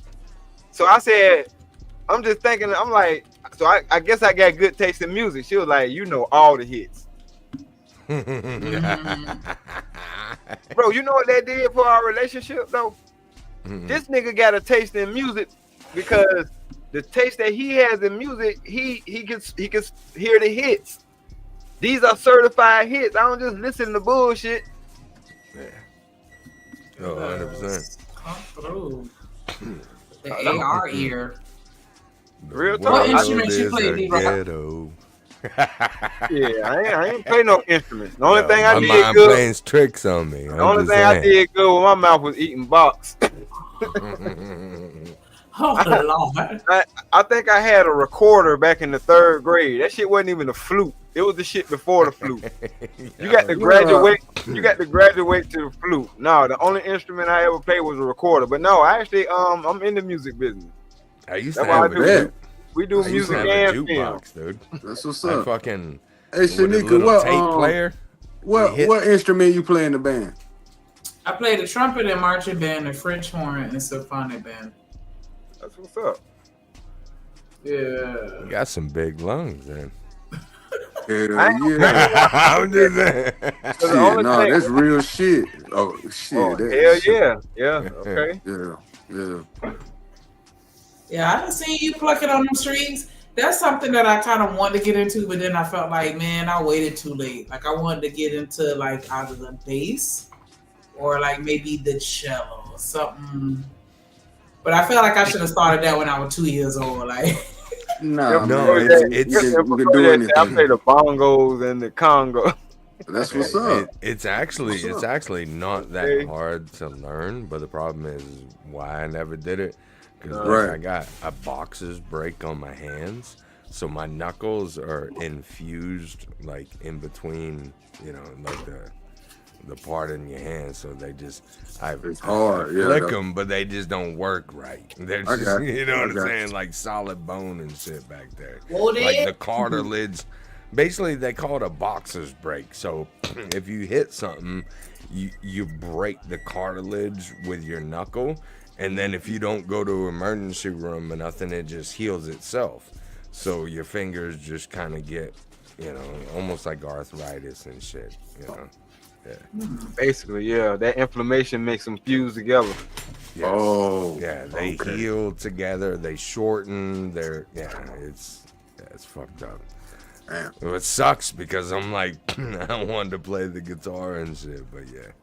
Nah, I mean, I could, but yeah, I'd you be could like play. I'd be like Michael J. Fox, just fucking randomly. This dude said Michael J. Fox, bro. Check this out, bro. Nah, look into what they call the God pick. You know what I'm saying?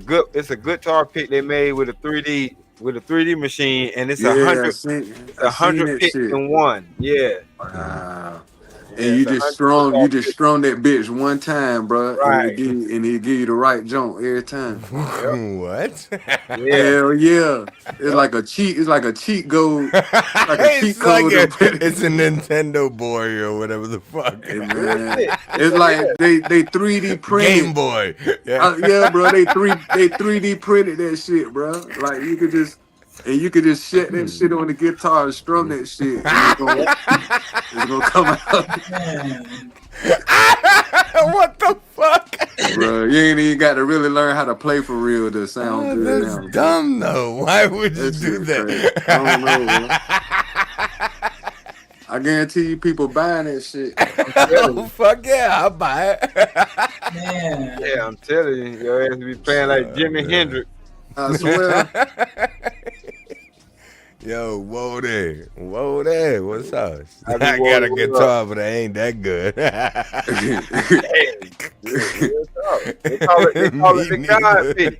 Yeah, I seen that shit, man.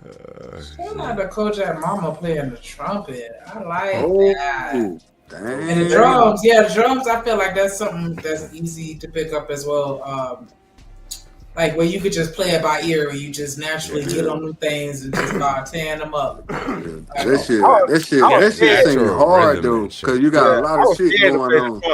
I ain't gonna lie. I saw Dizzy Gillespie. I ain't want my cheeks to get like that. Nah, that's just what he was doing. You're not supposed to even play like that. Oh, I thought that's what that shit did. Yo, I see Michael Jackson. He must have forgot to take the thing out the front of it. I see Ray Charles. He didn't see what I him saw. And Louis Armstrong, they put that shit to the extreme. Stars are blue, big handles wide. Good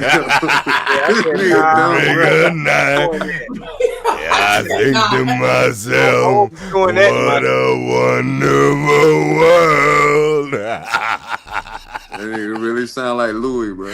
I cannot. We ready. There you go. But yeah, Dizzy just did that.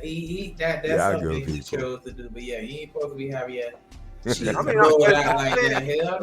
shit look crazy. When you a kid, you don't think about shit like that. It's like, damn, that playing that instrument did that? Yeah, I think I'll pass. Well, bro, it's like every note he blew, it was like he blew with a purpose, like it was his last note, like real shit, bro. Yo, like, he what was he killing running? I love that type of music. Yeah, he ushered in the bebop era in jazz. Right.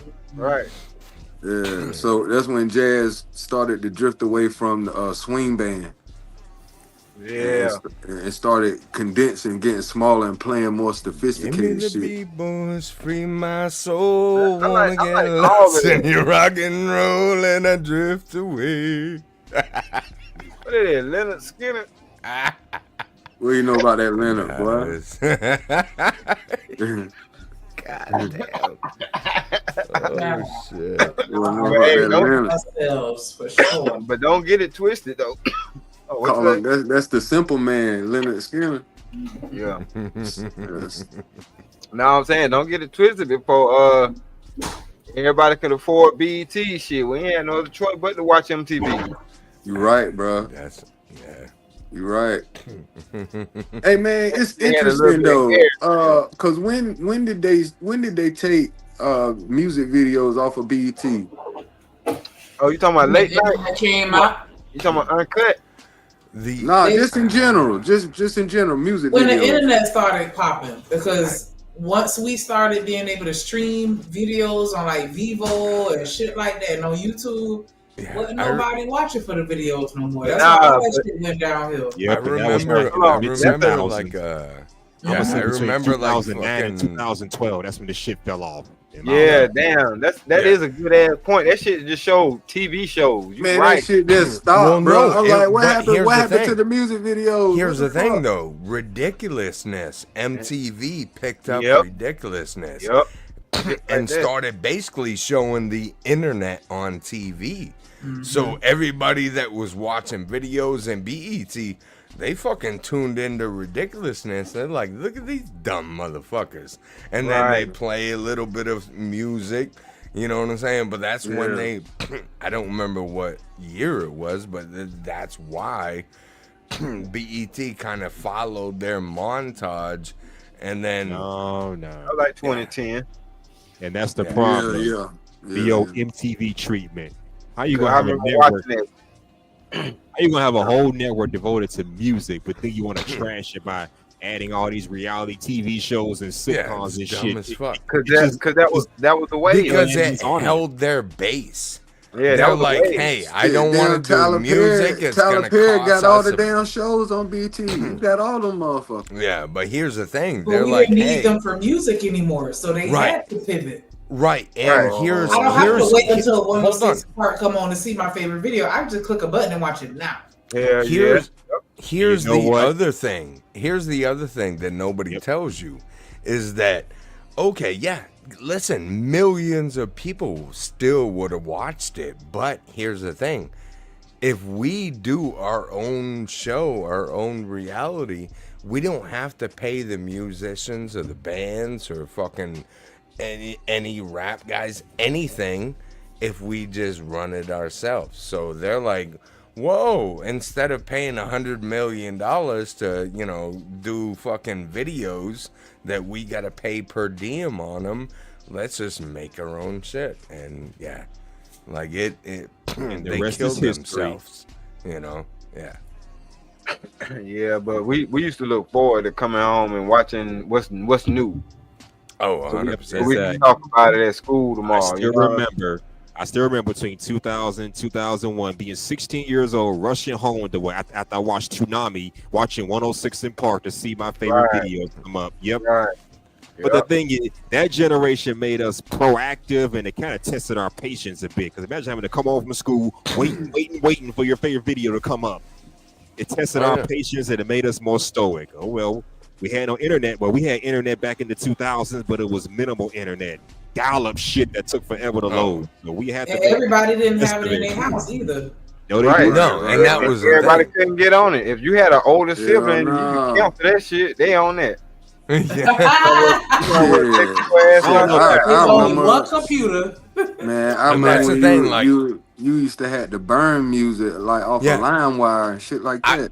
I literally would go to bed and load up like 25 songs, knowing damn well by the time I wake up, I might have like 3 songs downloaded. You know what I'm saying? Because like, if anybody calls, boom, you're fucking disconnected. You know what I'm saying? All Not the way gonna over. happen. Oh yeah, I remember. I remember the box casual journal. Yeah, I remember that was where we got, the music. Yeah. My mama used to fuss me out, bro. I used to have so many viruses that was on the computer to download. Oh yeah. Download different websites, just download that and porno sites, man. I mess my mom. Napster and LiveWire. LiveWire. All them ads. Like I said, used to queue like 40.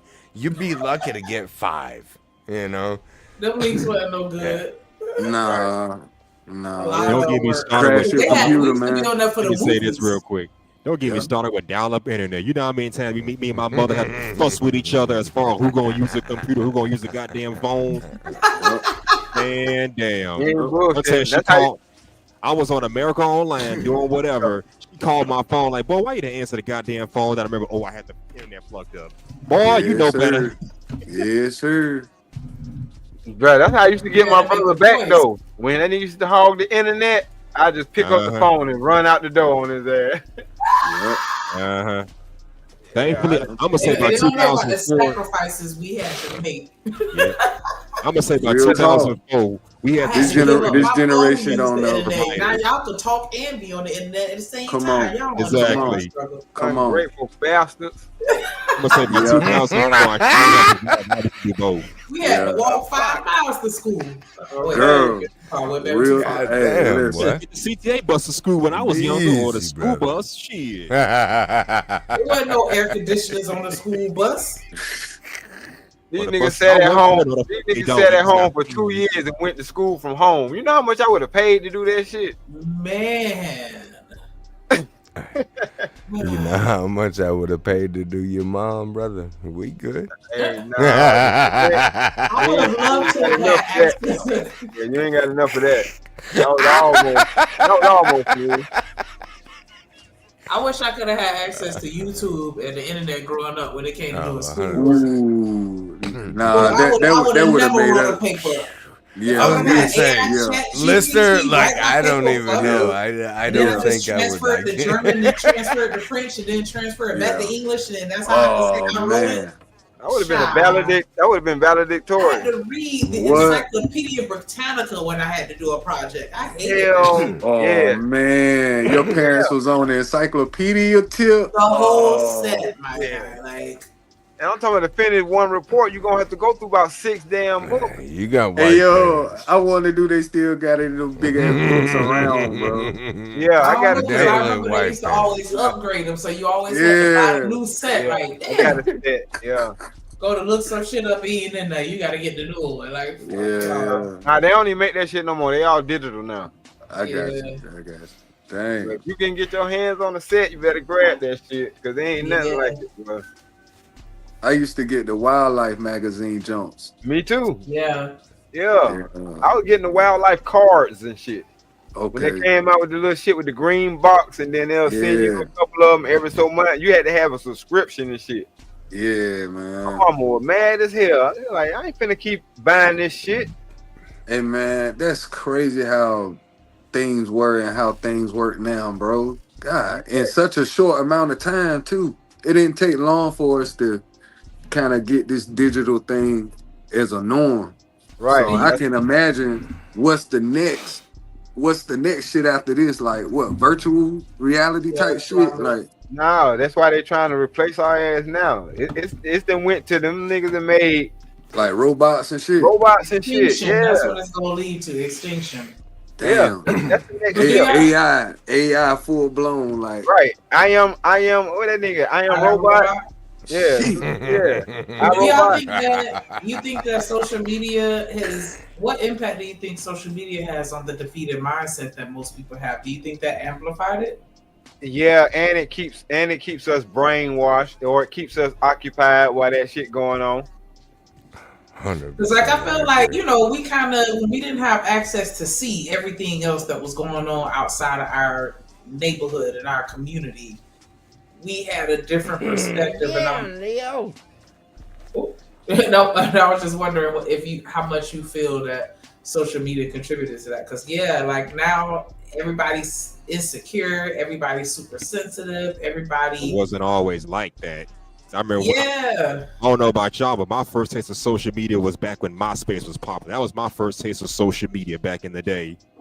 We used to have fun on that motherfucker. I don't know about y'all, but I met hella females on Facebook and Black Planet. So back then we used it more sparingly compared to the 2010s where everybody online want to meet somebody and barely put in effort to try to meet somebody. I would put music on it, like my favorite songs and shit. Like create your little profile. But that's where it started at, y'all. It's called sensory overload. Tom Green? Your first friend. He was everybody's friend. Yep, Tom Green. Was that a real person? Hell no. He was the CEO of the company. He was the CEO of the company, from what I understood. That nigga, no, he ain't never respond back. But yeah, that nigga, he was the first. Everybody had him as a friend. That was just basically like the link. Yep. That's all that shit was. It had, you know what I'm saying? You had to start somewhere. We're gonna keep all this technology and social media. Let's go back 20 years ago where we knew how to use this shit responsibly and more sparingly. Not today, where it's all about being online. I mean, the shit we're doing now is nothing new. Back then we had Skype to video call people. That's what started this whole shit. Yeah, real talk. Now we got Zoom. Like I said, this shit is sensory overload. And what I mean by that is we've all done this. We've all got to a place where we was looking through social media first. And now we down some kind of social media rabbit hole where we watching a bunch of bullshit. Video after video after video. It might be a bunch of fights. It might be it's just violence. Like you'll start somewhere, you'll start at one point, and you can do this shit now. As a matter of fact, you can type in something in your search bar and it'll show you probably 5 or 6 of those videos, and then it start bearing off to some other shit. But it will ask you, do you want to stay on this topic? Because I'm about to send your ass down a rabbit hole.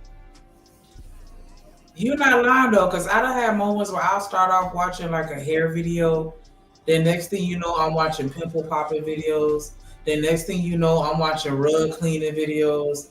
Then next thing you know, I'm watching videos on how to properly shave your balls. I don't even have balls, but I'm watching the video. Shave like your I'll balls. be watching shit. Like I'm just saying, like I'll be watching shit that has nothing to do with me, and I'm still I'm tuned in. Yeah, and I was just saying that to make a point. Like just random shit. Like it do. They start putting all kind of shit in the little thumbnails. Yeah. And go to clicking like. Yeah, I put this shit. I put this shit on.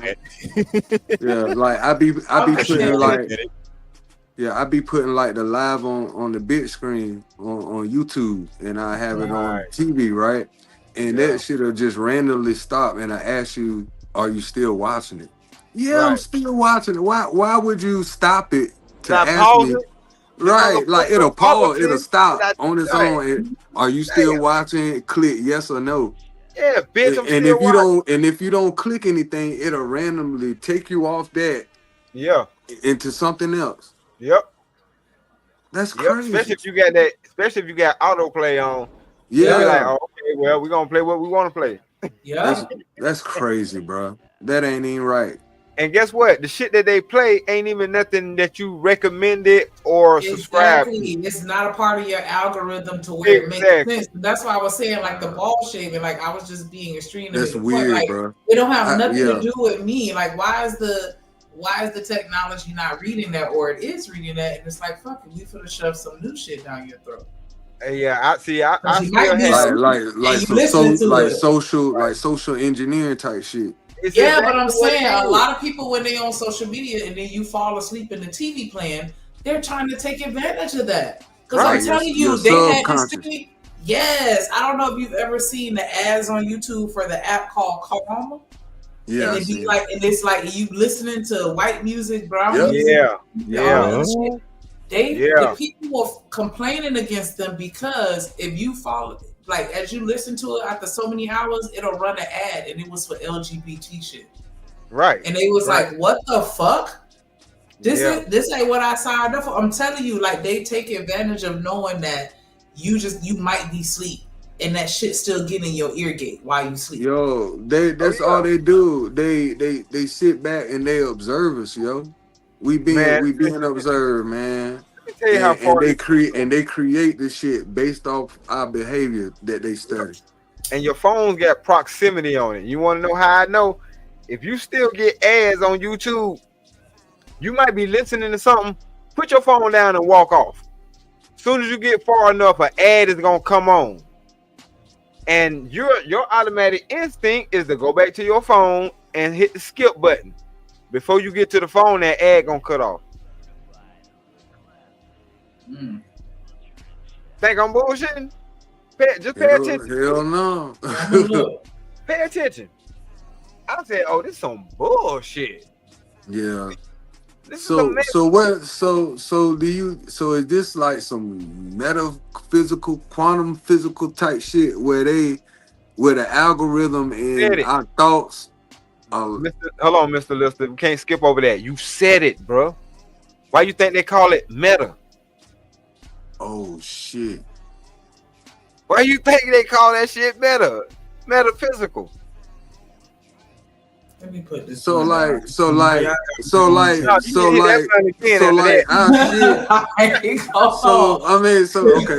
let me get this straight. So you saying like our thoughts and shit and like the algorithm like on the internet, that shit starting to sync up.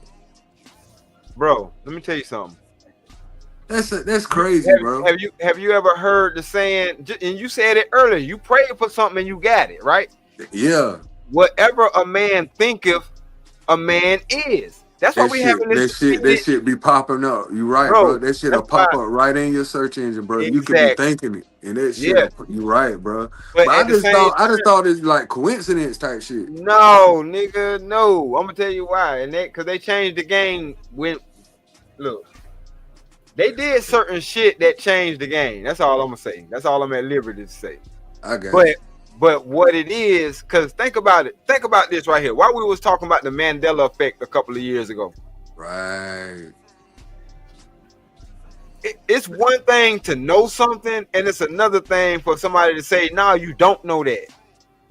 They done studied this, bro. They doing that shit on purpose nowadays, though. Yeah, because they want to. If you haven't seen something for so long, then you start to second guess yourself. But that's what you're supposed to fight against. You don't supposed to second guess yourself. And this goes all into the whole defeated mindset conversation that we having. Like you gonna have all this other shit against you. The last thing that you need against you is you. So you know what I mean? Like that, bro. No, if you think it's out there in the atmosphere. What they figured out is now they can snatch shit out of the airwaves. Yeah, for sure. And the reason why they can do that is because they keep tampering with ungodly shit. Let me put it to you like that. Because when the Bible said that Satan is the Lord of the air, he talking about airwaves, microwaves, radio waves, television waves. No doubt. Yeah, that's all of that's in the air. Even your phone. Yeah, the Wi-Fi right. waves. Wi-Fi waves. Exactly. All that shit. And then you got all of these devices communicating with each other. Yeah. If you got like a Nest and you got Siri and you got this, that, and the third, everything talking to bro, and we could put on some glasses to see all this shit that's invisible, boy, we probably go crazy. You can. It's called Snapchat. Snapchat. Why you think the Snapchat icon is a ghost? And it has a ghost filter. If you put it on, you can see all the spirits around you. Damn, bro. I ain't been on that in a minute. I ain't good. Don't go on that shit. That shit, bro. It's the reason why y'all ain't on that shit. I'm telling you. Y'all had something in y'all instinct or something in y'all mind said don't fuck with it. And y'all followed y'all first mind. Ain't nothing wrong with that, but I'm telling you. I've never been on that heavy. Bro, it's a reason why their icon is a ghost. What the fuck? I'm like, what the fuck a ghost got to do with Snapchat? I thought it was because the messages disappeared. No, I didn't even think of it on the deeper level. Cause you know what I'm saying? Right. Everybody like about Snapchat. I send it and that shit you can't screenshot it or nothing. Like, you know what I'm saying? Like, that's the cheaters app. That was what they used to call it. The thing is, it's a lot of witchcraft in our phones. It's a black screen. And they came up with certain apps that is basically like a portal. And once you open up a portal and you start letting shit onto this plane, you can't get rid of it. Sorry. Yeah. But that's why I say this shit is on a metaphysical plane now.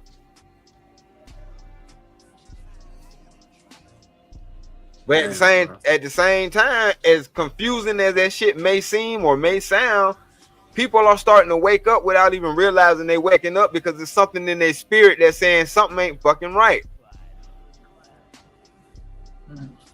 You know what I mean? And that's what it is.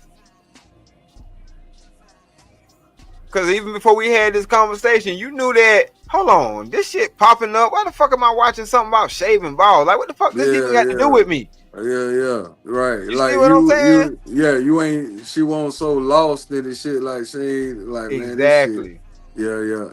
And a lot of people just let shit ride. Yeah, because that's the thing. We gonna do this shit to see if y'all let that shit ride.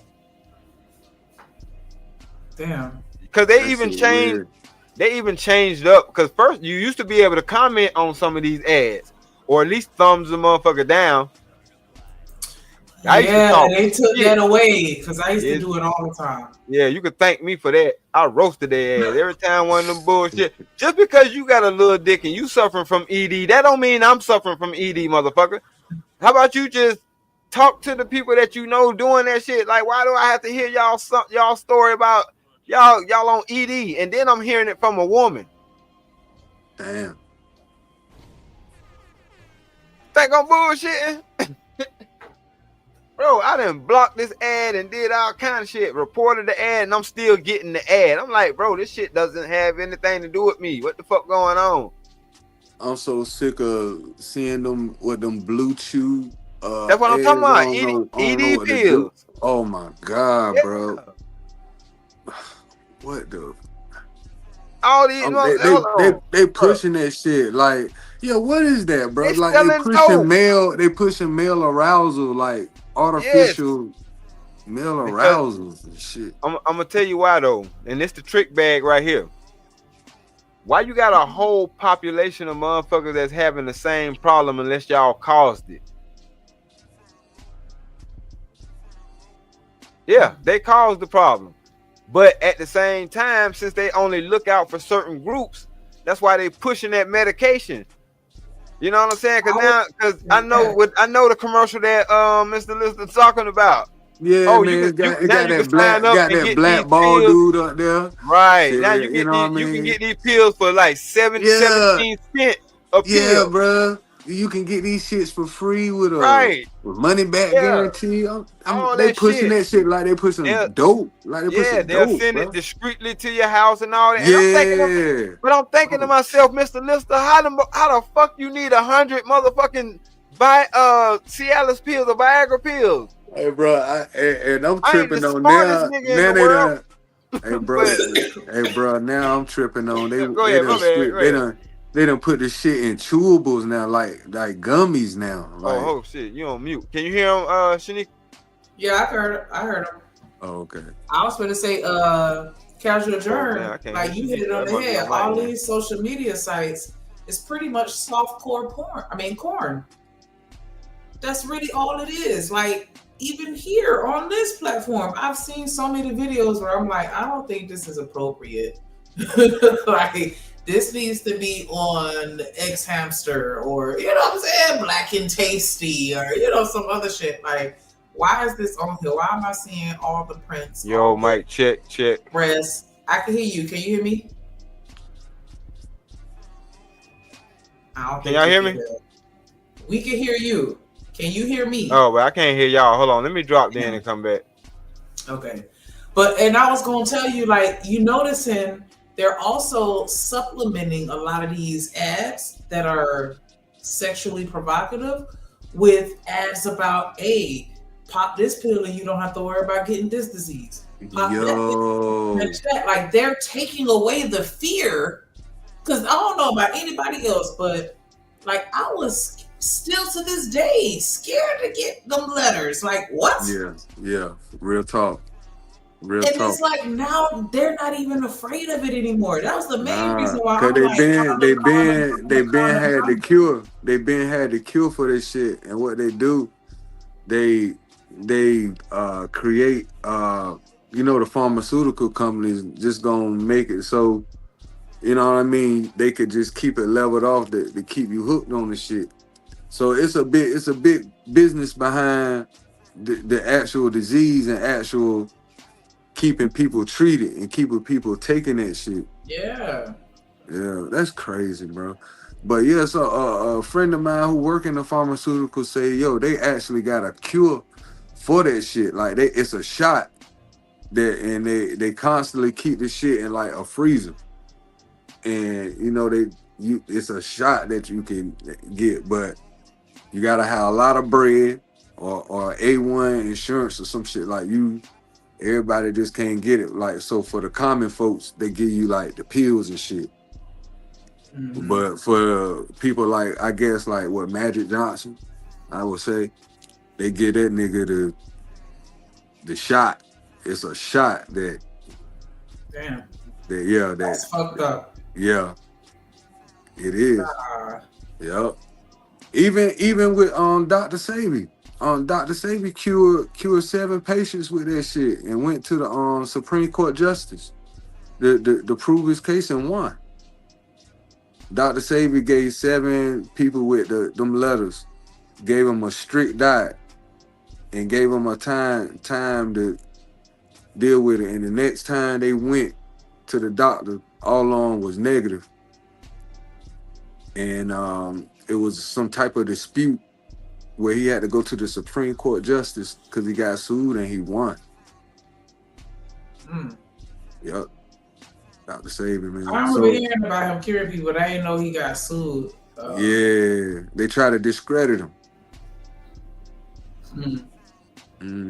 Not saying he was a real doctor, you know what I mean, treating people with real, you know what I mean, ailments and shit. They don't want anybody, and that's why I was so skeptical. I'll say that word when C-19 came around and they like, start taking these shots and those shots and that shots. Like, nah, I'm good. I need to see some more clinical trials. I need to see how this really is going to be affecting people, because we don't know what's going to happen in 5 years. Like, it could be a whole zombie apocalypse. You know what I'm saying? I'm being extreme, but I'm just saying, you don't know. I be thinking about that shit, bro.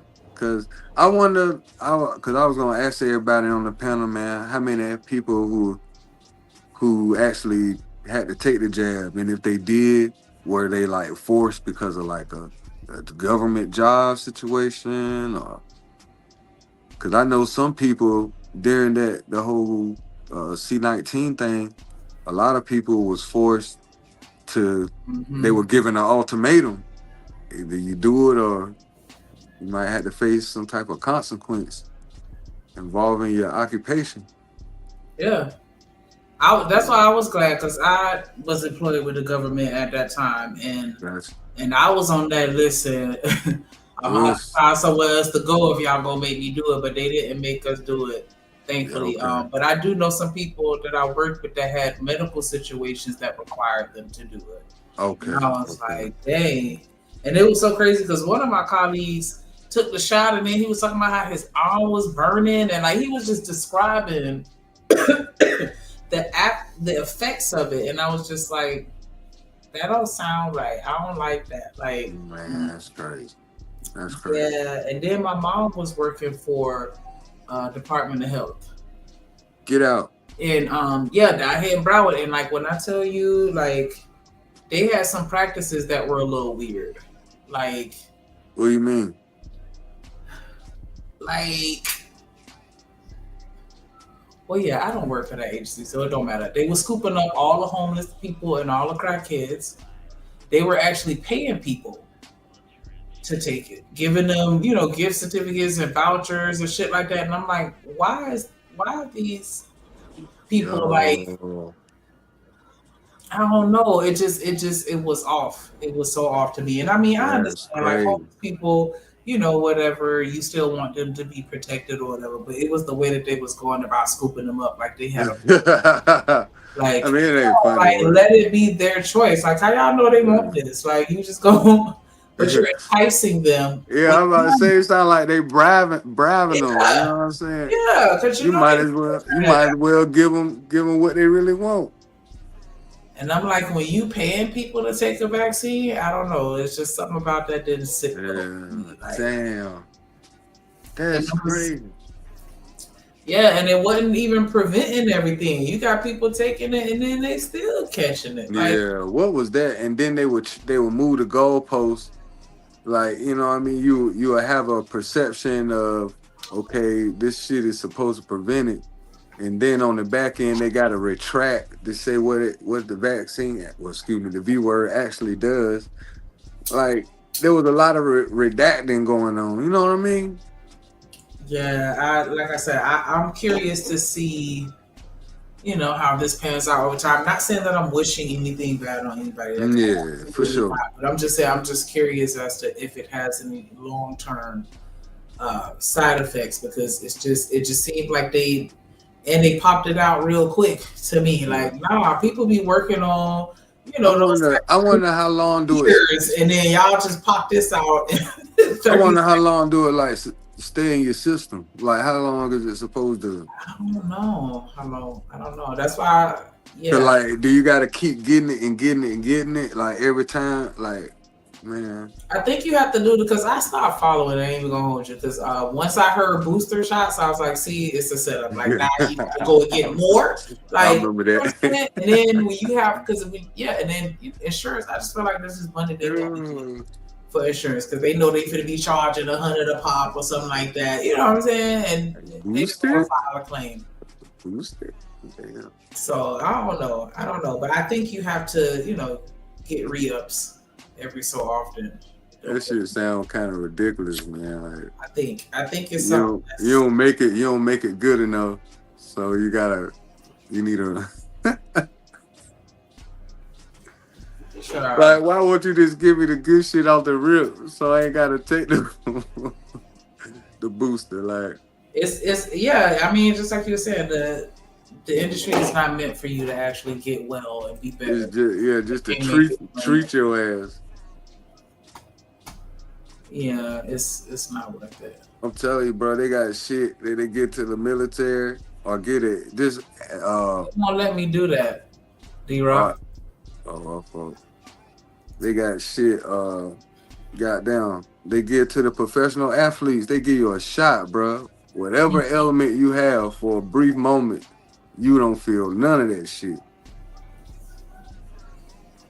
Wait, I think I know what you're talking about. Like when they.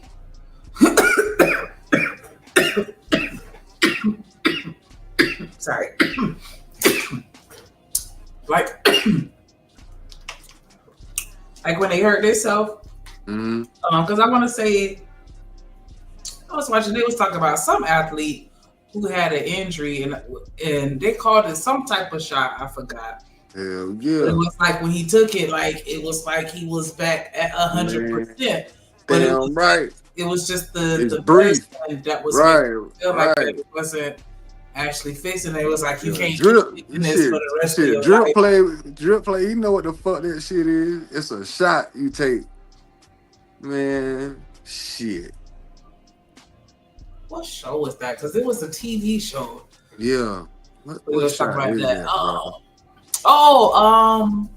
What shot is that? What's that show with Tia from Tia and Tamara and Oh yeah, the game. No, the Family Reunion, I think is the name of it with Loretta Devine. And I think it's on Netflix. I think that's where it is. But yeah, Loretta Devine is the mama, and the son is some dude, I don't know his name. And he all right, can you hear me now? Yeah, we can hear you. Can you hear us? Yeah, I can hear y'all now too. Yeah, I think it's family reunion. And then Buddy was like playing, but then it was like, you gonna have to stop playing. And he was like, let me just keep taking the shots. And I'm like, nigga. Damn, bro. Like, why would they do that? Like, that's bro. some old keep playing type shit. Like, I know you injured, but I'm gonna need for you to get back out on that field. Like, what? You're heartless. You don't even care. Yeah. It's about the bottom line. Yeah, because it's about the bottom line at the end of the day. They already paid $2-3 million. So they feel like they own them. And that's what E was talking about earlier. After a certain check they pay for you, they own you. And they want to get their money worth. So hell yeah, if shooting you up with some shit that's gonna make you forget about this pain so you can go get this money, get your ass out there. That's fucked up. It is. That's why you try not to end up in those situations. That's why it's best to try not to end up in those situations.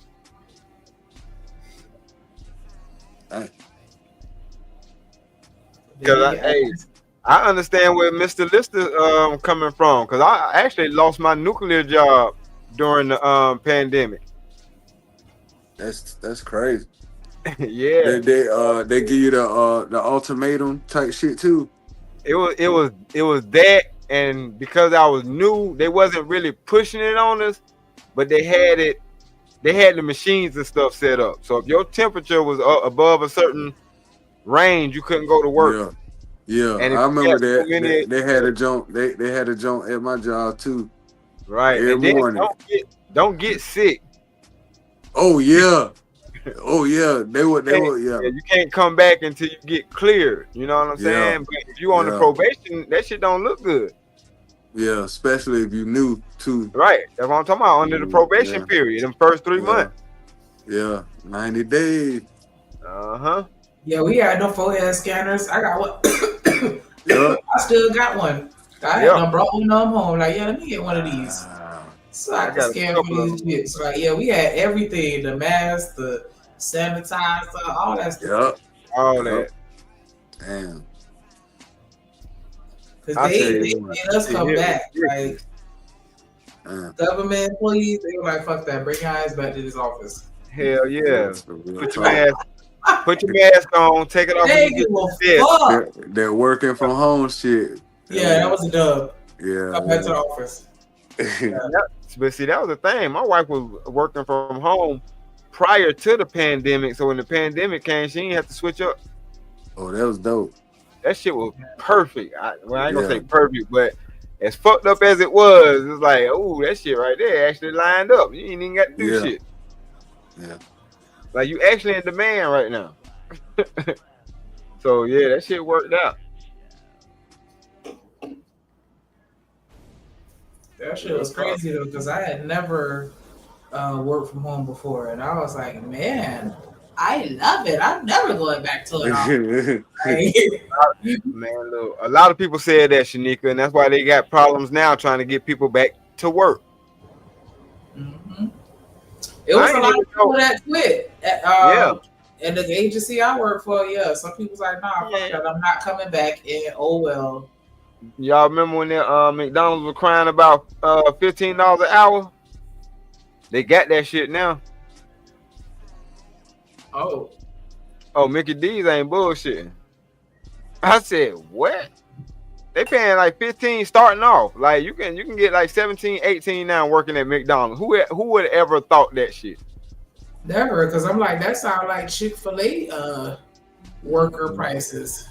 Man, come on, man. Because I thought that was the creme de la creme of fast food. Like if you try to get coins, work for Chick-fil-A.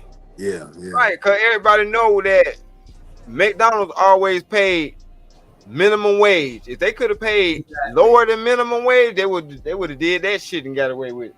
But they gonna pay your ass exactly minimum wage, nigga. Yeah. Real shit, bro. I'm talking about the 15 though. I thought they was getting them up out of there because a lot of McDonald's nowadays I thought had the little self-service kiosk where you go and place your order on the screen. Yeah, but I'm talking about a lot of them are transitioning into that too, though. Mm-hmm. On the low, because I remember not too long ago I went to a Burger King and wasn't a human in that bitch. The ones down here is like you order at the screen, and then they just call you, but everybody work in the back, like no cashier take your orders. But I'm saying, yeah, you ain't got no interaction with humans, except for the cashier. But until they start putting in them to where they can start just swiping cards only, it's a wrap on that. But no, because like what they'll do is they'll create a problem and they'll create the solution. It's the Hegelian dialectic theory. You know what I'm saying? Problem, reaction, solution. They will create a problem like the pandemic, force people home, but guess what? The world's still turning. So now, if y'all notice, right after that shit, when people was able to go back outside, because people didn't just trinkle back outside, niggas went outside immediately. All the fast foods were wrapped around. They couldn't get people to come to work. That's a fact. But people still needed to eat. People still wanted to eat because people been stuck in the house, so now they want to go out. But ain't nobody working. Straight up, ain't no fucking body. I remember that, man. That shit was so funny because I don't really do the eating out fast food shit and no shit like that. But every now and again, like I would take my kids, and I remember when all that happened, and then we was like, okay, let's go to Burger King. Like they literally just straight up closed as people were in line. Like fuck it, we understand, we can't do it. We closed. Real shit. Like, I'm telling you. What? See, I like to take my kids out too, and I'm glad they still at the humble age where they can appreciate something like a Golden Corral. They call it the food mall. You know what I'm saying? Like they love it. And that shit is under budget like a motherfucker. But yeah, eat all you want. They got so many different sections and selections of everything. Eat all you want. But people was packing them things out after staying in the house for 2 years. Even people that don't really normally go out, they had to go out. Yeah. And the economy wasn't prepared for the shit. They wasn't. So their response to that was, all right, we'll get them their $15 an hour for working at McDonald's. And they still ain't come back to work because that $15 an hour wasn't matching up what they was getting in unemployment. Man, I heard some people was getting some pretty fat ass checks. Like, yes, they were getting unemployment, and then the PPP shit came in. So they were starting to take that money and taking that money and starting to whatever business ideal or plan that they ever had in life. Now was the time to work on that shit. And it's a lot of people doing that. And that's why the unemployment numbers are down, because people got actual shit they doing. But this economy wasn't never built for that. This economy was built for them to depend on that cheap ass labor. Point blank, period. That's why this shit is falling apart. But go ahead, my bad. Online jobs, though, no, I ain't mean to interject, but with them online jobs, that made it easier for them to outsource a lot of that shit too, though. Absolutely. Because I was even finding a lot of that, like they paying them like $7 an hour. Like what? Like, what are y'all talking about? Like just mutton. Yeah. And that shit crazy because my wife been at working from home making damn near 6 figures. And I ain't mad at her. Because like she's still able to, she like what Mr. Lister said, she got control over her environment. You know what I'm saying? Like she's there for the kids when they get home and all that little shit. On the clock. Cause a lot of these jobs, they give your ass time to walk your damn dog. You know that, right? Mm-hmm. Have a county job. Cause I remember my girl working at the county. And she came home, and I'm like, what the hell you doing here? I mean, I know you live here and shit, but you here in the middle of the damn day. Like, what you trying to catch me doing some shit? I'm glad I wasn't. But anyway, she was like, yeah, they let people go home to walk their damn dogs. I told the motherfuckers I got to go walk my damn dog. But shit, let's get it. Let's walk this dog then. But I ain't even know. I'm like, they give motherfuckers time away. They walk their fucking dog. Yeah. You kidding me? Because it's all about, you know, diversity, inclusion, work-life balance, all that shit. Like they give you free days off to go volunteer, mental health days and all kinds of shit. Yeah, they participated in the Pride Walk. What was that back in? Whatever that was. Like, they big on that shit. You're right. What the hell? That's why they wanted to cut that shit off. You ain't bullshitting.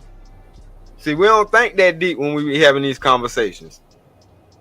That's part of the reason why they wanted to stop that diversity, equity, and inclusion shit. But you know what though? A lot of that shit was available, but a lot of people wasn't really taking advantage of it either. But think about it. A lot of the LGBT folks, they got dogs. Mm-hmm. So they capitalizing. They get the LGBT day. They get the dog shit. Like, you're right. Some people wasn't capitalizing on that shit.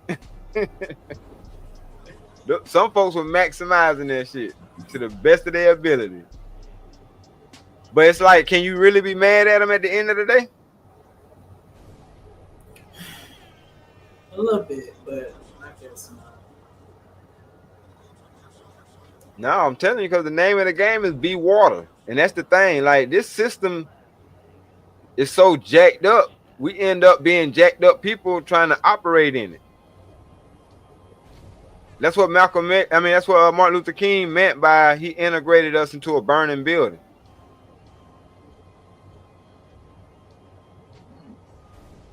Because this shit, it is. We don't supposed to be living like this shit. And the fact that we even have some of the mindsets that we have comes from us trying to adapt to this American westernized system. You know what I'm saying? And they making laws that create problems. What I mean by that shit is, this is one of the things that they did to us. And I tried to have this conversation before. But when I said that they had the women's liberation, the slut walk and all that extra shit, and they were pushing all of that, you know what I'm saying? Sexual freedom. And now you got the effect of that. That was the cause. Now the effect of that is niggas ain't taking women seriously on a large scale. And then we complain about this is where we at now. How? Why we acting like we ain't see this shit coming? Because we wasn't paying attention. Or didn't give a fuck. Something. That right there, that's really what it is. Cause man, my thing is like I ain't switching up. I know they say it's time change. It's 2025, and I know next year when it's 2026, y'all gonna be saying that shit too. It's 2026. Like, nigga, I fucking know. I know what the date is. Stop saying that like you said some shit. It's 2025. And who what the cares? fuck that mean? Like, what the fuck is you doing any different from what the fuck you were doing last year? You still breathing the same air, drinking the same water, eating the same bullshit food, fucking the same dumb broad. You got the same fucking mindset. Yep. Right. And probably the same fucking haircut. Shut the fuck up. At least he got hair. I'm saying they be acting like they be saying some shit. It's 2025. I don't give a fuck. That don't mean you need to be doing some shit that don't need to be done just because and blame it on what year it is. That's bullshit. That's a cop out. Like, ain't shit changed. We still need each other. Last time I fucking checked, it damn sure take a man and a woman to make a baby the same way it did 10,000 years ago. Like, why we trying to blur the lines on shit now? Like, that's the shit I don't like. I'm sorry. Oh, the gender roles and da-da-da. Motherfucker, I don't give a fuck how much you make. If I'm your man, You ain't finna tell me what the fuck to do. Absolutely. Dick still drive this goddamn car. I'll rob your ass. Don't fuck with me. Straight up. I think when people say shit like that, they only do that just to, you know, enforce how society has changed. Oh well, the man should be a lead. The man should be the leader. It's 2025. We don't work like that no more. Man, shut the fuck up. Men should be leaders no matter what fucking time period we live in, if they are fucking worthy, and the woman should be his support. Right. It's 2025 times a change. Get the fuck out of here. Well, I'm starting to spam. I'm starting to spam and troll these stupid motherfuckers who talking about they can't pay their shit because they EBT get cut off. I'm like, well, shit, it's 2025. Times have changed. Real shit. Fuck you talking about? It's 2025, nigga. They cutting EBT off around this motherfucker. Like, come on, man. I had a lot of shit to say on that. I did a 2-part reaction on the food stamps and Section 8 being cut off. I may have some more coming in the near future. Until the first of the month, anyway. Cause my thing is, that shit is crazy, man, and I don't even think y'all realizing it. They actually telling y'all. Y'all thought I was bullshitting, but they actually telling y'all how the system is different for them than it is for us. How many fucking kids do you have to be getting $4,200 in food stamps? Somebody please enlighten me. Please enlighten me. They getting $1,000 to y'all 100, guaranteed. And half of these bros be living with a whole dude while getting all this money. Shit. I'm saying, like, if a motherfucking family is getting $420 in food stamps, nigga, they feel like they hit the damn jackpot. You talking about $4,000? Are you kidding me? I know people on stamps. Them motherfuckers ain't getting nothing that's in the stacks area. A stack, let alone stacks. Are you fucking kidding me? But these motherfuckers will tell, they white and they telling you I'm married and I have 3 or 4 kids, getting $4,200. Let one of y'all niggas try that shit. It ain't a nigga on this goddamn side of the Mississippi fucking river that can tell me that they're in a fucking household that's making anything more than $2,500, which you can't survive on that. If y'all making $2,500, y'all live in a goddamn cardboard box. But if you making any type of fucking money as 2 parents, y'all don't qualify for that shit. Absolutely. So miss me with that shit that we can get it and be in families too. No, the fuck we can't. And let me ask this question. Wasn't the whole point of government assistance was to help women who don't have a man in the fucking house? Exactly, bro. If there's no man in the fucking house, what's going on here? That's what I'm telling you. That's what the whole bro. That's what it's in the damn name. Help for women with children or women and families, women, infants, and children. WIC. Ain't no nigga name in none of them programs, bro. You know what I'm saying? I know about WIC. I did security for WIC at one point, so I know how them programs work too. Yeah. Women, infant, and children. Like if it's a male, it better be a male child or a male infant. They give men food stamps. I mean, I know they give them $17 and tell them to goddamn see what you can do. Don't spend it all in one fucking place. I know. I know. They get that hot $200. Right. That's exactly what the fuck it is too. If you buy a pack of hot dogs, some lunch meat, and some bread, you got $30 left. Child. That's why I damn sure will be looking at other people's baskets like, damn, y'all got 2 shopping carts full of food. Like, yeah, I be jelly as fuck. Like, I want some food stamps. Can I get $4,200 a month in food stamps, please? Fuck no. So I can cook everything I want to eat. And I'll shop on the outside of the grocery store too. Man, that's what I want to do anyway. But that shit be so expensive. Like, yeah, let me just go get this 2 for $2 from Wendy's. You know what I'm saying? Like, that's why they charge. Man, do you know a motherfucker will actually start see, this is the thing where we miss out at. $4,200 in food stamps, you can damn near fill up a store. Do you understand me? You can go to Sam's Wholesale and buy them candy bars, buy all that shit, cause it come in bulk. And put your price on it. The honey buns and all that shit.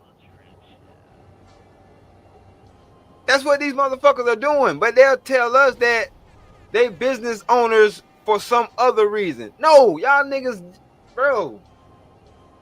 This game ain't built the fucking same. I'm telling you. I'm seeing this shit with my own eyes.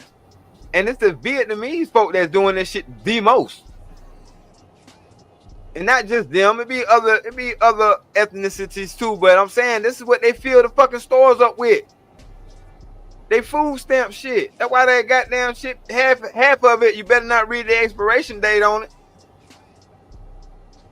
The only thing convenience stores are selling is gas and cigars.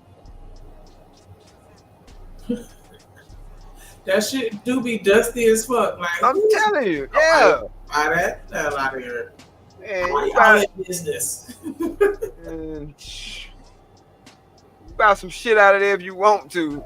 But I'm saying, but for the ones who do have a high turnover or they can get rid of their shit, because they even have like little neighborhoods where they'll let their kids set up on the weekends and be selling their little shit and they come up.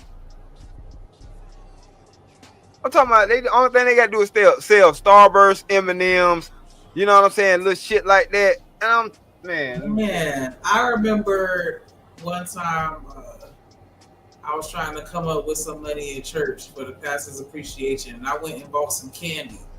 When I tell you I low-key wanted to start a candy store just for the church service, and I felt like, because I was eating so much off that shit to the point where I started feeling guilty, because I'm like, I'm stealing from the collection plate. Like, I'm getting all the money. Man, no, you was providing a service. Man, the church snacks. Hey, I'm telling you, man, look. I came up with that money quick, and I was like, nah, I'm out. I don't want to keep doing this. Man, that damn candy was the only thing keeping their ass awake with that boring ass preacher talking that shit in that hot ass church. Heat and a boring nigga talking, that equals sleep. Them candy bars had their ass up, praising God. I got the snacks and the drinks on deck, and like, yeah, like it was, yeah. So man, you back there serving, real shit. Yeah, it was bad to the point where like I said, like, I was trying to come up with $200, and I came up with that real fast. Like, whoa. Sister Bernice in the hole for next Sunday. She already owe me 10. Yeah, real shit. But nah, that's what we actually been doing, because a lot of these kids, you know what I'm saying, these kids be having expensive trips and shit now. So I'm like, I'm about to do what the white folks do. They found them a little hustle. I'm about to find me a little hustle too. You know what I'm saying? And shit, I got the Sam's card. I ain't got no food stamps, but shit, buy that shit in bulk and sell that shit like they do. Shit, 20 honey buns come to a pack. And what? They $15. Well, no, actually, you can get a 20 box of honey buns for $6. Sell them $1 a piece. You came up. Because the honey buns in the store now, $1.50, $2 That's now. what I was just gonna say. Like, the way that these prices, like, and don't even get me started with vending machine prices. Come on, man. I'm telling you, That's another thing they doing. They filling up the vending machine. You can buy you a vending machine if you can find you a place to put that shit in a high traffic area. You fill the vending machine up with the shit you bought from Sam's. them niggas is Look closely. Charging $2 to $3 for a canned soda. Right. Let me tell you how. Let me tell you how you know. Let me tell you how you know they finessing the game. If you ever bought anything and you read the package and that shit says not for resale, real shit. That's why they say that. I don't give a fuck about what y'all talking about. No, I'm finna resell these motherfuckers. Y'all can be mad. Y'all can't tell me what the fuck to do after I done bought the shit from y'all. Fuck you. The gas stations be doing the hell out of this shit. Like, yes, like the blunts and them blacks. I swear they do, bro. Y'all like breaking the boxes open like that. Like, I'm telling you, right. They'll pop open a 5-pack box and sell your ass one about there. They've been doing that they'll shit. break that bitch all the way down, boy. Okay. About 150. Right. Like what? That's not how it's supposed to go, bro. Nah, that shit $5 a box. Don't play with me. I know how to count. Exactly. That's a dollar. Gosh. That's a Man, dollar plus it was, tax. I remember, like, and if you're not smart and don't pay attention, they'll fuck you over with that, like that too. Because I remember with the Cinderellas, they used to be $5 a box, but then you gonna charge me $139 for an individual. Right. That's what. Yeah. That's what I'm saying. You are And smart. I done had it the other way around, where it's like $1 for an individual, but then they want to charge me $7 for the box. Like, Right. Individuals then. Right. Because they got hip. Yeah, they keep paying fucking fees. You gotta make sure you check up their math. Right. Yes, because they will try to fuck you over like, nah, y'all tweaking. I could just go online. Like, I'm not even playing with y'all. Like, yeah, so. Yeah, because I remember when cereal was like $3 a piece, and then they jacked the price up, and now they talking about 2 for $8. And I'm thinking to myself, this ain't no goddamn deal. Or they say buy one get one free.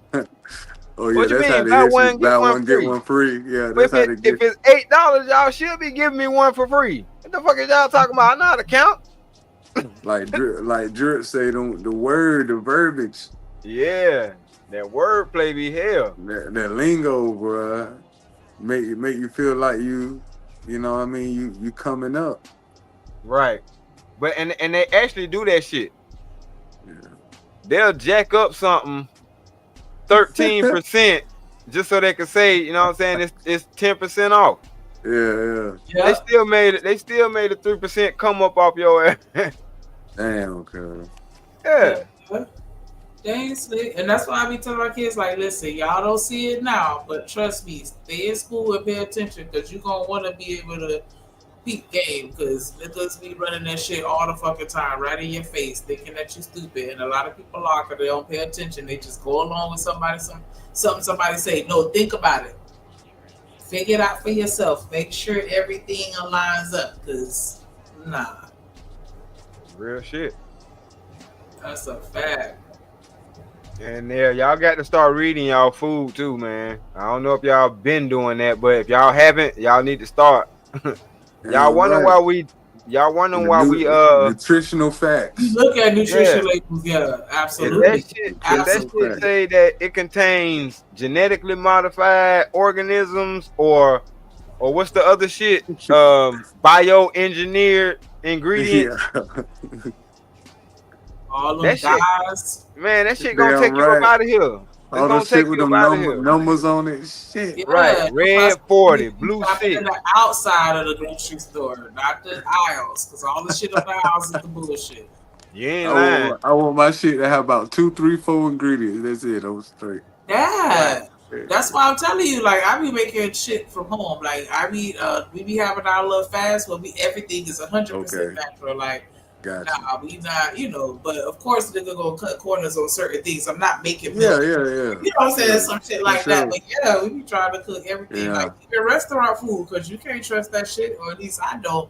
Right. Hell nah, because I've worked in restaurants in high school, and that's usually the demographic that's working in restaurants. Exactly. Kids that don't give a fuck. Like, they ain't paying attention to shit. They don't give a fuck about this job. They don't give a fuck about life. They just don't care. Like, they dropping shit on the ground, pick it right back up.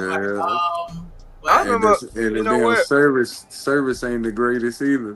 Man, they service is shitty, because I mean they home training. It shows in their home training.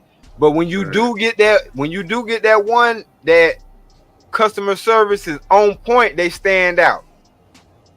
They stand out. And I had to tell some folk, matter of fact, my wife, she the type, she'll call corporate and be like, you know what I'm saying? I want to say such and such did a great job. And if you mess up, she'll call and tell them that too.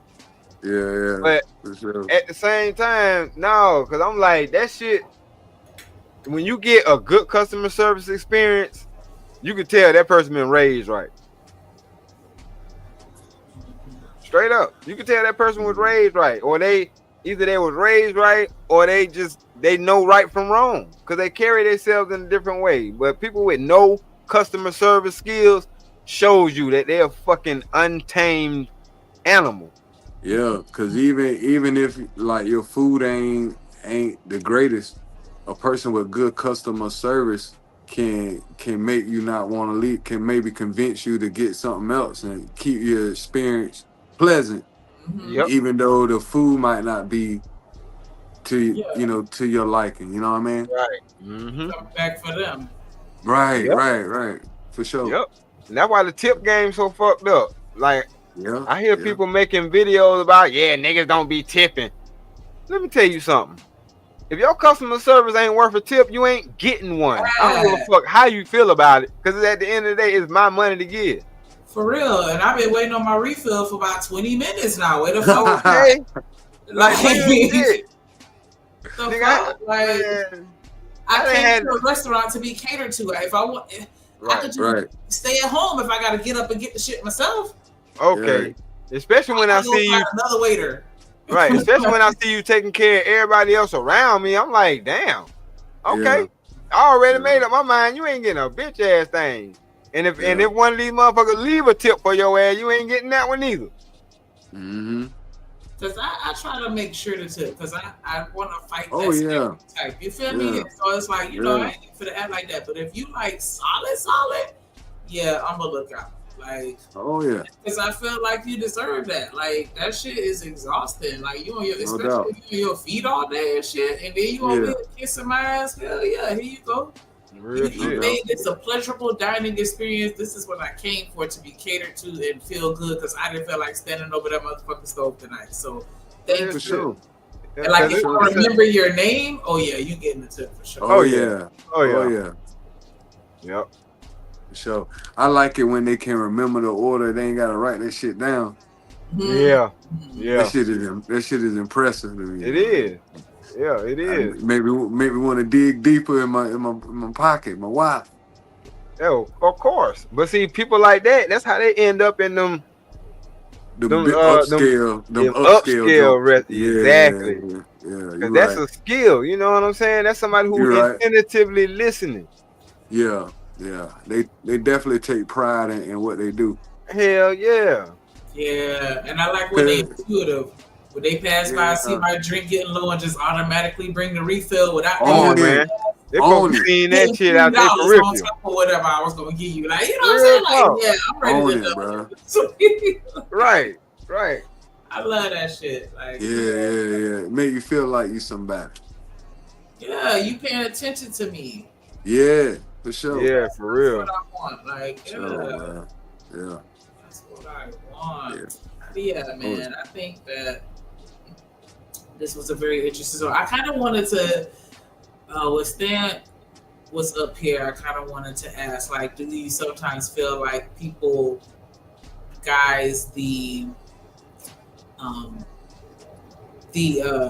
defeated mindset as being a realist?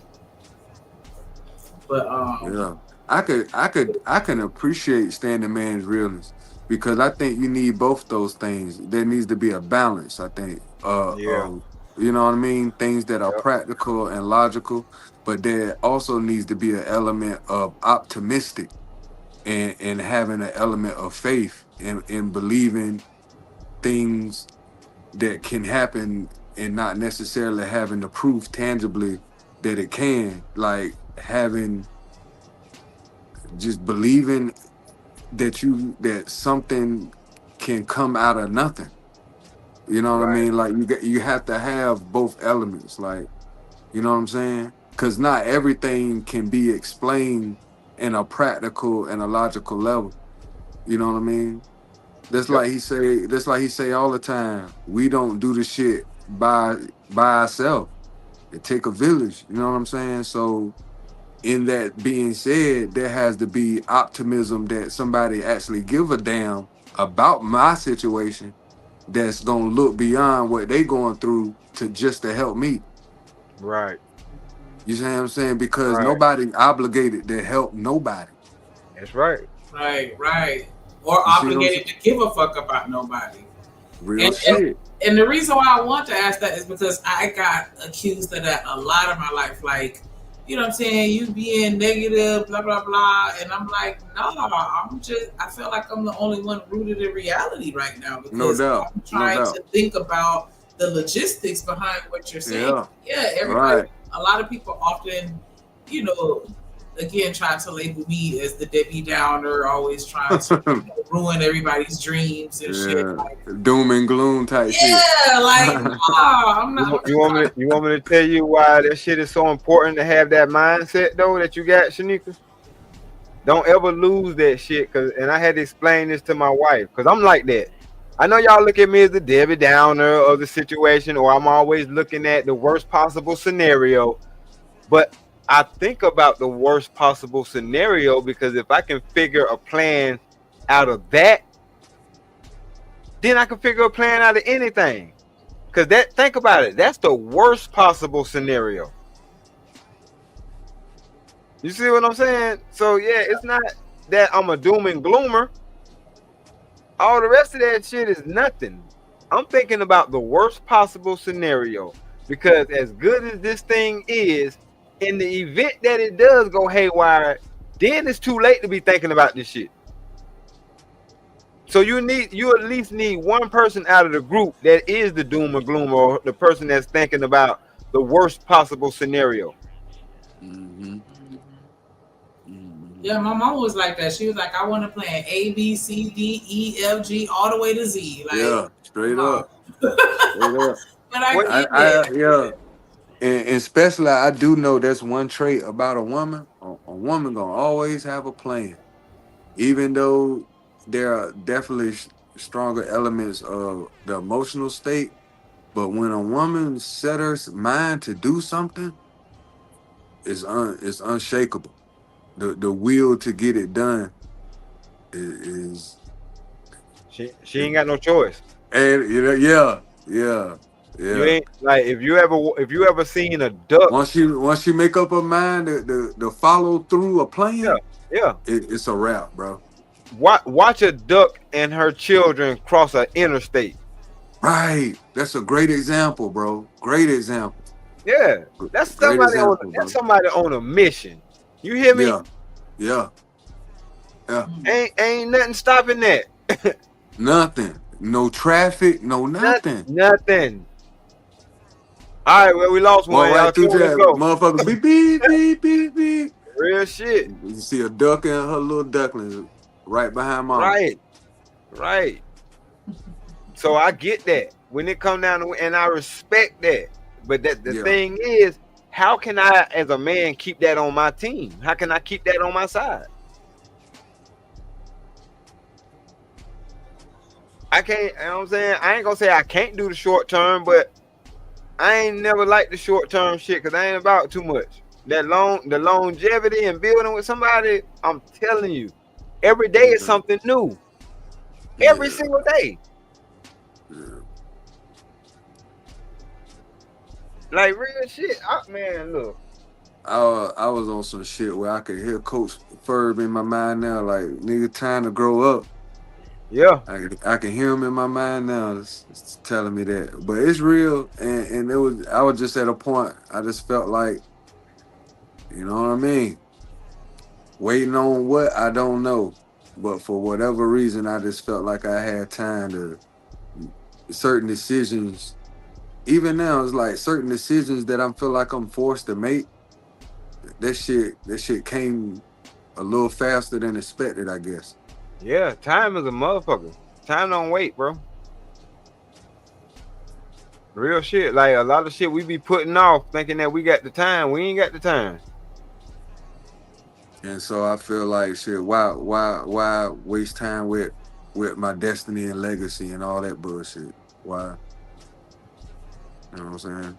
Yeah, you can't do that. That's one thing and that's something else we need to, talk more about. Wasting time with our legacy. That's what bothers me about the people who I still want to smash, but I don't want to take no chick seriously. Like this shit starts somewhere, and the thing about being a parent that I'm learning is this is the best school of life. Being a parent, having to not just survive, and not just having to survive yourself, but having to make sure that these little people survive. And I think that starts by developing a good relationship before the kids come. See, a lot of people always dwell on the what is and don't give a fuck as to why something is. Right. Yeah. And I think a lot of the argument is based on the what, and we're not dealing with the why. The why comes before the what. Yeah. You see what I'm saying? Yeah. But matter of fact, the what, when, and the where comes before the why. Could become it do, bro. And we was like, man, I feel like if you understand how something starts, if you see the result, maybe we can, you know what I mean? Bro, that's the same shit. I've been stop to the shit. Exactly, but that's what I've been saying these last couple of days. If you think about it, it starts with us. Like, we actually put ourselves in these situations. Like, yeah, for real. And I'm speaking for my own self for sure, man. I ain't gonna lie, bro. There's been so much time wasted. I see now that, but I literally didn't want half the responsibility that came with like grown man, big boy decisions I had. You know what I mean? Yeah. Hell yeah. And look, my thing is, there ain't nothing wrong with admitting that shit, bro. Hell yeah. I feel, shoot, my girl be listening to something, man, she proud of me, man. The shit, because I'm not the talking type to, you know what I mean, actually, I guess talk about my feelings and shit like that. Yeah, guess what? Me neither. Just because I talk a lot don't mean that I do this. So I tell Drip and Shanika all the time, I'm grateful for this platform, man. You know what I mean? Because in real life, I'm not like that. Real shit. Yeah, I'm an introvert, bro. Motherfuckers can't get this out of me. Yeah, man. And it helps from getting you guys perspectives, because in real time, I use it as a template, you know, like different things like, okay, I think this will work. Okay, I don't think that will work for my particular lifestyle. You know what I mean? And right. You know what I mean? But in essence, man, it really helps me deal with real life shit that I'm going through, bro. So I'm grateful. That's what's up. But that's why I speak on experience and not some bullshit that I heard. Because speaking from experience, I can actually visualize the shit that this person is talking about, because I went through it something similar. It may not be the exact same thing, but I can tell my story and how I got through that shit step by step. And if it helps you, it helps you. You know what I'm saying? Because the shit is similar.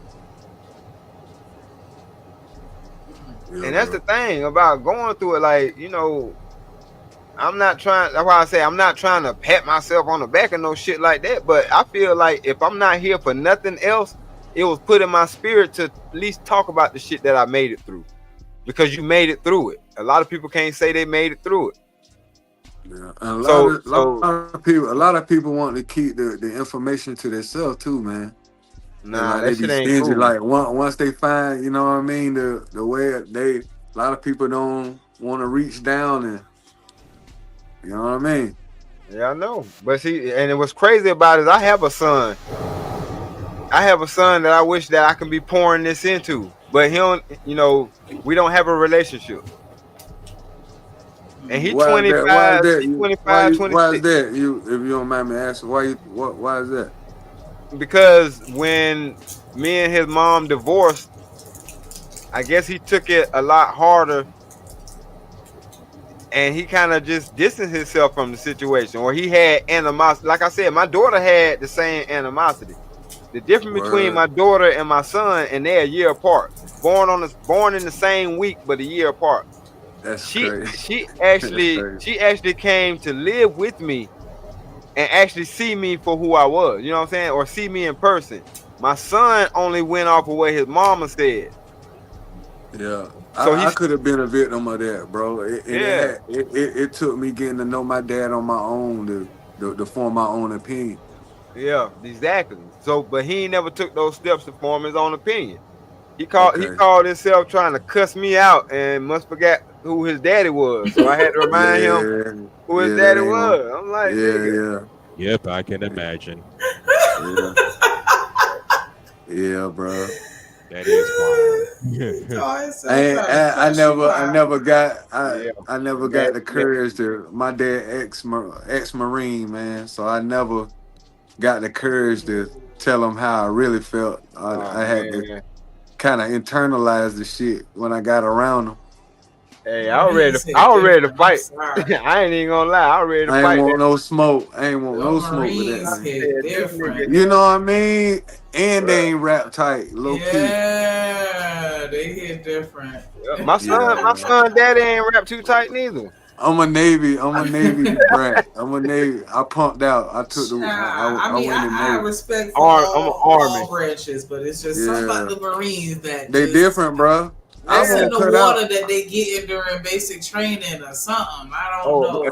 No. It start when they recruited. It's the recruiter. The recruiter find the crazy ones. Yeah. It start when they recruited. Yes, bro. It start from they recruited. Exactly. I was gonna bring that up because when Stan was talking about that, it was different types of people in the military. He ain't lying.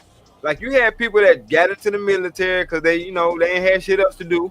Right. You had people that was in the military because they wanted to travel the world and they heard about that shit or go to school for free, right? Right.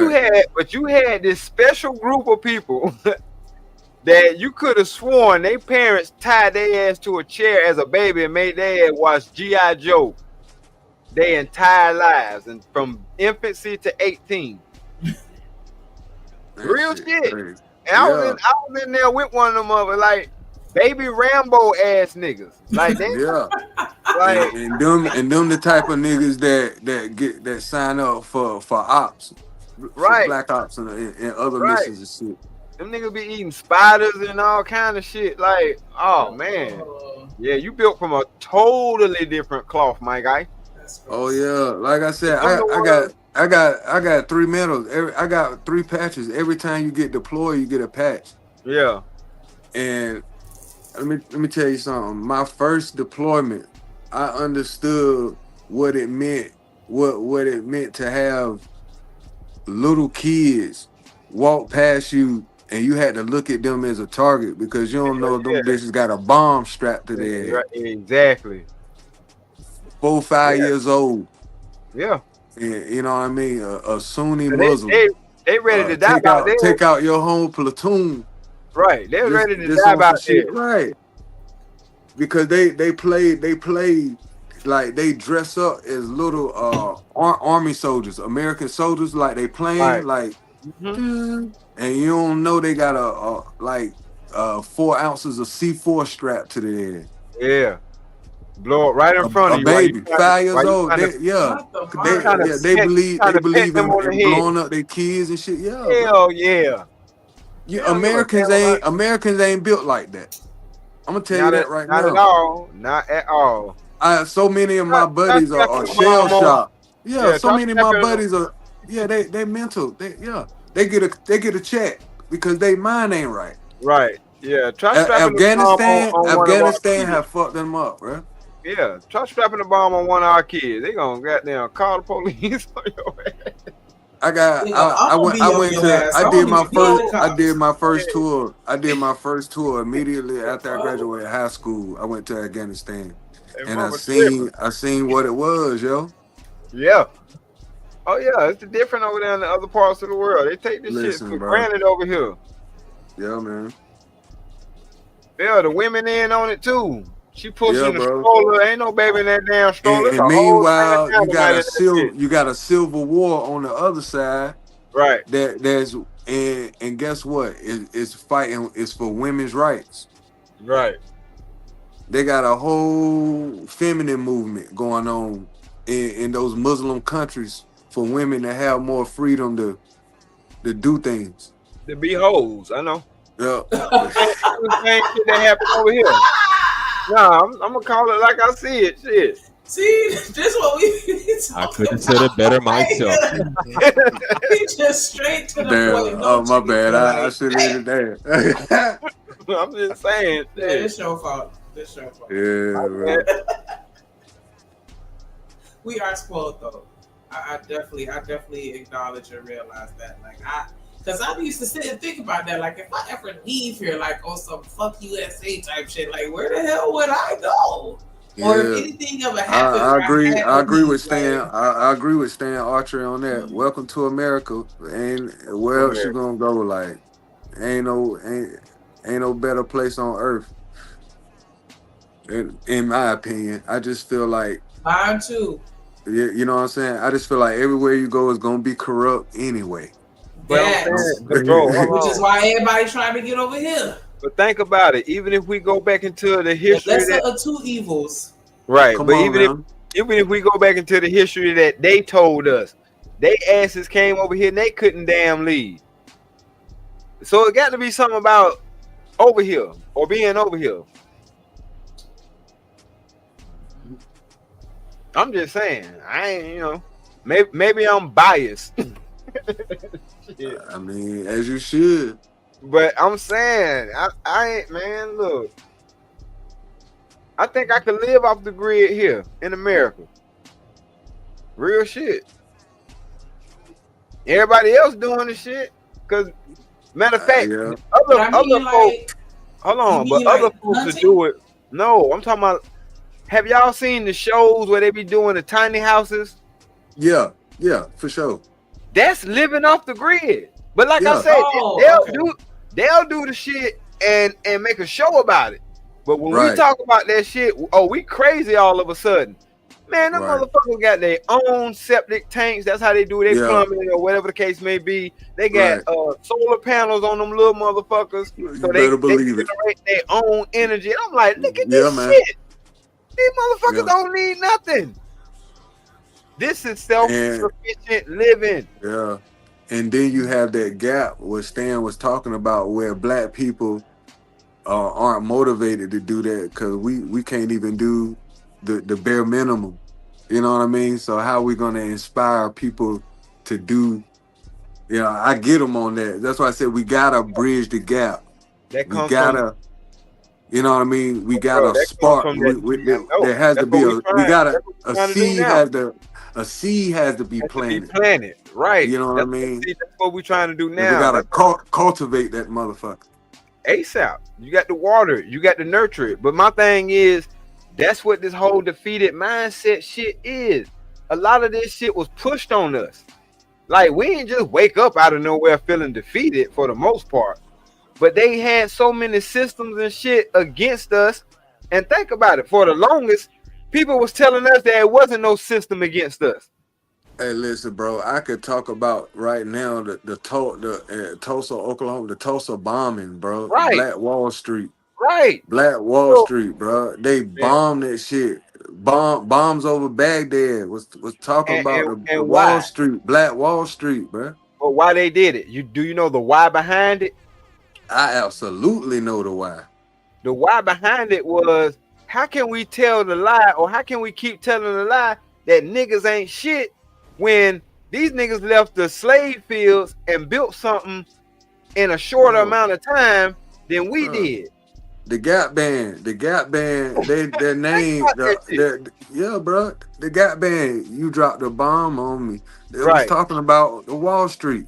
I know. On Black Wall Street, bro. I know. That's the thing. They was losing the ground war against us, so they had to go and recruit the damn military. And the military, my nigga. The military. But like that's when you know, like when you have a history like that, bro. Yes. They're scared of our unity, bro. And they don't even want us talking about it, bro. Like it never happened. Bullshit. Right. And if it happened before, what makes you think they're not capable? But that's what if it's not happening already, but on a more psychological and sociological level, on all phases. You know what I mean? Yeah. But see, this because the military is on some shit where that's drastic as shit. Like you physically use military strikes to bomb a defenseless people. Right. And set the whole city on fire. Yeah. Yeah, and then as people were fleeing, they were gunning them down. Gunning their ass. And they want to know why we don't know our answer. And the mob, and the mob was in on it. A lot of motherfuckers was in on it. Yes. Yeah, real talk. Like they got a if you look at the Netflix series with Sylvester Stallone, Tulsa Mob. Yeah, Tulsa. Yo, it's a backdrop of how the mob was sent to the Midwest. Right. You know what I mean? What you call it? Was it extortion? Yep. Extort the black businesses. Yeah. And on Wall Street. Yeah. It's crazy, man. And I feel like, man, that's the type of history we have as a country. And I feel like, man, those are things we need to bring to the forefront as to if we coming up with a plan. Mm-hmm. We gotta be prepared for what could potentially happen again. So we gotta have a defense for that. And I know it sounds far-fetched. As far as us coming up with our own militia. I know it, dude. But why can't we at least talk about it, get comfortable in talking about it? Didn't they say the same thing about Haiti? Hey, bro, don't get me. I'm Haitian, bro. I know. You feel me? So right. So I know you understand. I understand. But here's the thing. Now we talking about something beyond physical. Now we talking about breaking wheels. We talking about spirit, the unbreakable spirit, the revolutionary spirit of being free no matter the cost. Right. But that, bro. Okay, so now do you understand that type of mindset, the total opposite of defeated mindset? Yeah. Now do you understand what Bruce Lee was talking about? To understand that shit, you got to take dying out of it. Because if you're dying for what's right, nigga, you ain't dying. That's living. Bro. Yeah. Because now the people that's coming up behind you can live because you died. You fought and died for that shit. And that's what it's gonna come down to. That's how America, bro. That's how we got our. That's how we got our independence. America wasn't always free. Right. Okay. We was under a monarchy from a king. We were under a king. Exactly. But Big Brooks and we had to pay taxes, right? And we felt like, hell no. Why we gotta pay taxes to a king, and this motherfucker ain't even here? Right. This is our land, and so what? We had to fight for that shit. And the first person to die in a Revolutionary War was a black soldier. Yeah. The first person to lay down his life in the Revolutionary War was an African American. That's what the part Denzel was playing in Glory. Come on now. Real shit. But Big Ruck 77 was saying that's why you as a black man do not take race out of any situation. I don't, and I can't, because I know what it is. Trust me, I know what it is. You ain't finna pull the wool over my eyes. But at the same time, that's why I'm able to adapt, because I know that truth. Yeah. I know not to go into the woods with 6 white boys. Straight up. The fuck? I don't give a damn how cool I think we is. Common sense is telling me don't do it, nigga. Don't do it. I don't take it out, because I mean, I know that America sees me as a nigga, so I better start seeing me as a nigga. Don't matter how smart I am, how talented I am, or whatever the case may be, how well dressed or well spoken I am, I'm still a nigga to them. But knowing that gives me the ability to fight back instead of being in a defeated spot, because that's where they want us at. Yeah. They pushed us into a corner so we could feel hopeless, lost, and defeated. That's why the niggas in Chicago were saying, if y'all bring them niggas over here, we with it. and everybody laughing and shit. Oh, they can't go up. They can't go up against the military. Hey man, if you had people tripping when they said that, bro. Yeah, I know, but the thing is, they don't understand. It was them. I heard them niggas' hearts when they said that shit. Yeah, them niggas was like, nigga, we willing to die for this. What you talking about? It ain't about us winning. It's about us being man enough to fight. That's you what know they what? were You know niggas. what?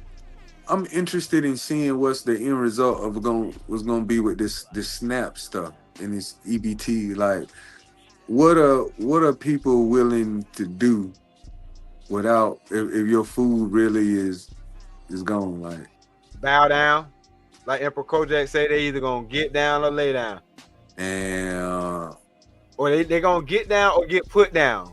So talking about like the mob father, man, mob father shit. No, because you just said it earlier. Think about it. Women, which most of the people on food stamps are women, correct? Even though I do know men get it, but for the most part, women are on it. Women are survival. They think about survival. Point blank, period. That's how they're built. That's why they're able to take care of our kids and actually nurture them to an adult age, because that's what the fuck they do. They survive. They know how to survive.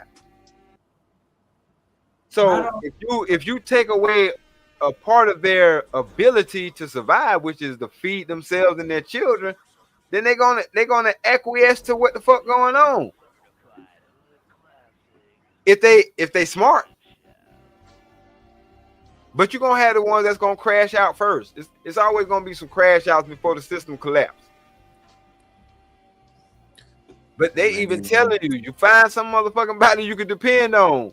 Because whether people know it or not, and that's why I keep trying to tell y'all think just because the nigga married that I'm just blind to the dating game or blind to what the fuck going on out there. Like, motherfuckers don't still be damn shooting their shot. Motherfuckers is like, I'm willing to sign up to be a side bitch at this point. Do y'all feel like, and we don't even really have to go down this route, but do y'all feel like we're experiencing like the revelations and the, like, you know how old school used to always be like, we living in the last days, like this is about to evolve into the mark of the beast type shit?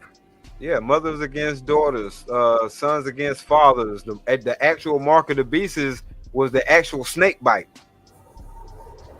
It was included in it. That was just one part of it. You see the Apple Mac sign, don't you? Apple with a bite mark on it. Right. Yeah, that was the forbidden fruit.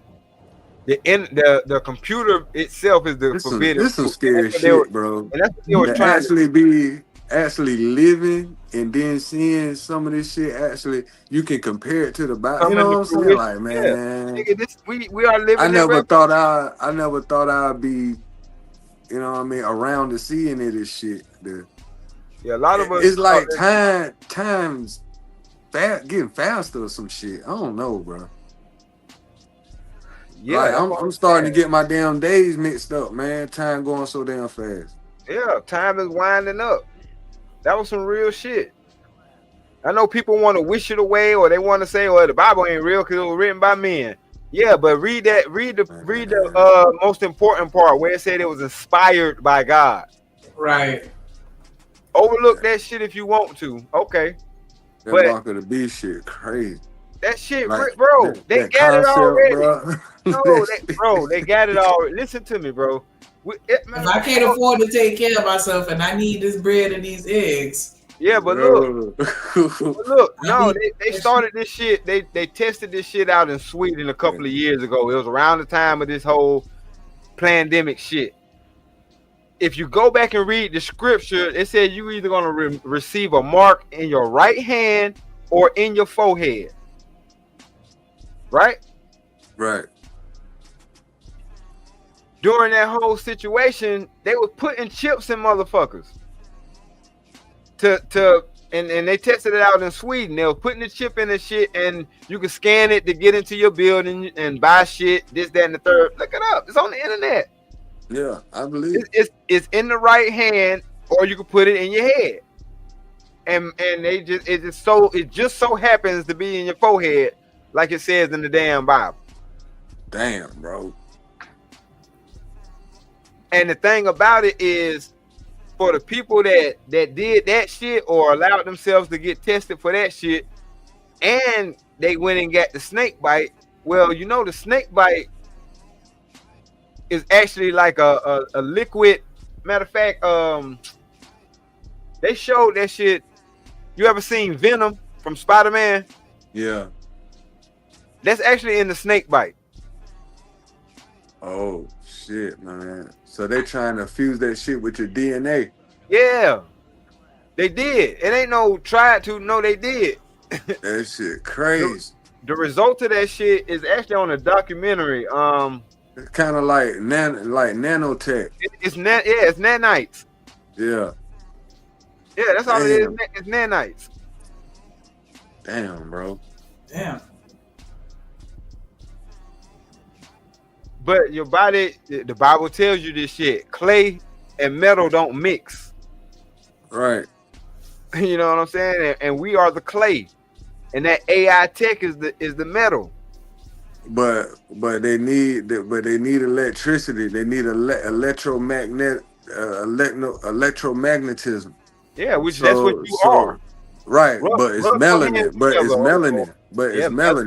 talking about melanated people. So we talking about 6 protons, 6 electrons, 6 neutrons. Exactly. There you go. Which is the mark of the beast, 666. Yeah, that's the 666. Yep. Right. So what they infuse it isn't necessarily conducive for melanated people. That's why they went to Sweden to test it out, because over 85% of their population in Sweden is Caucasian.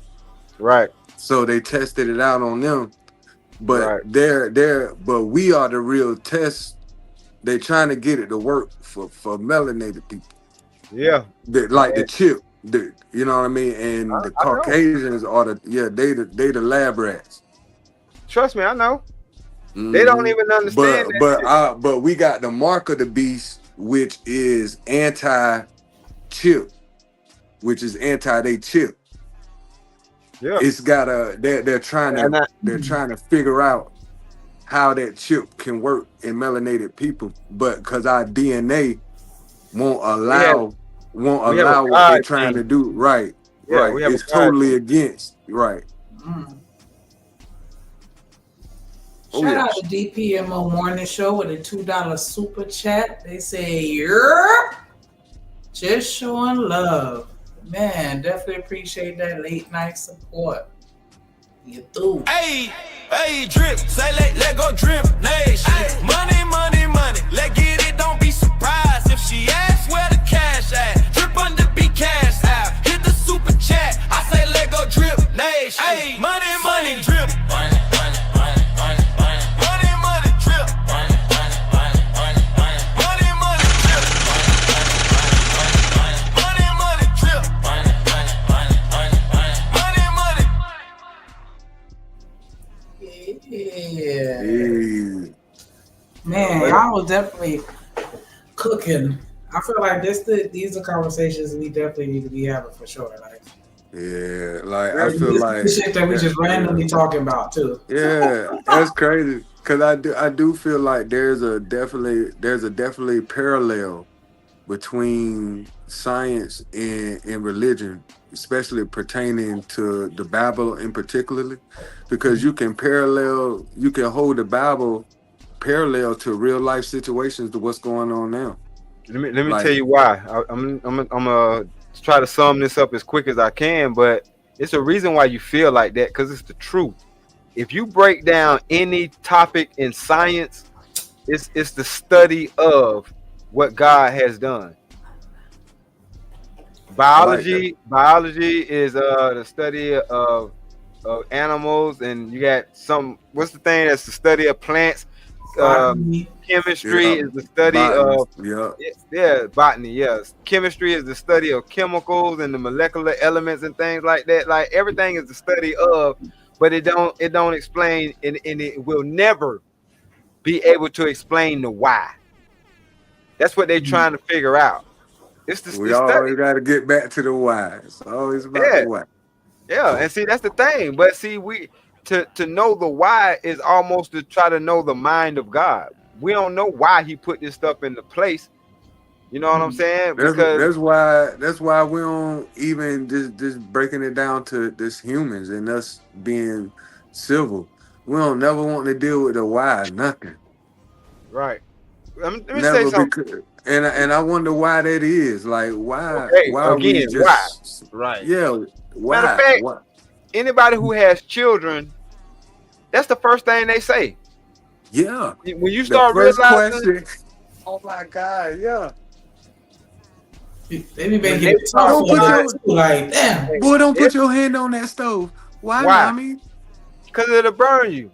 Why? Why, mommy? It's hot. Let's go sit your ass down. Why is it hot? Like it keep going.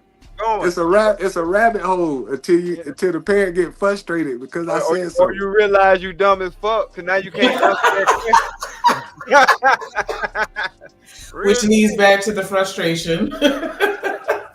Just get your ass up out of here. Your ass don't know. And now we're in the age of the internet where they could just look that shit up. Yo, Google this shit on your ass. Google that shit. Yeah, little phrases and adages and stuff like that. I say to the kids, they look it up. That's not true. But shut up. That's what we've been told all our life. Right. Yeah. Turn the TV off when it's lightning outside. Yep. See, because the reason why I had pushback on science, because I'm like, I was a straight A student in science. You know what I'm saying? That's one of my favorite subjects. But then when I come to find out that Pluto ain't a planet no more, I'm like, oh shit. If I was to take a test, I'm gonna fail that motherfucker. Cause I'm gonna show put Pluto as a planet, cause that's what I was taught. Because we define everything. Who the fuck y'all get this? Who are y'all to get to say that planets don't exist no more, nigga? But look, them the same niggas who said that a plant that God put on this earth is illegal. Let that sink in.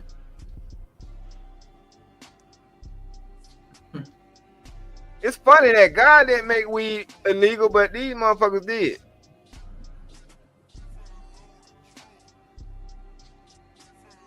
Right or wrong, it ain't like the only place you can find weed is at the top of Mount Everest.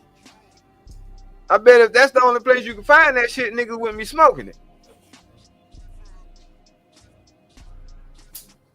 But because we got something that takes us out of that fear mindset, that defeated mindset, that hopeless mindset, something that triggers us to get us to thinking and being one with our thoughts. That's why they made that shit illegal, bro.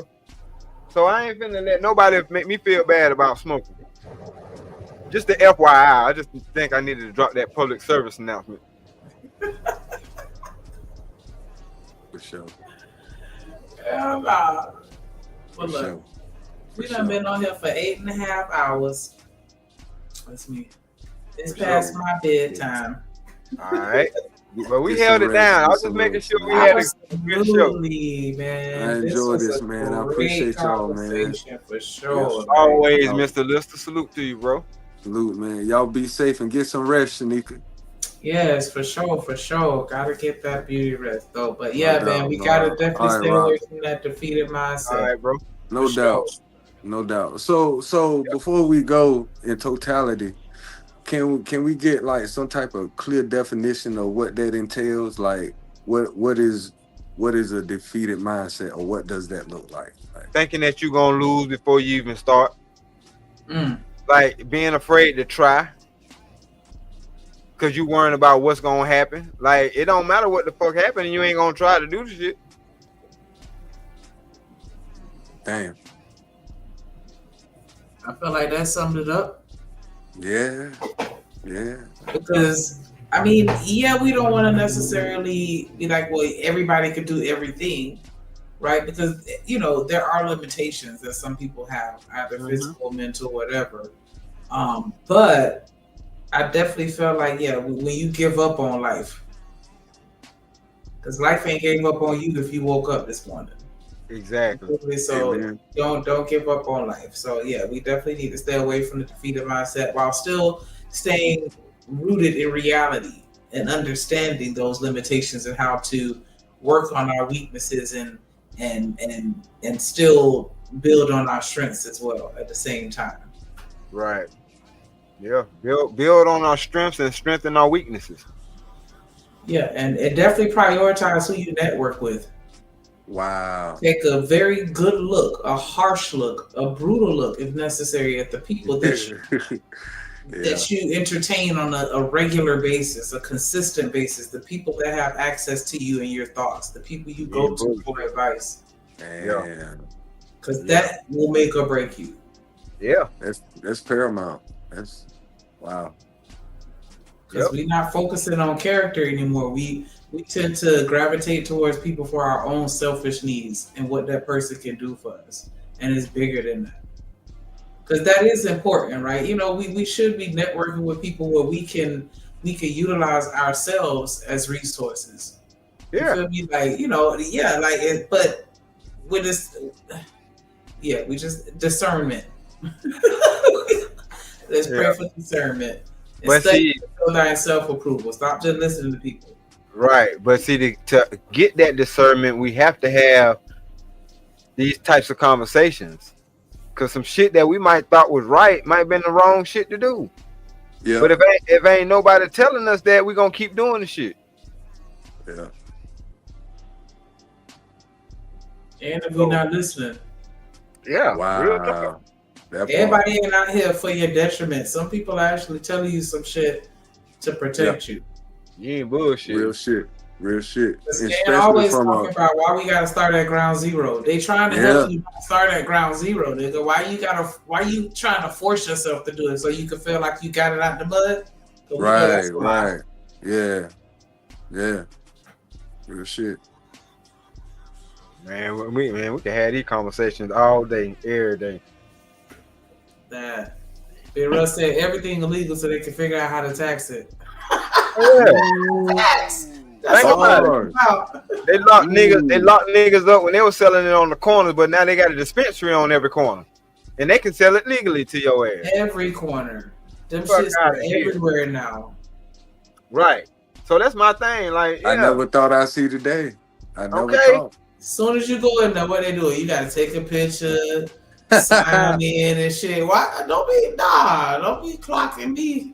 Right. Get me on a registry and shit. Like, they want to monitor your usage. Excuse me. Right. Oh no, you over your limit for this week. Hurry up and buy here, looking at. Man. So you better ration that shit out. Not rations, cause we doing that bad. We rations now. We on you gotta ration it out. Or do without. You trigger a nigga. Rations ain't a good word, bro. I'm telling you, you trigger a nigga saying a word like rations to a military nigga. We know it. That nigga, that's nigga. Why you think I'm tripping right now? Like we rations now, nigga. You doing bad. They give you a limit on them cars. Yeah, you doing bad. I mean, your ass little bit by little bit. They gonna you feel me? Your ass. They gonna give you a prescription and tell you how much you need. Get your ass just enough so you can come back. Come on now. Cause that's the whole goal right there. That's the whole joint. That's the whole scheme. Yeah, that's the whole joint. That's how you hook somebody. You give them just the damn enough to come back. That's where the job is. That's why people go to their jobs every day. They just over broke. They make just enough to pay their damn bills and be broke as fuck. So they got to work again. Got to. And they're going to give it to you in every form. Yeah, you want to eat it? Here, you can eat it. Right. You want to smoke it? You want to dip it? You want to drink it? Some gum with it or whatever you want. We got they got the sodas and all kind of shit now. Oh yeah, pops, patches, whatever you want. Yeah. It like it exploded, and we seen it before our very eyes just take off now. The same shit niggas did and got locked up for, they can do that shit and get mega paid. You see where they have like the Keurig version of it, where you can put the flour in it and then it extracts it, it turns it into like an oil or some shit that you can cook with. And shit. Like Like almost like a butter. You can make a butter out of that shit too. Yeah. Right. You infuse it with butter and cook with it, right? Yeah. Oh, trust me, it's some innovative black folks that's been doing that shit, man. They got the little Kool-Aid cups and shit. Yeah. Man, I'm like, man, I've been so high one time. I had some edibles. I done drunk some shit and smoked some shit. I ain't know which way to go. I remember one time I got a package of the gummies and they all melted into one, and my dumb ass ate the whole thing. Ooh. Thinking like, this ain't nothing. They ain't gonna do nothing to me. Man, I was praying you for tweaking, Jesus. Like, bro. I'll never eat another edible again. And I haven't eaten one since. Oh yeah, that shit broke you out of edibles. You ate enough edibles at one time. The rest of your damn life. Like, it was worse than any other drunkenness that I've ever experienced. Like, I've never. Yeah, I know. Yeah, you just that is not eating all that. You Too many basically grams. That's OD. not for human consumption. Eating all that shit at one time. No. Yeah, you OD on the low. Big time. I was throwing up everything. Like, that was the absolute worst. I was like, nah. Oh yeah, definitely. Did you make yourself throw up or did you throw up? No, I was throwing up. I can imagine, bro. It was like I had a hangover on steroids. Let's talk about this. You know how that shit feel? Like the edible high is different. You know what? When you throw up like that, that's your body rejecting poison. Cause you know you have two brains and one of them is in your stomach. That's the first line of defense. If you automatically throw that shit up, that's your body saying, "Oh hell no." Cause whether people know it or not, when your stomach fills up with acid, it sends a message to the rest of the body as far as what it can take or how much nutrients in it or whatever like that. Like if you ever get food poisoning, you're gonna throw up before that shit gets into your system all the way, cause your body gonna reject it.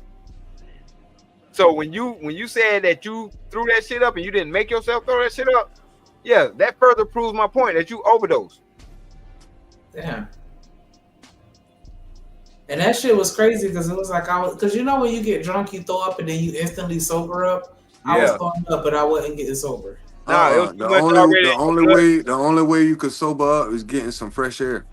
Like you need to sweat. You need to sweat it out and air out.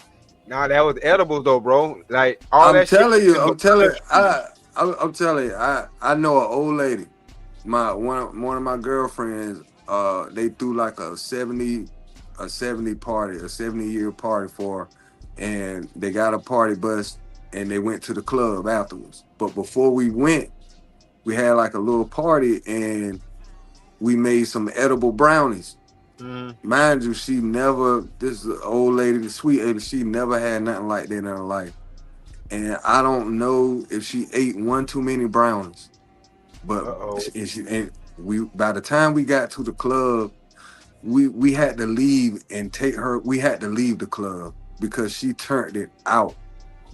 And I'm talking about on some hallucinating. It gradually happened. Yeah. Like you started to see the changes in her, and by the time we got to the club, she was literally sweating out of her clothes, throwing up, like she been drinking. And we had to escort her outside, and the bouncer was like, "Man, y'all got to leave, man." Hell like, yeah! Before we even got in the club, we got kicked out of the club because she was so fucked up. Yeah, they ain't want that lawsuit. But look, they ain't want it, bro. I believe you because I had to think about it. Yeah, going outside in the air. Yeah, hitting that air, fanning her. You know what I mean? Getting her right. Your biggest organ is your skin. Yeah, for sure. And it's the first line. It's the first line of defense for shit. Right. And when you said that she was sweating and shit, that means them pores wide open. Yeah, they needed air. They needed air. And she was throwing. She had to throw up too.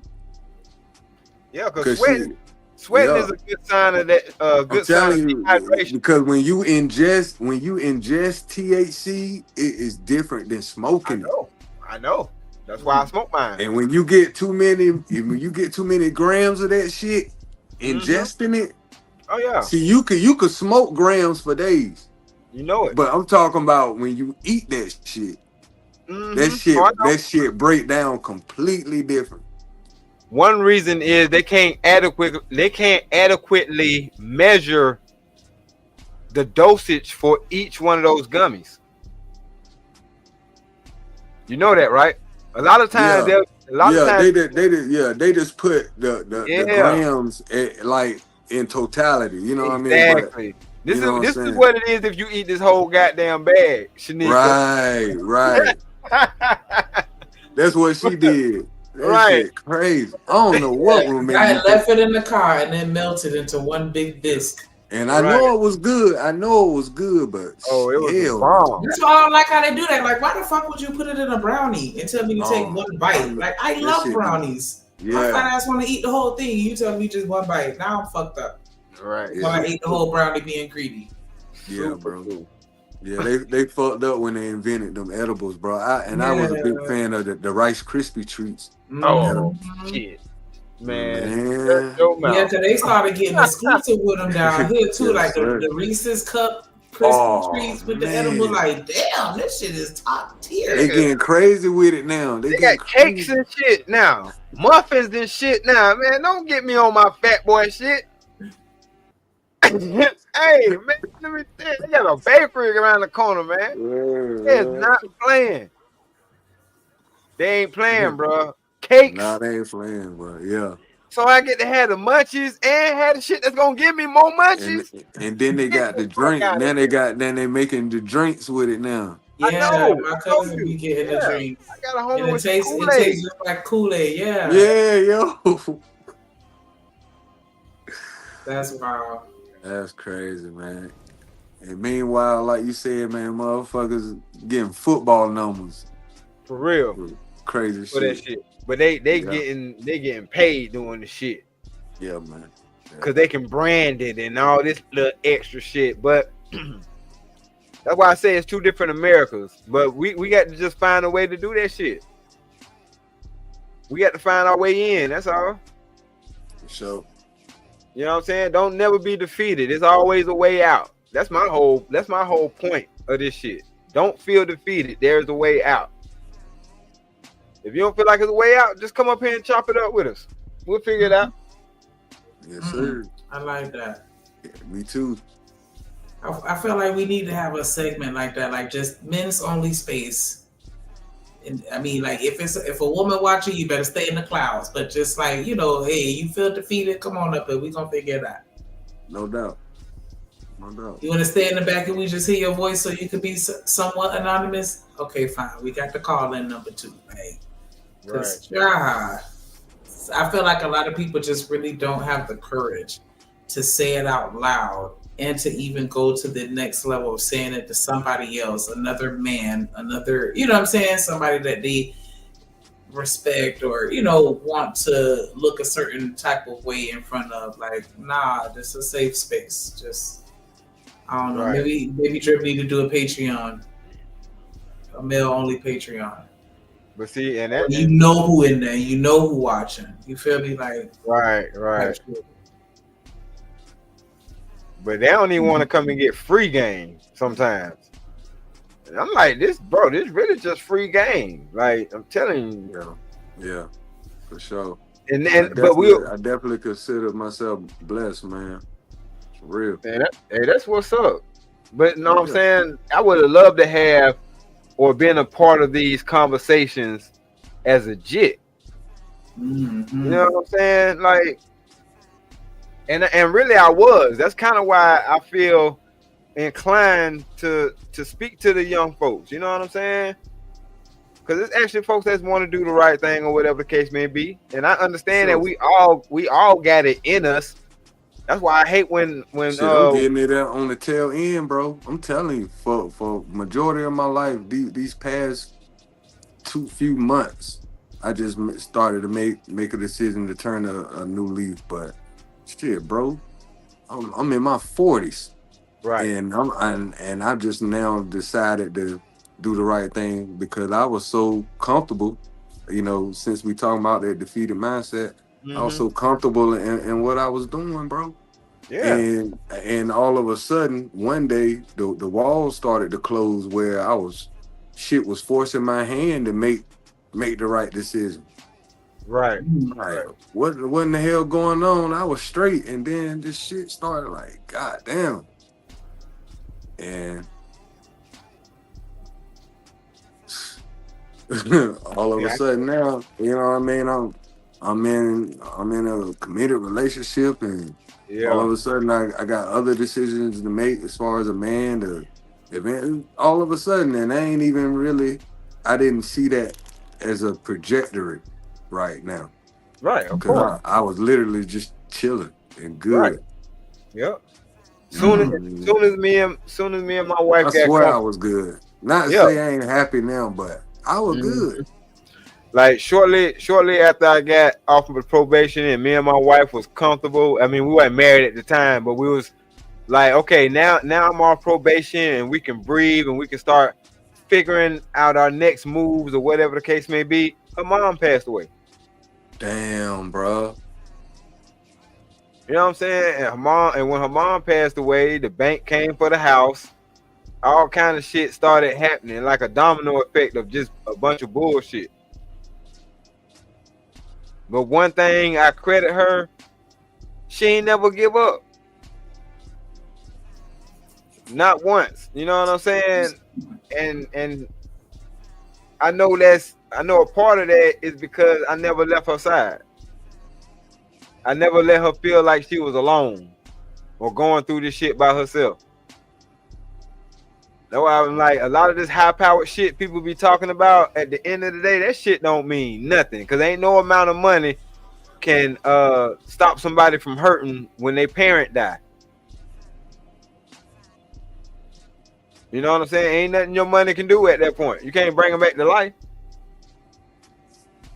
So to be able to console them in that moment or in that time, then I had to do the shit twice because I had to do it again when her father passed. But once again, you know what I'm saying? I could have tucked my tail and felt hopeless or felt like, well, I ain't got the words. Or I don't know if I can handle this. Nigga, no. You can't live with a defeated mindset because you can't go nowhere with a defeated mindset. You already lost. That's a fact. I feel like that's a word right there. Winners gonna win and losers never try. Real shit. Wow. I think that's a good note for us to end on with that defeated mindset. But yeah, I definitely we gonna be chopping up me, Drip, and a few other people. Yeah. About how we can just change that narrative and stop focusing on why it won't work and focusing on what will work. Right. And getting the information out there so people could understand what's going on, and even giving the resources or the where they can go and look it up for themselves and figure it out. But yeah. As soon as I came in here, boy, Drip got on my ass, boy. And then I couldn't even finish the story. Like, man, you already fucking up. Starting off defeated, man, in real time. Right. Yeah, that's why I love these channels. We get to watch iron sharpen iron in real time. Real talk. No doubt, bro. No doubt, bro. No doubt. But I definitely appreciate y'all for rocking out with us. Everybody that hit the panel, everybody that stood around to the end. I see there's still a few of y'all in here with us. Definitely appreciate that. Appreciate everybody that comment, super chats. Everybody bless that y'all, man. everybody that hit the like button for sure. You right. Make sure y'all come back tomorrow. It's gonna be the same vibe but better. And you through. We live, such it. What it do, fool? Hey, man, Splash Town, Texas, or wherever the fuck you at. What's happening? But hey, man, get dripping, man. Get to that Houston Premier Party bus, man, because that's how we doing it. Sometimes.